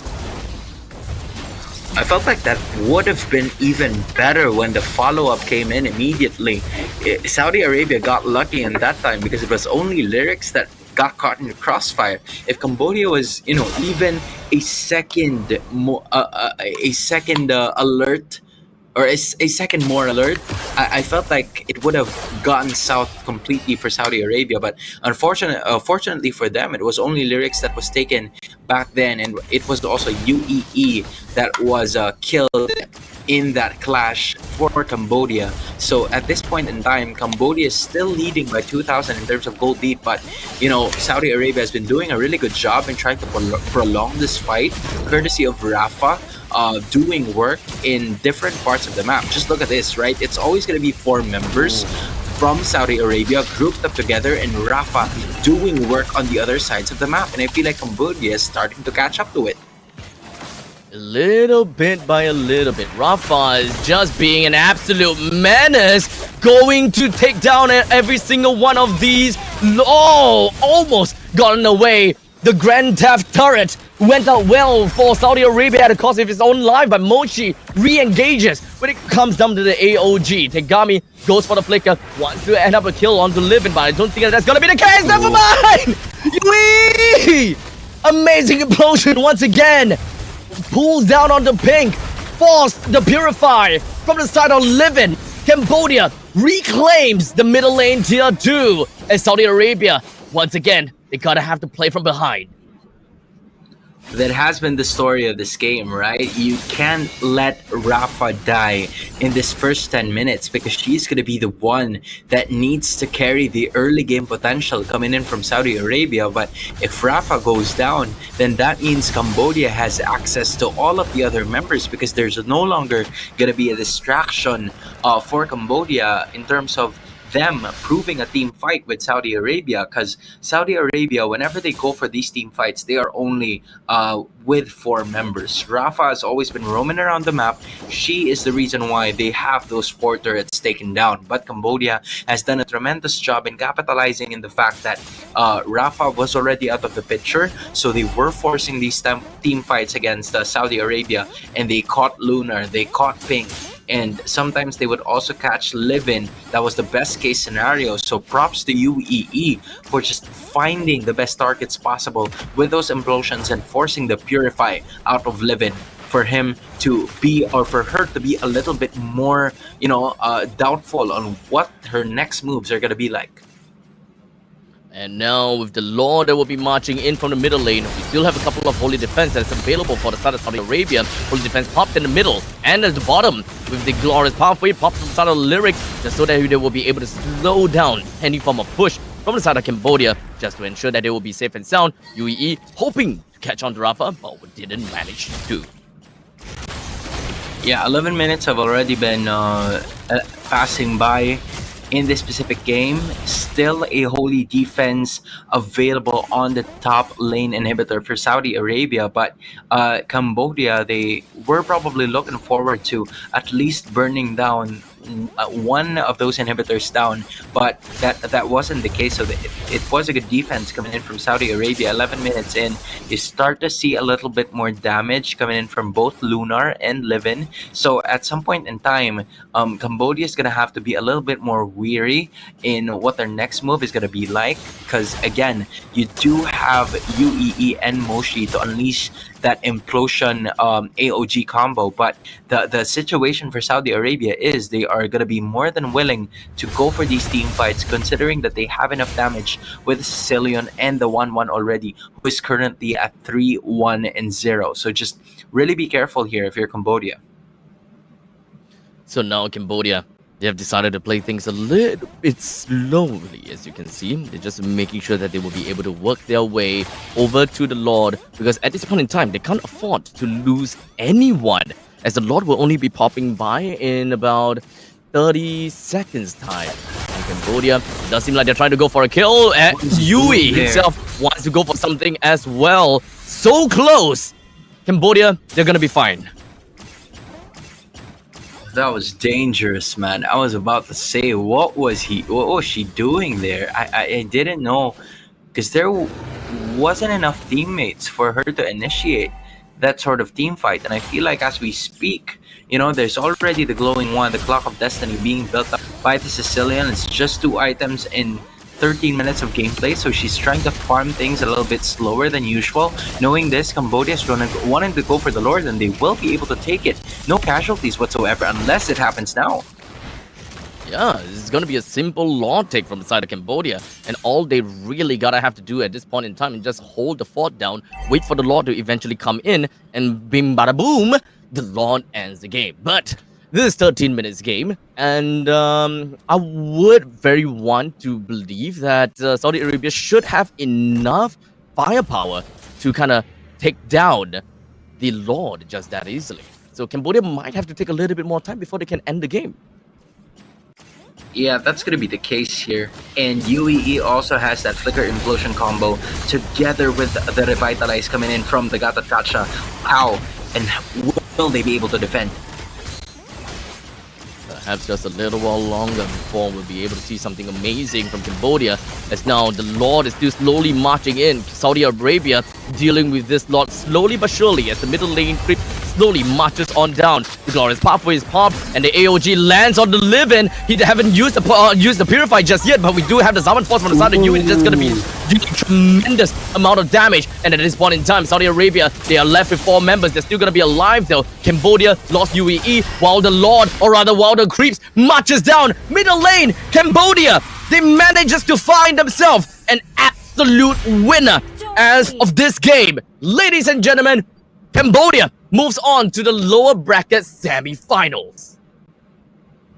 What an incredible performance coming in from Cambodia. They knew their timings. They knew the power spikes of their heroes, considering that there was a lot of possible comeback potential that the 1-1 and Sicilian could pose in that lineup coming in from Saudi Arabia, but they no longer waited for it. As long as they were already there, they made sure that they had every single chance and possibility, because again, that was their window to strike, and they didn't hesitate whatsoever, because if they did, then it would have posed a lot of problems for the side of Cambodia, because you have the Sicilian and you have the 1-1 as well. So just a really good job coming in from Cambodia. GG's of course to Saudi Arabia, but it's Cambodia getting the win on this one.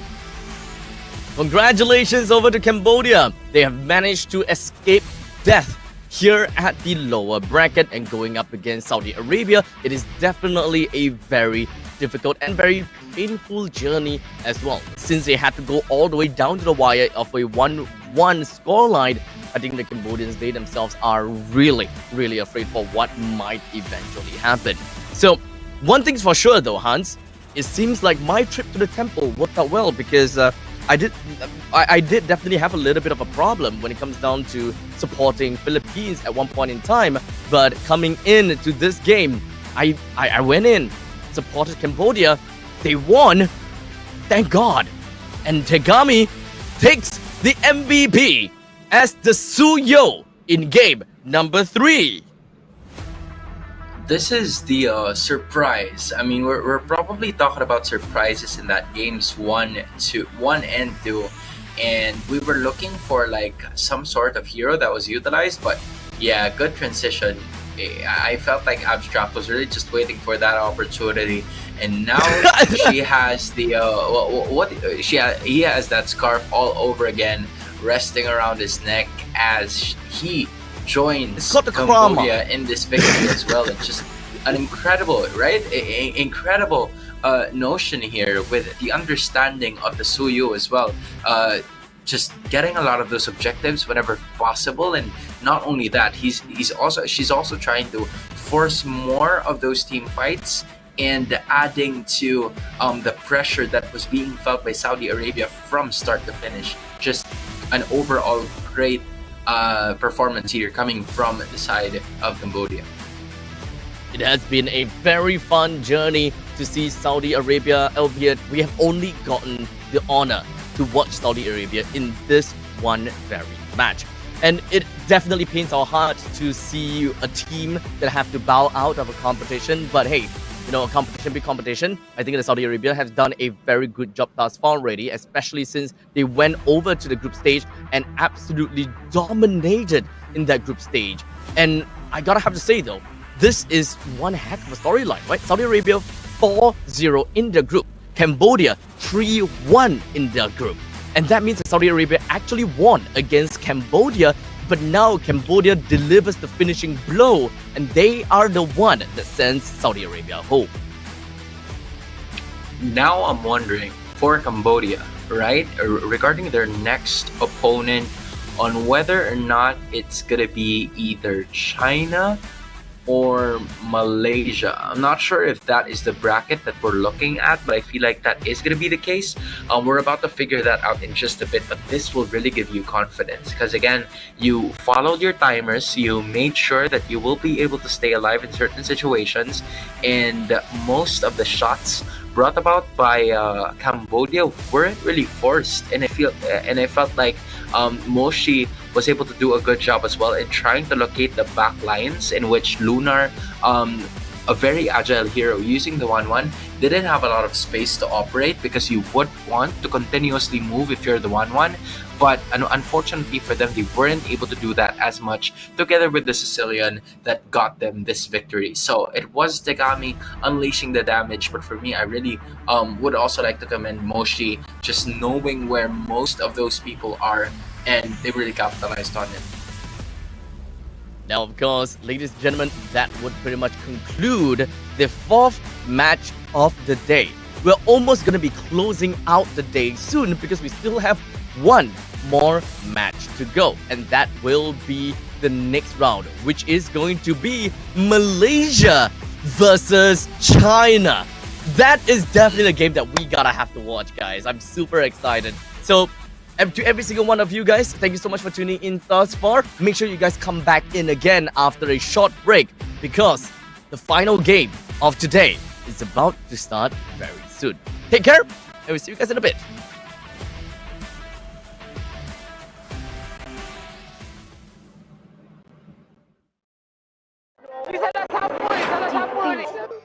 Pada tim SRG, Gulak Red Giant, banggakan Selangor, banggakan Malaysia. Champion juara wakil Malaysia time for M6 in Malaysia. Keunggulan. Ianya tidak hadir dengan mudah. Ia tidak menunggu sesiapa. Dan ia tidak memilih sesiapa. Keunggulan adalah potensi hebat yang tersembunyi dalam diri. Seperti benih yang menunggu masa untuk bercambah, sedia untuk mekar hingga berkembang indah.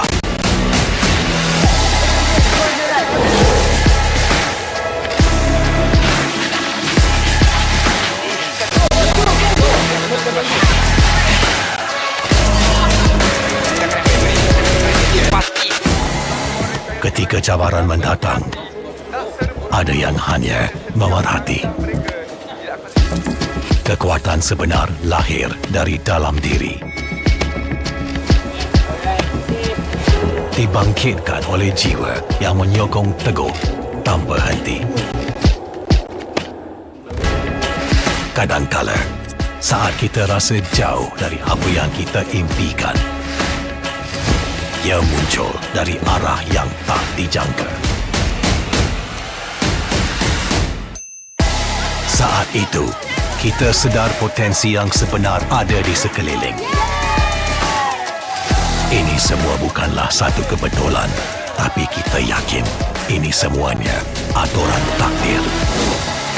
Setiap langkah bukan hanya untuk diri sendiri, tapi juga untuk mereka yang berdiri dan berjuang bersama agar kita melangkah lebih jauh, menjadi lebih hebat.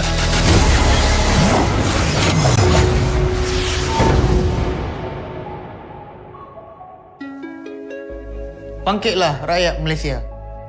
Kita bersatu menyokong sepenuh jiwa. Demi jalur gemilang kebanggaan negara. Tiba masanya untuk menjadi greater than ever.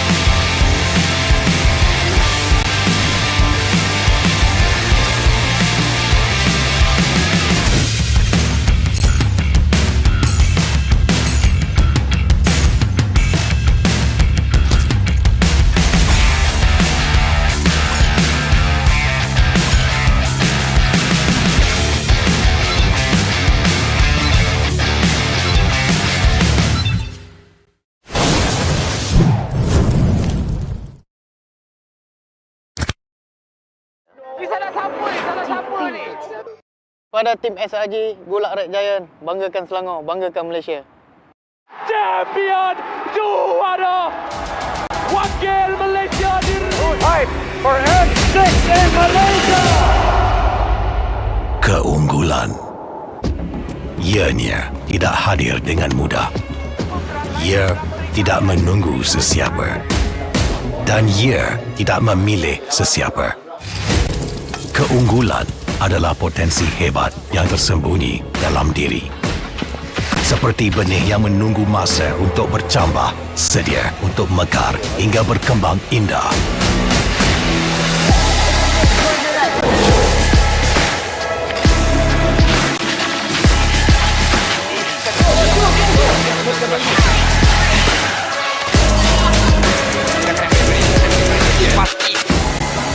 Ketika cabaran mendatang, ada yang hanya memerhati. Kekuatan sebenar lahir dari dalam diri. Dibangkitkan oleh jiwa yang menyokong teguh tanpa henti. Kadangkala, saat kita rasa jauh dari apa yang kita impikan, ia muncul dari arah yang tak dijangka. Saat itu, kita sedar potensi yang sebenar ada di sekeliling. Ini semua bukanlah satu kebetulan, tapi kita yakin ini semuanya aturan takdir. Setiap langkah bukan hanya untuk diri sendiri, tapi juga untuk mereka yang berdiri dan berjuang bersama agar kita melangkah lebih jauh, menjadi lebih hebat.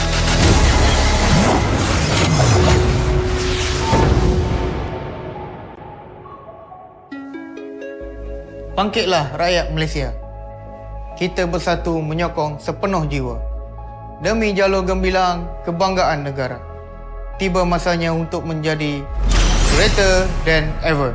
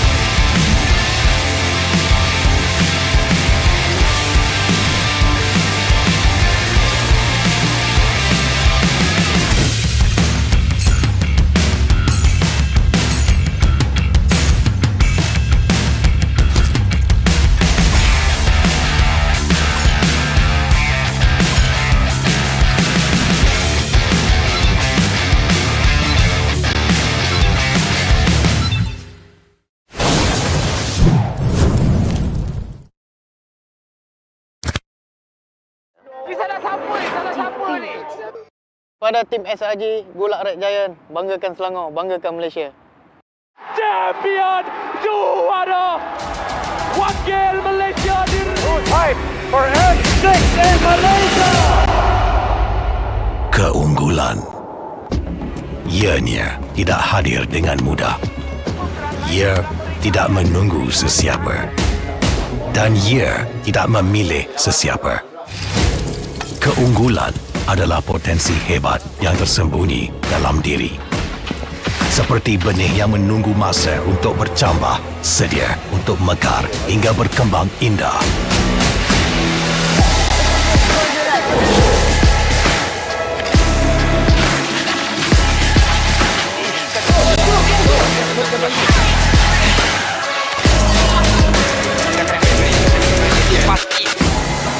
Ketika cabaran mendatang, ada yang hanya memerhati. Kekuatan sebenar lahir dari dalam diri. Dibangkitkan oleh jiwa yang menyokong teguh tanpa henti. Kadangkala, saat kita rasa jauh dari apa yang kita impikan, ia muncul dari arah yang tak dijangka. Saat itu, kita sedar potensi yang sebenar ada di sekeliling. Ini semua bukanlah satu kebetulan, tapi kita yakin ini semuanya aturan takdir. Setiap langkah bukan hanya untuk diri sendiri, tapi juga untuk mereka yang berdiri dan berjuang bersama agar kita melangkah lebih jauh, menjadi lebih hebat.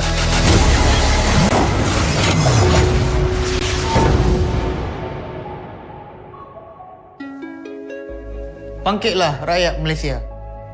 Kita bersatu menyokong sepenuh jiwa. Demi jalur gemilang kebanggaan negara. Tiba masanya untuk menjadi greater than ever.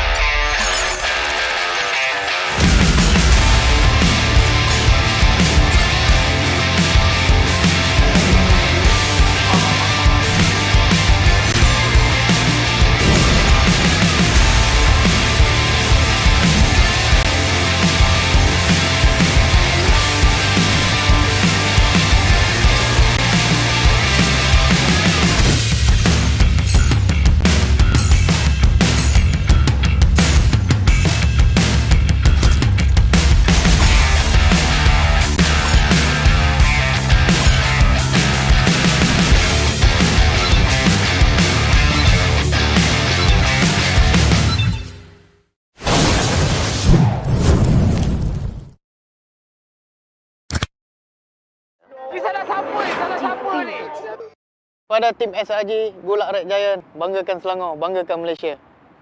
Champion juara wakil Malaysia diri. For F6 in Malaysia.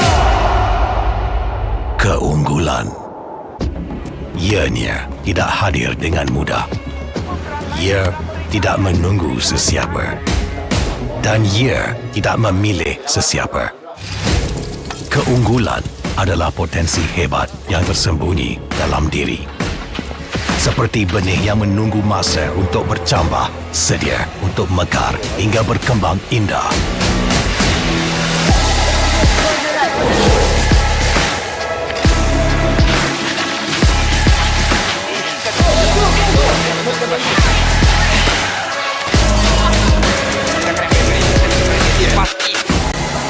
Ketika cabaran mendatang, ada yang hanya memerhati.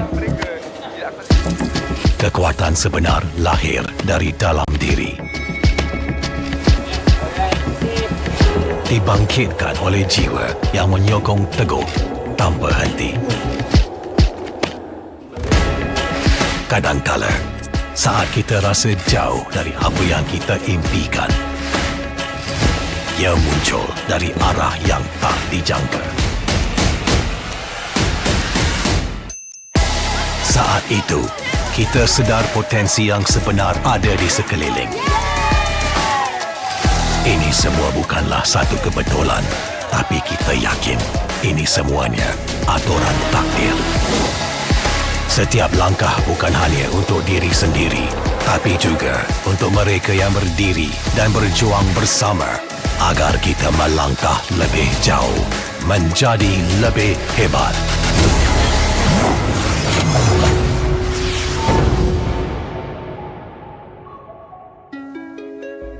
Bangkitlah rakyat Malaysia. Kita bersatu menyokong sepenuh jiwa. Demi jalur gemilang kebanggaan negara. Tiba masanya untuk menjadi greater than ever.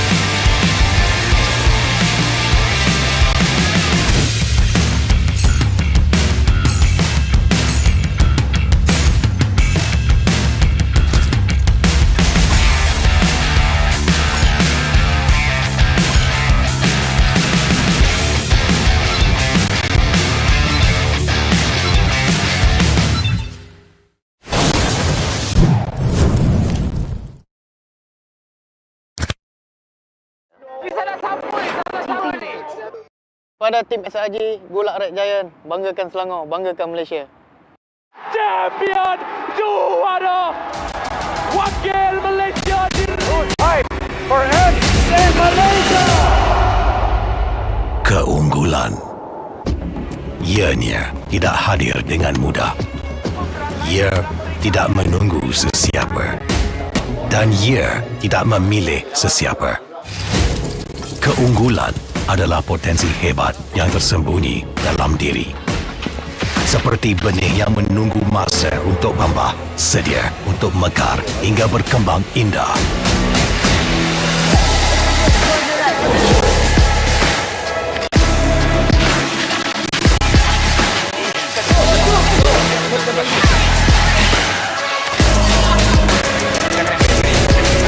Alright, ladies and gentlemen, welcome back over to the Asian Esports Games 2024. My name is Abstract, with me here is Hans. The both of us are going to be a caster for this final series in the lower bracket between Malaysia and China.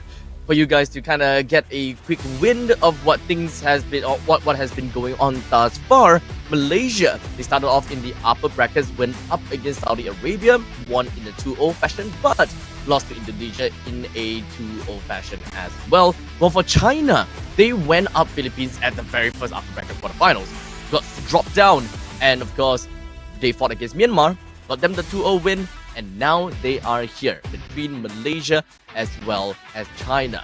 Now, before we even jump over to the nitty-gritties about the game, I gotta have to say that a new era is definitely here to all the MLBB fans as the M6 World Championship kicks off from November 21st to December 15th. Of course, with the December 15th being the grand finals, and it's time to witness the rise of the new teams and players ready to make their mark on history.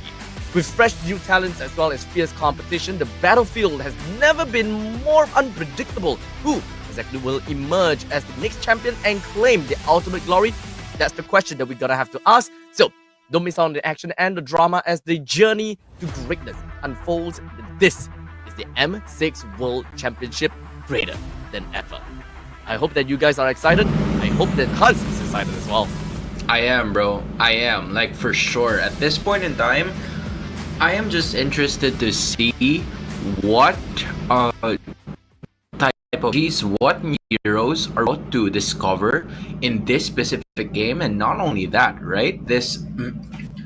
We're about to find out more of China Malaysia's best of 3 series. And from what we've seen from before, China has been a squad that has had tremendous performance all lower bracket, and they're starting to try to make a run in the lower bracket. But Malaysia has also been one of those squads that have really showcased what they can do, and as of this moment, they're going to be the first team all throughout the day that's going to be picking up the Fulvius, and I feel like the Angela as well could be a premonition that a Ling is about to arrive, considering that it is part of the banning phase. I think that it all makes sense. With how Malaysia usually play, they would just want to go all out for the battles. And normally we see that Malaysia actually put a lot of priority onto Cho. To see them actually first pick on the Angela is actually relatively interesting. But still, Angela is still the first Blood Queen for a very good reason. And I pretty much expect to see that the aggression from Malaysia is unparalleled against China. And at this point in time, right, you pick up the Bruno, and you also get the Aurora for yourself. And just like what I was expecting, the Ling is obviously going to be part of it. And I feel like if China gets to pick it up, this was also like a test, Malaysia's test towards China on whether or not their jungler Chokes is comfortable enough to use the Ling. But apparently that is not going to be the case. So, you know, Malaysia tends to pick it up pretty quickly, and they're very comfortable with that kind of hero, knowing that Quinn with a 1 for an eye is going to be using that as we speak. And in addition, I feel like another thing that is about to arrive here could potentially be the I'm looking at other options here for the EXP lane. I'm just missing all of the others. But I felt like a Teresa is about to arrive too. But it's just a solid 3 option here for Malaysia. And China still has some sort of flexibility on whether or on where this cattle catcher is going to be coming from. I would say that with the probability of seeing a Khalid not banned is definitely going to be one of the possible initiations as well, right? Especially for both of the teams, technically speaking, majors has been picked out. Glue is also going to be one of the very possible reach out, especially for the side of China.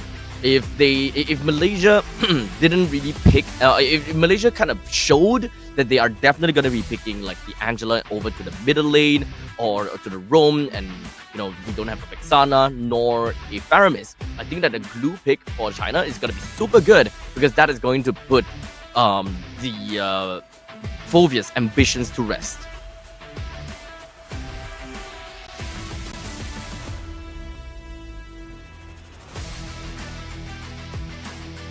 Believe that at this point in time we're still looking for one final ban from the side of China, but taking a little bit of time to really consider what do they really want at this current state of mind. Now, with the Julian being banned out, it does seem like Malaysia is not really quite fond of any form of early game engagement. You can pretty much tell from their bans that they don't want to deal with those early games. They want the early game for themselves. Yeah, and in addition to what you've mentioned also, the Julian is a really good catalyst towards that early game aggression that China's going to be looking forward to here. So that resulted into a ban, most likely coming in from Malaysia. And I feel like one of the possible options that China could potentially expect here would be the Alpha. I feel like the Alpha going up against the Ling would be a little too slow in terms of getting the jungle objectives, but when it comes to like the neutral objectives, I feel like that is where the Alpha could shine going up against the Ling. So that might be one of the things that China could look forward to heading forward into this game. But a Khalid is going to be the pick up here for Malaysia. Obviously, it will go into the roam position. So knowing that Keyboy is the roamer, yep, that's Keyboy with a Q. You can expect that the aggression is going to be, right? You're going to expect that there's going to be some sort of aggression here that's going to be displayed by Malaysia in the early portions of the game, just because they have the Khalid and the Phoveus on their side. So, with all said and done, both the Phoveus as well as Khalid is out. Glue is actually amazing over to the side of China. There's no one that is going to be stopping this Glue right on his tracks, and there should be no problems in winning in the lanes as well. But unfortunately, we're not going to see a Glue. It is going to be a Edith as well as a Nolan that's picked up from the side of China, and Malaysia, they're now left with one final pick, and that has got to be the gold laner. They're going up against a Bruno, so there's actually quite a bit of options, right? 1-1 is definitely something that they can potentially look out for. But other than that, if they want to play for area denial, I think that Nathan is actually not too shabby of a pick too. Yeah, I think there could also be a potential of a Harith getting picked up here if they want to. But yep, it's going to be the Earthel instead, so that there could be damage coming in from Malaysia in the early to late game portions of our matchup. And I feel like for the rest of the members of Malaysia, they have access towards the back line, which is really going to be crucial for them to win this game. Because again, the Bruno is going to be the main target. It needs to be the first casualty in mind of the Malaysians heading forward into this matchup. Because if they don't do that, and the Bruno tends to scale very well, then it's going to be causing a lot of problems. And one of the advantages of Malaysia in that specific lineup is that they can go from one place to another easily because they have the Ling and the Khalid on their side. So let's see if they're going to capitalize on that now. Now, of course, ladies and gentlemen, we're going in with China starting at the blue side and Malaysia onto the red side. Both junglers have decided to start off at the second half, or rather the bottom half of the jungle, and end it off at the gold lane. Lane priorities, you can very much be able to see that Malaysia have a very strong lead, and they're just dueling it out right off the bat. You can see the Fanhua already popped off with the Vitalize. Just an immediate popping off of that battle spell is really going to be crucial for both of these teams because the turtle fight hasn't even started yet, right? So I feel like for both of them, they're going to have to make sure or ensure themselves of some sort of idea that they can do something about it pretty quickly. But as of the moment, Malaysia just really allocating most of their resources upon just getting those jungle objectives, and then afterwards start off with a fight in the turtle that's going to be happening in less than 40 seconds of gameplay. So with that all said, no one has gotten killed just yet. Very uncharacteristic of Malaysia, I gotta have to say. Usually they would just want to run all the way in and just kind of destroy everyone that they see. They have an Angela. They have got the Khalid as well. As much as possible, they will want to look out for more of these battles. As long as they're able to shove and ensure that the Aurora kind of stays in the lane, they should constantly be able to find out where Chokes has been throughout the map, and they should be able to kind of catch out Chokes as well, especially since the turtle is about to appear for this match itself. First turtle of the game already here present for both of the teams. Someone in position as we speak now. Looking forward to getting this first major objective.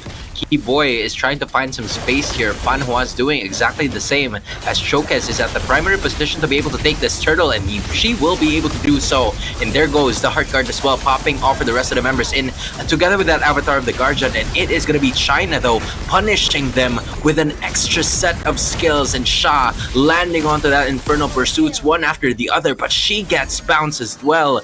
That is 3 heroes down for the side of Malaysia. Quick respawn since it's just the first 3 minutes, but China making sure that they will make a mark in this game.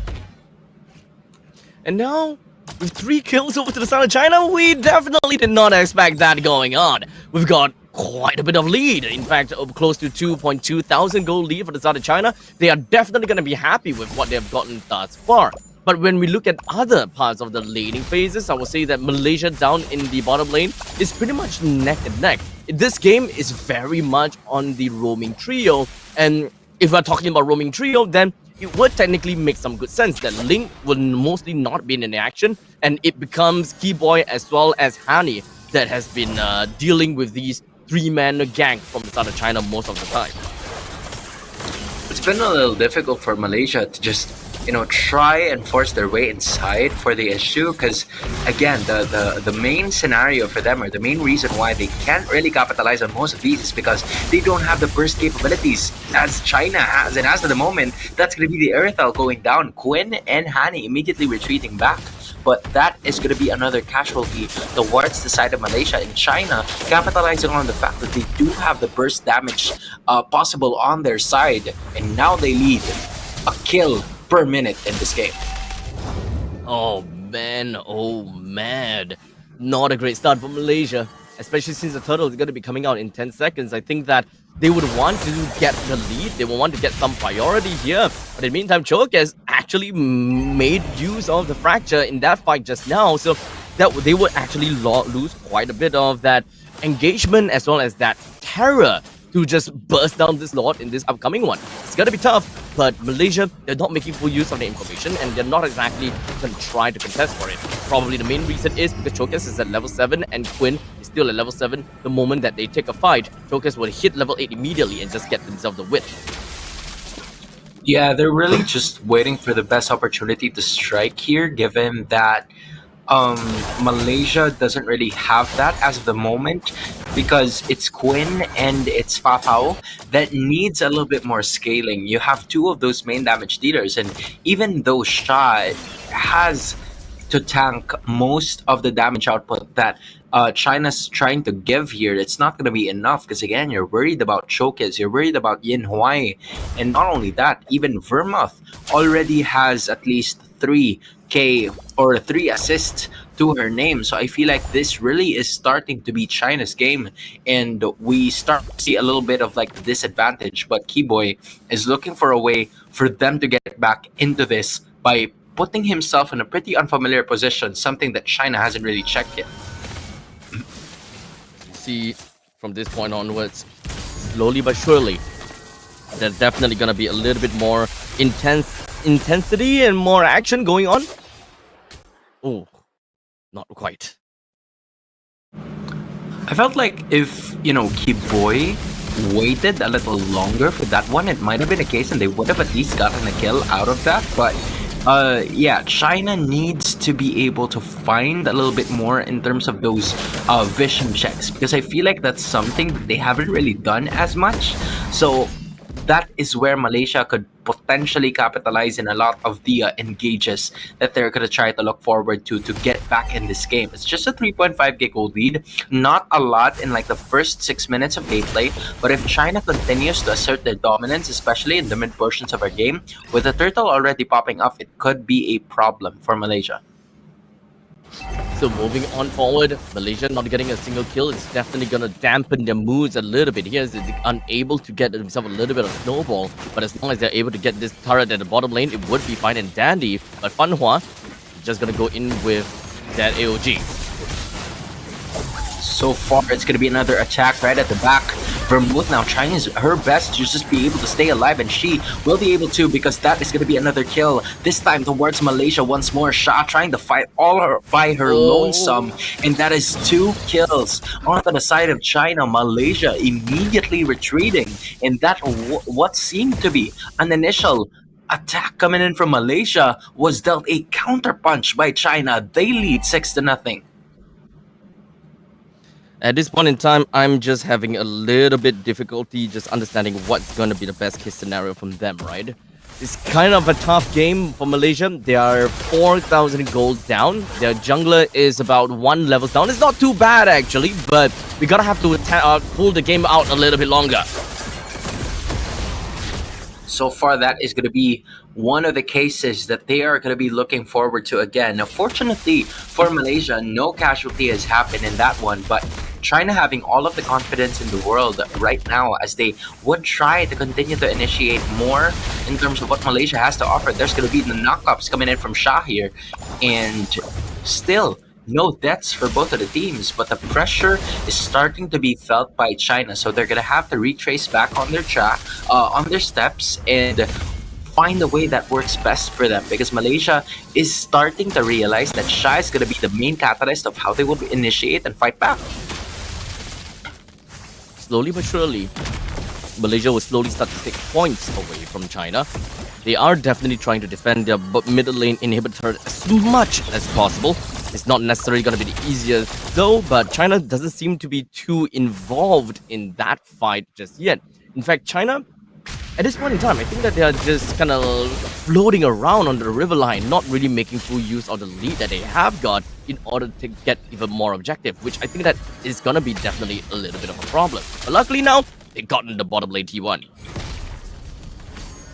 In this scenario right here, China just slowly but surely asserting more of their presence in the Land of Dawn just by getting one turret after another. Already 2 turrets have been secured by China at this point, and they have also secured 6 kills. I feel like an icing on top would have this lord that will be spawning in just less than 20 seconds of gameplay, and Yin Huai has been, roaming around freely, and Jessica's just right there dishing out at least damage and information, but the fight's gonna be here now. Keyboy landing onto that Raging Sandstorm, not gonna be able to hit anybody, but that just might just be another one of those ultimates. Tempest of Blades has already been thrown here. Again, no casualties. Malaysia just doesn't have enough damage to take one Chinese player down. With that, it's okay, considering the fact that we are only 10 minutes into the game. Malaysia will start to pop off even more once we have hit the 12 to 14 minutes part of the game. We're looking at 24,000 gold, so the lead is not all that great. 6,000 gold, but unfortunately, because of this lord, we might be able to see more of these money bags taken away by the side of China. So eventually, slowly but surely, I think that if China is able to play this well, take down every single one of these inner turrets, I think it's relatively fair to say that China should be able to get a good 7,000 gold lead, and if they are able to hold on to the 7,000 gold lead, they should be able to end this game roughly about 14 minutes in, right before Malaysia eventually gets their power spike. And not only that, right, the flicker is already gone coming in from Shah. I'm surprised that Shah didn't choose to go for a vengeance. Instead, she went for a flicker as of this moment in time, but maybe that is for the case of when she is going to try to evade most of China's attacks here. But as of the moment, it is still a-okay. Sha's going to do her best to be able to defend this middle inner turret, but that to no avail is going to happen. So as of this moment now, China already burning most of the holy defenses that the inhibitors of Malaysia are going to be putting here, but they're simply not forcing their way inside. They're waiting for the right opportunity, and they know that they're almost at least like 8k or 7k gold lead ahead, so they don't want to pick most of their corners. They just want to establish more of that lead so that when they make for that one final push, it's going to be ready. Honestly, that's kind of the problem for me, right? They managed to get themselves a good lead on top of China. That's an 8,000 goal lead, but they're not necessarily playing like as though they got the 8,000 goal lead, and the timer is running out. The moment that they take a little bit too long to end Malaysia, that is pretty much gonna be the end game for Malaysia, and they will be happy with what they've gotten thus far. China, they really gotta have to make a move soon. Malaysia may have got 0 kills at this point as we speak, but won't be like that for long. Quinn hasn't been checked by Jessica at this point in time, and you know, those are some of the fundamentals that I feel like China should need to improve on. But mechanics wise, they've been stellar all the way through, and now Quinn is going to be using the full arsenal of the Ling just so she would be able to escape that China onslaught, and it is going to be okay for China at this point in time. Still, they lead anyway, 6-0, and they just have to wait for the next Lord to spawn. And Malaysia, they might want to make a bit of a move here, maybe go for a pick-off, but not too risky to the point all of them would get wiped out. So at least that would be something. I guess the main thing is that, second, middle. Attacking here, the wrestlers in. Coming in from China, there's already been a stun unlocked by Vermouth, but that is not going to be the ultimate just yet, so it will be insanely crucial as to how China's going to be approaching this, as Sha is already going insane right at that portion of the map. But it is going to be Malaysia getting that first Lord of this game, or second Lord rather. A turnaround is possible here for the side of the Malaysians, as you know, the Chinese players are slowly falling down. Fan Hua is trying to fight another way, but 3 heroes are already down. Make that 4, as Hani is the only person left here for Malaysia. The waves are on the top, or are on the mid and at the bottom, with Tans being the earliest Malaysia's reinforcements could arrive from.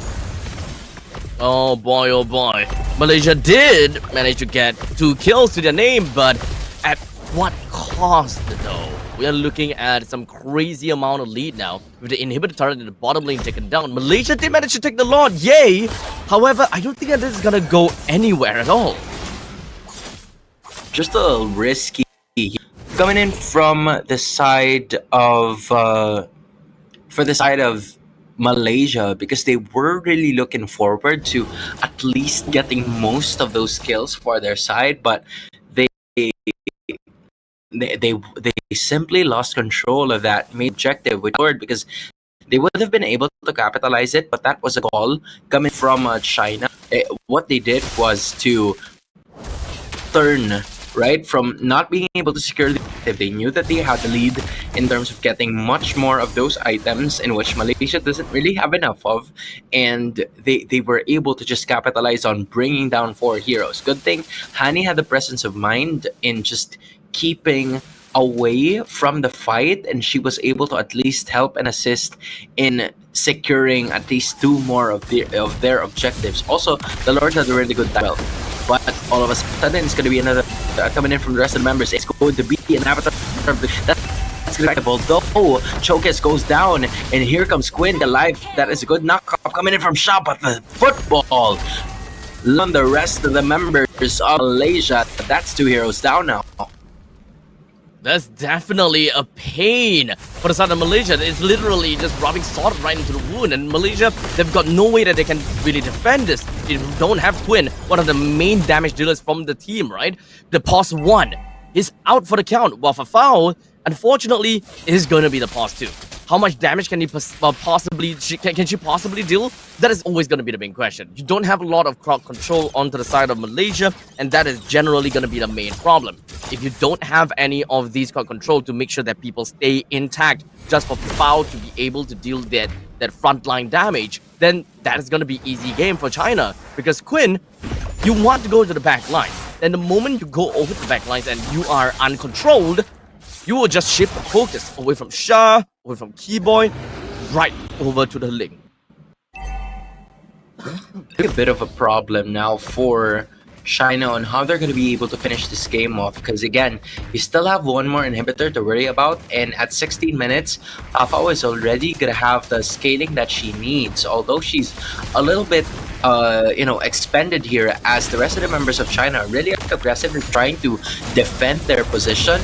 Meanwhile, there's already going to be Keyboy landing on the words at Raging Sandstorm, landing his Quinn, using the Tempest Blades as well. But look at the other side, it's trying to fight one the Angela and winning on that one, but Shah goes down in the process as well. 1-for-1 together. No Lord is going to be taken by both of the teams, but instead there's going to be an immediate turn, which Malaysia were completely aware of. So China goes back into taking that Lord.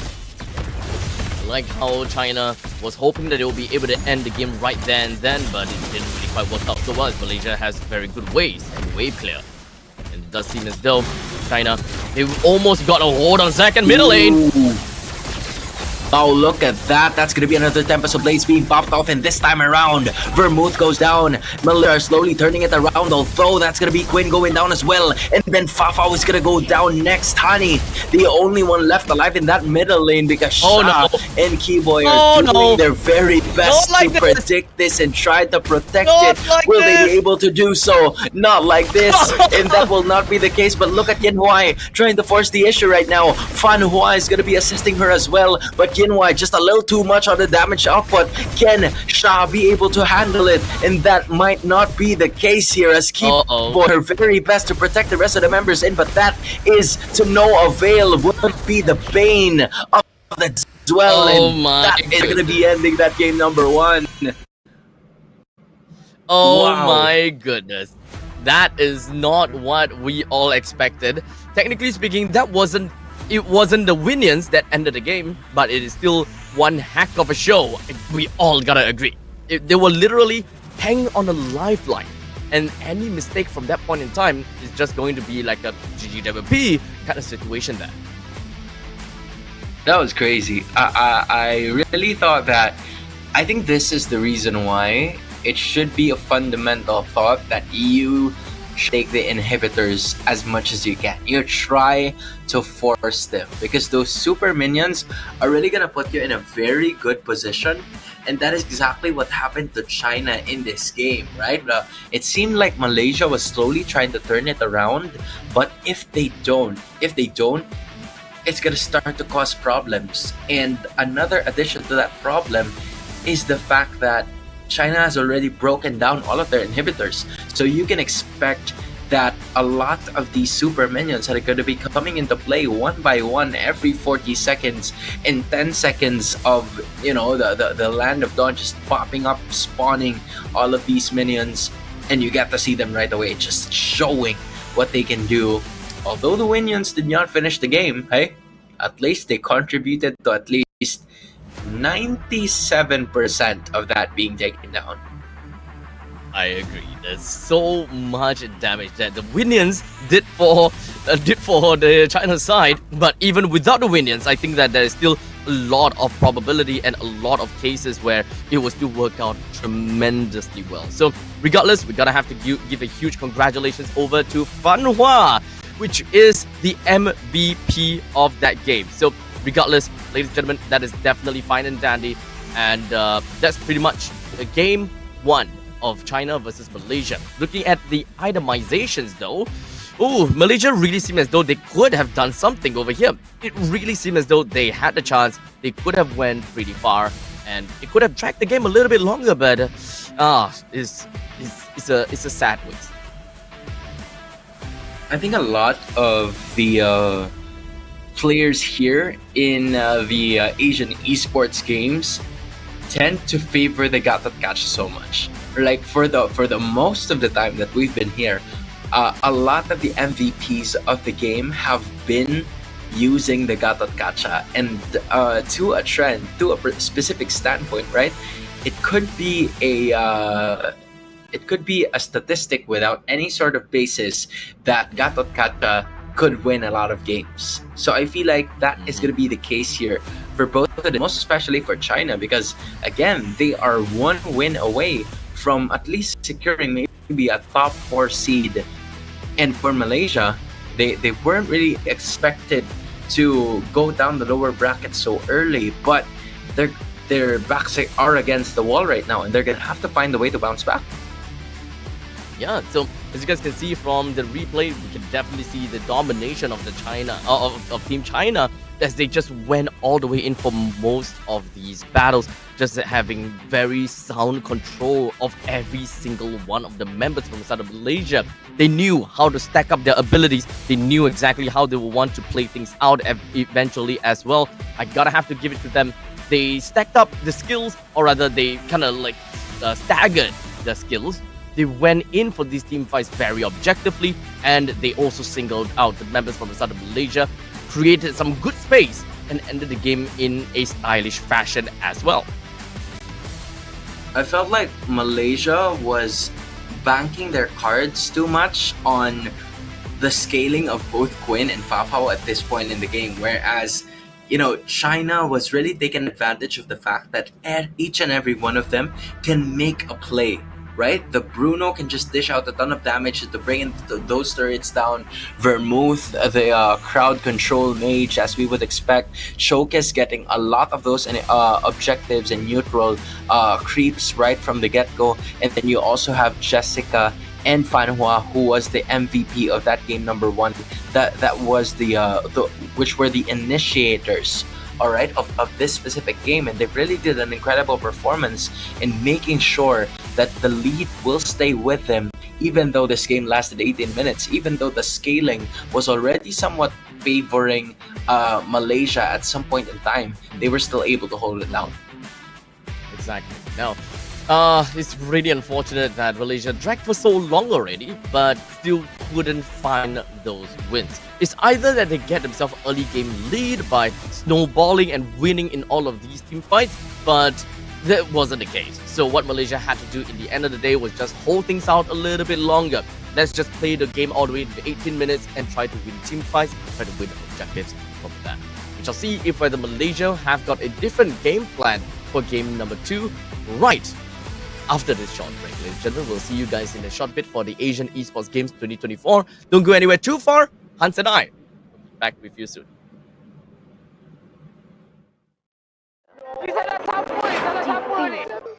Pada tim SRG, Gol Arek Giant, banggakan Selangor, banggakan Malaysia. Champion juara wakil Malaysia fight for N6 in Malaysia. Keunggulan.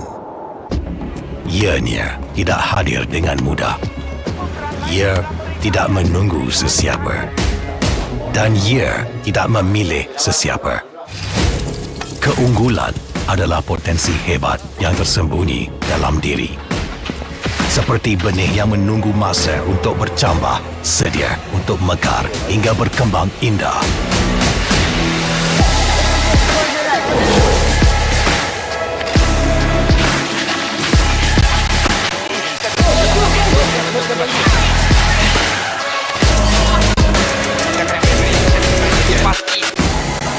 Ketika cabaran mendatang, ada yang hanya memerhati. Kekuatan sebenar lahir dari dalam diri. Dibangkitkan oleh jiwa yang menyokong teguh tanpa henti. Kadangkala, saat kita rasa jauh dari apa yang kita impikan, ia muncul dari arah yang tak dijangka. Saat itu, kita sedar potensi yang sebenar ada di sekeliling. Ini semua bukanlah satu kebetulan, tapi kita yakin ini semuanya aturan takdir. Setiap langkah bukan hanya untuk diri sendiri, tapi juga untuk mereka yang berdiri dan berjuang bersama agar kita melangkah lebih jauh, menjadi lebih hebat.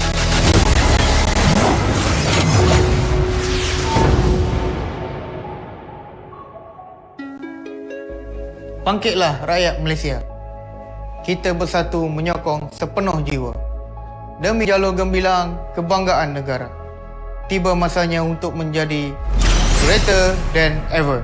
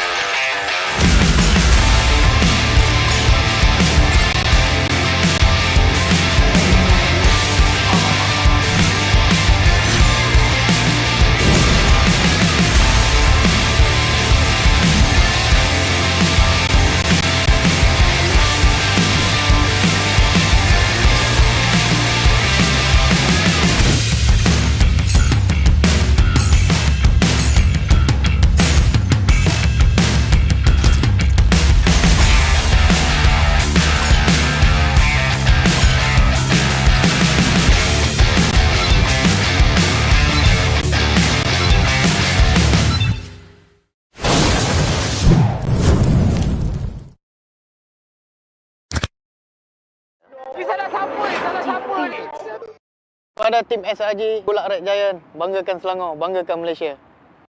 Champion juara wakil Malaysia diri. Time for M6 in Malaysia. Keunggulan ianya tidak hadir dengan mudah. Ia tidak menunggu sesiapa. Dan ia tidak memilih sesiapa. Keunggulan adalah potensi hebat yang tersembunyi dalam diri. Seperti benih yang menunggu masa untuk bercambah, sedia untuk mekar hingga berkembang indah.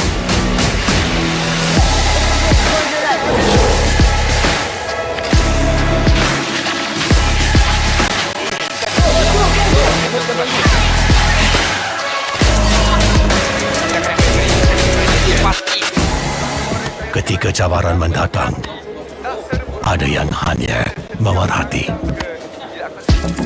Kekuatan sebenar lahir dari dalam diri.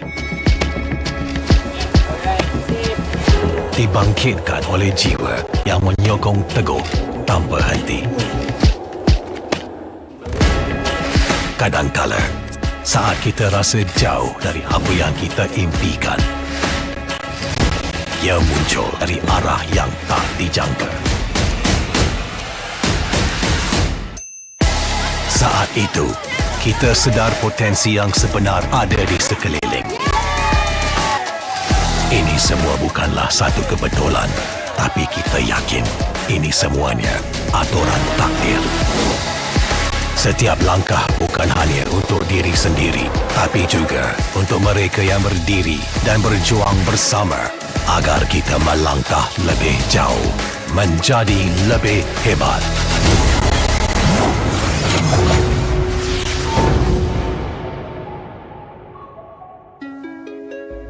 Bangkitlah rakyat Malaysia. Kita bersatu menyokong sepenuh jiwa demi jalur gemilang kebanggaan negara. Tiba masanya untuk menjadi greater than ever.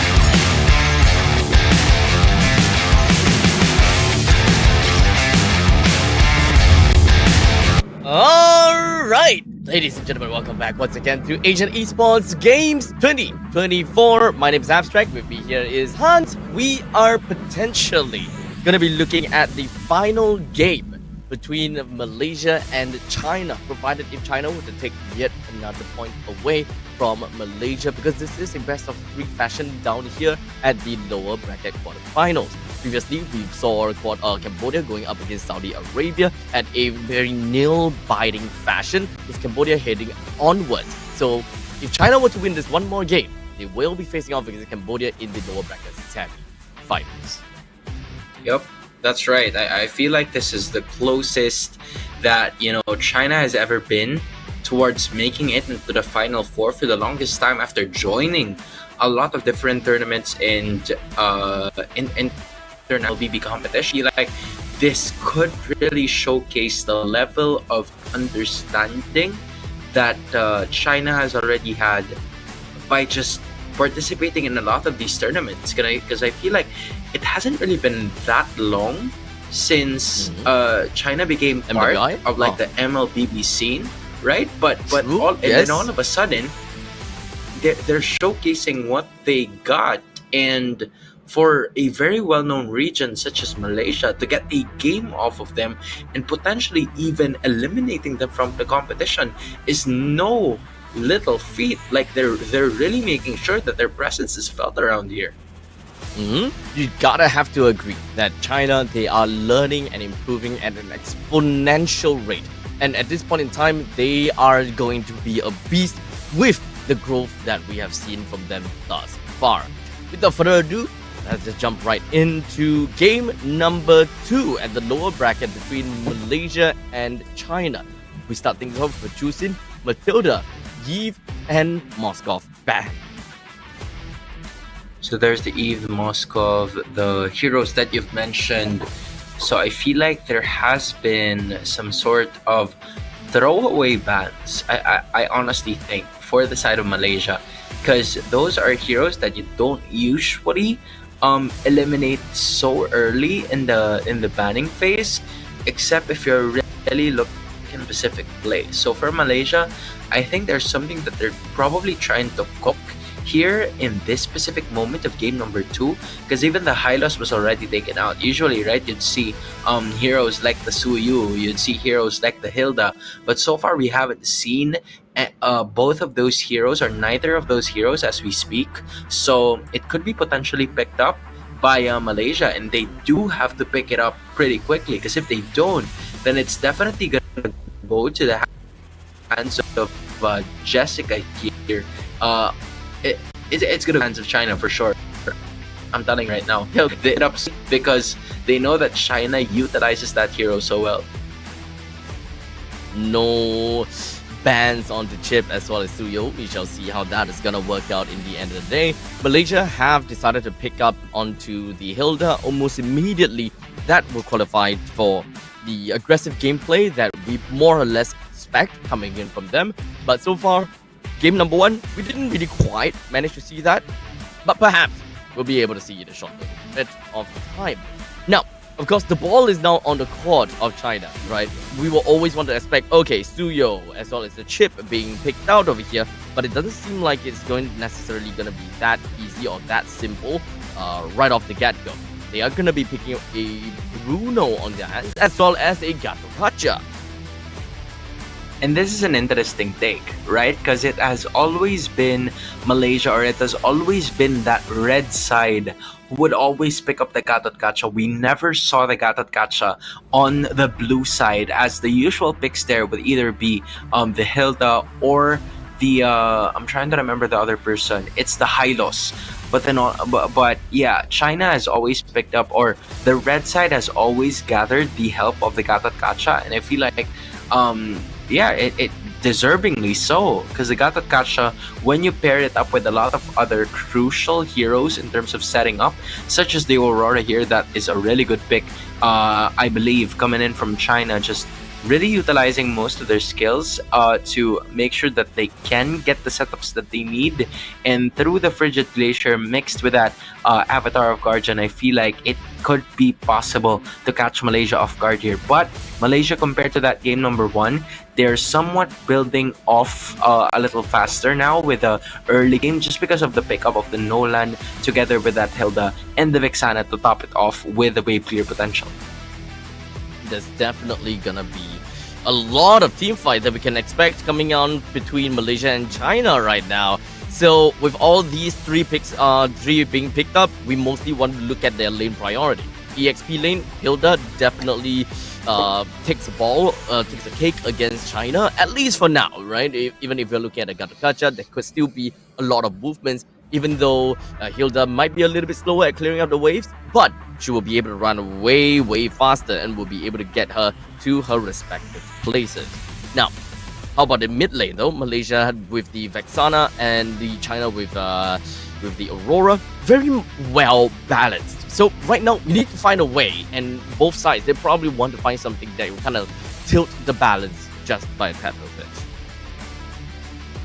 That's gonna be the idea that they're looking for here, because again, based on the bans that I'm seeing, the Beatrix and the 1-1 kind of like limits the threat of AoE damage, and I feel like that is what China is trying to go for, because they're also limiting, or like toning down the possibility of Malaysia getting a really good scaling hero, but even so, it is still potentially open. So Malaysia could pick it up if they want to, for Papa to be able to use, or they could go with the Irithel once more. That might be one of those situations. But on the other hand, Malaysia also limiting the Alpha so that the Nolan could always move faster. So I feel like the Hayabusa could be present here for China if they use it, or if they don't, they're gonna have to find a way to kick things up to speed. Maybe a Julian would be sufficient here. Slowly but surely, I will say that with all of these bans going out, we have a very stable answer for it.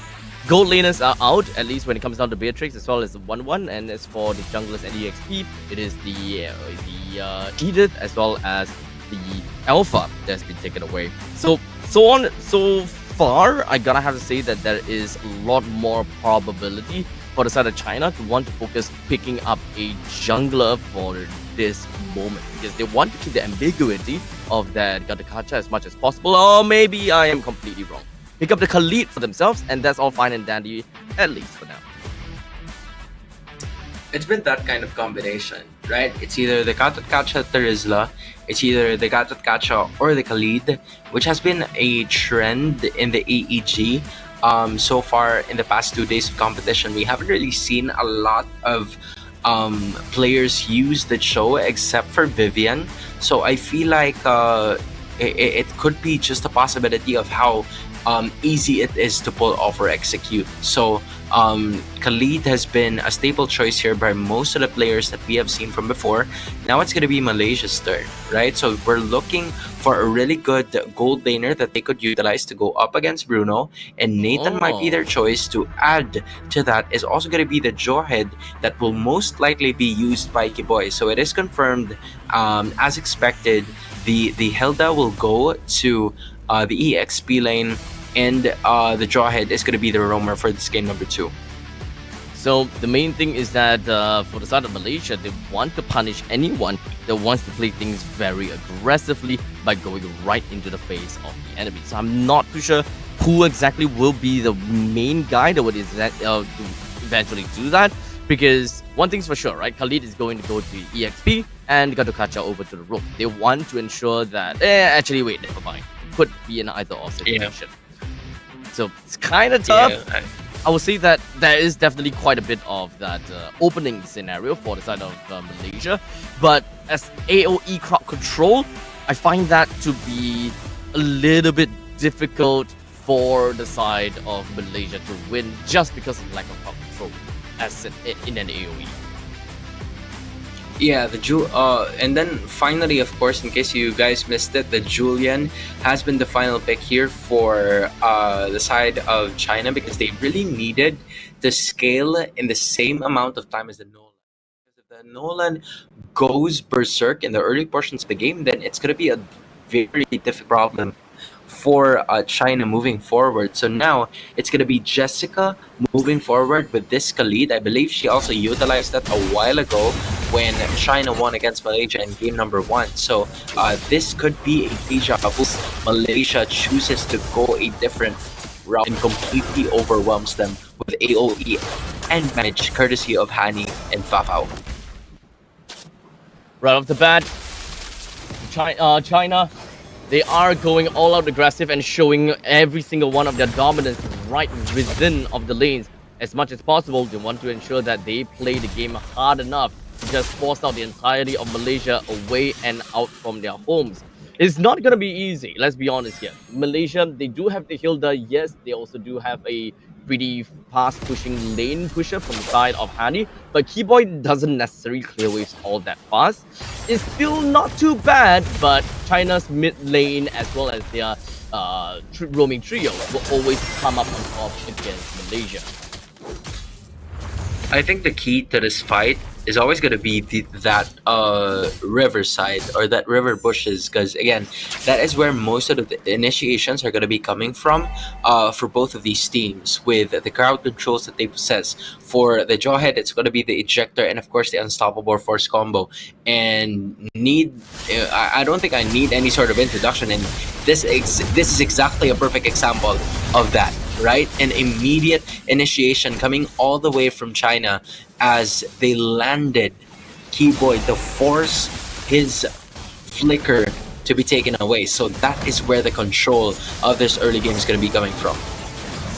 As we just slowly move on with the turtle that eventually will be able to do quite a number over to the enemies. It's pretty much going to be a total that will be credited over to China. They are definitely going to be happy with what they have gotten so far, with a steady amount of 800 goal lead. Not exactly a crazy amount, but hey, we're only 2 minutes into the game.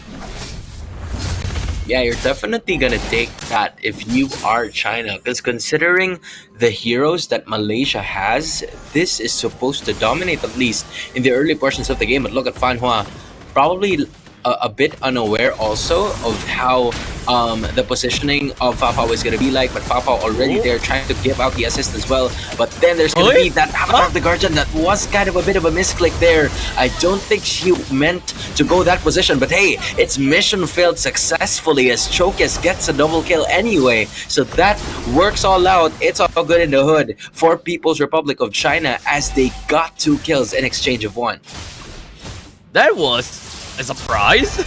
I don't think any one of us was just gonna expecting that kind of play that technically worked out, I guess, but it's definitely fun to see the AOG going in like that. And regardless of all of that fact, I gotta say that there is definitely a lot more that we can expect from the side of Malaysia. Eventually, they are gonna be dealing a lot more damage, and I definitely believe that there is so much more that they can do coming into maybe 8 stages, 8 minutes into the game. That's huge. That is huge. Another kill going on to Quinn, a Nolan, a hero that's supposed to at least be the threat in the early portions of the game, not get threatened by China at this point in time, but it really is working for them. And not only that, Choke is also able to get Quinn's orange objective, and that is going to be crucial. Good thing Fafa was built up on the Starlium site in like the first 4 minutes of gameplay, but we're starting to see a bit of a distance in terms of the gold lead that People's Republic of China has as we speak, and they will be able to take the second turtle of this game. Just an amazing and flawless performance for 1 in terms of kills. So now 1-4. China still got a little bit of a lead, and Malaysia, as much as possible, wants to take some of these energy turrets down, get himself a little bit more gold. China has been playing up to the name, and of course with Jessica just constantly just leaving the lane so much, this has been great from China, because one thing's for sure, we always want to see that a Khalid constantly just running around, and you can see just how much annoyance Jessica is able to put up with Malaysia, even though she's not doing anything. She just needs to show herself. And they're really trying to force out like most of those ultimates to be popped off. Not even the ultimates. I'm talking about the battle spells even, because Kiboy has had that flicker committed already. So unfortunately, that's going to be another one of those engages decreased in terms of distance for Malaysia. They would have covered a bit more ground with that extra flicker unstoppable force combo. But because of this, China has had all of the confidence in the world to go inside and maybe try to deal damage onto one of the members. Unfortunately, Fanhua was stuck in a little bit of a ruckus there. So she will decide to go to the other side, but that is going to be the fight that they will be looking for. Now Sha is caught in a little bit of a crossfire here. Meanwhile, on the other side, it's going to be Fafao staying alive. Keyboy stuck in the middle of it all, but he or she will be able to escape as work is going to be done by Malaysia in the middle portions of the map. But Jessica not allowing that to happen. Quinn unsuccessful in taking that middle herd down. That's definitely a very drawn out fight, while Chokes took the opportunity to take down the tier 1 at the bottom lane. China has been pretty strong when it comes down to their macro decision, and we are almost looking at 1,000 gold per minute. This is definitely very different, because China, they haven't been overly aggressive to the point whereby they have been getting a lot of kills, but they have been macroing so well whereby they took the top lane turret, they took bottom lane turret, they took the turtle as well. All these objective games and objective plays that is for the side of China is just coming into dividends. I don't think Malaysia has gotten a single objective in this game. All turrets are still intact. The damage output is going to be there for Quinn to take. Less than 35% of that HP is going to be there for her. But as I was saying, just really good allocation of the skill. And oh no, Sha felt it, but she was a little too late upon trying to evade that. Good thing she was fast enough to be able to run away from the damage output that China is starting to pose here. But the relentless pressure of China is just giving Malaysia a lot of problems right now, Abstract. And here it goes again, right? That's going to be another thing that you're going to have to worry about as Hani goes down. And Kipoy is going to be going up next to Heroes for the price of none, as another turret is going to be destroyed by Quinn. But the problem is the damage has already been done by the red side, and China takes the lead. Now the turret down to the bottom lane finds itself at a low amount of HP. Yin Huai survives with just a hair as Malaysia went in for the fracture. Didn't really quite do enough to get a kill down on Yin Huai, but it's still pretty fair, right? Malaysia, they have a lot of burst damage, but all of these burst damage is not quite enough to kill one for one kind of thing. You gotta have to work together as a team in order to really bring anyone down at this point in time. Especially since Fanhua, as they got Kacha, is pretty tanky. Jessica is pretty tanky as well. Malaysia, they need to put a lot of resources just to bring one of these tanky girls down.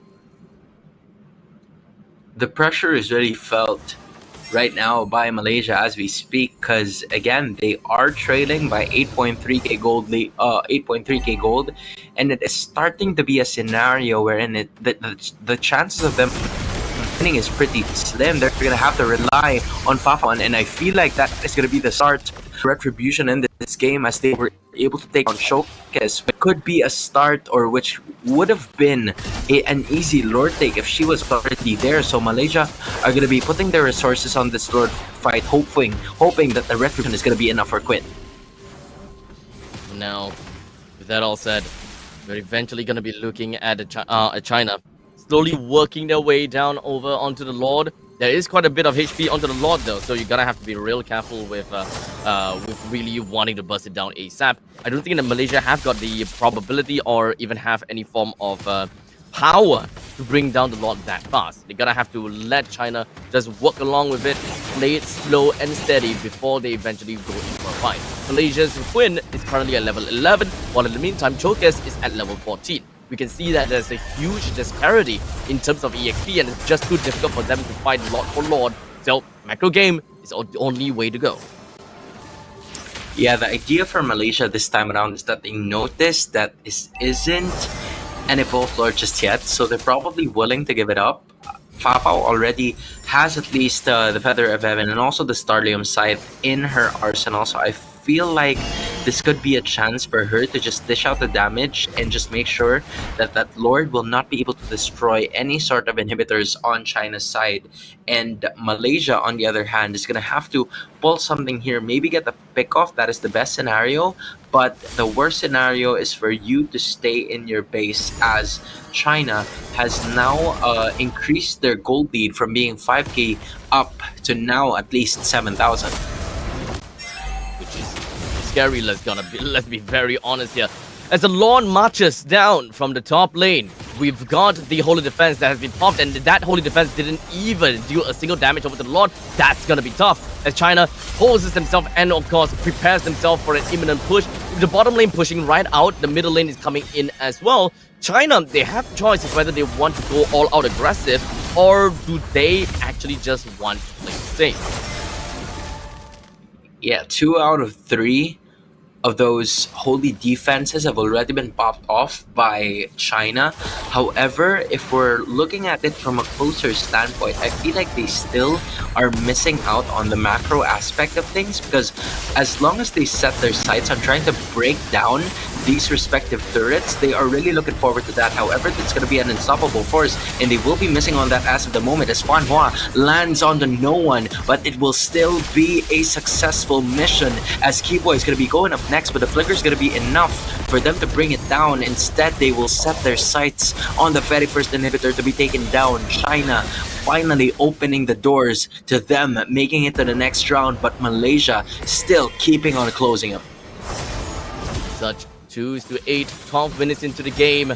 We're almost come to the point where China could get themselves a 10,000 goal lead. Almost there, but not quite yet.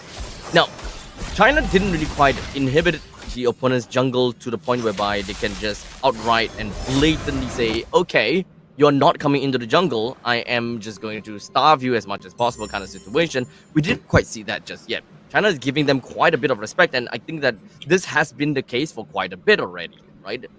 China have always been playing safe, and so far they have been unpunished.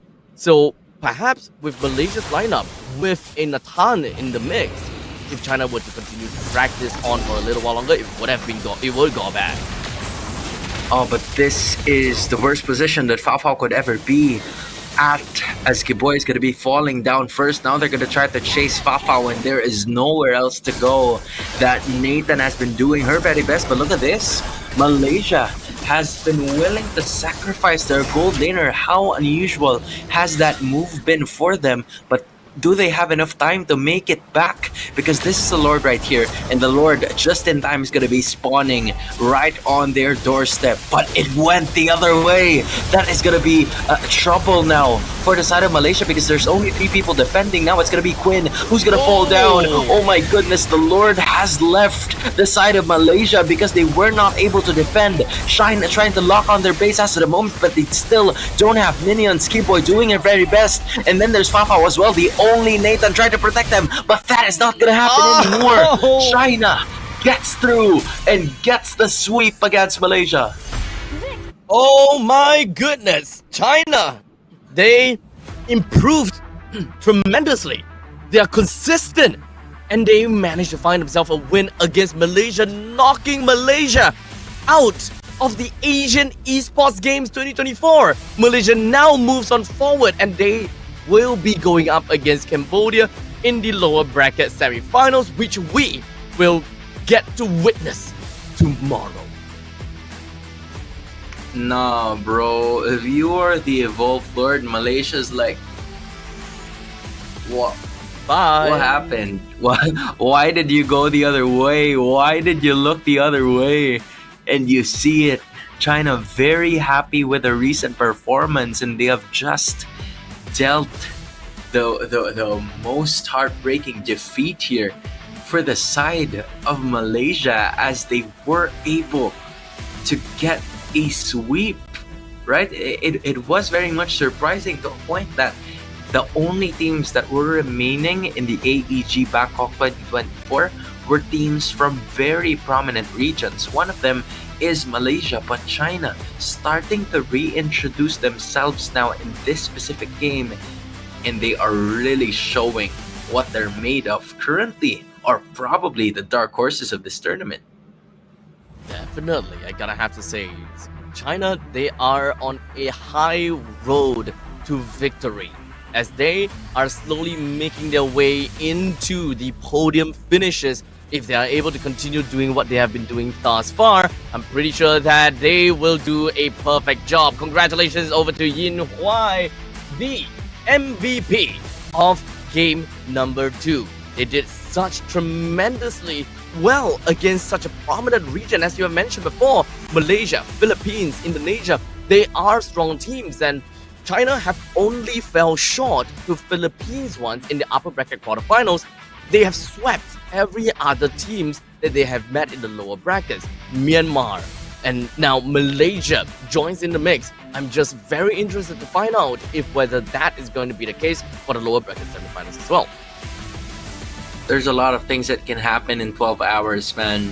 Not sleep, or maybe sleep, but you can add some bit of strategy to that as well. Props to the coaching staff for knowing where the adjustments are going to be at, but also props to the players as well, man. You can't really a lot of coaches can do so much. Coaches can only do so much, right? Just giving you out the information, trying to land on the best draft possible. But they're not the players. They're not the ones who would be in there to execute the game plan. And China just executed it to perfection. Just an incredible performance coming in from these girls that we have witnessed. And now, I guess this is the closest that China has ever made it into an MLBB tournament's Final Four. I think this is the first time that they made it into a Final Four. I gotta have to say, yeah. I mean, even when it comes down to the M6 wildcards, they themselves have proved a crazy point against Turkey, right? Honestly, DYFG, they did whatever that they could in the M6 wildcards, and they definitely won the hearts of many. So, ladies and gentlemen, you guys gotta have to look out for China at this point in time. They are just one more match away from being in the losers finals. So close, so close.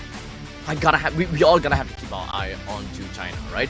They are going up against Cambodia next, and let's be honest here, it's definitely gonna be a tough game, especially going up against Cambodia's coach, where they brought in a party trick from into their draft. I think that even China themselves can't prepare themselves for that.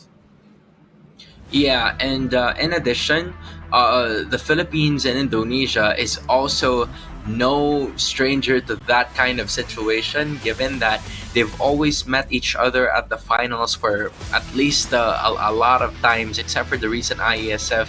So the familiarity between these two teams are also something that you guys need to watch moving forward. It's Coach Zaya versus Coach King Salman, and Zaya has been the former coach of RRQ Hoshi back then. Meanwhile, King Salman has been one of the former players of TNC Pro Team, but then he went to Malaysia to try to further his pro career, and now she's together with Smart Omega Empress, aka our Civil national team. And now, ladies and gentlemen, before we wrap up the show, we gotta have to look at the highlights of that previous game, right? Yin Huai, the MVP of that match, rocking over on that Bruno, has been very strong in whatever that she does. And of course, when it comes down to positioning, you gotta have to look out for Yin Huai, right? Throughout the entire time, has been behind, and Malaysia hasn't really been paying too much notice as to where the Bruno is almost the entire game. So I would say that Yin Huai has pretty much been putting herself in spots whereby the opponents just couldn't see her or couldn't afford to just rush straight into Yin Huai's face. Just a really good set of skills that have been given by China, and especially I just noticed, that a lot of teams are winning whenever they're on the red side in this specific tournament. I don't think I've seen a lot of blue-sided teams win. They get the wins, but not a lot of teams win in a specific series. And not only that, I feel like my hero of the day is gonna be that Gatot Kacha, man. The Gatot Kacha is just a little too big of a problem, and I feel like later on, as soon as the broadcast is ended, I'm gonna try it out for myself and see how strong that Gatot Kacha is. What role am I gonna do? I'm gonna do mid lane. I don't give a care in the world. Fine, I give a care in the world because I already saw your face. I'm gonna go XP. Hey, you do you, man. You can do whatever that you want, as long as you don't play the taboo hero. Okay, that's the only thing that will piss me off. All right, I'm gonna say it. Nah, I won't do you dirty. I won't do you dirty. All right, I'm gonna give you that. All right.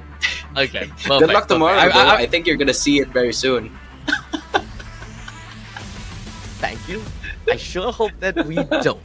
As such, that is gonna be the question for tomorrow, right? Will we be able to see Cyclops being drafted again by Cambodia? I don't know about that, but ladies and gentlemen, thank you so much for tuning into the Asian Esports Games 2024. It has definitely been a pleasure to be casting alongside with Hans, and today is pretty much the second day of Hans casting, and unfortunately he will not be joining us for tomorrow. It will be myself and Sadafa. So before we close it out, Hans, any last words before we close out the show? Man, it's just so nice to be able to see a lot or a new platform for women's MLBB being showcased, and I think this is one of the first few times that we've seen MLBB being presented in Thailand. So I can't wait to see more competitions in this specific country, knowing that the SEA Games is going to be there next year. So to all of the female gamers and to everybody else who's watching, also thank you so much to AEG as well. Alright, huge shout out over to Hans. Please go on and follow Hans at Hans Galleria on his social media platform. While in the meantime, you can also follow me at Abstract at such Abstract. Well, I will, along with Sadafa, we'll see you guys tomorrow once again for the conclusion of the Asian Esports Games 2024. Take care and have a very good night.